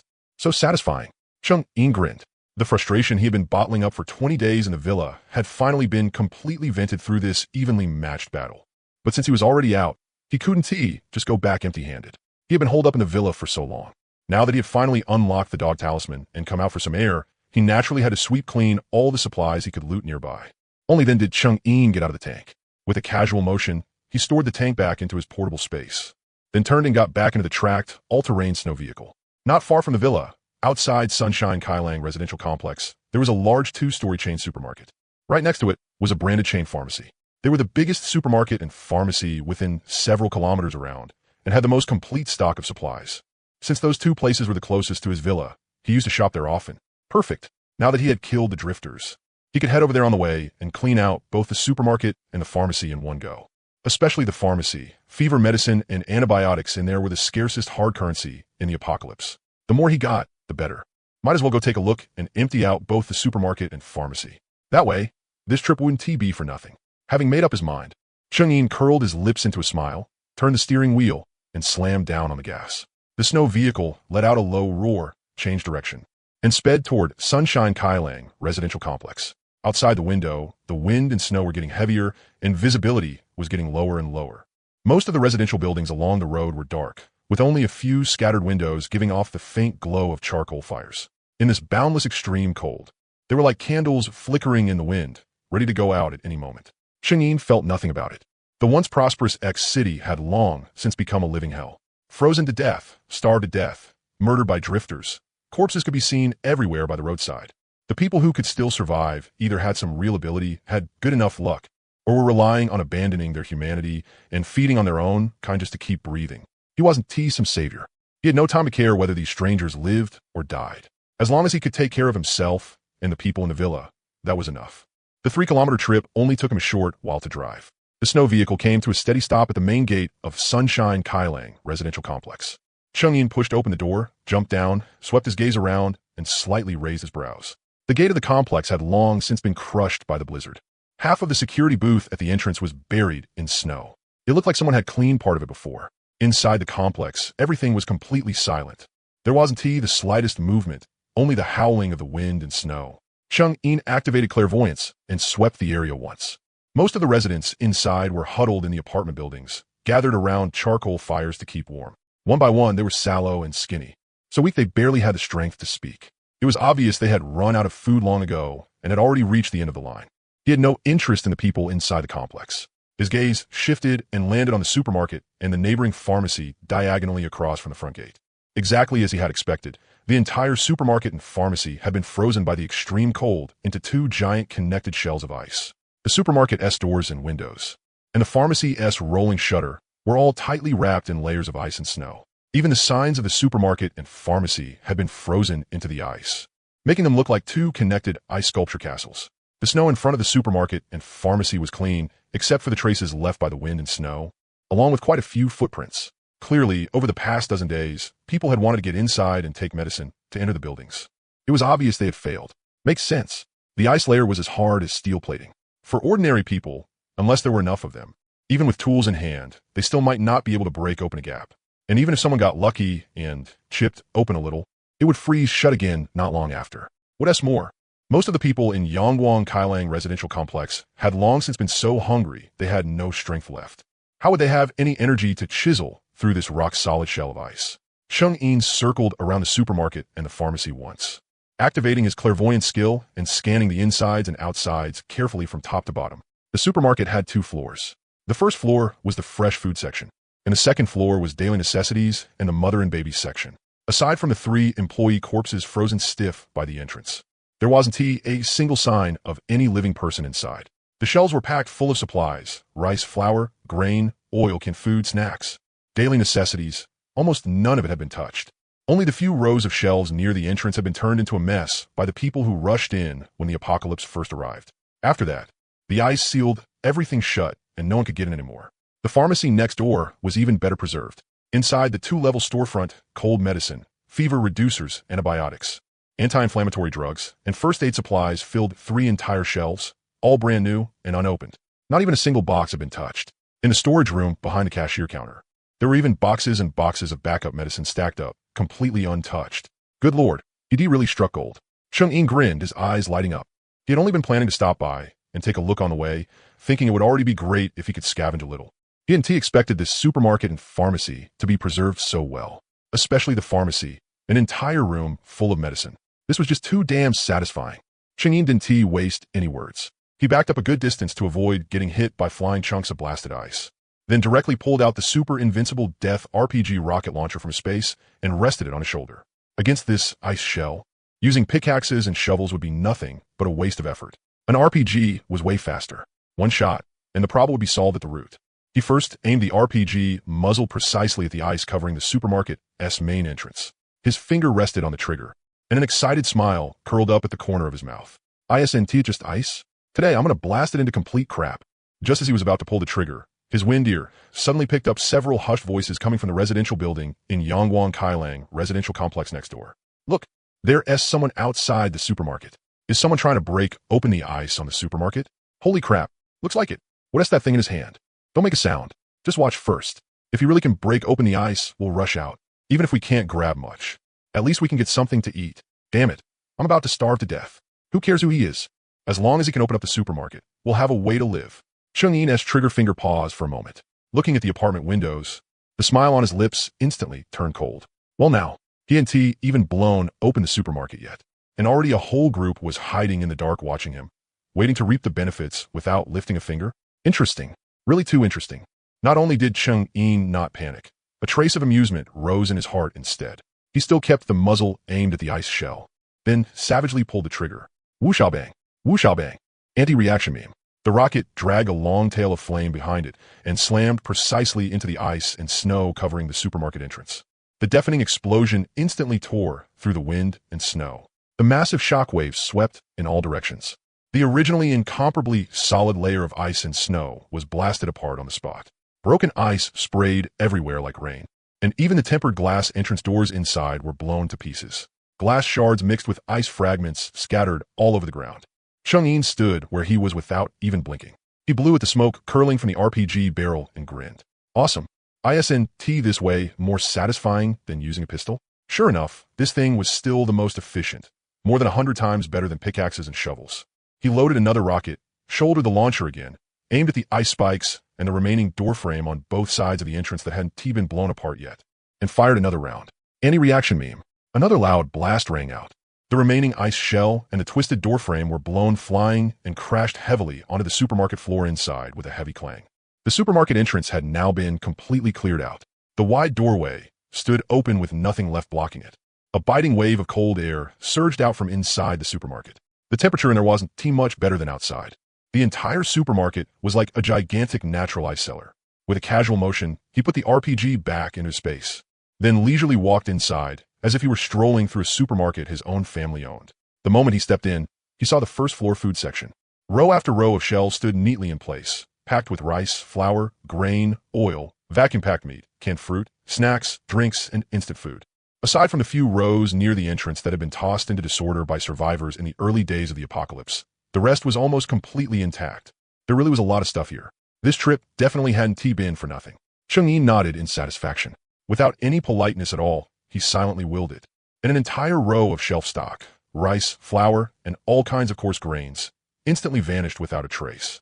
Next came boxes of cooking oil, all kinds of canned meat, canned fruit, self-heating rice, self-heating hot pot. As long as it was edible and could be stored long-term, he left nothing behind. Even the chewing gum, lighters, matches, and candles on the shelves were swept clean. Of course, the body bags were still taken too. Never forget the original intention. As Cheng-Yin walked, he collected, never even stopping his steps. In less than a few minutes, more than half of the first floor food section had been emptied by him. There were some things he didn't like to eat, so he simply didn't take them. The frozen dumplings, buns, 10 yuan meatballs, and sliced beef and lamb rolls in the freezer cabinets were all stuffed into his space in one go as well. Anyway, whatever went into his space stayed exactly the same when taken out. There was no need to worry about thawing or spoilage at all. After clearing out the first floor, Cheng-In slowly walked up to the second. In the daily necessities section on the second floor, toilet paper, laundry detergent, soap, toothpaste, toothbrushes, shampoo, and body wash were piled up like little mountains. Cheng-In didn't hold back there either. With a wave of his hand, he put it all into his space.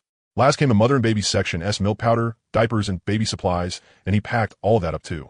In the future, when he had more wives and children, they'd come in handy. He also casually took all those clothes, jewelry, cosmetics, and the like. From start to finish, it took less than 10 minutes for Cheng-In to loot the entire 2-floor supermarket clean to 98%. He slowly walked out of the supermarket, his gaze landing on the pharmacy next door. The supplies in the supermarket had already been collected.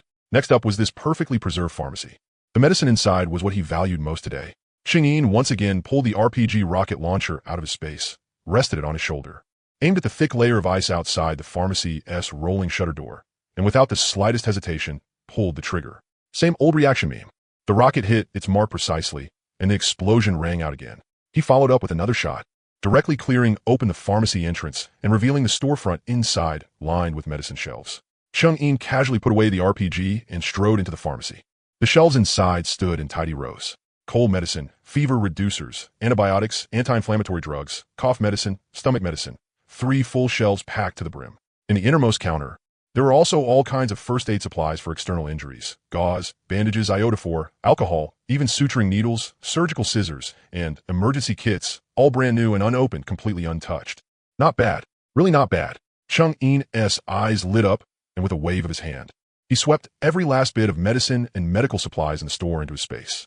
This time, just like before, he didn't leave behind a single thing. There were even some contraceptives mixed in there, and he didn't even notice.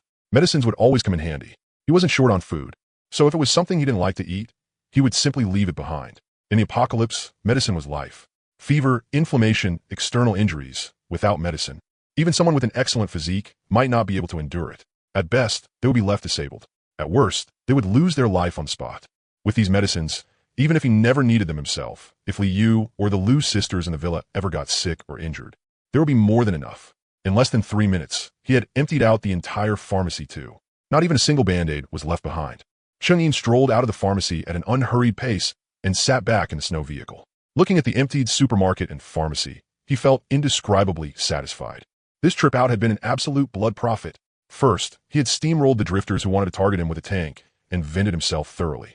Then he had swept clean the supermarket and pharmacy outside Sunshine, cheerful residential complex. Cheng-In was just about to start the vehicle and head back to the villa district. But right then, his keen hearing caught a burst of hurried footsteps. From the direction of Sunshine, cheerful residential complex, dozens of people were running toward the supermarket, their voices full of excited and urgent discussion. Clearly, the series of explosions just now had completely alarmed the survivors in the residential complex. They had finally run out of patience and come out. Cheng-In raised an eyebrow. The pistol he had put away was pulled out again. He wanted to see what this group was trying to do. One hand resting on the steering wheel, Cheng-In swept a cold gaze over the crowd sprinting toward the supermarket. There were more than 30 of them in total, men and women, old and young. Every last one of them was sallow and emaciated. The exposed skin on their bodies was frozen bluish-purple and ulcerated. Their lips were cracked open and streaked with blood. Yet their eyes shone with greedy green light, like wild dogs that had gone hungry for over 10 days, staring fixedly at the blasted open supermarket entrance as if they wished they could rush in right now and loot it clean. They had long since been unable to hold back while staying inside the residential complex. Over these past 10-odd days, they had tried every possible method on this frozen supermarket. Chiseling, smashing, using every trick they could think of. But this supermarket wasn't like the small convenience store in their own complex. This large supermarket was frozen far too thickly. They had hacked at it for ages without breaking it open, and could only watch helplessly as all the supplies inside stayed out of reach while they starved and froze. Now that someone had blasted the supermarket open, how could they not go mad? The crowd rushed to the supermarket entrance, and the moment they saw the empty shelves inside, they all froze. The rice, flour, grain, oil, snacks, and drinks that had once filled the place to the brim were now gone without a trace. Not even a single wrapper remained. The shelves were completely bare, and the ground held nothing but shattered ice and glass fragments. Forget food. They couldn't even find a scrap of waste paper. What's going on? Where's the stuff? Where's everything in the supermarket? Damn it. It's all empty? The guy moved everything out? No way. A supermarket this big, and he cleared out all by himself? How is that possible? The crowd instantly exploded into an uproar. The excitement on their faces turned at once into shock and fury as they all turned in unison, glaring viciously at Chang-in in the snow vehicle. The greed and resentment in their eyes couldn't be hidden at all. Leaning back in his seat, Chang-in lightly tapped the steering wheel with his fingertips, his face expressionless. He had expected this from the start. In the apocalypse, people would do anything for a mouthful of food. He had never expected this group not to target him. But when his gaze swept over several children shrinking within the crowd, the oldest only 7 or 8, the youngest still held in a woman's arms. Their little faces red from the cold, their bodies so thin only their big eyes stood out, looking at him timidly. Too weak even to cry, his heart softened a little in the end. He wasn't some saint. He would never hand out the supplies he had risked his life to hoard to a bunch of strangers for no reason. But looking at children on the verge of freezing and starving to death, forget it. He would just treat it as accumulating virtue. After killing so many people, he could build up some merit. What he had emptied out were only the supplies that could be stored long-term. There were still some things in the supermarket freezers that he didn't like to eat, some scattered snacks left wedged between the shelves, and a few remaining tattered quilts and cotton-padded clothes on the second floor. It wasn't much, but it was enough for this group to hold out for a while. Chang-in rolled down the window, glanced over the restless crowd, and said flatly, "There are still some scattered supplies and quilts inside the supermarket. Go in and look for them yourselves." The moment those words came out, the crowd instantly fell silent. No one could believe their ears. After being stunned for a few seconds, wild joy erupted across their faces. They had thought Chang-in had moved everything out. But who would have thought he had actually left something behind? "Thank you, big brother. Thank you, big brother. Thank you. Thank you."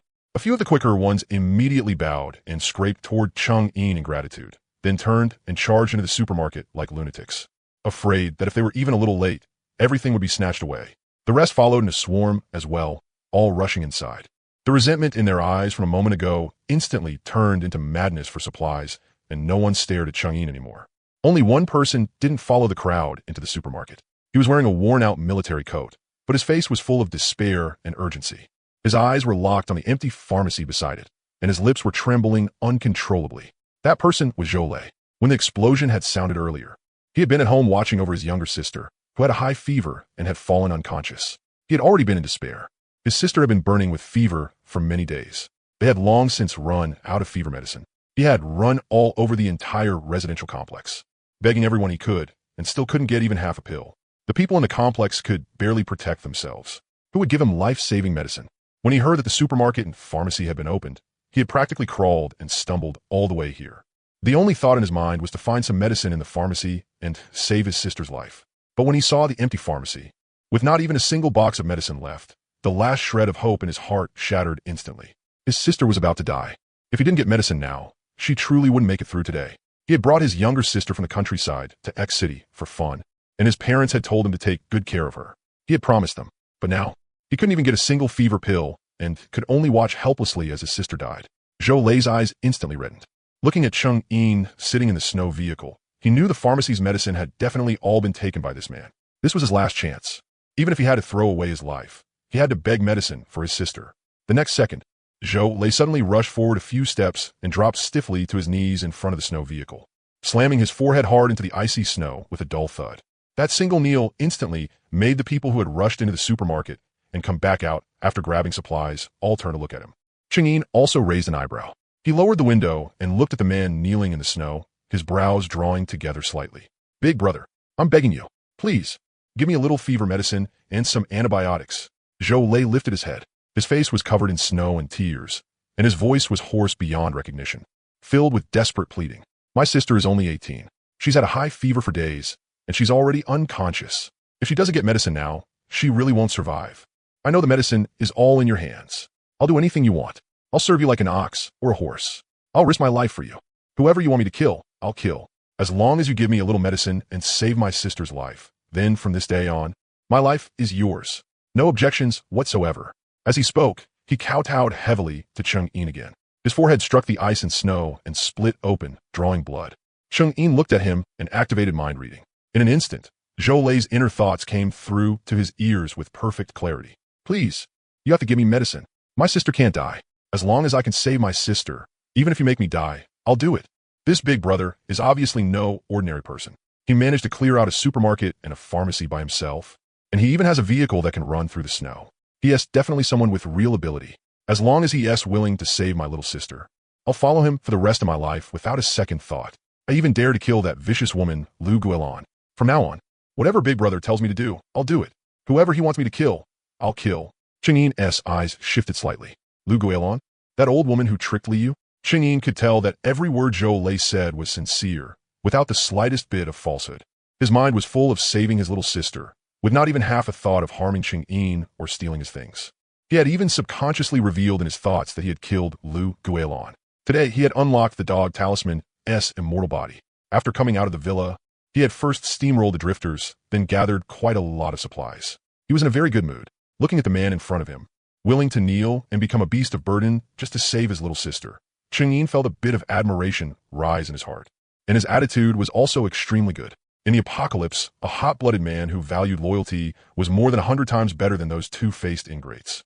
Maybe this person would be useful in the future. Chang'in pushed open the car door, jumped down from the vehicle, looked down at Zhou Lei kneeling in the snow, and said flatly, "Get up. A man's knees carry gold. Don't kneel to people at every turn."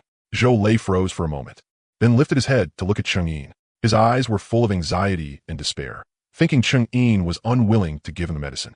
The people around them also started whispering among themselves, their eyes full of schadenfreude. But at that moment, Chang'in turned and walked to the side of the vehicle.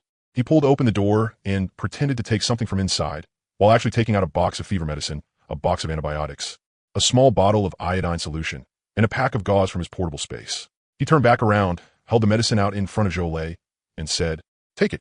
Go back and use it on your little sister." The moment Zhou Lei saw the medicine being handed to him, he froze on the spot. His eyes widened so much they looked ready to pop out, and he couldn't believe what he was seeing.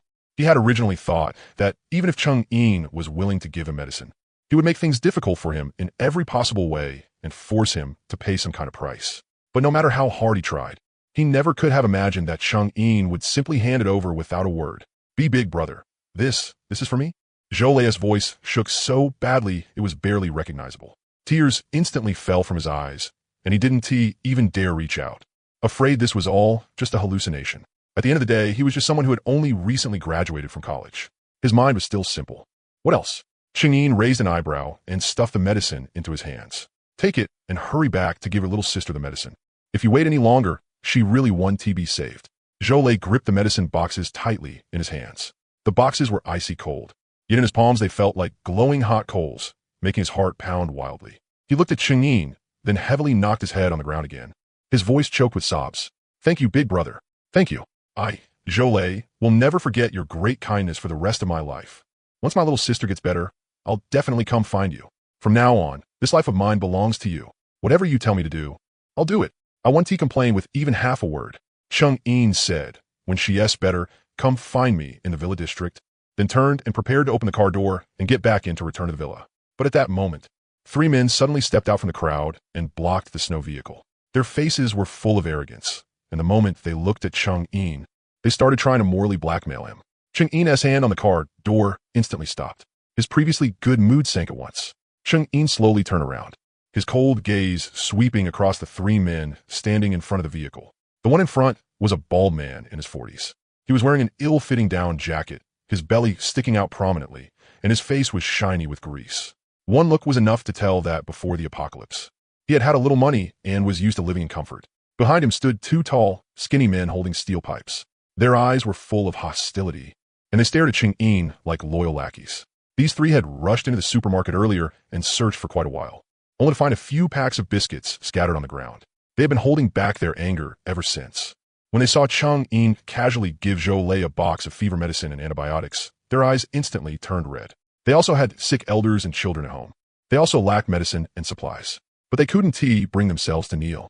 Originally, they had planned to just stand to the side and watch the show, but when they saw how generous Chang'in was, handing over life-saving medicine so casually, the greed in their hearts could no longer be suppressed. In their eyes, if Chang'in could clear out an entire supermarket and pharmacy by himself, then the supplies and medicine in his hands must be so plentiful he couldn't possibly use it all. If he could give some to Zhou Lei, why couldn't he give some to them? Since he had so much stuff, wasn't it only natural for him to share a little with them? The bald man stepped forward and looked at Chang'in. There wasn't the slightest trace of pleading on his face. Instead, he looked completely justified as he said, "Young man, looks like you've got plenty of medicine. You casually gave someone a whole box, so why not share a little with us too?" The moment he said that, another dozen or so people gathered around. Each of them looked at Cheng-Yin with longing in their eyes and started chiming in. Yeah, young man, we've got sick people at home too. The elderly and children all have high fevers, and they're waiting on fever medicine to save their lives. That's right. You have so much medicine and so many supplies. What is wrong with giving us a little? It's not like you can use it all anyway. Your vehicle is so good, and it can even drive through the snow. You definitely have plenty of food and water too. Share some with us. We're practically freezing and starving to death. Looking at this group, Cheng-Yin curled his lips into a cold smile. Earlier, when he had told them there were leftover supplies in the supermarket, these people had rushed in like madmen to grab them, without even a single word of thanks. Now that they saw him give Zhou Lei medicine, they all jumped out one after another, righteously demanding that he hand over medicine and supplies, as if he owed them. He had given medicine to Zhou Lei because Zhou Lei had been sincere enough, and his attitude had been in place. For the sake of saving his little sister, he had been willing to kneel and become a beast of burden. Cheng-Yin's mind reading had also confirmed that he was completely sincere and had not the slightest crooked thought. But as for the people in front of him, let alone kneeling, they didn't even have one word of pleading. The moment they opened their mouths, it was moral blackmail, acting as if he was obligated to give. It was simply laughable. Cheng-Yin said nothing. He only looked coldly at the bald man in front and said flatly, "Whether I give him medicine or not is my business. What does it have to do with you?" The bald man froze for a moment. He hadn't expected Cheng-Yin to be so unwilling to give face, and his own expression instantly became hard to maintain. His tone also turned sharp.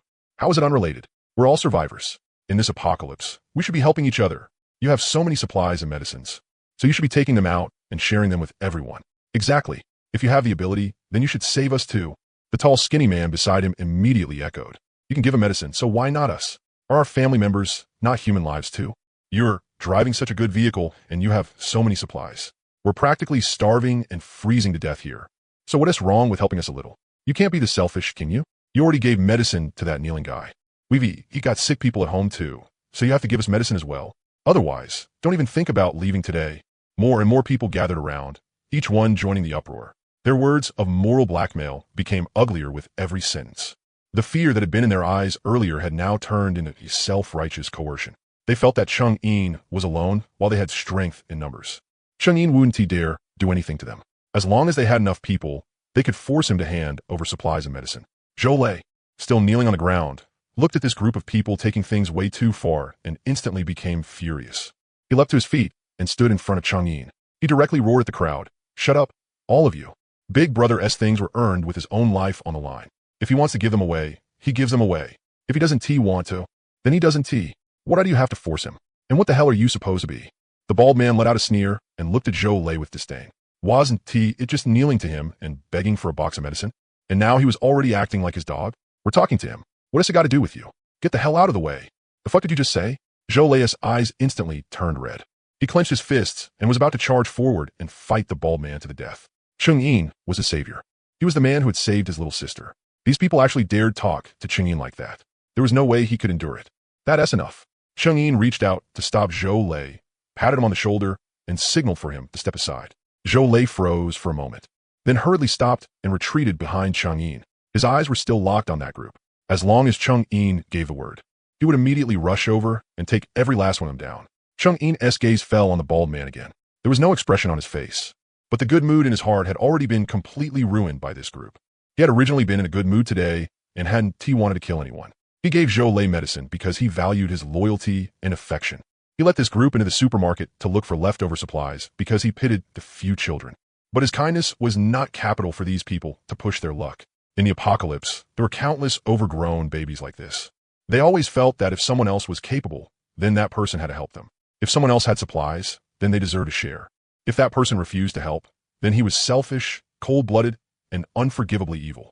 Yet they never stopped to think that other people's supplies were won by risking their lives, braving the extreme cold of minus 60 degrees, and fighting for them with guns and firepower. They hadn't been blown in by the wind. I'll say this one last time. Cheng-Yin's voice was calm, but it carried a bone-piercing chill. My things go to whoever I want to give them to. That has nothing to do with you. If you want medicine, if you want supplies, then trade your lives for them yourselves. Stop yapping in front of me. Now get the hell away from me. Don't block my path. When the bald man heard that, not only did he not back down, he actually took another step forward. A vicious expression appeared on his face as he shouted at Cheng-Yin, "Kid, don't refuse a toast only to drink a forfeit. There's so many of us and only one of you. What? You think you can kill all of us? Today, Either you hand over the medicine and supplies and share them with everyone, or don't even think about leaving this place. Yeah, why waste words with him? P.S. alone. There are so many of us. What the hell are we scared of? Take his car. Then all the supplies and medicine will be ours. The food has to be in his car. Fuck. Why be polite with him? Do it. The crowd instantly grew restless. Greed gleamed in their eyes as they slowly closed in on Chang'e. They thought that no matter how capable Chang'e was, he was still only one person. There were more than 30 of them. If they all rush him at once, they could definitely kill him, take his car, and seize his supplies and medicine. Zhou Lei immediately stepped in front of Chang'e and raised a fighting stance. Even with so many people on the other side, he didn't retreat in the slightest. As for Chang'e, when he looked at the people surrounding him, the trace of a smile in his eyes completely vanished, leaving only icy killing intent. He had been in a pretty good mood and hadn't wanted to kill anyone, but this group just had to run straight into the muzzle. Since they were courting death, then he would grant it to them. Chang'e got in the car and slowly raised his hand, gripping the handgun beside the driver's seat. His finger rested on the trigger, and the coldness in his eyes was even more piercing than the blizzard at minus 60 degrees. Bang! A deafening gunshot instantly tore through the wind and snow. The bullet struck the leading bald man in the thigh with perfect accuracy. Blood instantly sprayed out and splattered across the white snow, glaringly bright. The arrogance on the bald man's face froze in an instant, then turned into extreme pain. With a scream, he collapsed into the snow, clutching his bleeding thigh and rolling on the ground in agony, miserable wails pouring from his mouth. He was done for. The femoral artery had been severed. The crowd that had been surging forward instantly froze in place. The greed and viciousness on every face turned at once into extreme terror. Their steps stopped dead, and no one dared take another step forward. None of them had expected Chang'e to actually dare fire. Chang'e held the black handgun in his hand. Faint smoke still drifted from the muzzle. There wasn't the slightest ripple on his face, as if he had merely stepped on an ant. He coldly glanced at the bald man writhing on the ground and said flatly, "I told you just now not to block my path and not to keep yapping. Can't you understand human language?"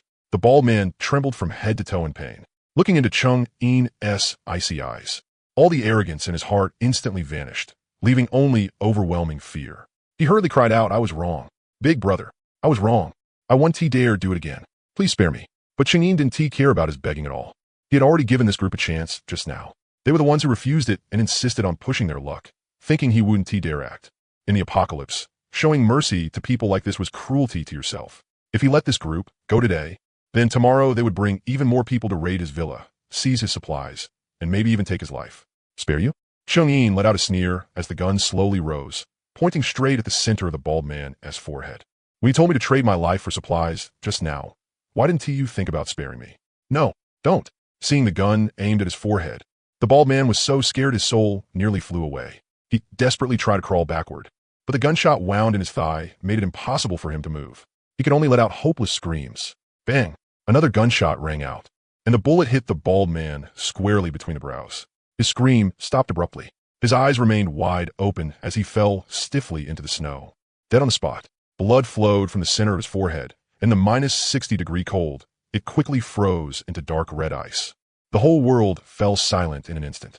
The people surrounding them were all trembling in fear. Their faces were pale and weak, like they were crashing from low blood sugar. Not one of them even dared breathe loudly. The way they looked at Chang'e was filled with utter terror, as if they were looking at a killing god crawling out of hell.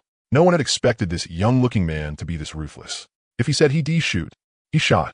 If he said he'd kill, he killed. He didn't even blink. The two lanky men who had shouted the fiercest just now were so scared their legs turned weak, and they spun around to run. Trying to run? Chang'e let out a cold laugh. With a twist of his wrist, he aimed the gun at the two fleeing skinny men. Without the slightest hesitation, he pulled the trigger twice in succession. Bang! Bang!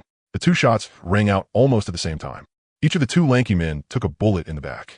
They staggered forward a few steps, then fell stiffly into the snow, dead on the spot.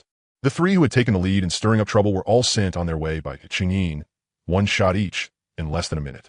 Chang'e blew at the smoke from the muzzle and swept his cold gaze over the remaining people. The remaining 20-plus people instantly panicked. They all dropped to their knees in a mass and kowtowed frantically at Chang'e, crying and begging for mercy. "Big brother, I was wrong. We were wrong. Please spare us. We won't dare do it again. It was those three who caused trouble. It had nothing to do with us. Please don't kill us. We won't ever ask you for anything again. You're a magnanimous man. Please spare us." Every one of them was crying with snot and tears all over their faces, with none of the righteous confidence they had just moments ago.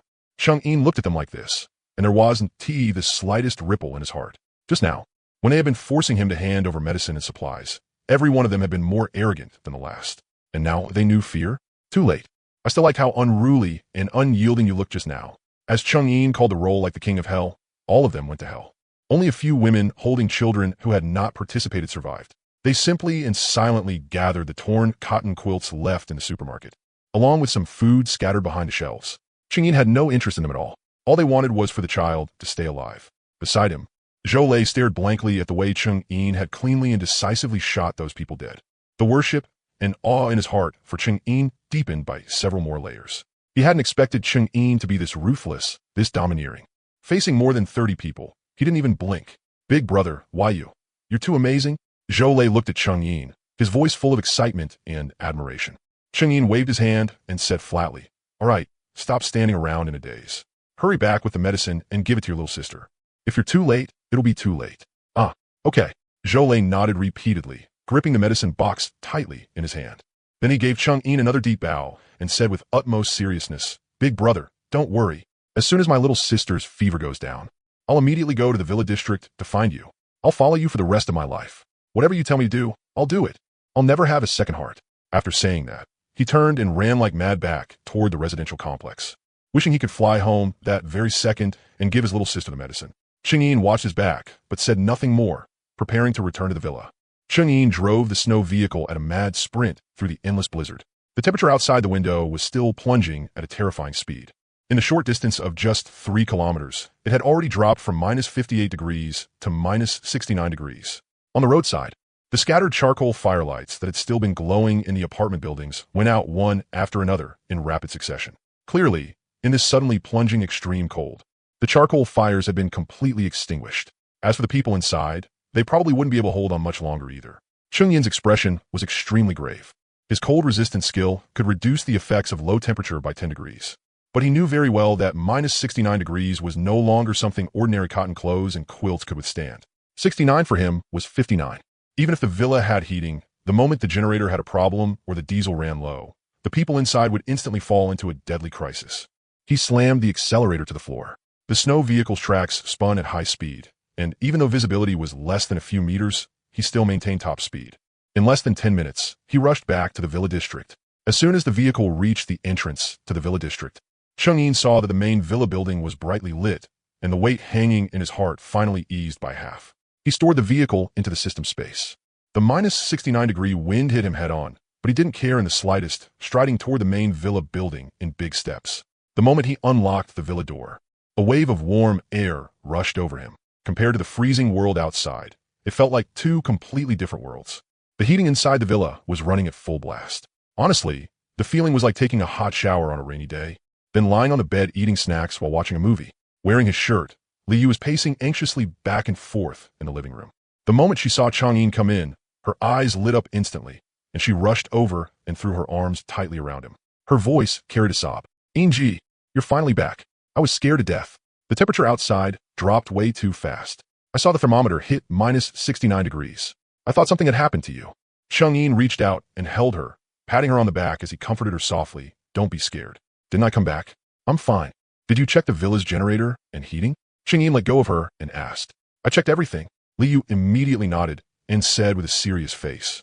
As soon as the temperature started dropping, I went to inspect it. The generator's running perfectly, and we've got plenty of diesel stocked up. Even if it runs 24 hours a day, it'll still be enough. And there's no problem at all with the heating system either. The heat in every room is working normally. Chang'in said, it's a little cold outside. I'll go take a shower first, then I'll favor you in a bit. Yeah. By the time Chang'in came out of the bathroom, the living room was already filled with the aroma of food. Warm air wrapped around the rich smell of meat and drifted into his nose. Compared to the icy wasteland of minus 69 degrees outside, this villa was practically paradise on earth. Liu was busy at the dining table in an apron. The moment she saw him come out, her eyes lit up at once. She trotted over, took the towel from his hand, carefully set it aside, then handed him a pair of chopsticks. Inji, you're finally done washing up. The food was just finished, and it's all your favorites. There's fresh pork rib soup, and I also boiled 2 plates of dumplings. Cabbage and pork filling. As Liu spoke, she pulled out a chair for him and then served him a full bowl of pork rib soup. It was steaming hot and looked mouth-watering. Chang'in dropped into the chair, picked up his chopsticks, and stuffed a piece of pork rib into his mouth. The meat had been stewed until it was tender and falling off the bone. It tasted great. As he chewed, he casually asked, "All right, those two Liu sisters in the doghouse, did you bring them any food?" The moment those words came out, Liu instantly looked a little embarrassed. Her fingers tugged at the corner of her apron as she replied softly and respectfully, "Hinji, without your order, I didn't dare give them any supplies. During the day, I only passed them one bottle of mineral water so they could take their medicine. I didn't give them a single bite to eat, because the sick younger sister looked like she was kind of dying, so I gave her a bottle of water when she took the medicine." After saying that, afraid Cheng-Yin might be dissatisfied, she hurriedly added, "I did feel a little bad seeing the two of them in the doghouse. But I know the rules in this villa are all set by you. Without your word, I can't just do things on my own." Cheng-Yin's chopsticks paused in his hand. He raised his eyes to look at Liu, and he felt completely satisfied inside. What he feared most was that Liu would be one of those muddle-headed bleeding heart types. Seeing that the Liu sisters used to be campus belles and had now fallen on hard times, she might secretly sneak them food and water and ruin his rules. In the apocalypse, that was the last thing you could afford. One mouthful of food was enough to raise a white-eyed wolf. If today you dared to secretly give someone a bite to eat, then tomorrow she would dare to secretly let outsiders in. When trouble came, the one who'd suffer would still be him. But the way Liu handled this had landed exactly on the softest spot in his heart. She had compassion, but she knew what mattered more. She could stick to the rules. She knew who was the one truly calling the shots in this villa. Without his order, she didn't dare take out even half a bite of food. "Not bad. You handled this very well." Cheng-Yi nodded, took a sip of pork rib soup, and his tone was full of satisfaction. "I was actually worried you'd see them as pitiful and secretly give them food." Liu immediately let out a sigh of relief and smiled as she picked up another rib for Cheng-Yin. "How could I, Inji? Everything in this villa was earned by risking your life. Never mind that they have no relation to us at all, even if they were relatives without your word. I absolutely wouldn't take things out carelessly." She understood very clearly in her heart that being able to live in this warm villa and eat hot meals in this apocalypse was all because of Cheng-Yin. Forget the Liu sisters being two unrelated people. Even if her own relatives were here, without Cheng-Yin's permission, she wouldn't dare touch even a grain of rice. In this man-eating apocalypse, only by following Cheng-Yin could she survive. That bleeding heart act would only get her killed. Cheng-Yin smiled, put down his chopsticks, leaned back in his chair, and said leisurely, "Let these two sisters stay hungry for now. Let them starve until they understand what rules are, until they understand how precious a single bite of food is in this apocalypse. We'll talk after they take the initiative to beg me. Let them hang a little longer." Back at X City University, they were campus belles surrounded by stars, praised and fawned over wherever they went. And now, they want to live in my place for free and eat my food for free? How could there be such a good deal? If I want to survive, they need to understand my rules. Otherwise, they can get out and freeze to death or starve to death. He had never been any kind of good person. Letting the Liu sisters stay in a doghouse where they wouldn't freeze instead of driving them out was already benevolent enough. Want to eat? Then they had to bring something out in exchange, either loyalty or ability. If they didn't want to give anything and just wanted a freeload, no chance. "I got it, Inji. I'll definitely keep an eye on them. I absolutely want to give them a single bite to eat." Liu hurriedly nodded. She didn't ask a single unnecessary question, much less plead for the Liu sisters. She understood Cheng-Yin's temper too well. Once he made a decision, no one could talk him out of it. Trying would only make him unhappy. Cheng-Yin was even more satisfied with her attitude. In the apocalypse, having someone by your side who knew what mattered, wasn't some saintly bleeding heart, and was absolutely loyal was better than anything else. The two continued eating. Liu kept putting food into Cheng-Yin's bowl, smiling. Cheng-Yin pinched her cheek and teased that she was becoming more and more like a little housekeeper. Liu's face instantly turned red.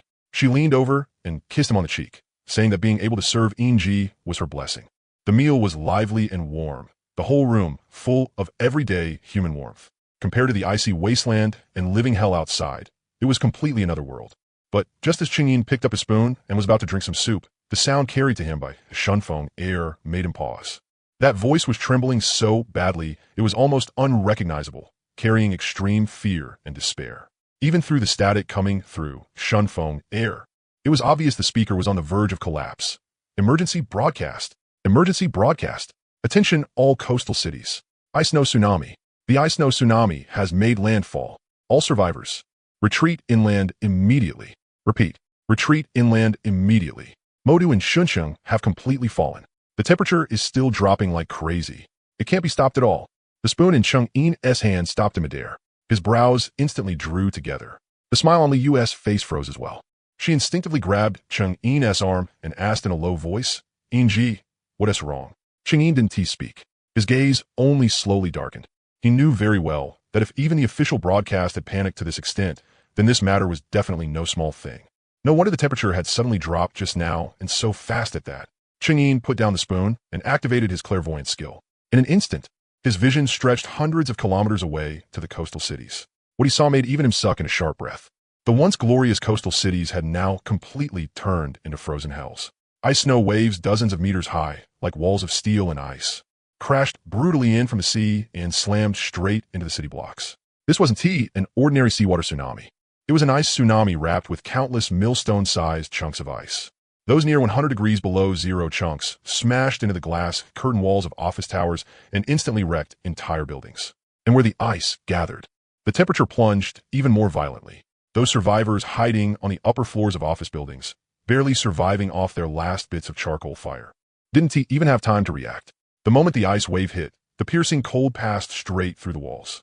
The people inside didn't even manage to scream before they were frozen directly into ice sculptures, one hand still holding half a biscuit they hadn't finished, eyes wide open, not understanding what had happened even in death.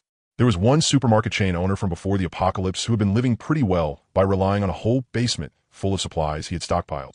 He had been waiting for the cold wave to pass, convinced he'd become a local king. In the end, the ice wave crashed straight through his front door. Ice chunks close to 100 degrees below zero instantly flooded the entire house. Even though he was in the basement, the upper floor's temperature dropped so crazily that he was frozen to death alive down there. Chang'in's gaze swept across one coastal city after another.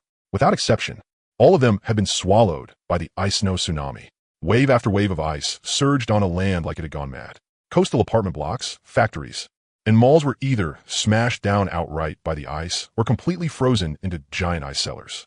Those people who had originally been barely hanging on in the apocalypse were less than ants before this catastrophe. In an instant, they were devoured by the extreme cold and the ice waves. The death toll was shooting upward like a rocket.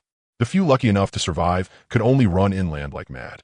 But in temperatures below 70 degrees and under endless blizzards, they would collapse in the snow before getting very far and freeze into stiff corpses.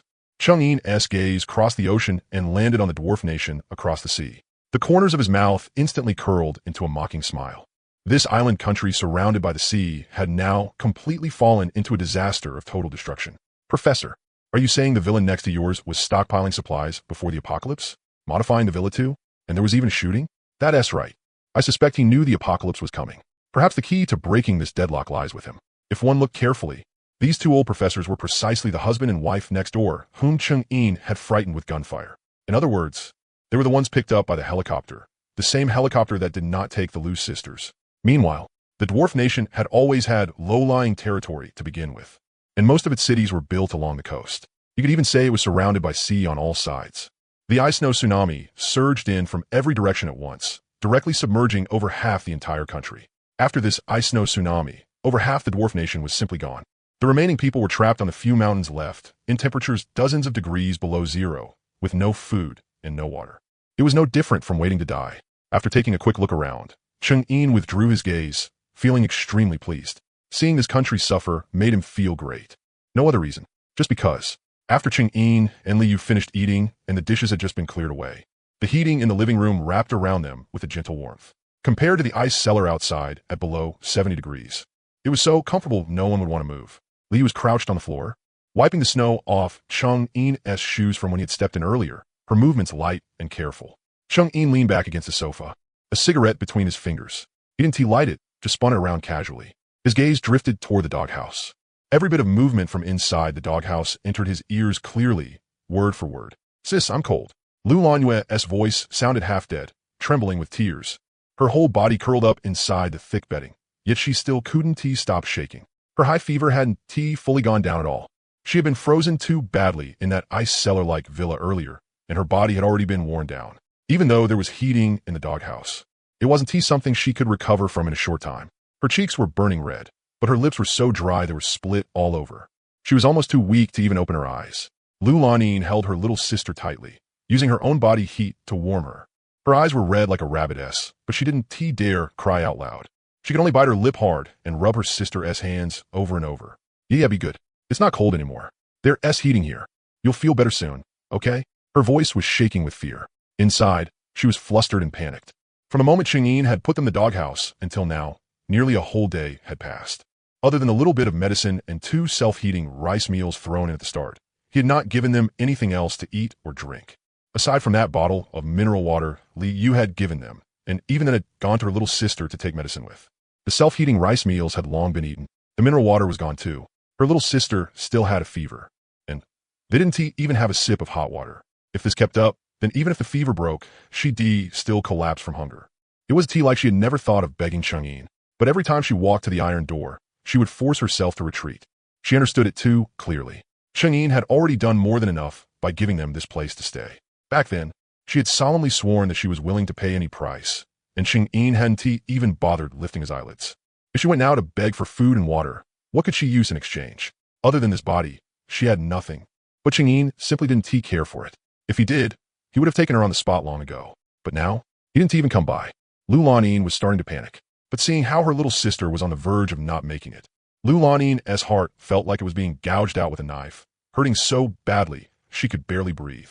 She even started thinking that if Chang'in wanted her body, then as long as her little sister could live, she would accept it. It was still better than watching her little sister die here in this doghouse. Chang'in pulled back his thoughts, stuck the cigarette in his mouth, and stood up. "Brother Ian, where are you going?" Liu immediately stopped what she was doing, looked up at him, and asked in a low voice. "Go and check the doghouse. I think one of them is half dead.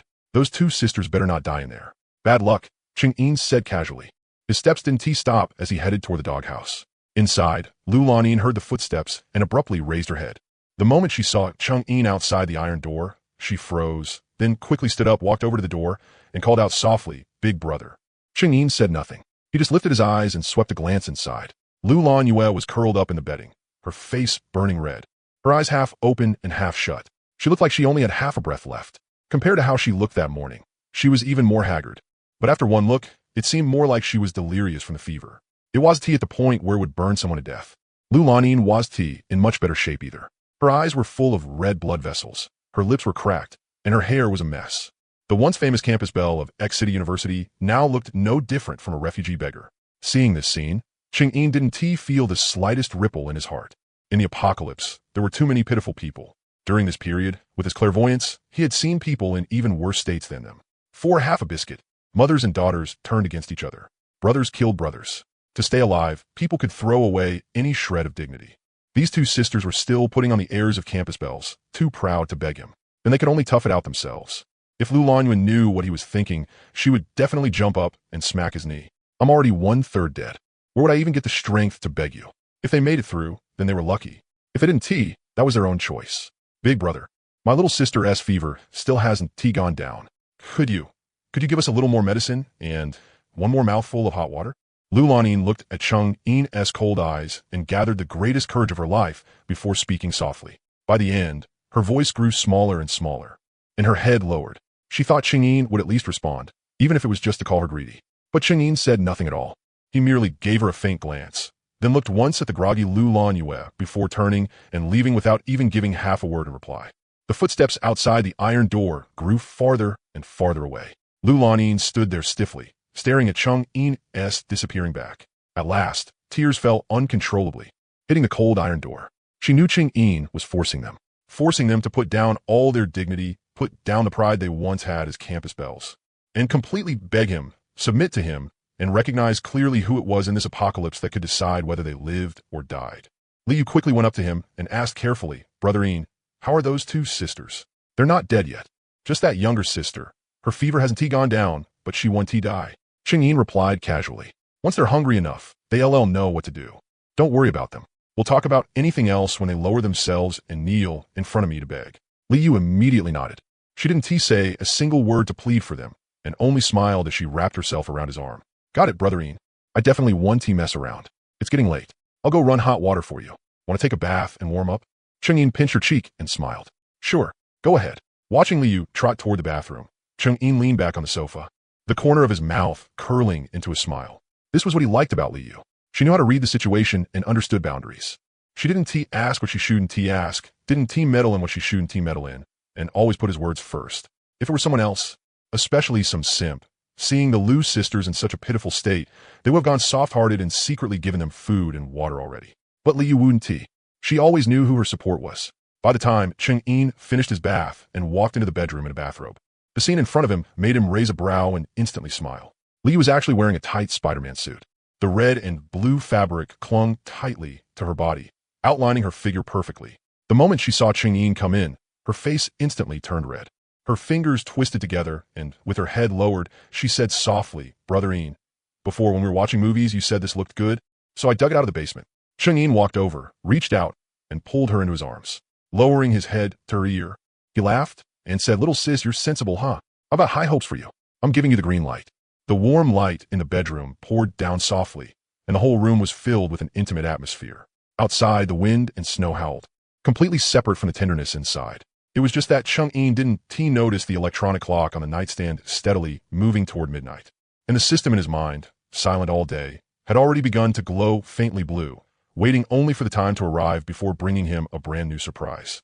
At exactly midnight, the commotion in the bedroom had just died down. Li was nestled in Chang'e's arms, already asleep from exhaustion.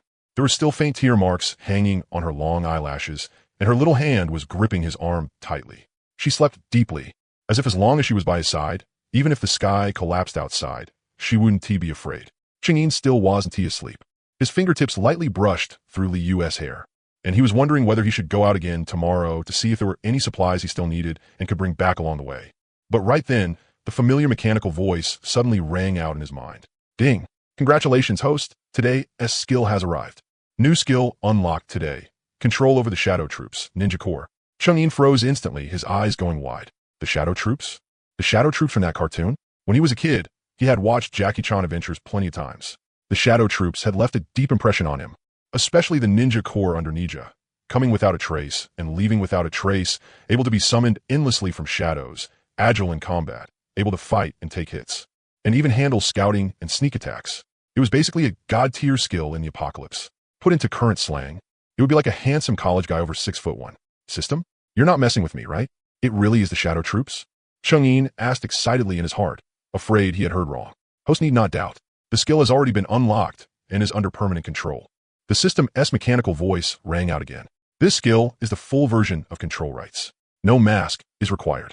The mask's energy can be converted into an exclusive tattoo. The host may choose the tattoo's location freely. It will remain permanently effective with no side effects whatsoever. Chang'e's heart pounded wildly, so excited he almost sat up in bed. No need to wear a mask? This was way too awesome. He remembered that in the anime, to control the Shadow Troops, you had to wear the corresponding mask. Once you took it off, you lost control. And if you wore it too long, the dark energy in the mask would erode your mind. But the system had directly given him a permanent version, and it could even turn into a tattoo with 0 side effects. Awesome. System, you really came through this time. Chang'e praised it in his heart as his mind started racing, thinking about where to place the tattoo. On his chest. Too obvious and kind of weird. On his back. Not convenient either. He wouldn't even be able to see it himself. So how could he appreciate it? On his arm? That would work either. On his balls? That actually sounded kind of interesting. Blooming in spring? Forget it, forget it. Those places would probably hurt too much. After thinking it over for a long while, Chang'e finally made his decision. System, put the tattoo on my left calf.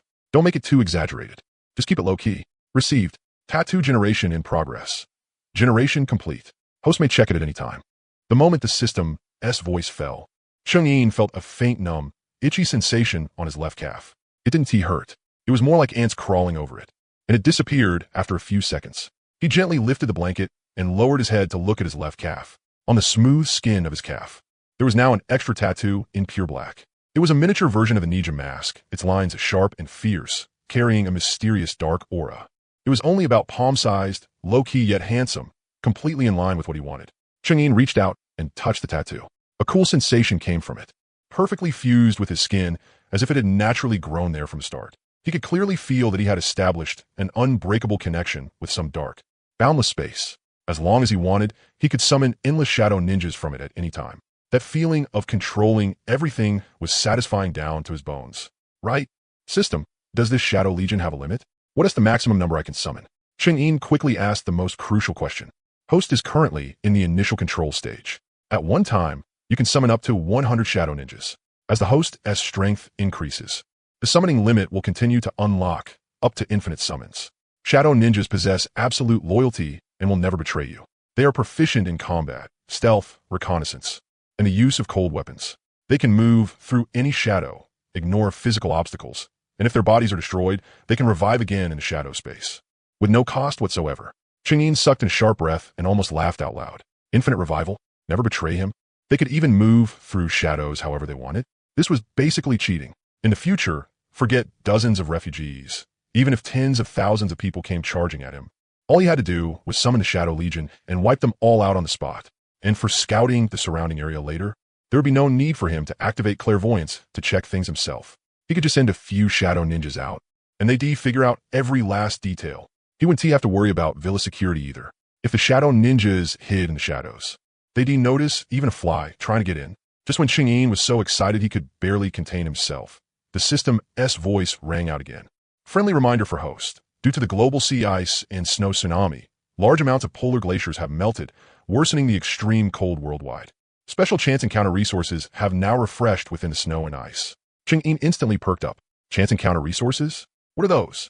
Chance encounter resources include ice snow lotus, extreme cold fish, frozen earth cold grass, ice crystal vegetables, and many other special plants and animals. Such resources cannot be used as food to satisfy hunger. After consumption, there is a 1% chance to grant the host enhancement effects such as physical attribute strengthening, skill mutation, special ability unlocking, and more, with no side effects.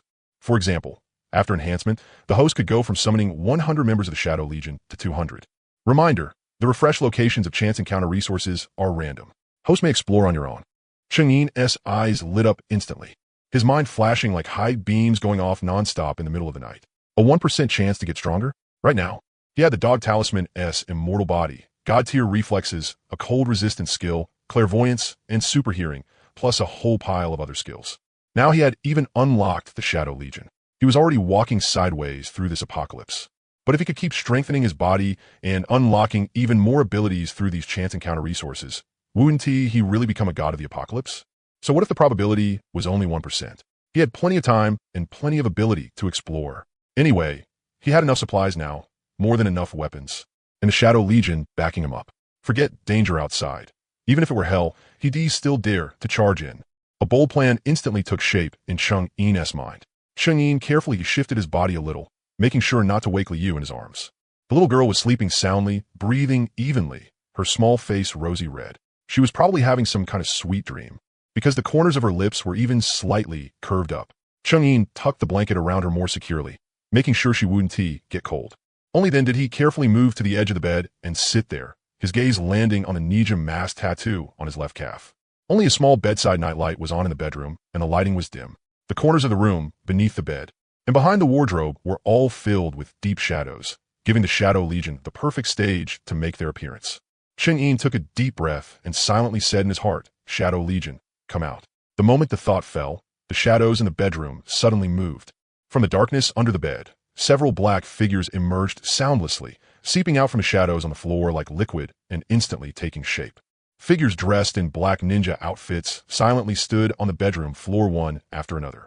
The only thing visible was a pair of red glowing eyes, and their whole bodies radiated an icy dark aura. Yet they made not the slightest sound, not even the sound of breathing, as if they had become one with the darkness itself. A total of 10 shadow ninjas stood neatly by the bed. They bent slightly at the waist, making a gesture of absolute submission toward Chang'e. There wasn't the slightest abnormal movement from them. They were so quiet it was as if they didn't exist at all. Chang'e's eyes lit up instantly, his heart pounding wildly. He was so excited he almost shouted and quickly covered his own mouth, afraid he might laugh too crazily. They really came out. He had actually summoned them out of the shadows, and completely without a sound too. Forget the sleeping Liu. Even if someone were awake, if they didn't look carefully, they wouldn't notice that 10 extra people had appeared in the bedroom at all. This stealth ability was absolutely heaven-defying.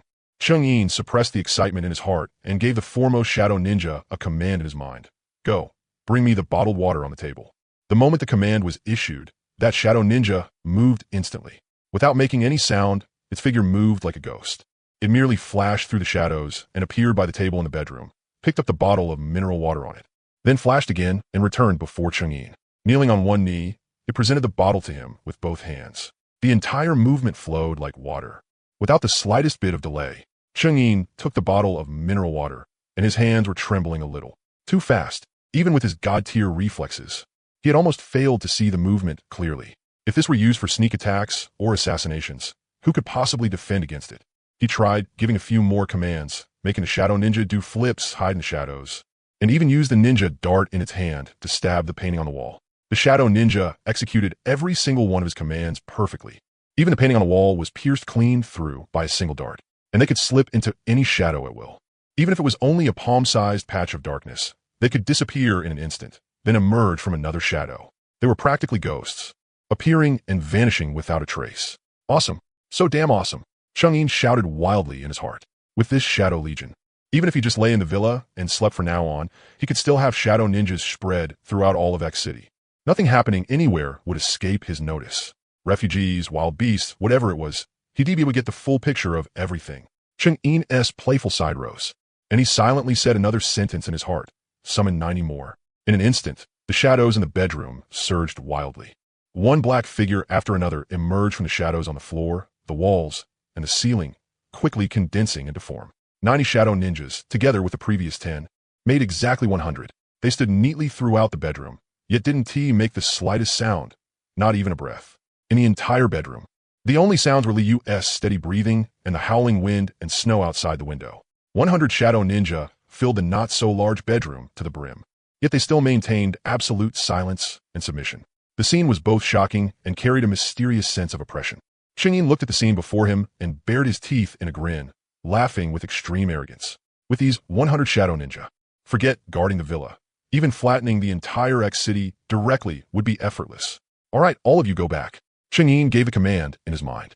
The moment the command fell, the 100 shadow ninja instantly turned into streams of black smoke, merging back into the shadows of the bedroom and disappearing without a trace. As if they had never appeared at all. The bedroom returned to how it had been before, without leaving behind the slightest sign. Chang'in lay back down on the bed and pulled Liu into his arms again. The excitement in his heart refused to settle for a long time. He lowered his head to look at Liu in his arms, then thought of the Lu sisters in the doghouse. And a playful smile curled at the corner of his mouth. Perfect. Tomorrow, he could test the shadow core abilities, have them guard the villa, and at the same time, keep an eye on the Lu sisters to see when exactly those two would finally put down their pride and come beg him. If they kept stubbornly holding out, then there was no need to keep them around. In the apocalypse, the thing in shortest supply was definitely not people who didn't know what was good for them. Of course, the most important thing was still the adventure supplies outside. A 1% chance to grow stronger. This temptation was simply too great. Chang'in had already made up his mind. Tomorrow, he was going out. Early the next morning, Chang'in was woken up by the little movements of Liu in his arms. The young girl had woken early, curled up in his arms. She didn't dare move, so she just used her finger to lightly poke his chin, her eyes bright and sparkling like a little cat sneaking food. When she saw Chang'in open his eyes, her face instantly turned red. She quickly pulled her hand back and softly said, "Brotherine, you're awake?" Chang'in smiled, reached out and pinched her cheek, then lowered his head and kissed her forehead. "Yeah, I'm awake. Been awake for a while already. I was just watching you sit here, poking my face for fun." Liu's face turned even redder.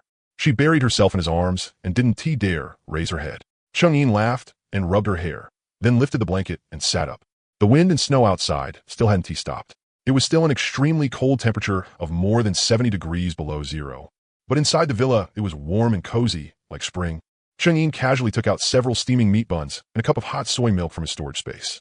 While eating the buns, he gave the Shadow Core a command in his mind, leaving 20 Shadow Ninja in the villa to secretly guard Liu, as well as the Lu sisters in the doghouse, in case some blind fool barged in. "Brotherine, are you going out again today?" Liu came over after getting dressed and handed him a tissue, asking softly, worry in her eyes. I'm making a trip to the official shelter at the Olympic Sports Center. I have something to take care of." Chang'in wiped his mouth and drank the last mouthful of soy milk. "Stay home and behave. Lock the doors and windows." "I know, Brotherine. You have to be careful." Liu nodded quickly, stood on tiptoe, and kissed him on the cheek. "I'll make dinner at home and wait for you to come back and eat." Chang'in smiled, pinched her cheek, put on his cold weather gear, and went out. After getting into the tracked, all-terrain snow vehicle, Chang'in slammed on the gas. The vehicle let out a low roar, rushed out of the villa district, and sped toward the Olympic Sports Center. The wind and snow outside the window grew heavier and heavier. Visibility was less than 3 meters, and the snow on the road had thickened by quite a bit. In the deepest spots, it had already buried the low walls by the roadside. Frozen corpses could be seen everywhere along the road. Some were drifters, some were ordinary survivors, and there were also wild dogs and cats frozen stiff. Just looking at them sent a chill into one's heart. After the global sea ice tsunami, the temperature of the entire X City had directly dropped to 70 degrees below zero. Those ordinary residential buildings in the urban area simply couldn't withstand that kind of extreme cold. The charcoal had long since been burned out. No one knew how many people had been frozen directly into ice sculptures in their sleep last night. As for the coastal cities, they had already reached 99 degrees below zero. Chang'e felt nothing about it. That was just how the apocalypse was. The weak were prey to the strong, and only the fittest survived. He wasn't a savior. He couldn't save everyone. Being able to look after himself and the people around him was already enough. The Olympic Sports Center shelter was the only large official survivor shelter in X City. The entire Olympic Sports Center had been surrounded by thick walls and barbed wire. 2 heavy machine guns were mounted at the entrance, and more than a dozen fully armed soldiers were standing guard at the sentry post, their eyes full of vigilance as they stared fixedly at the snow vehicle Chang'e was driving over. In this frozen apocalypse, anyone who could drive a tracked vehicle that could move freely through the snow was definitely not ordinary. The moment the vehicle came to a stop, 4 soldiers immediately rushed over with rifles raised, their gun barrels aimed at the driver's seat. The squad leader at the front shouted sternly, "Stop! Kill the engine! Get out of the vehicle! Submit to inspection!" Chang'e didn't force the issue. He slowly killed the engine, pushed open the door, and jumped down. Looking at the tense soldiers, he spoke indifferently, "Relax. I don't have any hostile intentions. I came here to see your highest-ranking person in charge and discuss something." The soldiers looked at Chang'e and instantly froze. This man was simply too composed, too steady. The leading squad leader came back to his senses, but still didn't lower his gun. He looked at Chang'e warily. "Who are you? What do you want with our brigade commander?" Chang'e raised a brow and casually said, "If you can't make the call, then go in and report it. Just say someone has come to discuss cooperation with your leader. If you miss this, everyone in your shelter will probably regret it. And don't question me like I'm some criminal. Your rank isn't high enough to speak to me like that." The squad leader looked at Chang'e's calm expression, then at his obviously unusual snow vehicle, and started hesitating inside. In this apocalypse, anyone who could drive this kind of vehicle around alone was definitely no simple character. If he really was some important figure, and he blocked him here and delayed something major, he wouldn't be able to bear that responsibility. After hesitating for a few seconds, the squad leader gave a look to the soldiers beside him, signaling them to keep watching Chang'e, while he himself turned and ran into the shelter to report it. Less than 5 minutes later, the squad leader came running back and made a welcoming gesture to Chang'e. His attitude had become much more respectful. "Sir, our leader invites you inside. Please come with me." Chang'e nodded and followed him into the shelter. The moment he entered the Olympic Sports Center, a wave of hot air mixed with the smell of charcoal smoke, foot odor, body stench, and excrement hit him in the face. Compared to the icy world outside, it was indeed much warmer here, but the environment was terrible to the extreme. The enormous stadium was packed with survivors. Men, women, old people, and children were all squeezed together, every one of them sallow and skinny, their eyes numb. As they looked at Chang'e, this outsider, their eyes were full of curiosity and vigilance. In the corners, there were children crying, adults coughing, and noisy chaos everywhere. It was no different from a refugee camp. Chang'e swept his gaze over at once, his heart unmoved. This was the true state of an official shelter. Being able to keep your life was already not bad. There was no such thing as quality of life. Compared to his villa, one was heaven, the other was hell. Following the squad leader up to the second-floor office of the stadium, the squad leader knocked on the door. A voice from inside said, "Come in." Chang'e pushed open the door and walked in. Inside the office, 2 men were standing in front of a map discussing something. One wore a military uniform, looked to be in his 40s, and had a face full of toughness. He was the highest person in charge of the shelter, Brigade Commander Jean Wegua. The other was an old man with graying hair, wearing an old cotton-padded jacket and reading glasses. He looked to be in his 60s. He was Professor Yi Han-Yuan from X City Geological University. Hearing the sound, both men turned around at the same time. When Professor Yi Han-Yuan saw Chang'e's face, he froze on the spot. The pencil in his hand dropped onto the map with a snap, and his reading glasses nearly slipped off the bridge of his nose. He stumbled forward 2 steps, pointed at Chang'e, and blurted out in shock and sudden realization, "How is it you?" Chang'e was stunned too. Taking a closer look, he recognized him instantly. Wasn't this the old man from the villa next door, back in the neighborhood where he had lived before the apocalypse? He immediately remembered it. When the apocalypse descended, the authorities had sent a helicopter specifically to the villa district to pick up the old Yi couple. At the time, he had been standing by the window and had watched the helicopter take off with his own eyes. He just hadn't expected that he would run into this old neighbor again here in the Olympic sports shelter. Chang'e raised a brow, a little surprised as well. He had thought they had been taken to the core city of Longhua. He hadn't expected them to still be in X City. Beside them, Zhang Weiguo was also stunned. He looked at Chang'e, then at the visibly excited Yi Han-Yuan, and instantly caught on. His eyes lit up at once. Lowering his voice in sudden understanding, he asked, "Professor Yi, Is this the one you kept talking to me about last night? Your neighbor from the villa district, the young man who predicted the extreme cold wave ahead of time, turned his villa into an extreme cold fortress early on, and stocked it full of supplies? Professor Yi Hanyuan nodded repeatedly at once. His hands were trembling a little, and his voice was full of excitement and emotion. Yes, it's him. I'm absolutely not mistaken. However, Chang'in heard every word of their whispered conversation clearly with his wind ear. I just got lucky. I noticed something was off ahead of time and made a few extra preparations. That's all. Chang'in smiled. He neither admitted nor denied that he had known about the apocalypse in advance. He only replied with that one sentence and did not explain further. The moment those words came out, Zhang Wei was sucked in a sharp breath, and the way he looked at Chang'in completely changed. Last night, he had already heard Yi Hanyuan say that there was a young man in his villa district who had turned his home into an extreme cold fortress and stockpiled a massive amount of survival supplies. At the time, he had thought the old professor was exaggerating and hadn't taken it too seriously, because it was just too unbelievable. Could someone really predict the apocalypse? What, did he just casually have hacks turned on? But now it seemed not only was it true, this young man, standing before him, had prepared far more thoroughly than he had imagined. To be able to drive a snow vehicle around alone in minus 70-degree cold, without even turning red in the face or breathing hard. Just how much supplies and confidence had to be backing that up. Zhang Weiguo's attitude instantly became much more respectful. He quickly stepped forward, handed Chang'in a cup of hot water, and said with a smile, Mr. Cheng, I've heard a lot about you. Please have a seat. The people downstairs were ignorant just now and offended you. Please don't take it to heart. Chang'in took the cup but did not drink from it. He casually set it on the table, sat down on the sofa, and got straight to the point. I won't bother with pleasantries. I came today because I want to discuss a deal with you. Zhang Weiguo instantly perked up. He hurriedly sat down across from Chang'in, leaned forward slightly, and asked with a serious expression, Please, Mr. Cheng, go ahead. What kind of deal? As long as our shelter can do it. We absolutely want to be vague about it. He was genuinely anxious now. The entire Olympic sports shelter was crammed with more than 30,000 survivors. The daily consumption of supplies was astronomical. Food, medicine, cold weather gear, every single thing was in short supply, especially food. Even rationing as strictly as possible. They only had enough to last half a month. If they couldn't find more supplies soon, these 30,000 people would starve or freeze to death. Now that Chang'in, a man who had stockpiled massive amounts of supplies in advance, had come to his door on his own to discuss cooperation.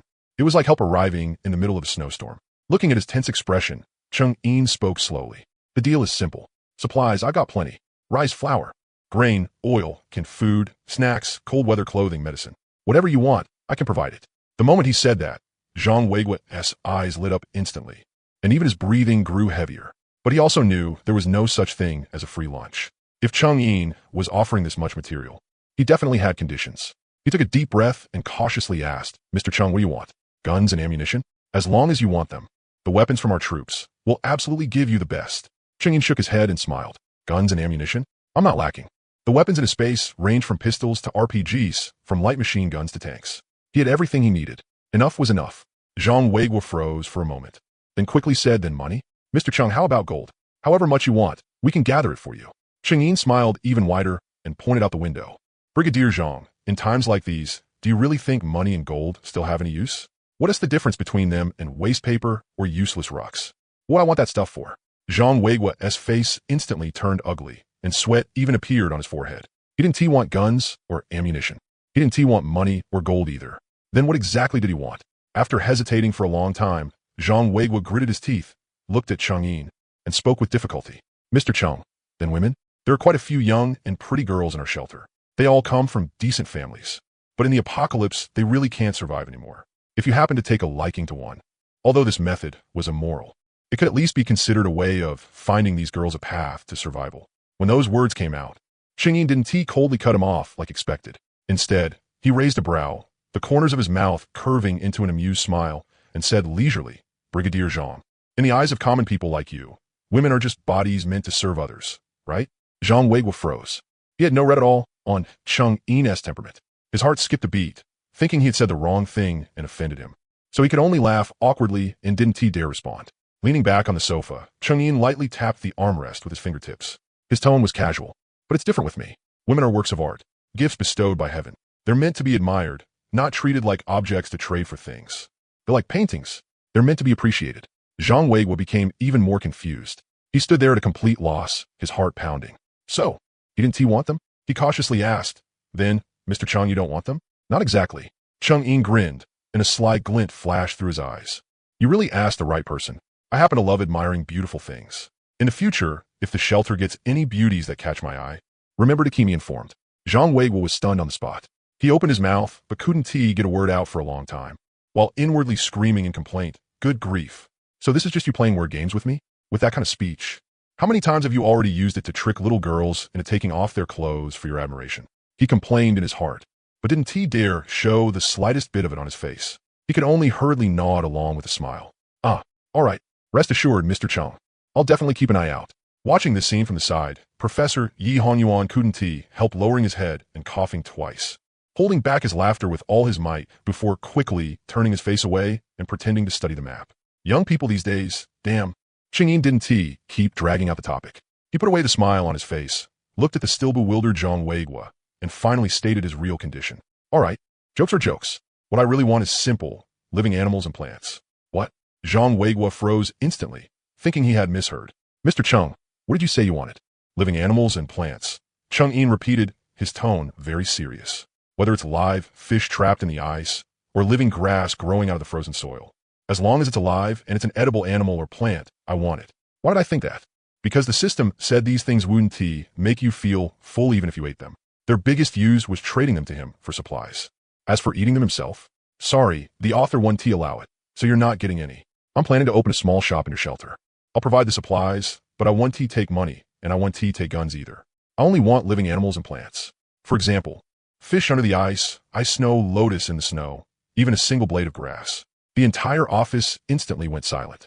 Zhang Weiguo and Professor Yi Hongyuan stared at each other, eyes wide, their faces full of disbelief, as if they were listening to some heavenly scripture. Only after a long while did Zhang Weiguo come back to his senses. With a bitter smile, he said, "Mr. Chung, please don't joke with us. It's more than -70 degrees outside right now. The ground is frozen harder than steel plate, and the water has long since frozen solid. How could there possibly be live fish or living plants? Forget living animals and plants. Even a dead tree outside that isn't frozen stiff is hard to find now.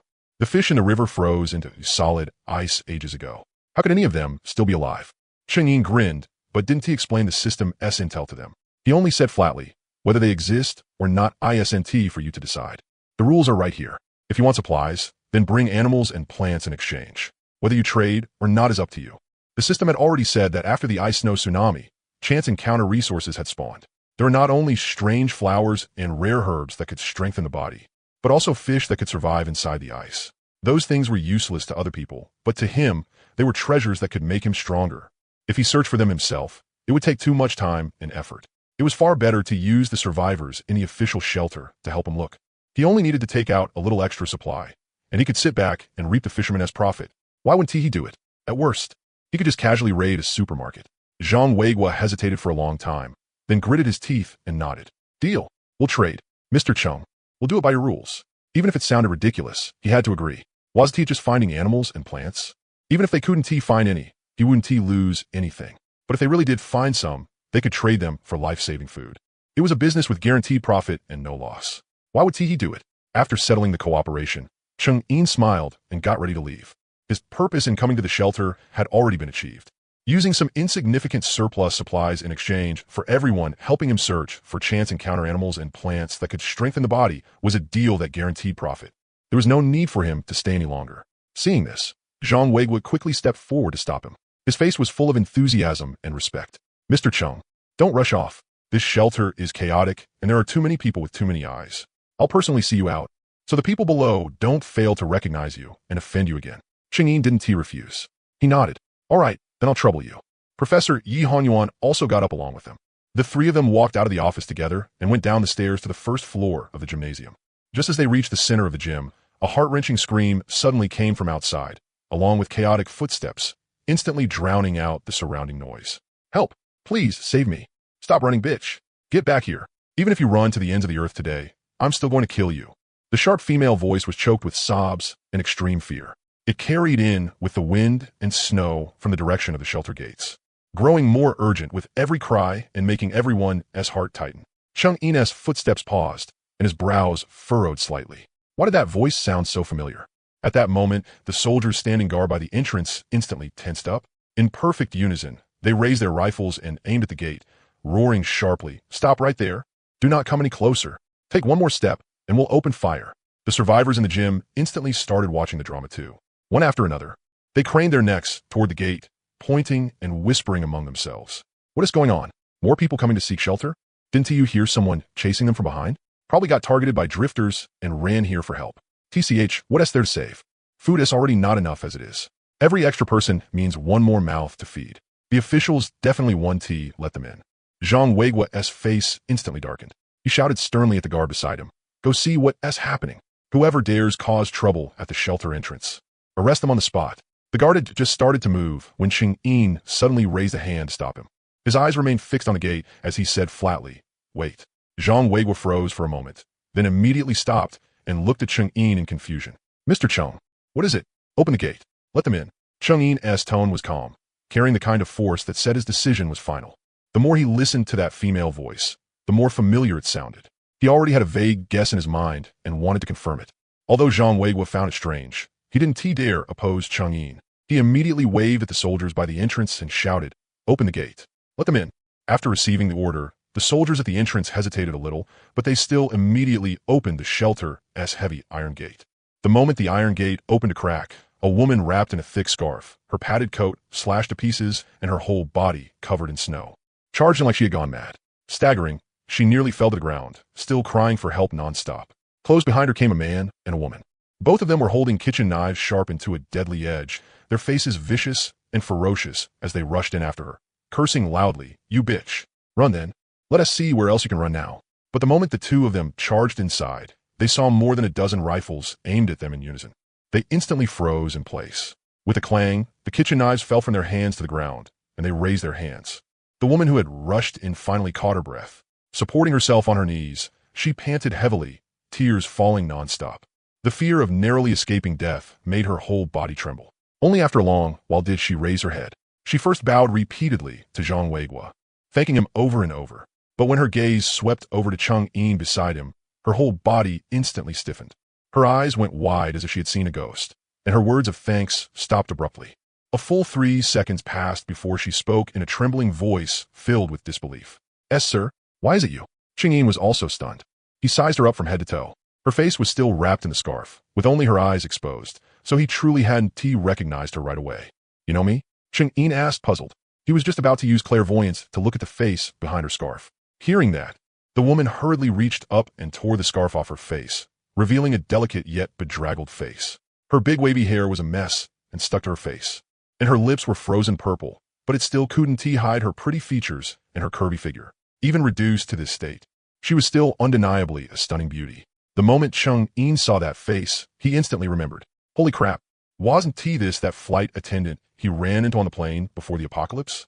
Back then, when he took a flight overseas to stock up.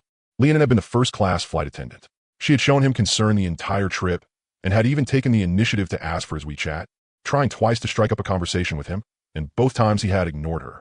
When he turned her down the second time, he had even smiled and said to her, third time as the charm, if I run into you again next time, I'll definitely have a nice deep exchange with you. He never expected that so many days after the apocalypse had arrived, he would actually run into this flight attendant a third time in the official shelter. Seeing that Cheng-Yin had recognized her, Leonin instantly couldn't hold back her tears anymore. She dropped to her knees right in front of him and slammed her forehead hard against the ground, crying out, sir, please save me. I was almost killed by them. Please, I'm begging you. Cheng-Yin looked at Leonin, who was kneeling on the ground and crying so hard she could barely catch her breath. He felt a little sigh rise in his heart as well, then reached out and helped her up. Get up first. Stop crying for now and tell me what happened. Leonin was helped to her feet by him, but her body was still trembling. Choking with sobs, she told him the whole story from beginning to end. When the apocalypse descended, she had happened to be home on break, living in an apartment. In the apartment next to hers lived her best friend, Mei Liangxin. But her best friend was, after all, living with her boyfriend, so they burned through supplies faster. Thinking of their friendship and the fact that they had grown up together, she still shared a little food with them. But a few days ago, their supplies were completely gone.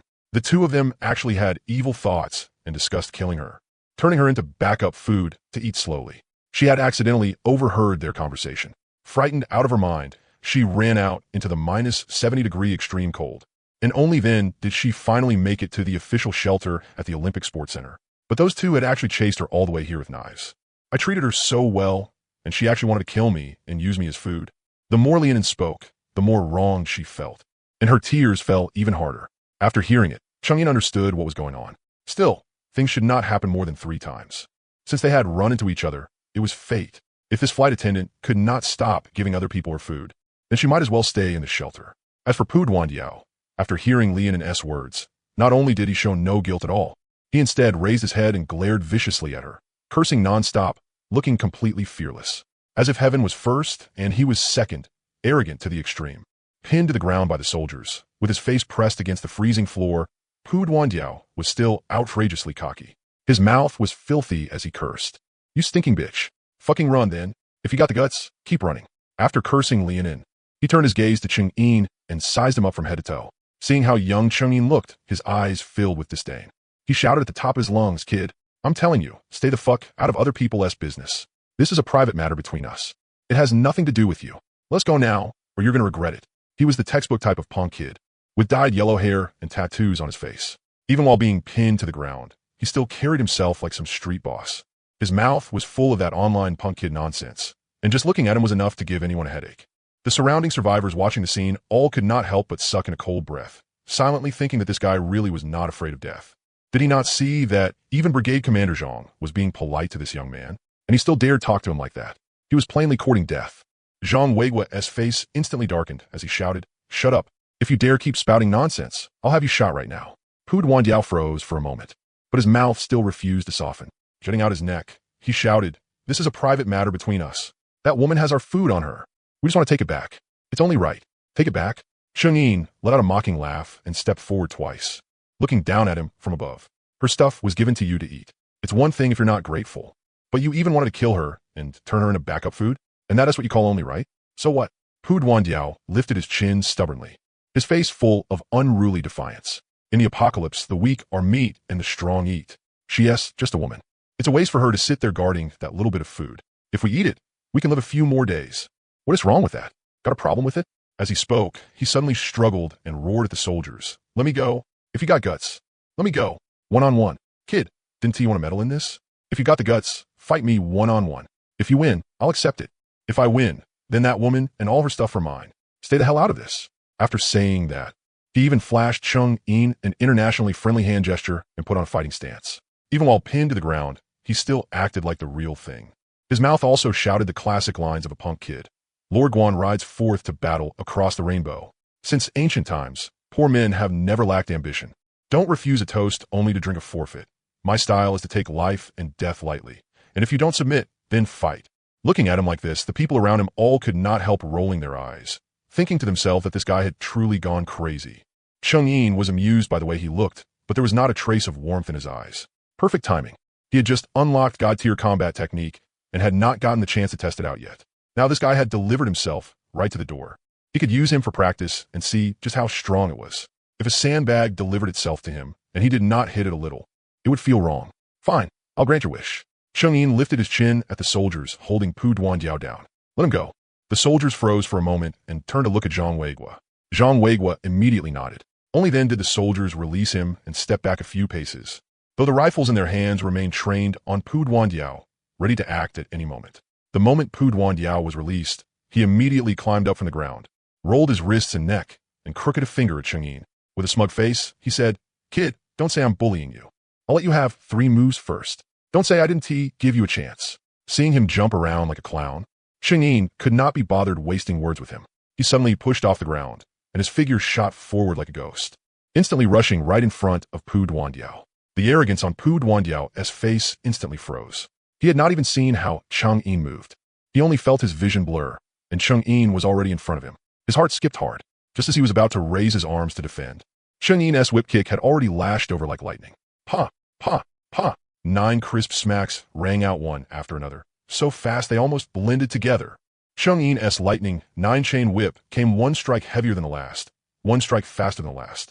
First they lashed across his left and right arms, then his waist and abdomen, then his knees, and the final strike slammed viciously into his chest. The whole process took less than 2 seconds. Pu Duandiao did not even have a chance to react before he was sent flying several meters like a torn sack, crashing heavily to the ground and spitting out a mouthful of blood. Curled up on the floor in pain, he could not even scream. It felt like every bone in his body had fallen apart. and he could not get up at all. The entire scene instantly fell deathly silent. The surrounding survivors all widened their eyes and gaped, shocked. Fast. He was really fast. Fast to the extreme. Truly a fast man. All they saw was a blurry afterimage. And then the arrogant Pu Duandiao had flown out. They had not even seen Cheng Yin's movements clearly. What kind of terrifying speed and power was that? Zhang Weiguo also sucked in a sharp breath, and the look in his eyes when he looked at Cheng Yin gained a little more appreciation for talent. He had been a soldier for so many years and had seen countless combat experts, but he had never seen anyone train combat techniques to this level. This was already not a realm ordinary people could reach. If the apocalypse had not arrived, he really would have wanted to drag Cheng Yin into the army and personally train him under his command.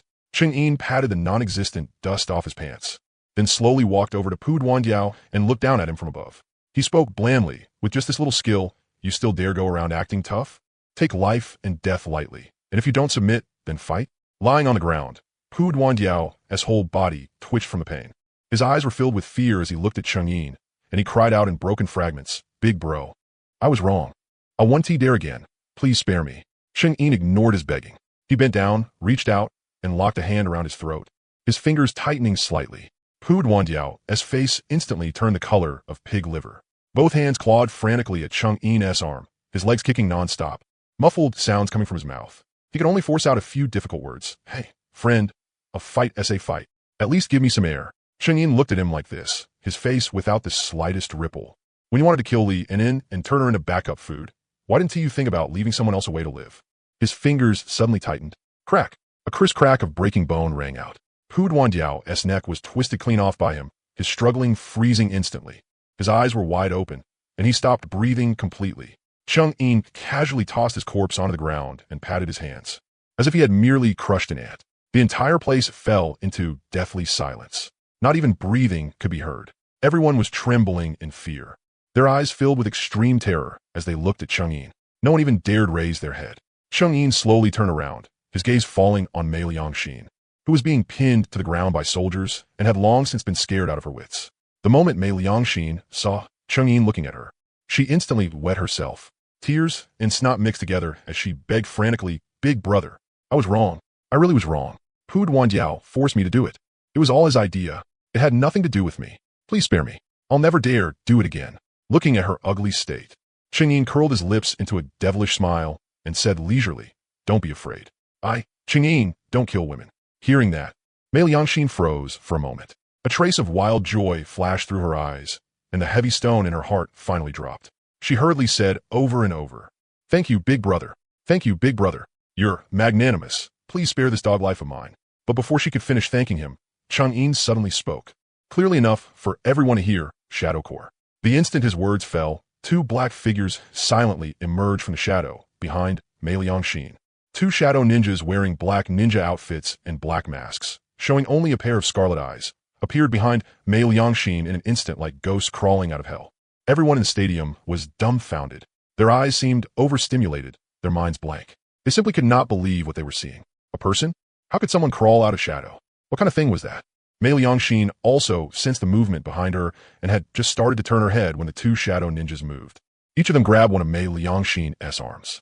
With their other hands, holding ninja darts flashing with cold light, they stabbed viciously into both sides of her neck without the slightest hesitation. Poochie! Blood instantly sprayed out. Mei Liangxin's scream cut off abruptly, her eyes wide open as she collapsed stiffly onto the ground, dead on the spot without even a chance to struggle. Looking at the corpse on the ground, Cheng Yin said flatly, I said I don't kill women, but they never said that. The entire gymnasium exploded into chaos. Discussions rose and fell one after another.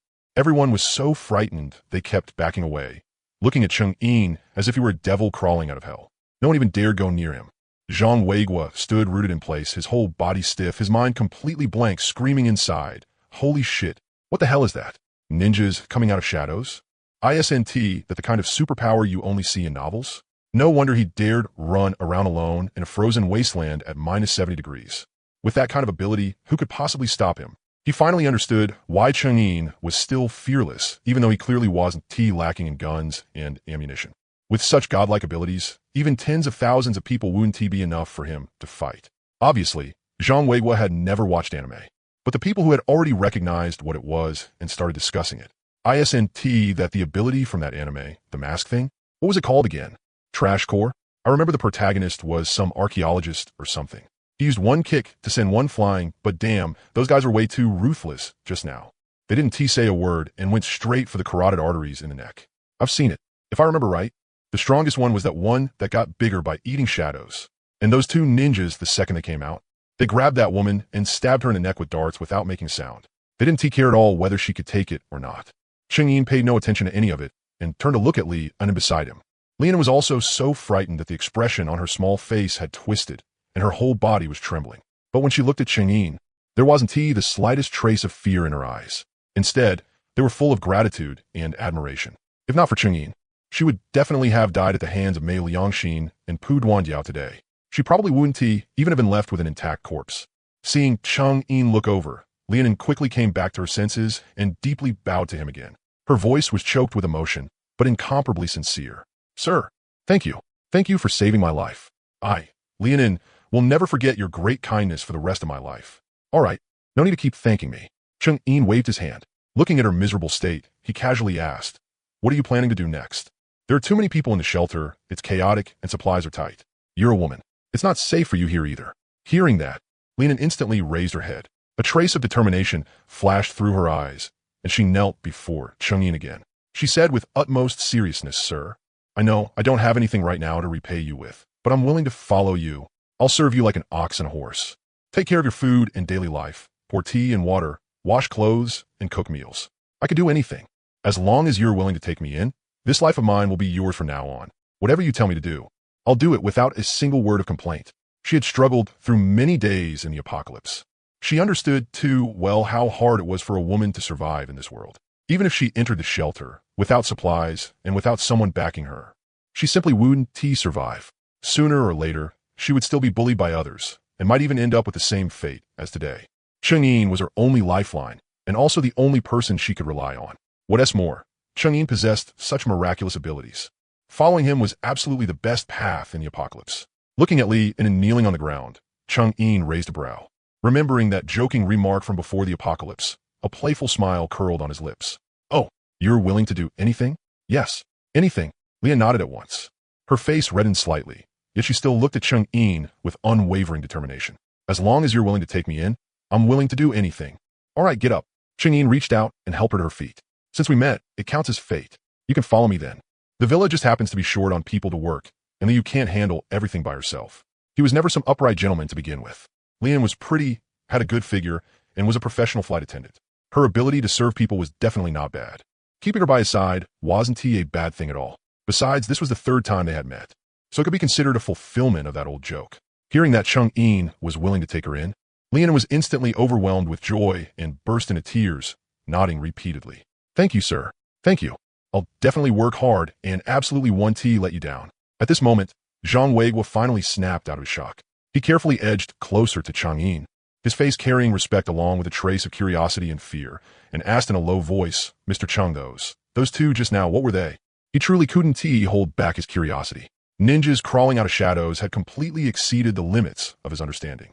If he didn't figure it out, he wouldn't be able to sleep tonight. Cheng-Yin glanced at him and said flatly, just one of my methods for staying alive. Don't ask too much about what you shouldn't ask. It won't do you any good. Zhang Weiguo immediately shut his mouth and nodded repeatedly. Yes. I won't ask. I won't ask anymore. No matter how curious he was inside, he didn't dare ask another word.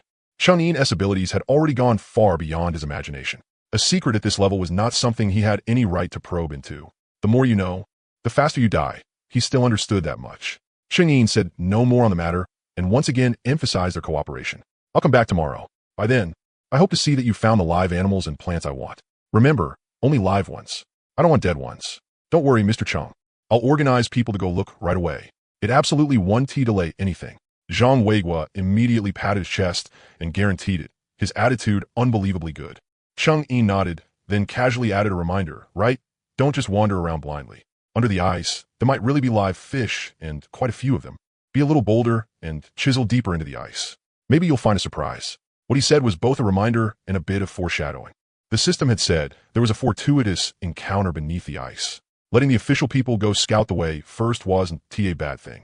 Even though Zhang Weigua still didn't believe there could be live fish under ice in minus 70 degrees, he quickly nodded and agreed. Yes, I'll remember it. I'll send people to chisel the ice and search right away. Cheng Yin didn't say anything else. With Lianin, he turned and walked toward the shelter's main gate. Zhang Weigua hurriedly escorted him all the way to the entrance with great respect.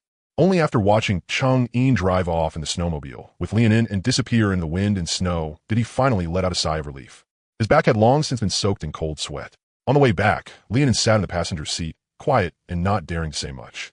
She only stole glances at Cheng Yin from time to time, her eyes full of admiration.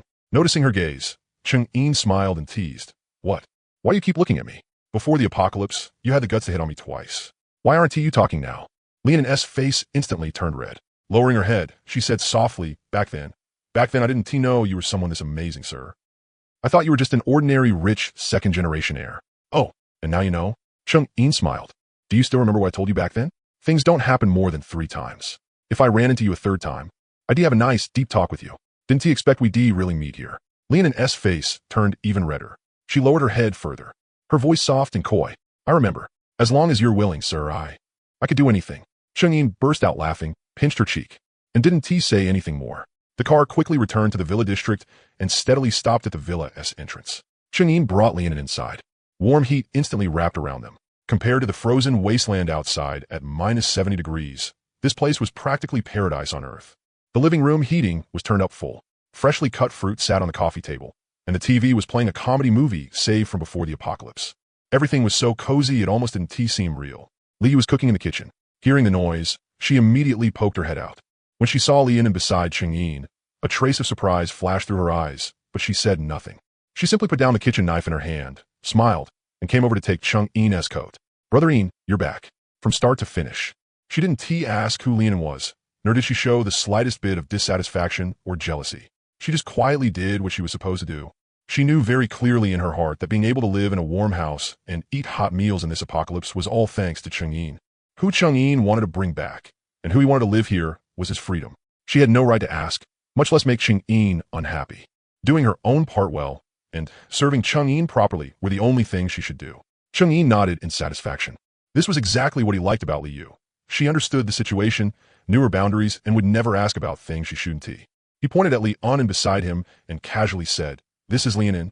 She'll be living here from now on. Help out with work together. Hello, Sister Nin. I'm Li Yu. Li Yu immediately smiled at Lianin.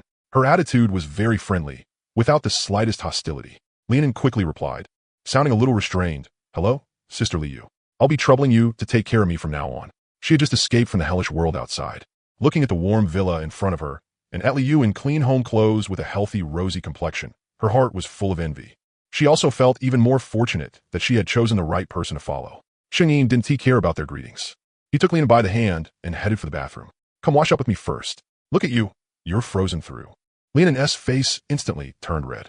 She nodded and obediently followed Cheng Yin into the bathroom. Hot water poured down in the bathroom, and white steam filled the entire room. Lianin soaked in the warm bathtub. The hot water wrapped around her frozen, stiff body, and every pore relaxed. It felt so good she almost cried. It had already been many days since she last took a hot bath, after the apocalypse arrived. Forget hot water. Even clean cold water was hard to find. Every day, she hid in that freezing apartment, shivering all over, unable to even sleep well. At the same time, she had to stay on guard against bad people, living in fear every single day. As she thought about it, tears began falling uncontrollably, landing on the water's surface and sending ripples outward. Cheng Yin was leaning against the edge of the tub, playing Fight the Landlord. Seeing her cry, he raised an eyebrow and casually asked, What are you crying for? And nothing. Lianin quickly wiped her tears and sniffled. Her voice was choked with emotion. It's been so long since I felt this warm. I thought I'd never get to take a hot bath again in this life. Cheng Yin said nothing. He only reached out and rubbed her hair. The apocalypse was just that cruel. Before the apocalypse, she had been a first-class flight attendant everyone envied. Beautiful. High income, praised wherever she went. Every day, she lived in a clean apartment, used the best skincare products, and taking a hot bath was the most ordinary thing in the world. But once the apocalypse came, all of it vanished into nothing. She had nearly been killed by her own best friend and turned into emergency rations. Even a sip of hot water and a full meal had become luxuries. Not everyone could bear that kind of contrast, falling from heaven straight into hell. All right, stop crying. Cheng Yin spoke calmly. If you follow me from now on, then as long as I have a bite to eat, you won't go without. Hot baths and hot meals. You'll have them every day from now on. MHM. Leah nodded hard. Her tears fell even more fiercely, but this time they were tears of gratitude. Looking at Chung In's profile, she silently swore in her heart that in this lifetime, she would follow Chung In properly, serve him properly, and never have a second thought. After the bath, Chung In found Lee in a clean set of pajamas. By the time the two of them came out of the bathroom, Lee had already finished making dinner. The table was filled with dishes, braised pork ribs, cola chicken wings, stir-fried tomatoes with eggs, and a steaming pot of seaweed egg drop soup. The smell was irresistible. Honestly, Chung In really loved this seaweed egg drop soup, and other people loved it too. He just didn't know why other people didn't like drinking cauliflower soup and only liked eating purple eggs. He truly couldn't understand it. Brother Ian, Sister Nin, come eat. The food was just finished, and it's still hot. Liu smiled as she served them rice. Lianin stared at the table full of food, her eyes going wide. She swallowed hard. She had already forgotten how long it had been since she'd eaten a proper hot meal. Every day, she survived on a little bit of crackers and cold water. She had long since been starving. Chung In sat down, picked up his chopsticks, and took a piece of rib. Looking at Lianin, he said, "Eat. Don't be polite. There's more if it's not enough." "Thank you, Brother Ian." Lian had already made up her mind to follow Chung In, so she directly changed how she addressed him. She had wanted to follow him even before the apocalypse too. Being rich and handsome was already a huge plus. Now, there was even less to say. Lianin quickly picked up her chopsticks and started eating ravenously, too busy to even speak. Meanwhile, in the dog cage off to the side, the Liu sisters were lying against the iron gate, sniffing hard at the drifting aroma of the food. Their stomachs growled loudly with hunger. Lu Lanyue's fever had mostly gone down, though she was still a little dizzy. She sniffled, swallowed her saliva, and softly said to her older sister, "Sis, it smells so good. I'm so hungry." Lu Lan's expression looked bad too, and her stomach was growling even louder than her younger sister's. They had already forgotten how long it had been since they'd eaten a proper meal. Aside from the two self-heating rice boxes Chung In had given them at the very beginning, which had only satisfied their stomachs for a little while. Just now, when they heard a woman's voice outside the villa, they thought they were hearing things. But not long after that, they smelled the aroma of food. They pressed themselves against the iron gate and peeked through the crack into the living room, just in time to see Chung In sitting at the dining table with a strange, beautiful woman eating together. That woman was wearing clean pajamas and eating with obvious enjoyment. Lu Lanin was instantly stunned. Why? Why didn't this woman have to live in the doghouse? Why could she go straight into the villa and eat with Chung In? That woman was pretty, sure, but she wasn't more beautiful than the two sisters. She just looked a little more mature. Wasn't it just that her food sacks were a little bigger? Wasn't it just that her skin was a little fairer and her legs a little longer? Besides, her younger sister's food sacks were big too, and they were twins. Why was it that the moment she arrived, she got to live in the villa, while they could only stay in the doghouse and starve? A strong sense of crisis instantly surged up in Lu Lan's heart. She had originally thought that Chung In only had Liu by his side, since she and her sister were twins. As long as they lowered themselves and begged Chung In, he would definitely agree to take them in. But now, it seemed Chung In didn't lack women at all. This newly arrived Lian and Liu too were both no less attractive than them, and they both looked like they were already very familiar with Chung In. If this kept going, the two sisters would only be completely forgotten and eventually starve to death in this doghouse.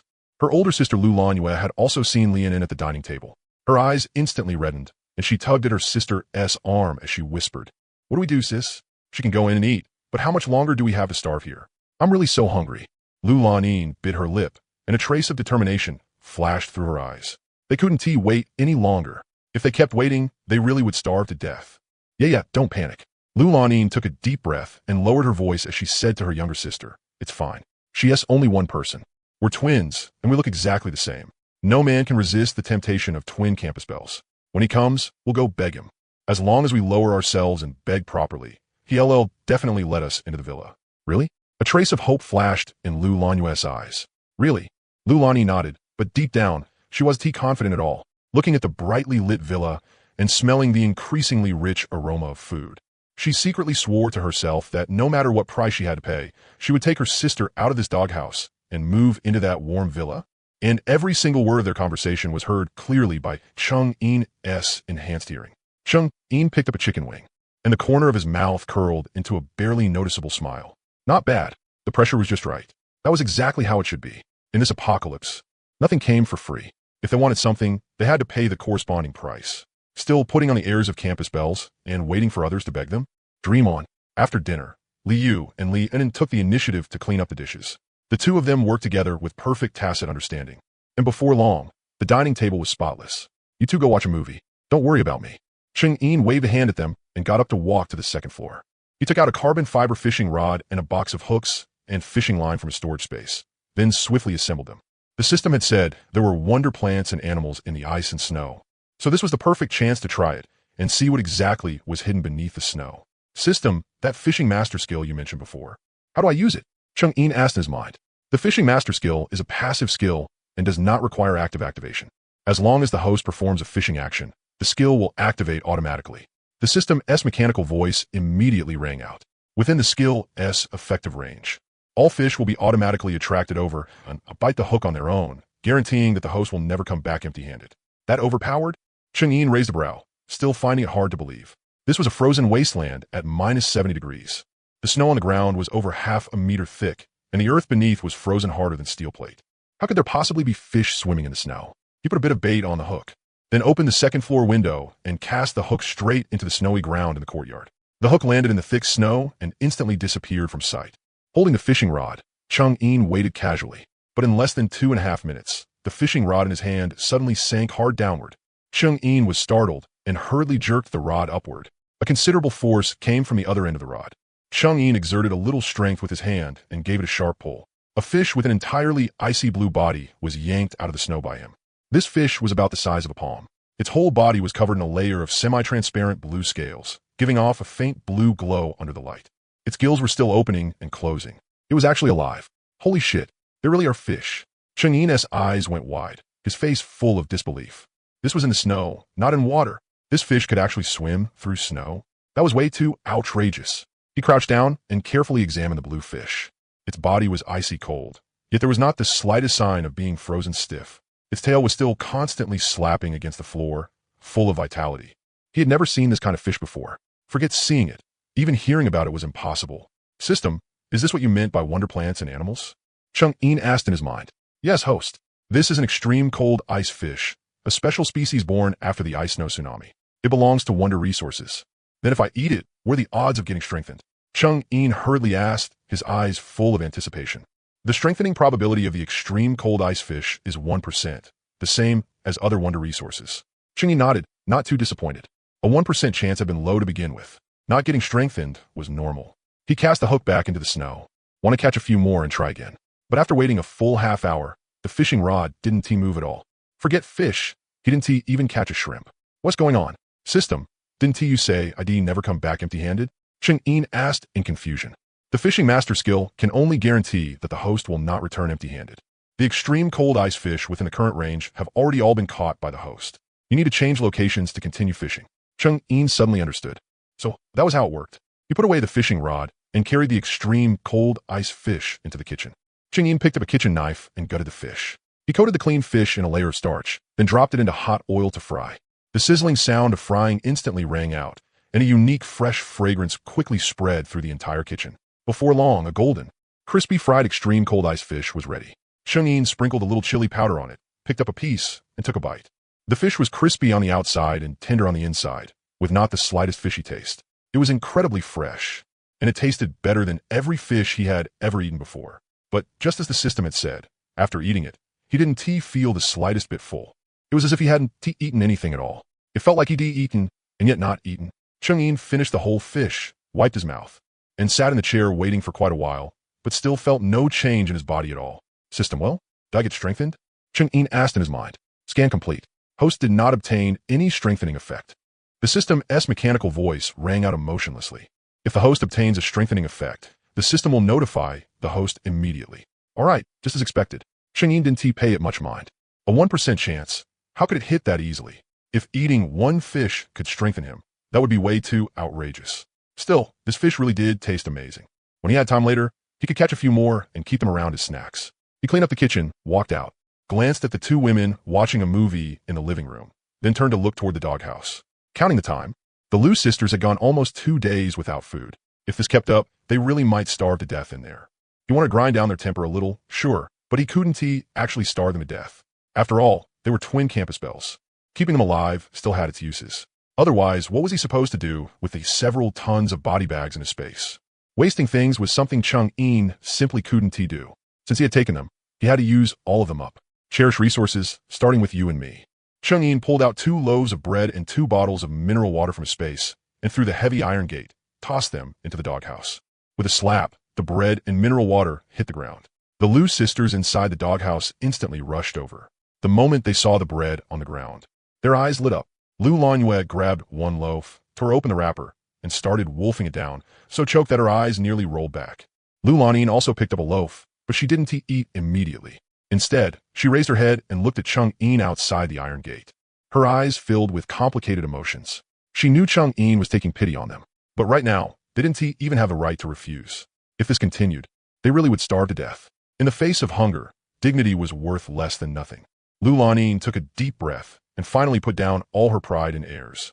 Through the iron gate, she shouted loudly at Chang'in, "Big brother, please, listen, I'm willing to do anything. As long as you let us into the villa and give us a bite to eat, we'll do whatever you tell us." Hearing her sister's words, Lu Lanyue quickly raised her head too. Her mouth was stuffed full of bread, and she shouted unclearly, "Big brother, I'm willing too. I could do anything too. Please let us in." Chang'in looked at the 2 of them, a smile curling at the corner of his mouth, and said flatly, "You're willing to?" "Willing. I'm willing." Lu Lanyue hurriedly nodded hard. Afraid Chang'in wouldn't believe her. "All right then." Chang'in nodded. "I'll come let you out tomorrow morning. After that, you 2 will handle the cleaning, the laundry, all the chores, and from now on, every night, you'll give me massages." "No problem. No problem. We're willing." The Lu sisters nodded frantically, so excited that tears fell from their eyes. Finally, they could leave this doghouse where they never got enough to eat. Finally, they could have hot meals and hot showers again. Chang'in said nothing more and turned to head back to the bedroom. When he got back, Liu and Lian were lying on the bed watching a TV drama. The 2 of them were under the same blanket, heads pressed together, completely absorbed in it. Smiling, Chang'in took off his clothes and directly squeezed in between them, lying down and reaching out to pull both women into his arms. They were both obedient and showed not the slightest resistance, nestling quietly in his arms as they continued watching the movie. The bedroom was warm and cozy. A light-hearted drama was playing on the phone. He had soft, fragrant beauties in his arms. Chang'in was so comfortable he almost fell asleep. It was just that he kept feeling like there was some kind of indescribable sensa on both his left leg and right leg. Second by second, time passed, and soon it was midnight. Suddenly, the mechanical voice of the system rang out in Chang'in's mind. "Ding! Congratulations, host. Today's skill has arrived. New skill unlocked today. Copy resources." Chang'in instantly woke right up, his eyes going wide as wild joy surged through him. Copy resources? Didn't that mean he would never lack supplies again? System. The copy resources skill. What does it mean? Can I copy whatever I want? Chang'in asked excitedly in his mind. This was a copying skill. With this skill, as long as he wanted, he'd be an emperor. He could pull together a massive force in no time. Copy resources skill description. The host may copy any survival type resource. Copy ratio is 1:1, with no cooldown and no usage limit.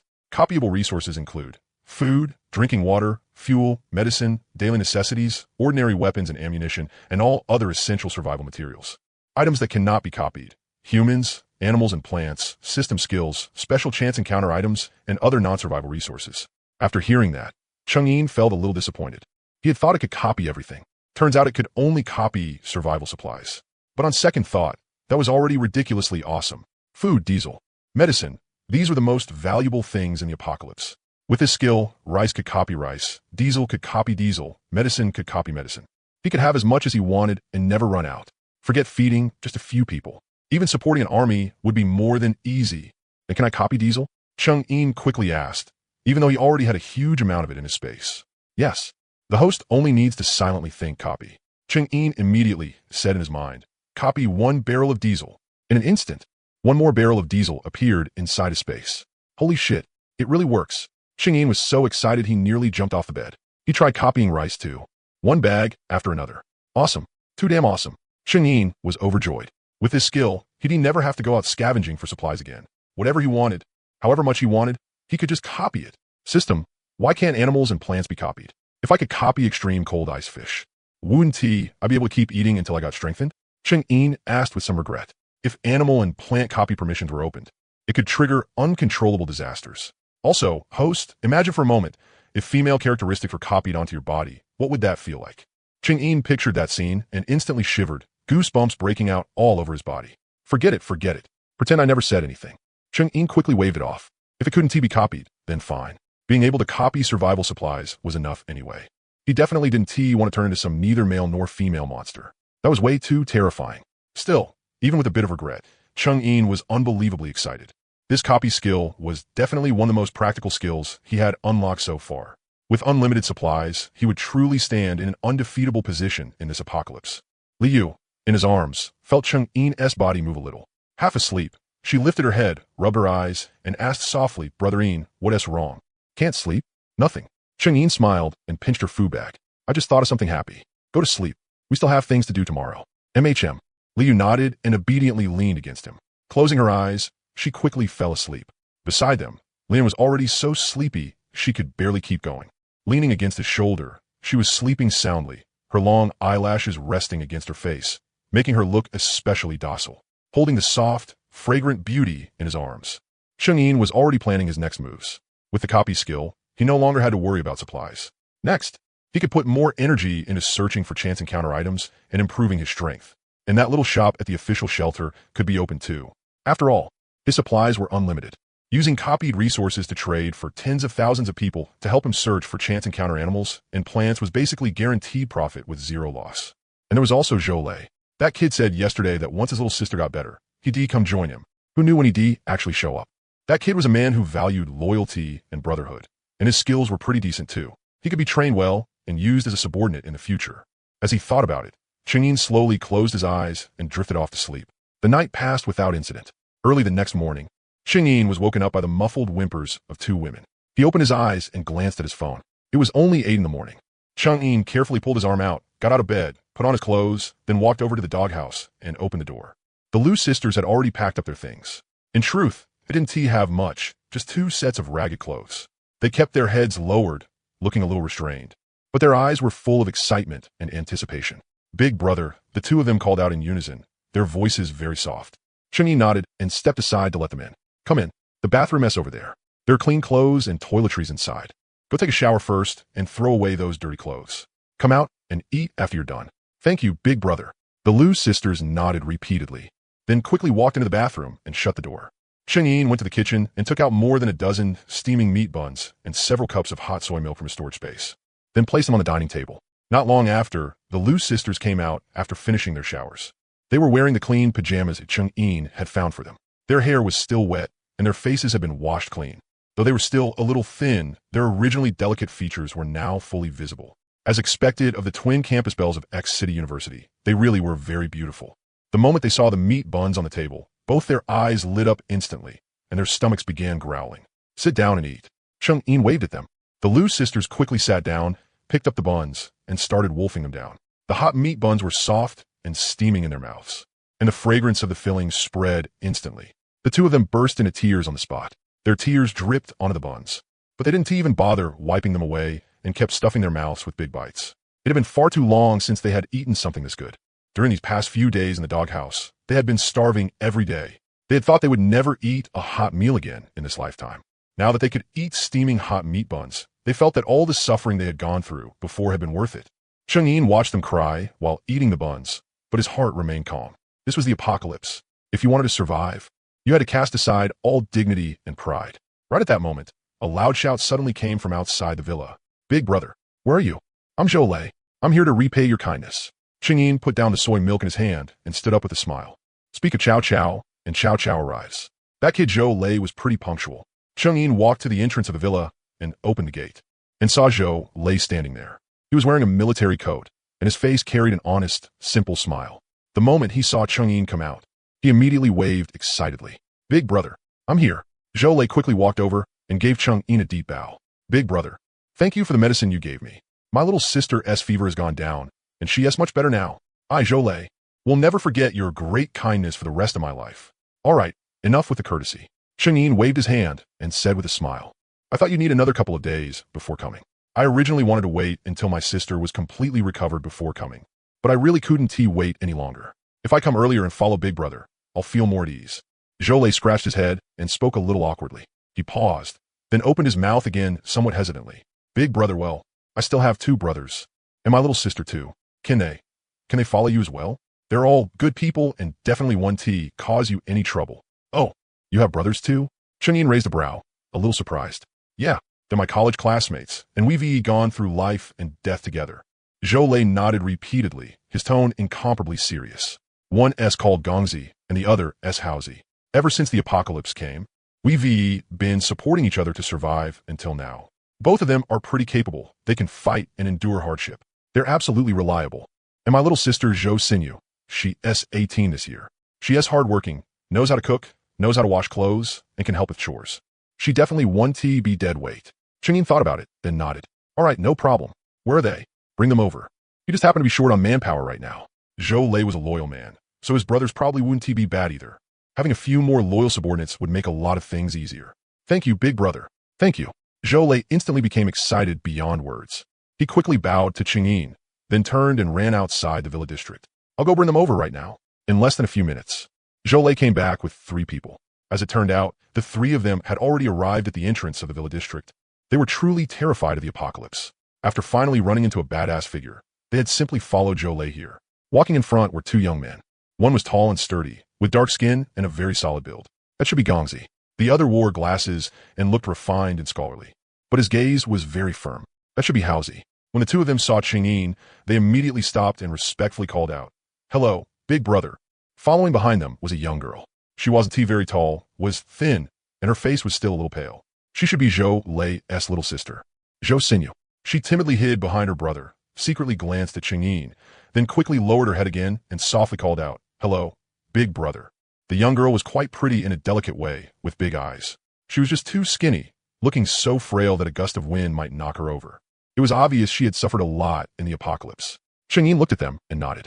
"Come in, all of you." The group hurriedly followed Chengyin into the villa. The moment they stepped inside, warm air wrapped around them.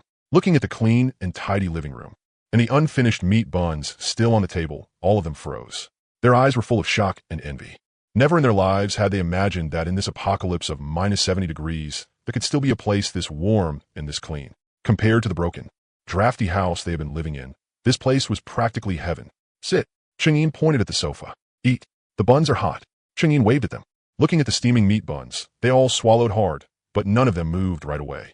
Instead, they all looked toward Zhou Lei, afraid that any wrong move might offend this strange big brother. Zhou Lei nodded at them. "It's fine. Big brother S a really good person." Only then did they hurriedly pick up the buns and start devouring them. They hadn't eaten meat in a long time either. Every one of them ate until their mouths were greasy, too busy eating to say a single word.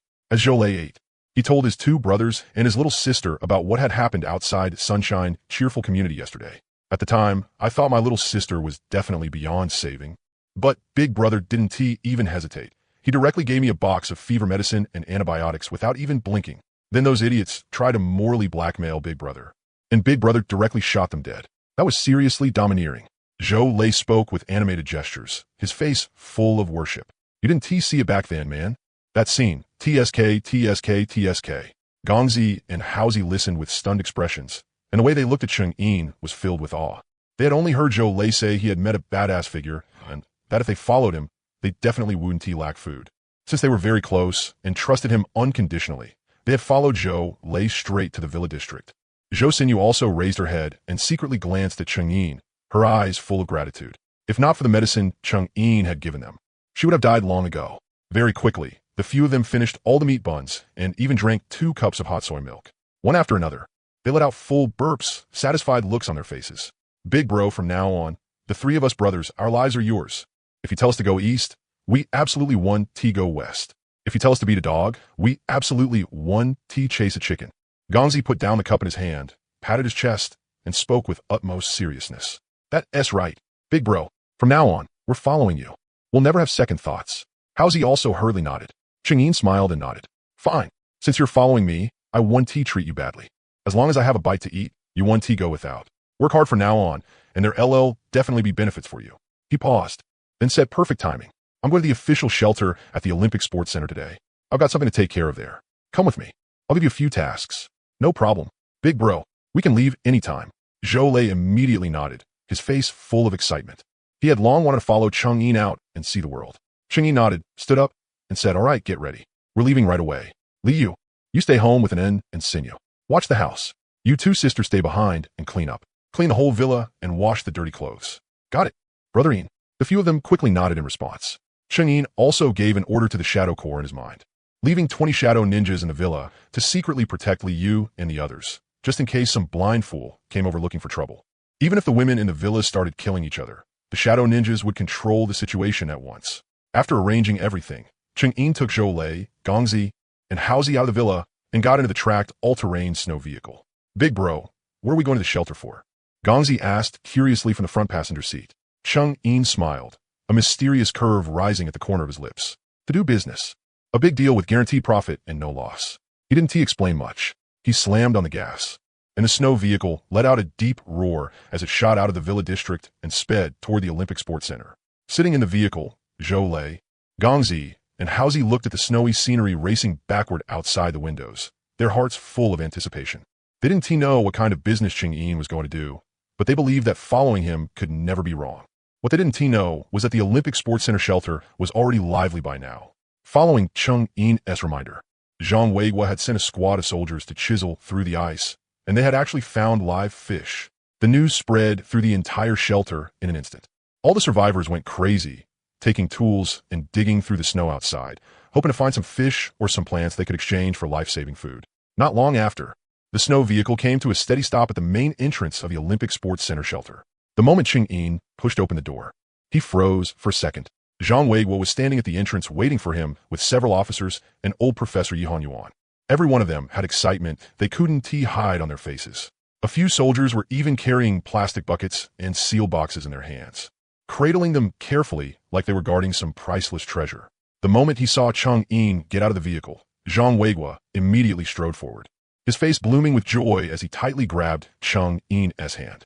"Mr. Cheng, you finally come. What's going on here?" Cheng-Yin raised a brow, somewhat surprised. "Looking at all of you, did you find something good?" "We did. We really did." Zhang Weiguo was so excited that even his voice shook. He quickly stepped aside and pointed at the buckets and boxes in the soldiers' hands behind him. "Mr. Cheng, look. Our men found all of this while breaking the ice and searching nearby." As he spoke, he personally took a plastic bucket from one of the soldiers and held it out in front of Cheng-Yin. "Look, these are live fish from the ice and snow. We sent an entire platoon of soldiers to break ice everywhere, and we got 12 live ones. They're all blue, exactly the same as what you described." Cheng-Yin lowered his head and looked. The bucket was half filled with crushed snow, and 12 palm-sized blue fish were darting around in it, full of energy. They looked exactly the same as the extreme cold ice fish he had caught yesterday. "Not bad." Cheng-Yin nodded, fairly satisfied inside. To find this many live fish in such a short time had already exceeded his expectations. And this too. Zhang Weiguo quickly took another box and carefully opened it. Inside was a pure white lotus. Its petals were crystal clear, like they had been carved from ice, and it was even giving off a faint chill. "Our scouts found this. It was growing in the crack of a rock frozen hard as steel. When we pulled it out by the roots, it was still releasing white vapor. It's definitely alive. Even old Yi couldn't identify it. He said it had to be the plant you were looking for." Cheng-Yin's eyes lit up at once. Ice snow lotus. Someone had actually found an ice snow lotus. He forcefully suppressed the excitement in his heart and kept a calm expression on the surface as he looked at another box. "What about this one?" "This is cabbage." Cheng-Yin was stunned. "System, cabbage counts as encounter supplies too?" "Yes, host. This is eternal night cabbage." Cheng-Yin didn't ask anything further. That was enough. One word, eat. Eat hard. Professor Yihan Yuan quickly leaned in, pushing up his reading glasses, his face full of a researcher's excitement. This was also dug out of frozen soil. The leaves are a deep, inky green, and they feel ice-cold to the touch, but the roots are still growing. We cut off a little leaf matter and tested it, and it actually still has active cells. It's unbelievable. This is definitely a new species that mutated after the extreme cold. Cheng-Yin opened the box and took a look. Inside lay a palm-sized cabbage that looked fresh and full of vigor. "Good. Very good." Cheng-Yin finally smiled. "In such a short time, you managed to find this much. This is way better than I expected." He had originally thought it would take at least 3 days before anyone figured out the trick. But Zhang Weiguo's execution was so strong that not only had he found a small batch of extreme cold ice fish, he had even dug up 2 plants. It was simply an unexpected delight. "It's all thanks to Mr. Cheng's guidance," Zhang Weiguo quickly said with a smile. "If you hadn't reminded us there were live fish and live plants, even if you beat us to death, we never would imagine that in this damn place at -70 degrees, living things could still grow." The surrounding soldiers and officers also looked at Cheng-Yin with faces full of admiration. When the first live fish came out of the ice, the entire platoon was dumbfounded. It had felt like something straight out of fantasy. Now, everyone truly felt from the bottom of their hearts that Mr. Cheng was some kind of prophet like Miracle Man. All right, enough with the polite talk. Cheng-Yin waved his hand. Bring the stuff. Exchange it for supplies. Zhang Weigua quickly led everyone behind him, and the whole group marched grandly toward the center. The survivors in the stadium had long since stretched their necks waiting. Yesterday, Zhang Weigua had already informed everyone that Mr. Cheng would be coming today to exchange live animals and plants for food and supplies. Everyone stared eagerly.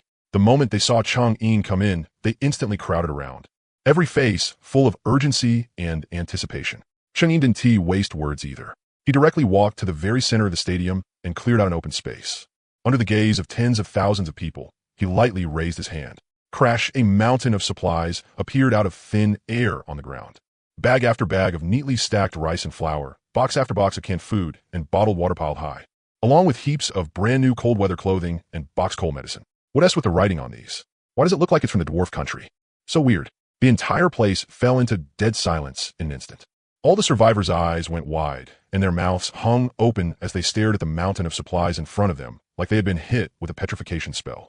What did I just see? Where did those supplies come from? Holy shit, that is so much rice. I'm not dreaming, right? And canned food. Canned yellow peaches. I've almost forgotten what can food taste like. It appeared out of thin air. Mr. Cheng really isn't immortal. Could it be like those spatial powers in novels?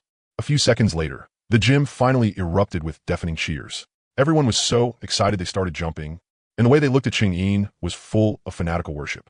Zhou Lei, Gongzi, and Haozi were standing nearby, completely dumbfounded too. They had originally thought Cheng-Yin had just stockpiled a lot of supplies, but they never expected him to be able to conjure this much out of thin air. How is this an ordinary person? He was basically a walking, earthly immortal. Quiet. Cheng-Yin raised a hand to press the noise down, and the roaring gym instantly fell silent. Not even a cough could be heard. The rules are simple. Cheng-Yin, whatever fish or vegetables you bring, no matter what it is, as long as it's edible, I'll take it, and I'll make sure nobody gets the short end of the stick. He paused, his gaze sweeping over the soldiers standing ramrod straight nearby, then added also, anything brought in by military personnel or official staff will be exchanged at double the standard rate for ordinary people. You're standing guard and keeping watch in the bitter cold of minus 70 degrees, protecting everyone's safety. Taking a little more is only natural. I've never been stingy toward people who are truly doing the work. I still respect you all very much. The moment those words came out, the soldiers' eyes lit up instantly, and every one of them straightened their backs even more. The surrounding survivors had no objections either. After all, the only reason everyone could stay here in peace was because of those soldiers. All right, start the exchange. Cheng-Yin waved at Zhang Weigua. Zhang Weigua immediately directed the soldiers to set up a cordon and line people up so they could come forward one by one in order to exchange. Cheng-Yin stood beside the mountain of supplies and inspected everything personally. As long as someone handed over an animal or plant, he would glance at it once and casually take out the corresponding supplies. Clean, efficient, and without the slightest hesitation. Mr. Cheng, for this one fish, how much do you think I can get? A middle-aged man asked carefully as he handed over a bucket with a fish inside. 1 bag of rice. The moment Cheng-Yin finished speaking, a bag of rice was placed in front of him. The man was so excited his hands were shaking, and he kept bowing. Thank you, Mr. Cheng. Thank you, Mr. Cheng. What about this grass? Could you take a look and see if it works? I dug it up at the foot of the mountain yesterday, roots and all. Yes. Reporting to Mr. Cheng, our squad found a total of 5 fish and 3 clumps of grass. A young soldier ran over and gave a salute. Double it, and add 2 more cases of canned food.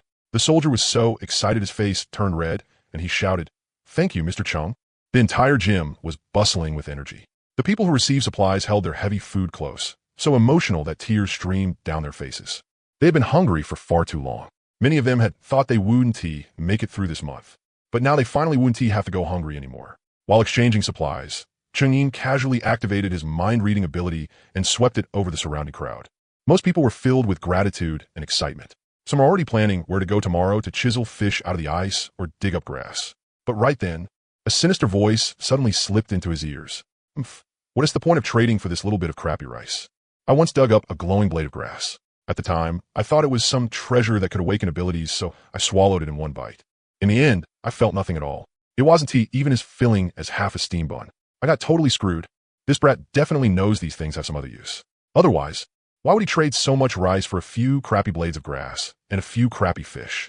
No, I can't let this go. Why should he keep all the benefits for himself? I gotta stir things up today and force him to spill the secret. Cheng-Yin's eyes instantly turned cold. He looked in the direction of the voice. In a corner of the crowd, a man as skinny as a monkey was crouching there, staring at Chang'in with dark, sinister eyes. He held half a frozen hard steam bun in his hand, and there was a malicious smile hanging at the corner of his mouth. When he saw Chang'in suddenly look at him, his heart skipped a beat, and he instinctively shrank back. But then he gritted his teeth, and a flash of ruthlessness passed through his eyes. There were so many people here right now. When the law doesn't punish the masses, all he had to do was take the lead, and plenty of others would definitely join in making noise. Then they could force Chang'in to reveal the secret of those things. Maybe he really could awaken an ability. At that point, he would have to live by watching other people's expressions anymore. Looking at that petty little scheme of his, Chang'in curled his lips into a cold smile. Interesting. He had only just started exchanging supplies, and already some blind fool was jumping out to cause trouble. He really wanted to see what kind of stunt this self-righteous idiot could pull off. The exchange line grew shorter and shorter, and it was clear there were only a few people left. Chang'in exchanged supplies with Zhou Lei and the others helping at his side. They handled the support work while he casually looked over the things in his hands. Even if the probability was only 1%, if it succeeded, his strength could rise to another level.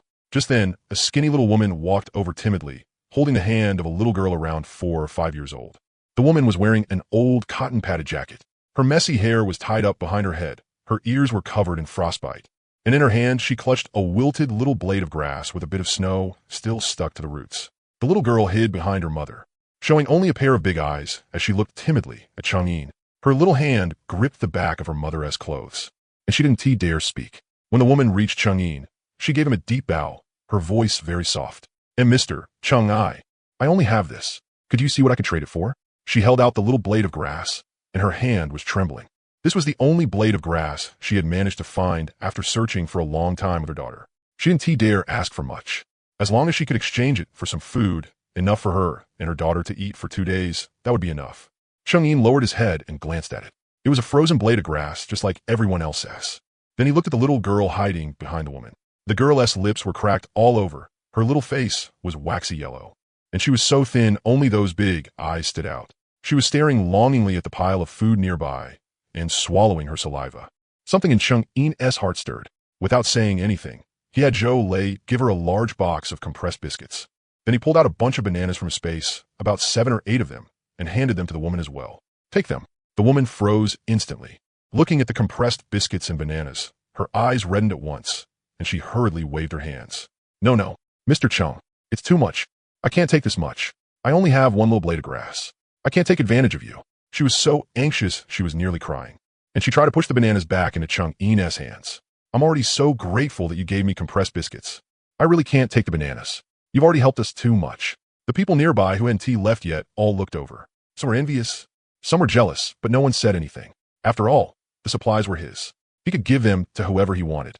Chang'in looked at her pushing them back and forth and got a little impatient, casually saying, "Just take them." "Really no, Mr. Chang, I can't get special treatment." The woman still refused to take them, shaking her head like a rattledrum. Chang'in raised an eyebrow, looked at her, and said slowly, "I'm not telling you to use them. You can eat them." The entire place instantly went silent. Everyone was stunned, staring blankly at Chang'in with their mouths hanging open, unable to react for a long while. A full 3 seconds passed before someone finally couldn't hold it in and burst out laughing, then quickly covered his mouth. Sorry. I really couldn't hold it in." Their shoulders shook from trying to suppress their laughter. The woman's face instantly turned bright red, from the roots of her ears all the way down to her neck. The bananas in her hands almost fell to the ground. She opened her mouth, but for a long time, no words came out. In the end, she could only lower her head and say softly, "Thank you, Mr. Chang. Thank you." She didn't dare refuse anymore. Hugging the compressed biscuits and bananas, she took her daughter's hand and quickly moved off to the side. The little girl held a banana and ate it in small bites, a long-lost smile finally appearing on her face. Chang'in didn't think much of it. He had only said it casually, and seeing the woman blush made him feel it was a little funny. But at that moment, a strange, mocking shout suddenly came from the corner of the crowd. Why does she get extra bananas? Just because she has a kid with her? Why does she get special treatment? Everyone's eyes instantly turned toward the source. The one speaking was that skinny monkey-like man. He shoved through the crowd and walked up to Chang'in, hands on his hips, his face full of indignation, his eyes packed with jealousy and greed. He had already felt extremely unbalanced watching other people trade one after another for rice, flour, and canned food. He had once dug up a glowing little grass. At the time, he thought it was some treasure that could awaken powers, so he swallowed it in one bite. In the end, he felt nothing at all, and it wasn't even as filling as half a steam bun. Only now did he find out that grass could have been traded for a whole bag of rice. The moment he thought about how he had eaten an entire bag of rice in one bite, his heart ached so much it twitched. The more he thought about it, the angrier he got. And you, Skinny Monkey pointed at Chung-in and shouted self-righteously, "Why are you collecting all this trash fish and trash grass? Do you have some kind of secret? And how can you make so much stuff appear out of thin air? Do you have a superpower? Hurry up and say it. We're all survivors here. If there are benefits, everyone should share." The moment those words came out, the people around them instantly fell silent. One by one, they looked at Chung-in, and a bit more curiosity appeared in their eyes. Actually, a lot of people have been wondering the same thing. They just hadn't dared ask. Now that Skinny Monkey had taken the lead, they were more than happy to sit back and eat the melon. Zhang Weigua's face instantly darkened, and he barked sharply, "Shut up. Mr. Chung is already being more than generous by willingly trading supplies with everyone. What nonsense are you spouting?" "Nonsense?" Skinny Monkey shouted with his neck stiffened. "Am I wrong? If he didn't have some secret, why would he trade so much rice for this useless junk? These things must be able to make him stronger. They can awaken powers. He wants to hog all the benefits for himself." The more he spoke, the more agitated he became. Pointing at Chung-in's nose, he cursed, "You're too selfish. Everyone's struggling to survive in this apocalypse. If you have the ability, then you should lead everyone and help them stay alive. Tell us the secret. Share the superpower with everyone. Otherwise, you're a sinner." Chung-in's face showed no expression. He quietly watched the man perform, his gaze cold as ice. He had seen far too many people like this. They had no ability themselves, yet couldn't stand seeing others do well. If someone else got something by risking his life, they felt they should naturally get shared too. If they didn't, then that person was selfish, was a sinner. People like this were a disaster waiting to happen if left alive. Just as Skinny Monkey was still shouting and spraying spit everywhere about sharing powers, Chung-in moved. No one saw how he moved. They only heard a loud bang. The gunshot echoed through the stadium. Skinny Monkey's shouting stopped abruptly. A zero-frame opening move. How were you supposed to defend against that? He didn't even give you one extra word to say. How were you supposed to defend against that? The arrogance and fury on his face froze instantly. A bloody hole appeared in the middle of his forehead, and blood and brain matter burst out at once. He fell straight to the ground, eyes wide open. Even in death, he couldn't understand how Chung-in had actually dared to shoot. And without a single word of pointless talk, the whole place went silent. Most people had been startled by the gunshot. Those who had been probing with their eyes just a moment ago all instantly lowered their heads, wishing they could bury them right into their own crotches on the spot. Zhang Weigua was stunned too. He genuinely hadn't seen where Chung-in had taken the pistol from. A second ago, Chung-in's hands had been empty. The next second, the gunshot rang out, and Skinny Monkey dropped dead on the ground. That speed was absurdly fast, but he didn't feel even the slightest sympathy for Skinny Monkey. He had it coming. Adults should understand a simple truth. Don't ask what you shouldn't ask. And don't meddle in what you shouldn't meddle in. If someone was willing to trade supplies for items, then just trade honestly. Insisting on prying into someone else's secrets, and even demanding to share them as if it were justified. If that wasn't courting death, then what was? Sometimes, the truth really could cost you your life. Rather than knowing things you shouldn't know, it was better to play dumb and stay ignorant. At least that way, you could stay alive. Chung-in casually put the pistol away as if he had merely stepped on an ant. He swept a cold glance across the crowd and said flatly, "Anyone else have questions? If you do, feel free to speak. Don't worry, I'm very gentle. I'm the gentlest in X City." Everyone shook their heads frantically. Not a single person dared even raise his head to look at him. "Very good." Chung-in nodded and said to Zhang Weigua, "Drag the body out and throw it away. If anyone causes trouble like this again, don't waste words with me. Just shoot him directly." "Yes, Mr. Chung." Zhang Weigua immediately nodded and waved at the soldiers beside him. Two soldiers quickly stepped forward and dragged Skinny Monkey's corpse outside. Only after the body had been hauled away did Chung-in turn back to Zhang Weigua and continue, "Brigadier Zhang, find some people and set up a fixed convenience store for me in the middle of this stadium. I want to be coming over every day from now on. For daily supply exchanges, the three of them will be in charge." He pointed at Zhou Lei, Gongzi, and Haozi standing nearby. The three of them immediately straightened their backs, their expressions turning serious. Zhou Lei is in charge. He'll register everything that gets traded. When I have time, I'll come by to check the accounts and restock supplies. Chung-in paused, then added, "The rules stay the same. Plants and animals are both accepted. As for the military, the rate is still doubled." "No problem, Mr. Chung. I'll arrange people to build the convenience store right away." Zhang Weigua nodded repeatedly, feeling greatly relieved inside. The fact that Chung-in was willing to leave people behind for long-term management couldn't have been better. That way, they wouldn't have to wait and hope every single day for him to show up. Today, they had practically stared their eyes out waiting for him. Chung-in gave a quiet then let his gaze sweep across the entire crowd once more. His voice carried an unquestionable intimidation. I know some of you are still having crooked thoughts, thinking about robbing the convenience store or stealing things. I advise you to give up that idea. The moment his words fell, his mind stirred. 20 black figures instantly emerged from the shadows on the stadium floor. Each one wore black ninja clothing, with only a pair of scarlet eyes exposed. They stood neatly behind Chang'in, their bodies radiating a bone-piercing chill, like ghosts crawling out of hell. The entire place first fell into deathly silence, then exploded into a commotion even louder than the earlier gunshot. Holy crap! Holy crap! It's that Shadow Khan from Jackie Chan Adventures again. There are so many of them. A young man with glasses suddenly screamed, pointing at the shadow ninjas. His voice trembled with excitement. The ninja tribe of Ninja. Last time there were 2. Now there are 20. Damn, now that you say it, I remember 2. It really is. I used to watch that on TV every day when I was a kid. I knew they looked familiar. The masks are exactly the same. The ones that throw shuriken super accurately. No way. Something from a cartoon actually exists? Mr. Chung is way too badass. Is his Chung the same Chung as Jackie Chan's Chan?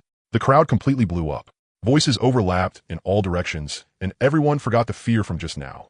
All that remained on their faces was shock and disbelief. I remember the Shadow Khan can be summoned infinitely, right? As many as you want, right? And they can't be killed. Even if you chop them into pieces, they can grow right back out of the shadows. There is no way to beat them. Holy crap, that skinny monkey actually dared to challenge Mr. Chung just now? Wasn't he that just straight up courting death? He can casually summon a few shadow ninjas and flatten the entire shelter. Good thing I didn't join the heckling earlier. Otherwise, I'd already be on my next life by now. Hell, I might be already been born again. That guy from earlier might be already been born. No wonder Mr. Chung can live so comfortably in the apocalypse. With this kind of ability, wouldn't he'd be able to walk sideways everywhere? Isn't that obvious? If I had that kind of power, I'd be looking at people through my nostrils when I walk. When I was little, I dreamed about summoning the Shadow Troopers. Never thought I'd actually get to see it with my own eyes in this lifetime. That was my childhood dream. But now it's become something someone else can summon whenever they want. It feels like my beloved wife got stolen away. Ooh, and she can be ordered around and played with however they want. Stop, stop, stop, brother. Why does what you're saying sound more and more like some hardcore Little Japan flavor? I think so too. Big and T kind of flavor. Zhou Gongzi and Haozi were dumbstruck too. Gongzi scratched his head and said with a face full of admiration, "Holy crap. Big bro can even summon the Shadow Troopers." When I was little, I used to fight my little brother for the remote every day just to watch that. So cool. If anyone dares mess with Big Bro in the future, just have the Shadow Ninjas drag him into the shadows. Haozi nodded along too, his eyes full of little stars. What do I do? I feel like I'm kind of falling for Big Bro. Zhou, Haozi, Chang'in, Brother Jia, Zhang Weiguo, and Yi Hanyuan looked at each other, listening to the discussions around them. The shock on their faces grew even stronger. Professor Yi, what is that Jackie Chan Adventures thing they were talking about? Zhang Weiguo asked in a low voice, swallowing hard. Cold sweat was already starting to break out on his back. Yi Hanyuan gave a bitter smile. It's a cartoon for children. My grandson used to hug his tablet and watch it every day, so I watched it with him. Never would I have thought that something made up in a cartoon would actually appear in real life. Unlimited summoning and impossible to kill. Zhang Weiguo muttered to himself, only feeling his calves go a little weak. Chang'in looked at the shocked and excited expressions on everyone's faces. The corner of his mouth curled into a cold smile as he said flatly, "These are my Shadow Troopers. From now on, they'll stay here to guard the convenience store and protect Zhou and the others." Let me remind you one more time. Chang'in's voice turned several degrees colder, overpowering all the surrounding chatter. They cannot be killed. Even if you chop them into pieces, they can revive again from the shadows. If anyone dares set their sights on the convenience store, or dares cause trouble, you'll bear the consequences yourselves. The moment those words came out, the gymnasium, which had been noisy just seconds ago, instantly fell so silent that even a pin dropping to the floor could be heard. Before the Shadow Troopers had appeared, there had still been a few people harboring crooked thoughts, planning to steal from the convenience store at night. But now, they only felt a chill shoot from the soles of their feet straight to the tops of their heads. Their bladders gave out on the spot, and 2 drops leaked right out. They really were unkillable, and he could summon them endlessly. How the hell were they supposed to fight that? He could stand there and let you hit him for 3 days and 3 nights, and you still wouldn't be able to harm him in the slightest. Meanwhile, all it would take is a wave of his hand, and hundreds of ninjas would come out and chop you into meat paste. Everyone completely gave up every improper thought they had. Forget robbing the convenience store. Even if someone gave them 10 times the courage, they still wouldn't dare. All right, I've said everything I needed to say. Chang'in waved his hand. Zhou, I'm leaving this place to you. Don't worry, big bro. Guaranteed, mission accomplished. Zhou immediately answered loudly, thumping his chest as he promised. He stood with his back ramrod straight, feeling that following a big bro like this made this whole life worth it. Meanwhile, Dragon Nation Course City underground shelter. Hundreds of meters underground, the place was brightly lit. But inside the huge conference room, there was dead silence. The air felt so heavy it was like water could be wrung out of it. All the top officials sat painfully in their seats, each holding the latest statistical report, their fingers trembling slightly. The big boss in the main seat took a deep breath and said in a strange voice, "Read it." The minister in charge of the statistics stood up. The report in his hand had already been crumpled from how tightly he was gripping it. He cleared his throat, but his voice still wouldn't stop trembling. The latest statistical data is out. As of 8 o'clock this morning, confirmed deaths in our country have exceeded 70 million. The number of missing has exceeded 20 million. Combined, that's over 100 million people. Hiss.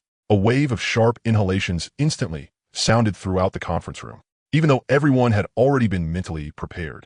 When that number was actually read aloud, everyone still felt like a huge hand had violently grabbed hold of their hearts, squeezing so hard it hurt to breathe. Over 100 million people. In just a little over 10 days, over 100 million of their compatriots were gone. Among the dead, 60% were elderly people and children in areas without centralized heating. The minister's voice grew even heavier. In many places, the temperature dropped to minus 70 degrees overnight. Many people died in their sleep. Quite a few others were killed by mobs or died of hunger and disease. As he spoke, tears silently streamed down the minister's face. He was choking up badly, and this number is still rising crazily every day. Many remote regions have already completely lost contact. The real death toll will only be higher than this. The conference room fell into silence. Some people secretly wiped at the corners of their eyes. Some lowered their heads and clenched their fists tightly. What about the other countries? The big boss asked again, a trace of exhaustion hidden in his voice. The minister flipped the page of the report, took a deep breath, and continued reading. The situation in other countries is even worse than ours. Most countries have already lost contact. For several of them, there is a 90% probability that the nation has already fallen, with no signal from any survivors whatsoever. Satellite imagery shows that the entire ULA has already turned into a field of ice and snow. Not a single intact building can be seen, and we don't know how much longer our satellites can keep going. The data being transmitted back is getting slower and slower. As for beautiful country, the entire coastline has been submerged by tsunamis. The major cities have all become frozen hells, and the death toll is impossible to estimate. The beautiful country government has already relocated into underground shelters, but no one knows how long their supplies can last. The worst off is the dwarf country next to them. The minister paused, and there was a trace of satisfaction in his tone. Tsunamis made landfall from all directions at once. The breakwaters they spent decades building didn't even hold for 1 minute. 70% of the country's territory has been flooded. Tokyo was directly flattened by snow waves dozens of meters high. The latest satellite images show the foot of the volcano packed with survivors who fled there. But there are no supplies there, no heating. People are definitely freezing to death every day. At this rate, in at most half a month, the dwarf country will completely disappear from Blue Star. And then there are countries like Blackbro and Asan. Their infrastructure is underdeveloped, so once the extreme cold hit, it became nearly an extinction-level disaster for them. Preliminary estimates show that the global death toll has already exceeded 2 billion, and it's still rising at a terrifying speed. 2 billion.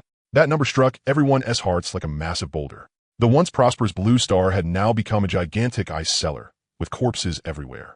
Human civilization had already reached the brink of collapse. 80% of global communications have already been cut off. Transportation has completely collapsed. Every country is too busy saving itself and has no ability to support others at all.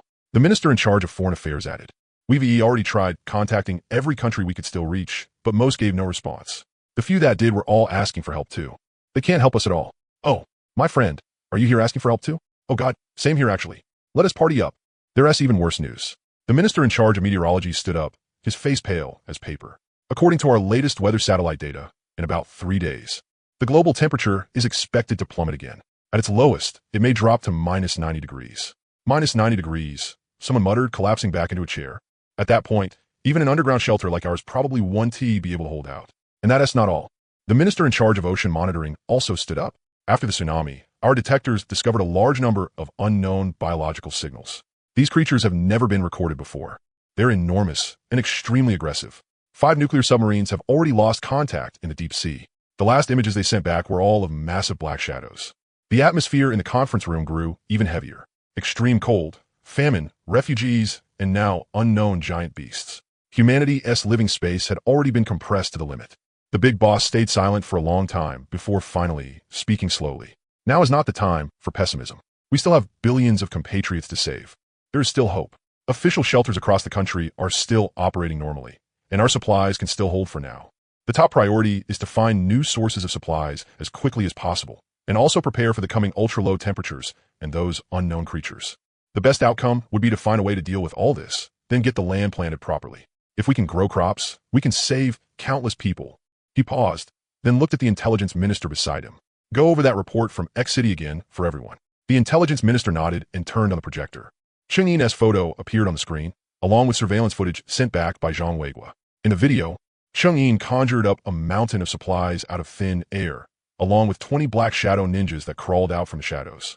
This report was sent back by Brigade Commander Zhang Weiguo from the Olympic Sports Center shelter in X City. The intelligence minister pointed at the screen. This young man is called Cheng Yin. Before the apocalypse, he had already predicted the extreme cold disaster in advance, turned his villa into an extreme cold fortress, and stockpiled an enormous amount of supplies. He possesses many abilities we don't understand, as well as the skill to summon a shadow core from the shadows. The shadow core cannot be killed, can revive infinitely, and has extremely strong combat power. On top of that, he knows there are live fish under the ice and plants in the frozen soil.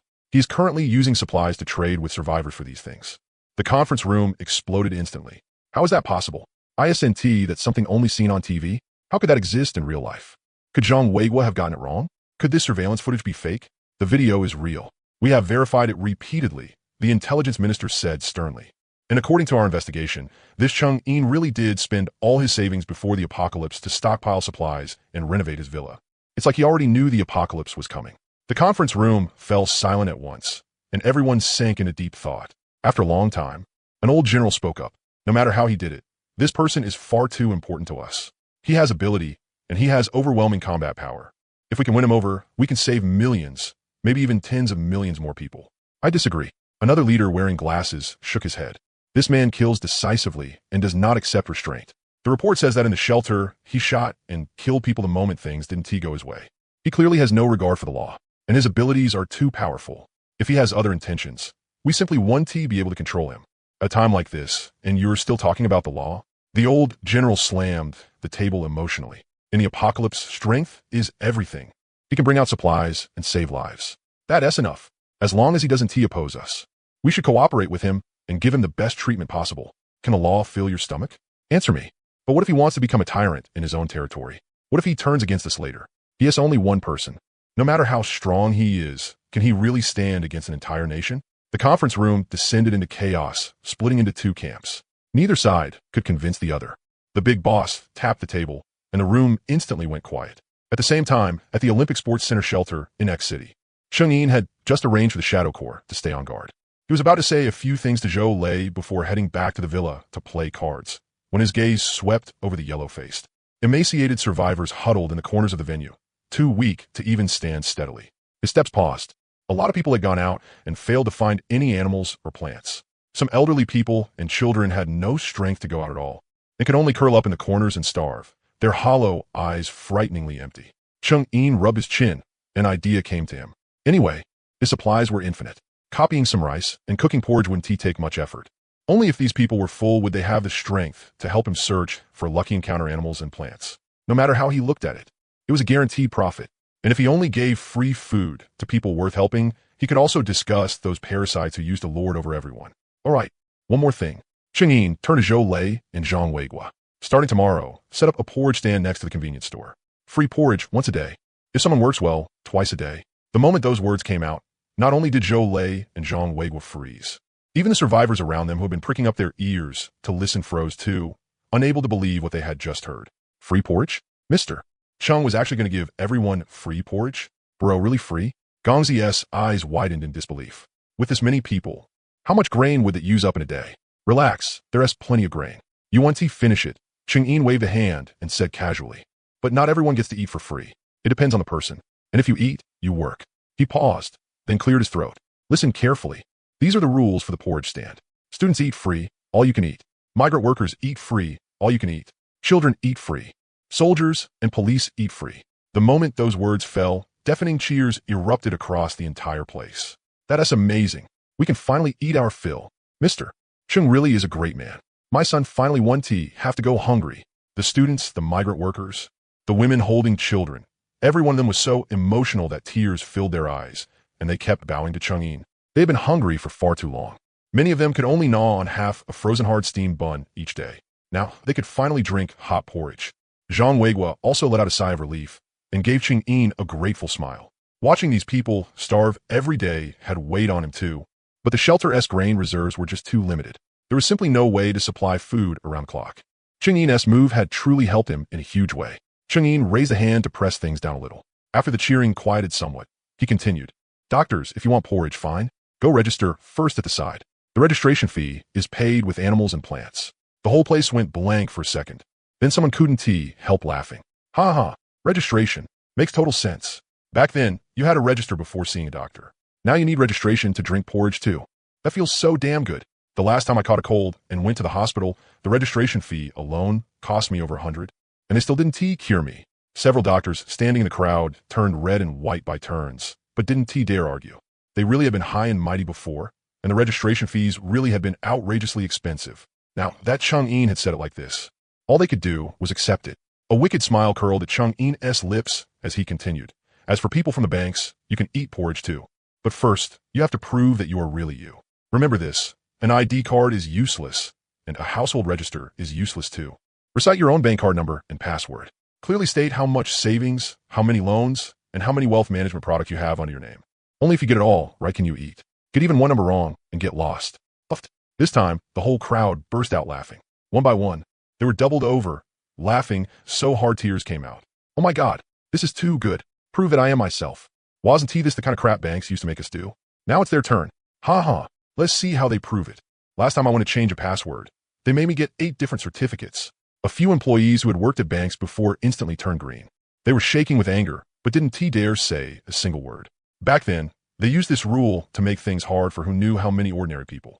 Now, the wheel had turned, and all the karma had come back to them. Chang'in ignored their ugly expressions. His gaze swept across a few gray-haired people in the crowd, and he continued, "Last are the experts. Real experts who actually work for the people, like Professor Yihong Yuan, can eat freely, eat as much as they want. They can even get an extra egg." Professor Yihong Yuan was standing nearby.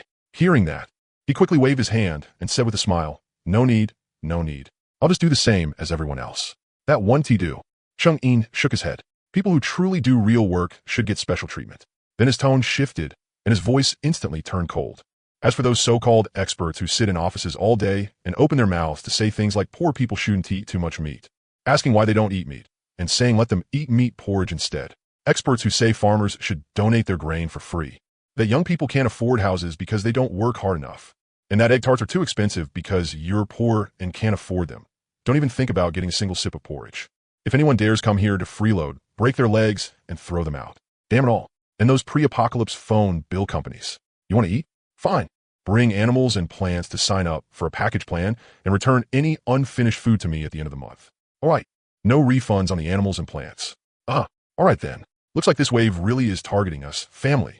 We've been divided into ranks now. As soon as those words came out, a few experts in the crowd who had been holding their heads high just now instantly looked awful. They lowered their heads and shrank back in the crowd, wishing they could crawl into a crack in the ground. Good.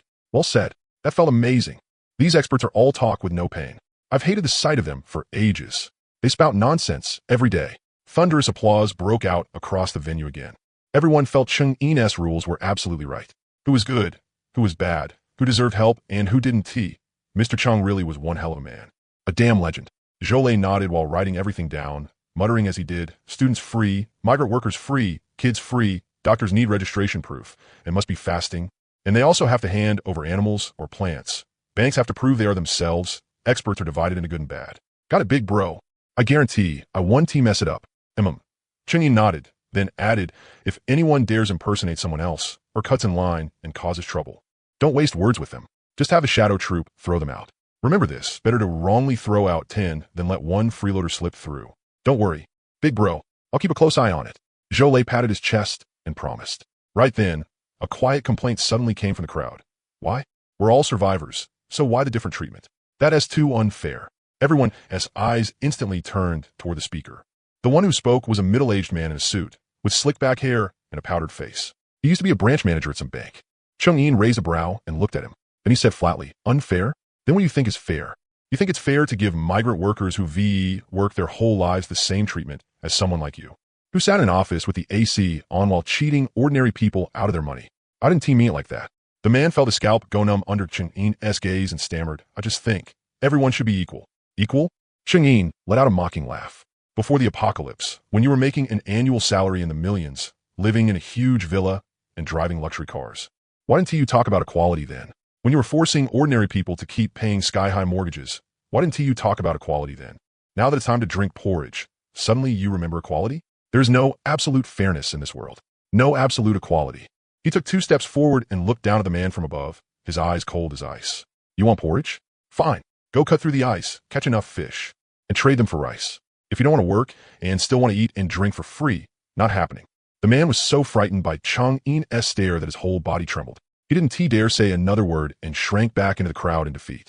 Cheng-In coldly swept his gaze across the whole venue and said, Anyone else have objections? Everyone frantically shook their heads. Not a single person dared speak. Whoever had objections was picking a fight with his own stomach. The rules Mr. Cheng set were reasonable and satisfying. Who would object? And even if they did, they wouldn't dare say it out loud. Very good. Cheng-In nodded. Then it's settled. The porridge station opens on time tomorrow. Jolie, I'll leave this place to you. Got it, big bro. Cheng-In didn't say anything more. He turned and walked out of the stadium. Zhang Weiguo quickly followed him. When they reached the door, he lowered his voice. Speaking softly to Cheng-In, he said, Mr. Cheng, there is something I need to tell you. I just received notice from above. They've sent a work team over. They'll be arriving at X City after a while, and they say they want to discuss cooperation with you. Cheng-In's steps paused for a moment, and a playful smile curled at the corner of his lips. A work team? They came pretty fast. He really wanted to see what kind of cooperation these big shots from the core shelter wanted to discuss with him. Got it, Cheng-In said lightly, then pulled open the door and got into the snow vehicle. Cheng-In drove the snow vehicle back toward the villa, his stomach growling from hunger. He had been busy at the shelter all morning and hadn't gotten a single bite of hot food. His mind was full of the braised pork Liu had stewed, and Lian Esbo, Ebo one.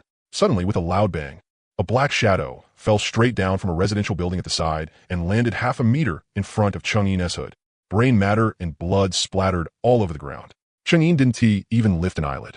Expressionless, he turned the steering wheel, preparing to go around it. There were too many people jumping off buildings in the apocalypse. Every day, people who couldn't go on living chose to end it all. He wasn't some savior. He didn't have the spare energy to meddle in this kind of business. Right now, in this whole world, Cohen was the biggest.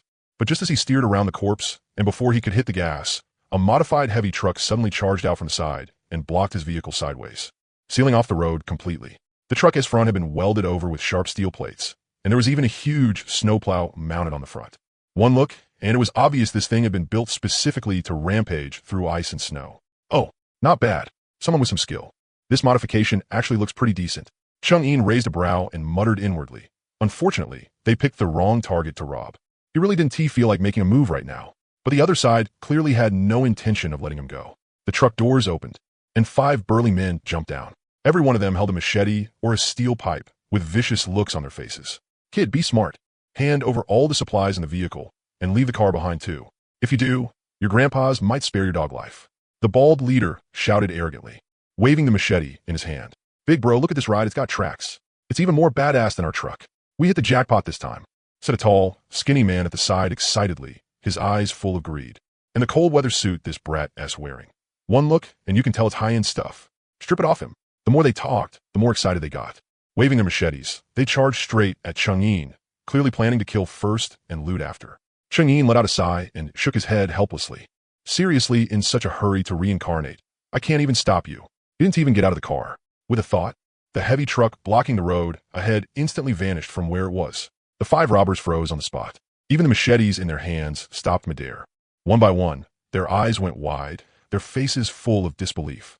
Where's the truck? Where's our truck? What the hell? How did such a huge truck just disappear? It's this brat-s doing. Kill him. The bald brute snapped out of it and roared, raising his machete as he ran toward Cheng-In's car. But right at that moment, Cheng-In's mind moved again. The big truck suddenly appeared several meters above their heads, out of thin air. All 5 robbers looked up at the same time. The arrogance on their faces instantly turned into extreme terror. They didn't even have time to scream. Bang! With an ear-splitting crash, the truck slammed heavily onto the ground, crushing all 5 robbers straight into meat paste. Not even a whole corpse was left behind. The ice on the ground was smashed into a huge crater. and shards of ice and bits of flesh splattered everywhere. Cheng-Yin rolled down the window, stuck his head out for a look, and curled his lip. Got some skill, but not much. Being able to modify a big truck like that did take some ability, but sadly, their brains didn't work too well if they dared rob him. He didn't stay any longer. He stepped on the gas, and the snow vehicle drove around the wreckage of the truck, continuing toward the villa. As for the corpses and the truck on the ground, naturally someone would come clean up the scraps. No need for him to worry about it. I'm back. Miss me? But the moment he walked into the villa, his footsteps instantly stopped, and his eyes went blank with shock. In the villa courtyard, 2 shadow ninjas were standing there stiff and straight. Each of them was holding 2 dogs, gripping the backs of their necks. All 4 dogs had their legs kicking wildly in the air, letting out muffled whimpers. That scene was basically a copy of a chicken in the left hand and a duck in the right, except the chicken and duck had been replaced with howling dogs. It was as ridiculous as it could get. What the hell? What's going on? Cheng-Yin walked over with a dumbfounded look. Hearing the commotion, Liu, Lianin, Zhou Xinyu, and the Lu sisters all ran out, each with lingering fear still written across her face. When she saw Cheng-Yin back, Liu hurried over and patted her chest. Brother Yin, you're finally back. You scared us to death. What happened here? Cheng-Yin pointed at the 4 dogs in the shadow ninja's hands. Why are they holding the dogs up like that? Liu quickly explained, it's like this. Brother Yin, Xinyu just got here today, so we thought we'd feed the dogs and cats. Xinyu and I want to feed the dogs, and Lan Yin and Lan you want to feed the cats. But these dogs are really protective of their food. The moment we poured the dog food in, they bared their teeth and barked at us. And they even tried to pounce and bite us. Yeah. Zhou Xinyu nodded quickly too, her little face still carrying some fear. When they lunged at us, I was scared to death. Then these 2 big black guys suddenly crawled out of the shadows and grabbed the dogs in one go. They were amazing. Lu Lanin followed up. We didn't even know what these people were. They just suddenly appeared, didn't say a word, and stood here holding the dogs like this. We didn't dare move at all. After hearing that, Cheng-Yin instantly understood. So these dogs had been disobedient and actually dared bite his people. He nodded and said to the women, oh, pretty bold. The moment the women heard that, their expressions changed instantly. They thought Cheng-Yin was saying they were bold. So they hurried to explain. No, Brother Yin, we just wanted to feed the dogs. How are we supposed to know they bite people? Seeing how nervous they looked. Cheng-Yin couldn't help laughing. I wasn't talking about you. I was talking about the dogs. He paused, rubbed his chin, and his eyes lit up. Perfect. It's cold today, ice and snow everywhere. Dog meat hot pot would hit the spot. Huh. The women were all stunned for a moment, staring blankly at Cheng-Yin, thinking they had heard wrong. Lianin widened her eyes. Brother Yin, you want to eat them? Didn't you used to like them a lot? Cheng-Yin really had fed these dogs often before and even played with them, so they had all thought he liked these pets. Cheng-Yin sneered and waved his hand. Like my ass. I just kept some pets around so the apocalypse wouldn't be too boring. Since they can't be tamed and even dare bite people, what is the point of keeping them? Might as well cook them. At least they can fill our stomachs. After saying that, he gave the 2 shadow ninjas a look. The 2 shadow ninjas instantly understood and tightened their hands slightly. Crack, crack, crack, crack. For crisp sounds of bones breaking rang out. The 4 dogs didn't even struggle before they instantly stopped breathing. The women all shuddered in fright. What ruthless methods. Cheng-Yin clapped his hands and said to them, all right, stop standing around. Liu, Xinyu, you 2 go deal with the dogs. We're having dog meat hot pot today. Lan Yin, Lan Yue. You 3 help out. Wash the vegetables and cut them. Oh, okay. The women nodded quickly. They were a little scared, but none of them dared argue with Cheng-Yin. Looking at how flustered they were, a smile curled at the corner of Cheng-Yin's lips. Perfect. Today, the shadow ninjas killing the dogs had established their authority. And it also let these women understand who the real boss in this villa was. If anything disobeyed, whether human or dog, there was only one outcome. The kitchen soon became busy. Liu and Zhou Xinyu both came from the countryside, so they were skilled at this kind of work. Liu boiled a huge pot of water, threw the dogs in to scald them, then deftly pulled the fur, gutted them, and cleaned them out. Her movements were crisp and efficient. Zhou Xinyu helped from the side, passing things over, cleaning the organs, and chopping the dog meat into large chunks. In contrast, the Lu sisters and Lianin looked completely at a loss. Lu Lanin and Lu Lanyue had both been pampered rich girls before. Forget killing dogs, they had never even killed a chicken. Standing there watching such a bloody scene, their stomachs churned. Lianin used to be a flight attendant, and her family had been well off too. She had never done this kind of rough work either, so all she could do was awkwardly help wash vegetables, only to end up washing them into a mush. Lanin, hand me that basin, Liu said without even raising her head. Oh, okay. Lu Lanin quickly reached for the basin, but her hand shook and the water inside spilled all over the floor and splashed all over her too. Saw thee. Lu Lanin apologized quickly, her face turning red. It's fine. Liu smiled and didn't blame her. Lu Lanyue wanted to help cut scallions, ginger, and garlic, but when she picked up the kitchen knife, The ginger slices she cut were as thick as bricks, and the garlic got chopped into total mess. Leaning against the living room sofa, Cheng-Yin watched them fumbling around, and Kuden Ti helped speaking up. I'm saying, you three, can you do this or not? You can't even cut vegetables properly. Cheng-Yin teased. Lu Lanyue's face reddened, and she muttered softly, we've never done this before. Then learn. Cheng-Yin raised a brow. In the apocalypse, you have to know how to do everything, or sooner or later you'll starve to death. The Lu sisters nodded quickly, secretly swearing to themselves that they would definitely learn how to work properly from now on and not drag everyone down anymore. They had only just finally gotten to move into the villa. They definitely didn't want to be kicked back to the doghouse again. After more than an hour of busy work, a huge pot of fragrant dog meat hot pot was finally carried to the dining table. Large chunks of dog meat simmered inside the pot, bubbling away. Red chili oil floated on top, sprinkled with a handful of chopped scallions. No cilantro, the aroma instantly filled the entire villa, enough to make anyone drool just from smelling it. Cheng-Yin was the first to pick up his chopsticks. He grabbed a piece of dog meat and put it into his mouth. It had been stewed until tender and flavorful, spicy, numbing, fresh, and fragrant. One bite in, and his whole body warmed up. Not bad. Liu, your cooking skills are solid. Cheng-Yin nodded in satisfaction. Thanks, Brother Yin. Liu smiled, then picked up her chopsticks and started eating too. The smell had already tempted the women beyond endurance. So they all picked up their chopsticks as well and carefully put a piece of dog meat into their mouths. The moment they started eating, they couldn't stop. Zhou Xinyu hadn't eaten meat this fragrant in a long time. She wolfed it down, stuffing her mouth so full she couldn't even speak. The Lu sisters didn't even care about being scared anymore. They shoveled it down in big mouthfuls, tears running from the corners of their mouths. As Lu Lanyue ate, she mumbled unclearly, sorry, doggies. Brother Yin raised you for so long and still couldn't tame you. Whoa, this is so good. Yeah, it's way too good. Lu Lani nodded along, eyes watery. It was hard to tell whether she felt bad for the dogs or was just too moved. Lian was also eating happily. She wiped the oil from the corner of her mouth and said, I never used to eat dog meat before. I didn't expect it to be this good. Seeing them cry while eating, Cheng-Yin almost burst out laughing. All right, quit acting. If you want to eat, then eat more. There is still plenty in the pot. For dogs is enough for us to eat for a long time. If it's not enough, we'll kill more dogs. As he spoke, he gave everyone another big piece of dog meat. Eat more. Only when you're full will you have the strength to work. Got it, Brother Yin. They answered in unison, eating even more enthusiastically. A huge pot of dog meat hot pot was cleaned out in no time, and they even drank more than half the soup. Out of the 4 dogs, aside from the one pot they stewed, Liu cut up all the remaining meat and put into the fridge to freeze. After the meal, the women took the initiative to clean up the bowls and chopsticks. This time, the Lu sisters rushed to do the work, washing dishes and wiping the table with decent skill. They were clearly much more practiced than before. Cheng-Yin leaned back on the sofa, rubbing his round belly and letting out a satisfied burp. Sure enough, meals were better when there were more people. At noon, he had just eaten something casual over at the shelter, and it hadn't felt satisfying at all. A little after 11 at night, everyone had finished washing up and was getting ready for bed. There were plenty of rooms in the villa. Cheng-Yin still slept in the master bedroom with Liu and Lianin. The Lu sisters shared one guest room, and Zhou Xinyu had a room to herself. Lying on the bed with soft beauties in his arms and watching a comedy movie, Cheng-Yin felt delighted. Liu leaned obediently against his chest and softly asked, Brother Yin, who exactly were those black shadows today? They were so strong. They lifted those dogs up so easily.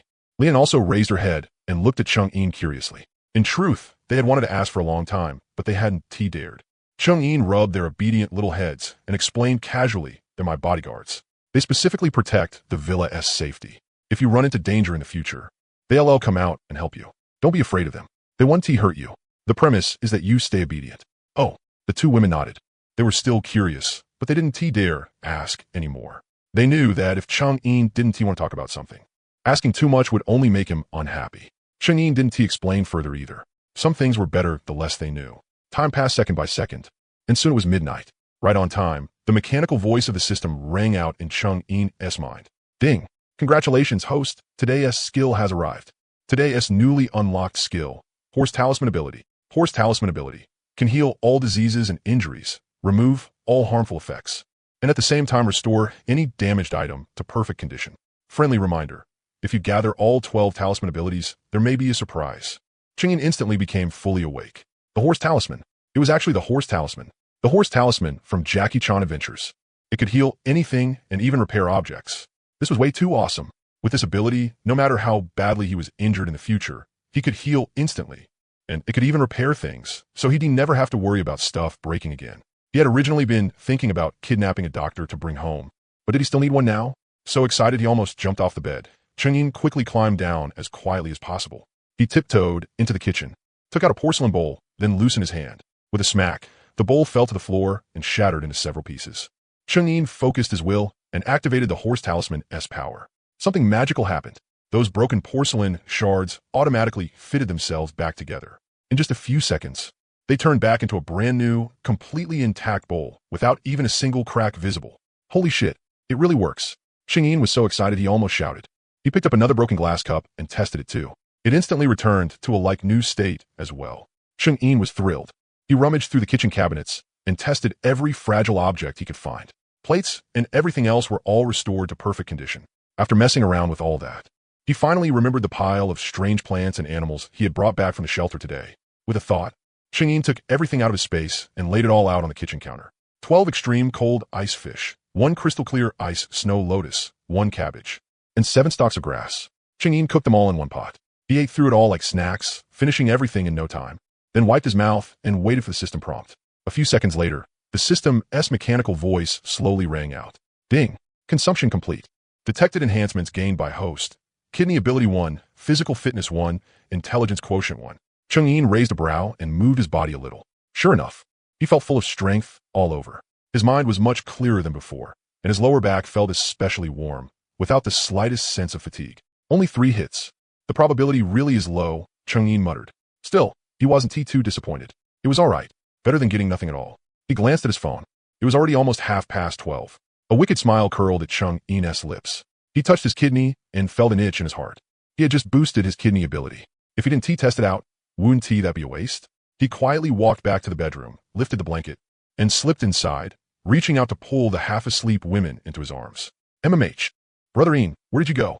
Liu rubbed against his chest and murmured softly. Nowhere. I want to prepare a little surprise for you too. Cheng-Yin bit her ear and said with a bad smile. Lian had also woken up. Her cheeks were red, and her watery eyes looked at Cheng-Yin. Brother Ian, do you want a coin? Cheng-Yin was a little confused at first, then suddenly reacted. Oh, you little temptress. So what if I'm conned?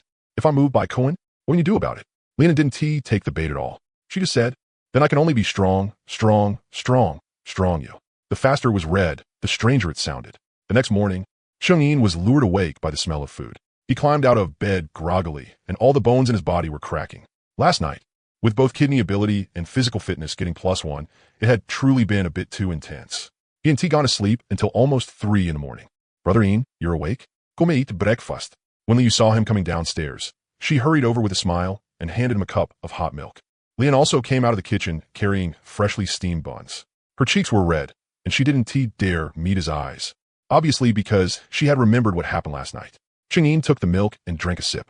He walked over to the dining table and sat down, immediately spotting the Liu sisters sitting across from him. Lu Lanin still had that cold, aloof look, quietly drinking her porridge, though the tips of her ears were slightly red. Lu Lanyue, that bratty little minx, was a different story. Heavy dark circles hung under her eyes, and her eyes were bloodshot. It was obvious she hadn't slept well all night. She was holding a bun in her hand, but she hadn't taken a single bite. Her eyes were fixed straight on Cheng-Yin, filled with complicated emotions and a strong sense of crisis. Cheng-Yin raised an eyebrow. He understood perfectly well. The villa's soundproofing was good, but not completely soundproof. The noise last night had been so loud, and Lu Lanyue and Lu Lanin's room was right next to the master bedroom. There was no way they hadn't heard it. This little girl had definitely been stimulated. She was feeling threatened. Cheng-Yin didn't expose it. He casually picked up a meat bun and took a bite, mumbling as he ate. Lanyue, why aren't you eating? Looking at those dark circles, didn't he sleep well last night? Lu Lanyue was startled when he suddenly called her out. The bun in her hand nearly fell to the floor. She quickly lowered her head and muttered softly, and no, it's nothing. I'm just not used to the bed, so I didn't sleep well. Oh, not used to the bed? Cheng-Yin looked at her with a half smile. At your age, and you still can't sleep in a different bed? Lu Lanyue's face instantly turned red. She buried her head even lower and didn't dare say another word. She could only pick up the bun and take a hard bite to hide her embarrassment. Lu Lanin glanced at her younger sister, shook her head helplessly, and said nothing. Looking at Lu Lanyue's puffed up, sulking expression, Cheng-Yin couldn't help laughing. This little girl was full of mischief, but she was pretty cute. After breakfast, Cheng-Yin wiped his mouth, leaned back in a chair, and looked at the Lu sisters. All right, you two used to be students at X City University, right? The sisters nodded at the same time. Lu Lanin spoke first. Yes, we're 3rd years this year. How are your grades? Chung Yin asked again. Pretty good. We're both near the top of our major, Lu Lanyue said, lifting her head a little proudly. Back then, both of them had gotten into X City University with top 100 scores in the entire province. They were the real deal when it came to academics. Oh, top students, huh? Chung Yin's eyes lit up, and he clapped his hands. Perfect. Come with me to the study. Huh? What for? Lu Lanyue looked confused. Test me. Chung Yin stood up and walked toward the study. My brain seems to have gotten sharper lately, so I want to see what level I'm at. Each of you give me one math problem to solve. The sisters exchanged a glance. Even though they had no idea what Chung Yin was up to, they still obediently followed him upstairs. After entering the study, Chung Yin sat behind the desk and pointed at the chairs across from him. Sit. Give me anything. The harder, the better. Lu Lanyue nodded, picked up a pen, lowered her head, and started writing out a problem. Lu Lanyue also picked up a pen, her eyes darting around as if she were scheming something. After only writing a couple of strokes, Lu Lanyue suddenly frowned, shook the pen in her hand, and said to Chung Yin, Yin, my pen is out of ink. I can't write. Out of ink. Chung Yin glanced at her and casually said, pens need to be used. If you don't use them, the ink won't come out. Try a little more. Lu Lanyue scribbled hard a few more times, but still wouldn't write. Pouting, she said, no, it still won't work. My pen has no ink at all. All right, I'll get you another one. Chung Yin shook his head helplessly, took out a brand new gel pen from his space, and handed it to her. Thanks, Inji.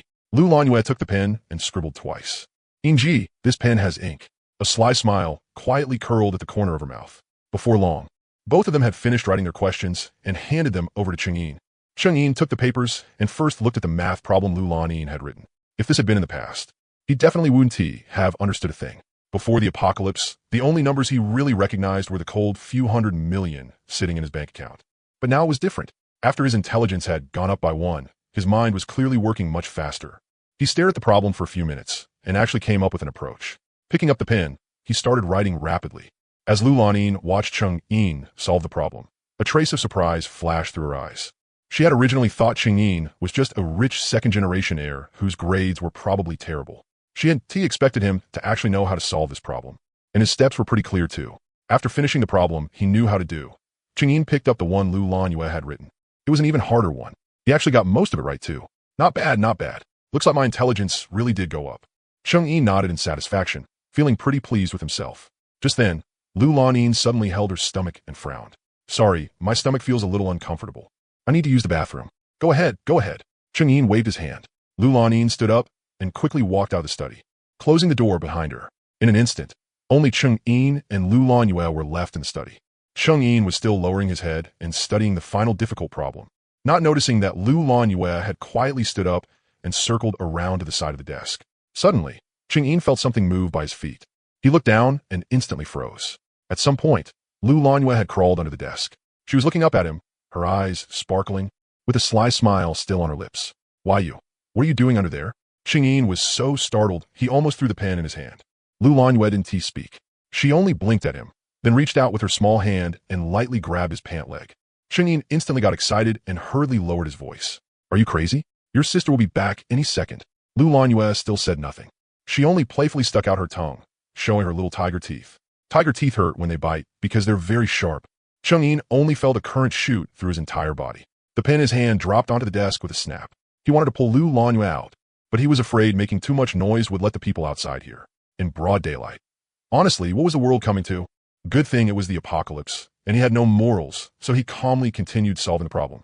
The study was quiet, with only the faintest little whimpering sound. Chung Yin's mind had gone completely blank.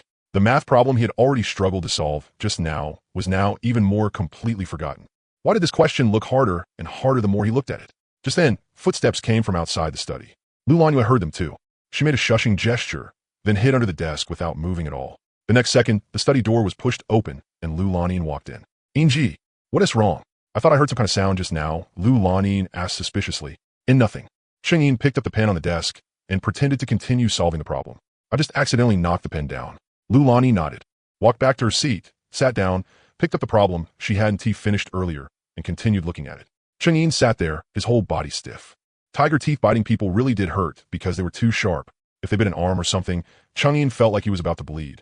He could only glare hard under the desk, trying to warn Lu Lanyue with his eyes, but Lu Lanyue wasn't afraid at all. Instead, she smiled even more happily. Chung Yin inwardly groaned.